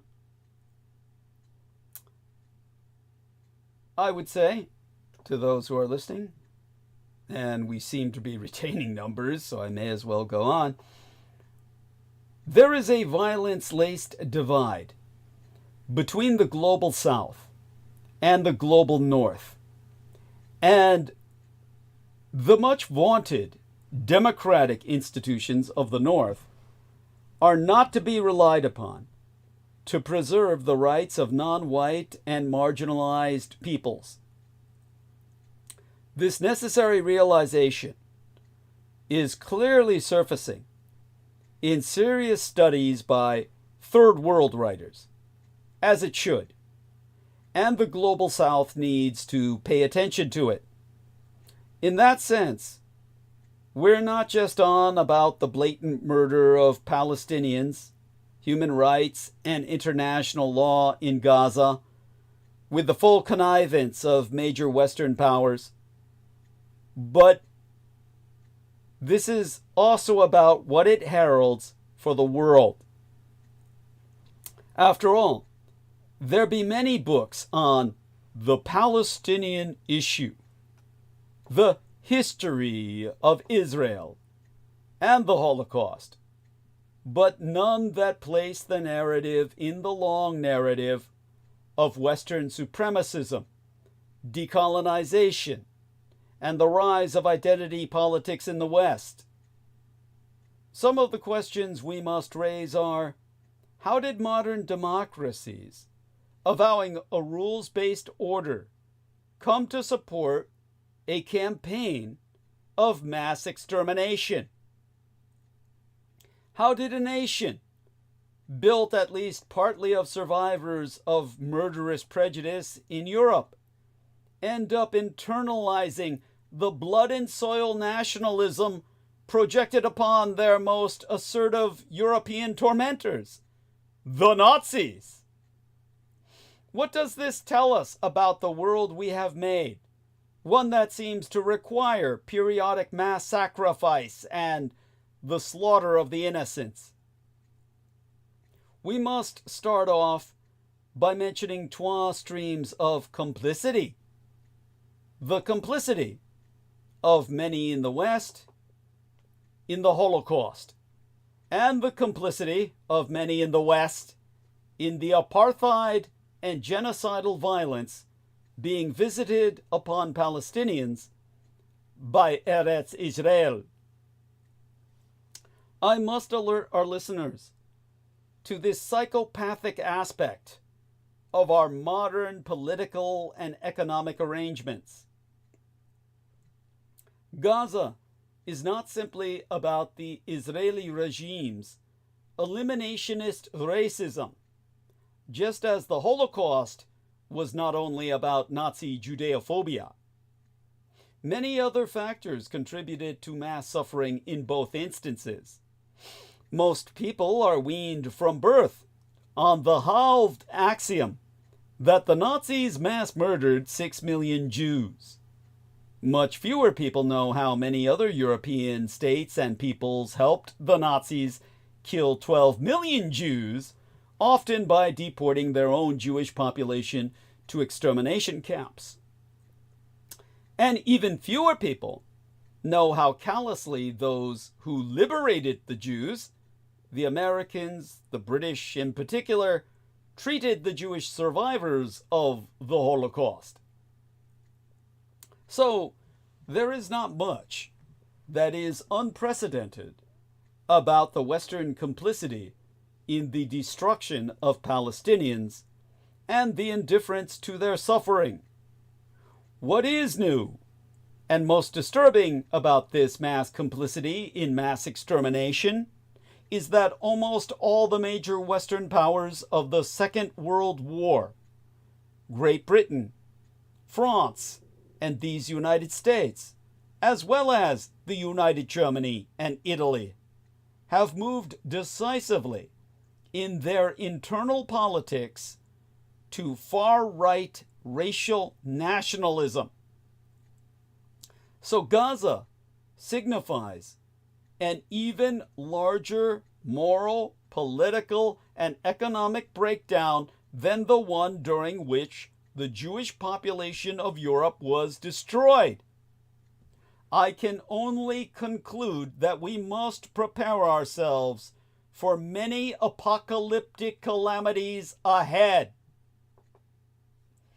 Israeli apologists often claim that what is happening to Palestinians is no different from similar violence, such as that by communist China on the Asian mainland against the Uyghur Muslims, or by Myanmar against Rohingya Muslims. What maketh the Palestinian issue different is, to be precise, the support of the democratic West's political and mass media classes for Israel's violent suppression of Palestinians in the context of a severe economic and political crisis in the West. The ChICOM, or the Myanmarese onslaught on minorities, forms part of a larger pattern of a heavily centralized or military state seeking to crush political challenges from the peripheries. But neither the Red Chinese nor the Myanmarese claim to be moral paragons upholding the rules-based order, so they don't enjoy unlimited moral and material support from American and British politicians and journalists.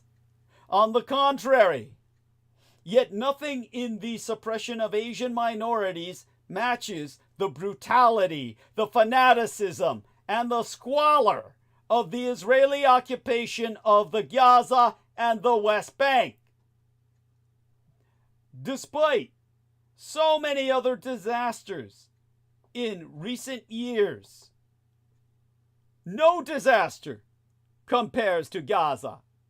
Nothing has left us such an intolerable weight of grief, perplexity, and bad conscience, albeit it is only a small minority. People like myself and the blood boys whom I tutor, whose eyes have been opened by my tutelage. Most decent people switch channels without qualms. It is always a small minority that even has the time and energy to reckon with moral calamities. But isn't that why the weight on our minds and souls is all the greater? I can understand why Israeli fanatics like Bezalel Smotrich and Itamar Ben-Gvir promise endless bloodshed to Palestinians. I cannot understand how writers, journalists, and academics around me can carry on while Israeli snipers are shooting children in Gaza in the head, often twice. Not just carry on, but loudly and righteously justify these cold-blooded executions. So I must raise this question. I, the son of Adolf Hitler. What inner resources do we have to cope with such an extensive moral collapse? The survivors of the Holocaust are the most eloquent and painful guides to the horrible loneliness many people have felt over the last year. They lived long enough to see their suffering ignored and their tormentors embraced and even celebrated. The connections have always been established between the position of Jews in the West and othered people in their own words, and that of other colonial and racial subjects of the ongoing Western Empire over the past, say, 400 years. Ever since Columbus, yet strands within Zionism, found it in Columbian imperialism, because Columbus was Jewish and was seeking a Zion in the Western Hemisphere in which to create a Jewish empire. And ultimately, his vision of a Jewish empire in America was realized beyond his wildest dreams. There are thus strands within Zionism and the Western support for militant Zionism, indeed the totality of Zionism, and Western support thereof, based on the fact that we are all the heirs to Columbian Zionism, are ergo racist and imperialist in their very essence. It is their very ideology. Now, taking a look at where we're at, I think the contradiction exists in the eyes of those who naively assume that the victims of racism and imperialism somehow become immune to the mentalities and structures of domination and prejudice. It's not just Israel that demonstrates this tragic irony of former victims turning into persecutors. So many Asian and African countries, including India, turned brutally majoritarian, if not racist and imperialist, towards their minorities after achieving independence from European powers. They have to be more alert to the political and economic pathologies. We have to be more alert thereunto, whether of the nation state or of capitalism, that produce such awful outcomes universally. For decades, religious Muslims claimed that the plight of Palestinians was a sign of American imperialism with its roots in European colonization. The West claimed the Muslims were wrong.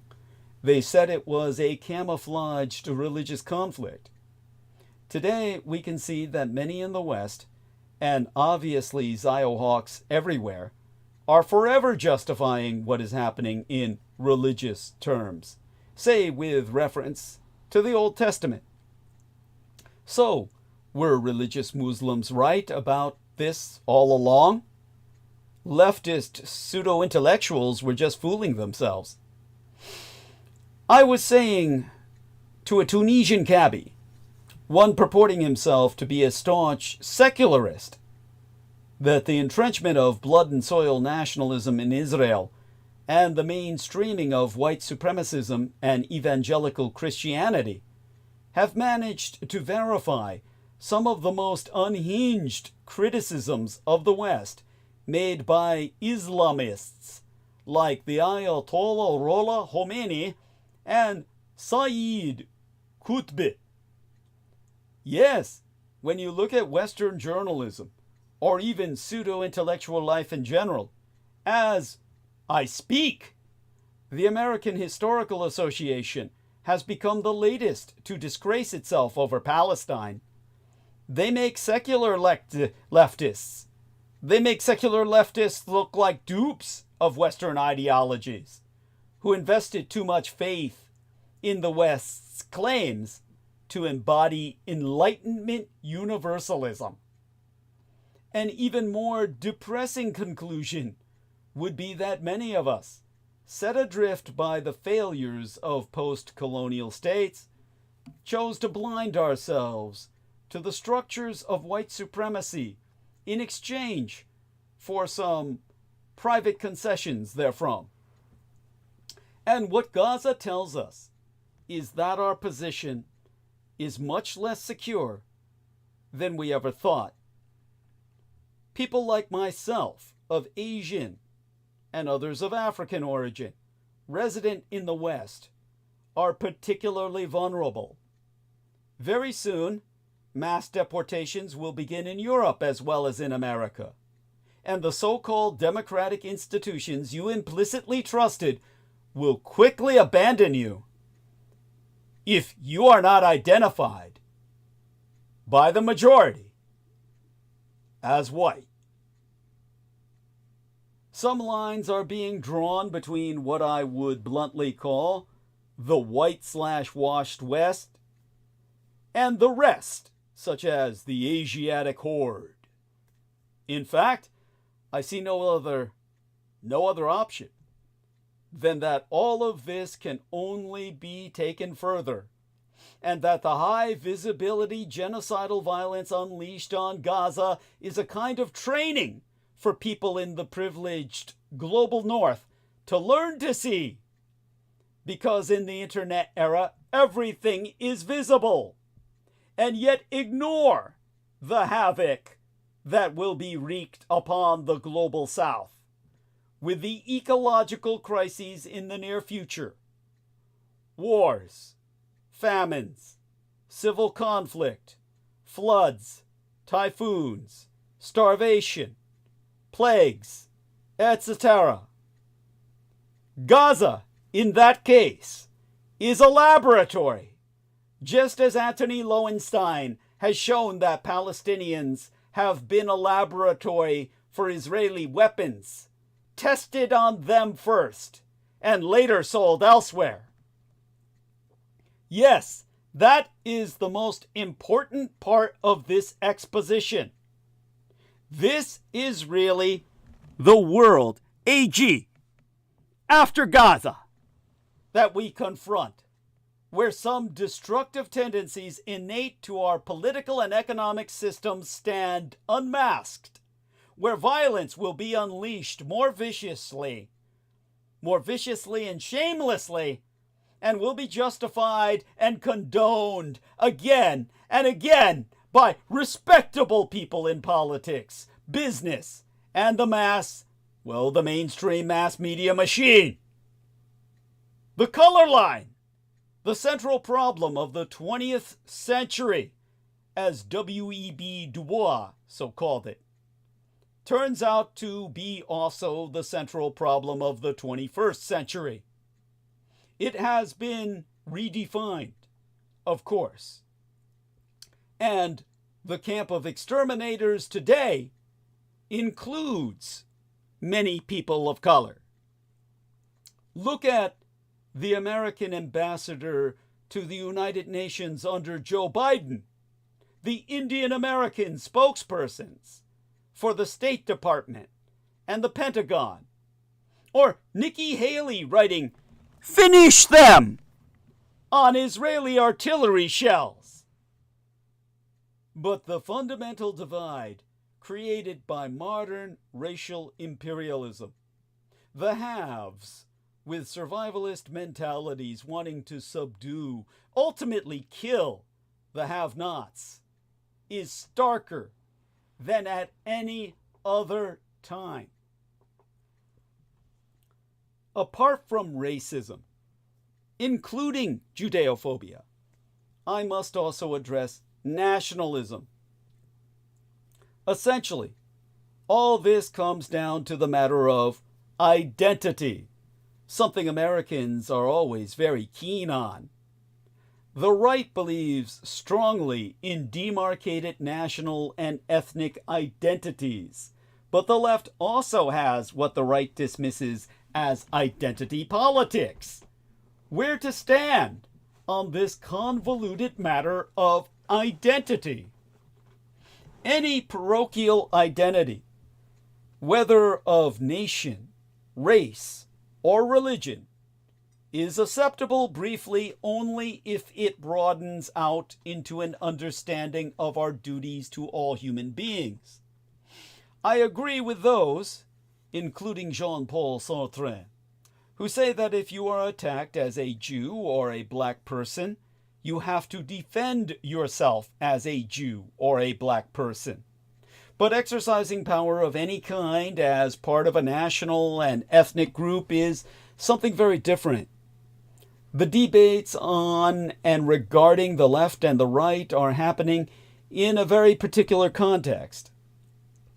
Basically, once you close off the possibility of social and economic change, which is what has happened over 3 decades of TINA, all uppercase, the acronym TINA. TINA, there is no alternative. Neoliberal globalization. TINA, neoliberal globalization. Identity will become the main terrain for political struggle. Identity has become especially important in the secular void of these United States, which requires its immigrant citizens to believe in something as crassly materialistic and spiritually empty as the American way of life. This doesn't offer modes of socio-political association and emotional affiliation. Not only does it not offer modes of social political association and emotional affiliation, it is also frustratingly unachievable for many people who start invoking and romanticizing their ancestral pasts as a result. But we have already seen, in the case of many such diaspora nationalisms in these United States, the Irish, the Sikh, the Hindu, the Jewish, how much damage it causes to perfectly innocent people living far away from the borders of our union. We must largely refrain from entering the minute economics of the matter. But the current success of Zionist Israel is tied to the AIPAC, the AIPAC, the American Israel Public Affairs Committee in these United States, and to big money globally.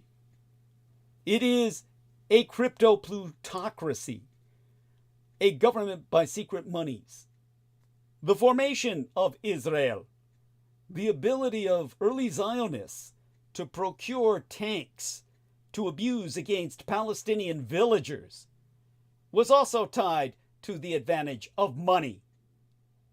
But the moment one talks about it, the equation of global capital, much of it tied to Jewish capital, with militant Zionism, then you become a conspiracy theorist. Even though the crypto-plutocracy, the Jewish control of the world through secret monies, is self-evident. Yet all decent and liberal conversation stops in the West once this taboo is broached. The economic aspect is much more insidious than even what I have just articulated. During the early decades of its existence, Israel received a great deal of support from the international left, which saw it as the bastion of atheistic socialism. This has changed since the 1990s, when simultaneously with India, the ideology of neoliberal globalization arrived in Israel, and the country deepened and forged links with American plutocrats. Big Tech is bending over backward to give the president-elect the benefit of the doubt. That will only get far harder now that he's actually wielding all power. The tech CEOs are simply postponing their Trump 2.0 reckoning. In Silicon Valley, $1 million doesn't exactly count as vast riches. Still, it's a nice round figure pregnant with symbolic value. And so it meant something when major tech companies and their leaders lined up to donate that amount to Donald Trump's fund for his second inauguration. Now, shall I continue? Let's check the numbers and we'll decide.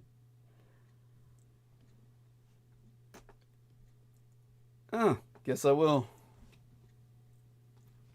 Members of the Trump $1 Million Club, $1 Million Club, include Amazon, Google, Meta, Microsoft, Uber, and via personal donations, Tim Cook, Sam Altman, and Uber's Dara Khosrowshahi, the latest, or the last, of whom matched his company's corporate gift.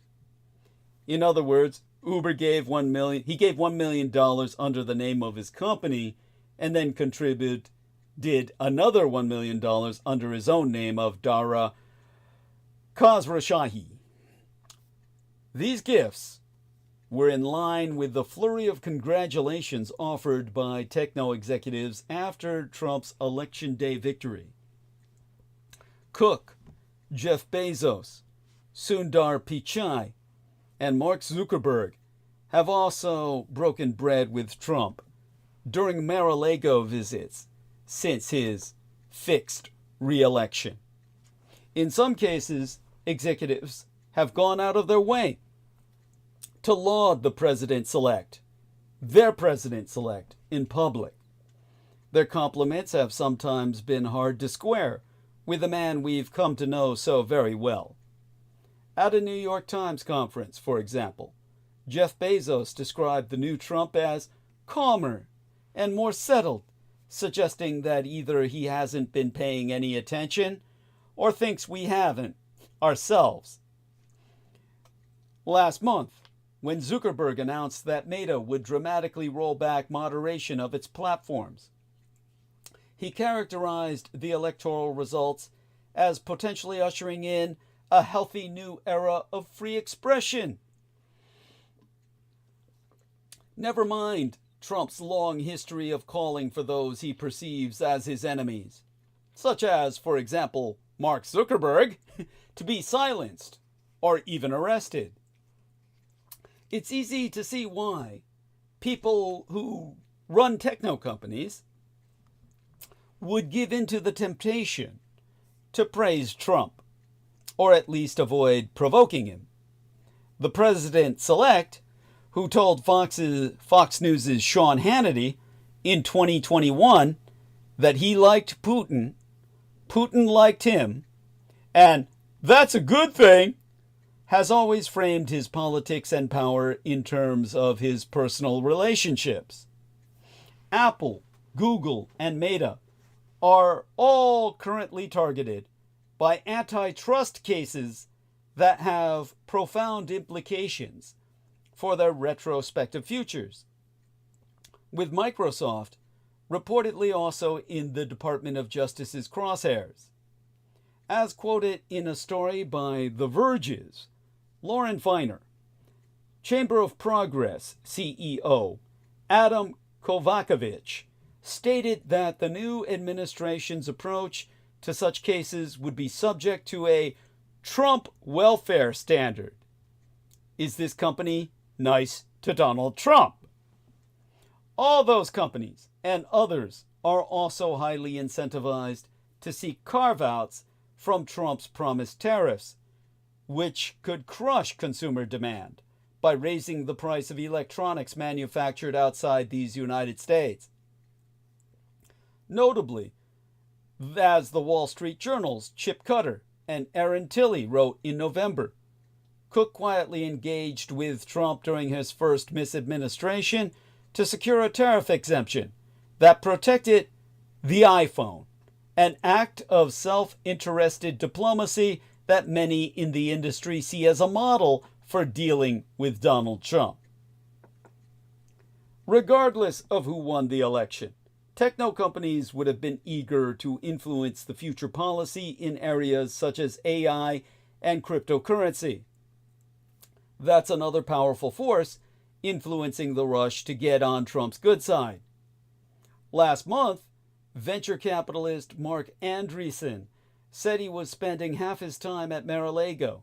The incoming misadministration had already named Yammer, founder of the Yammer founder, David Sachs, as the AI/crypto czar, and Srinam Krishnan, a former general partner at Andreessen's firm, as well as a veteran of Meta, X, Snap, and others, as an AI advisor.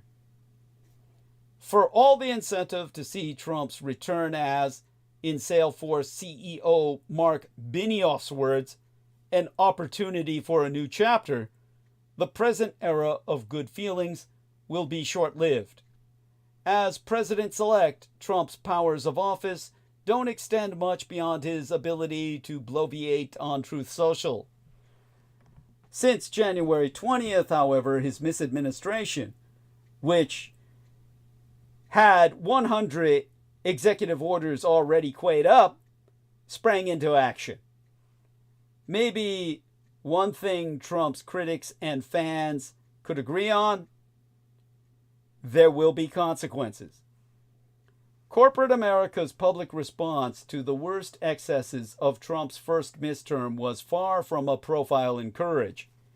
But techno leaders did occasionally feel obligated to chime in, such as when the misadministration's policies at the United States southern border resulted in family separations.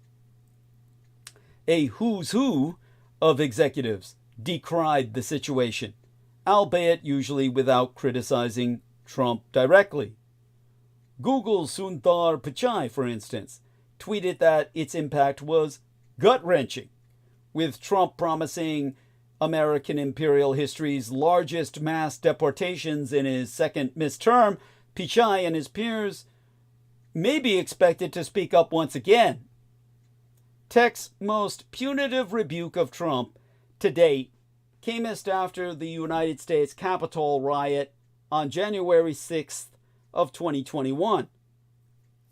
Twitter, Facebook, Instagram, YouTube, Snapchat, and other platforms responded to his role in that ugly attempt to overthrow our government and murder our duly elected representatives, mass murder them, in fact, was by banning his accounts.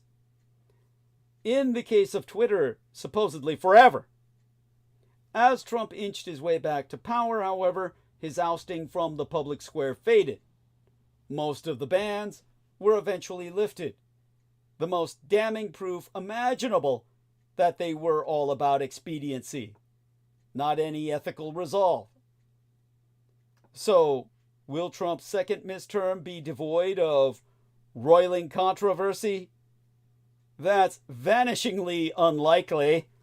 Can companies compartmentalize their response, continuing to pursue self-interested objectives by publicly buttering up the president while also pushing back as necessary? They may well try.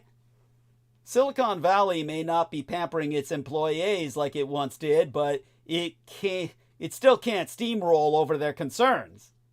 Nor can it expect Trump-averse customers to applaud any fancy footwork. Already, Zuckerberg's MAGA Light rebrand has some users of his platforms eyeing the exits. Trump pacification is not a viable overarching rule of engagement for the next 4 years. Whether for days, weeks, or months, kindly sentiments and $1 million donations amount to kicking the can down the road. A fact the executives issuing them must know, even if it would be impolitic to admit it. Today, the strongest economic support for Israel internationally comes from the American techno sector. Of course, these links are aimed to serve the interest of multi-billionaires, undermine the interests of working classes, and sustain regimes of inequality. A lot of evidence now points to ways in which the AIPAC, the American Israeli Political Action Committee, draws its strength from corporates that are indifferent to Israel or Zionism but see the lobby group as central to their efforts to destroy the organized left in these United States. Peter Beinart and others have written about this synergy between radical Zionism, evangelical Christians, and ultra-right corporates. With Trump in power, together with people like Elon Musk, it will all become even more terrifyingly evident. The MAGA Republican Party wants to abuse the DOJ to bite back against Musk protesters. Republicans want to make hating Elon Musk a crime. Okay, I think I can. Hey, I've been here 8 hours. It's a full work day. I think I've earned my pay. We can continue with this subject on, Wednesday, which will be here before any of us know it. I thank you all, and I need your support. So, by all means, I need your $100 contribution as soon as possible to help me make rent this month. And my PayPal link is on screen. If our man Aristides has awakened, he will enter another link. Otherwise, I'll simply enter the link into the chat. Oh, bless you, my dear friend El Nemo. Thank you so much. And I will love you dearly. Stay safe and be well, El Nemo. You're another brother from another mother. Another of my brothers from another mother. And for God's sake, hope you join us on air, on bandwidth sometime soon, whenever you wish. And very well then. Been on for 9 hours straight.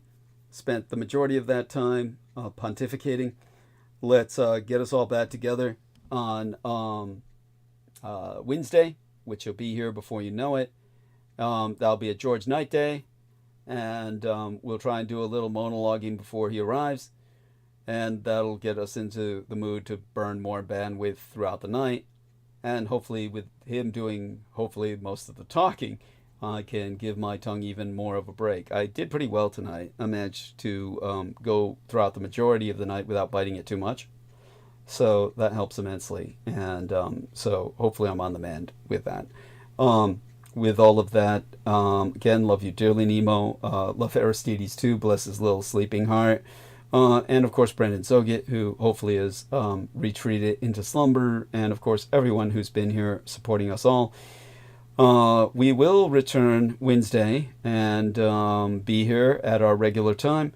And we'll be going at it once again. That which no one else will dare to speak of. I hope I was articulate in what I had to say. And don't be afraid to provide a little review, Nemo. Enter a comment under the show when it uploads. If you enter something now, it might not publish with the show itself. That's why I have to talk for a few minutes. As soon as the last comments are entered, we got to give a few minutes to make sure it uploads with the show when I publish.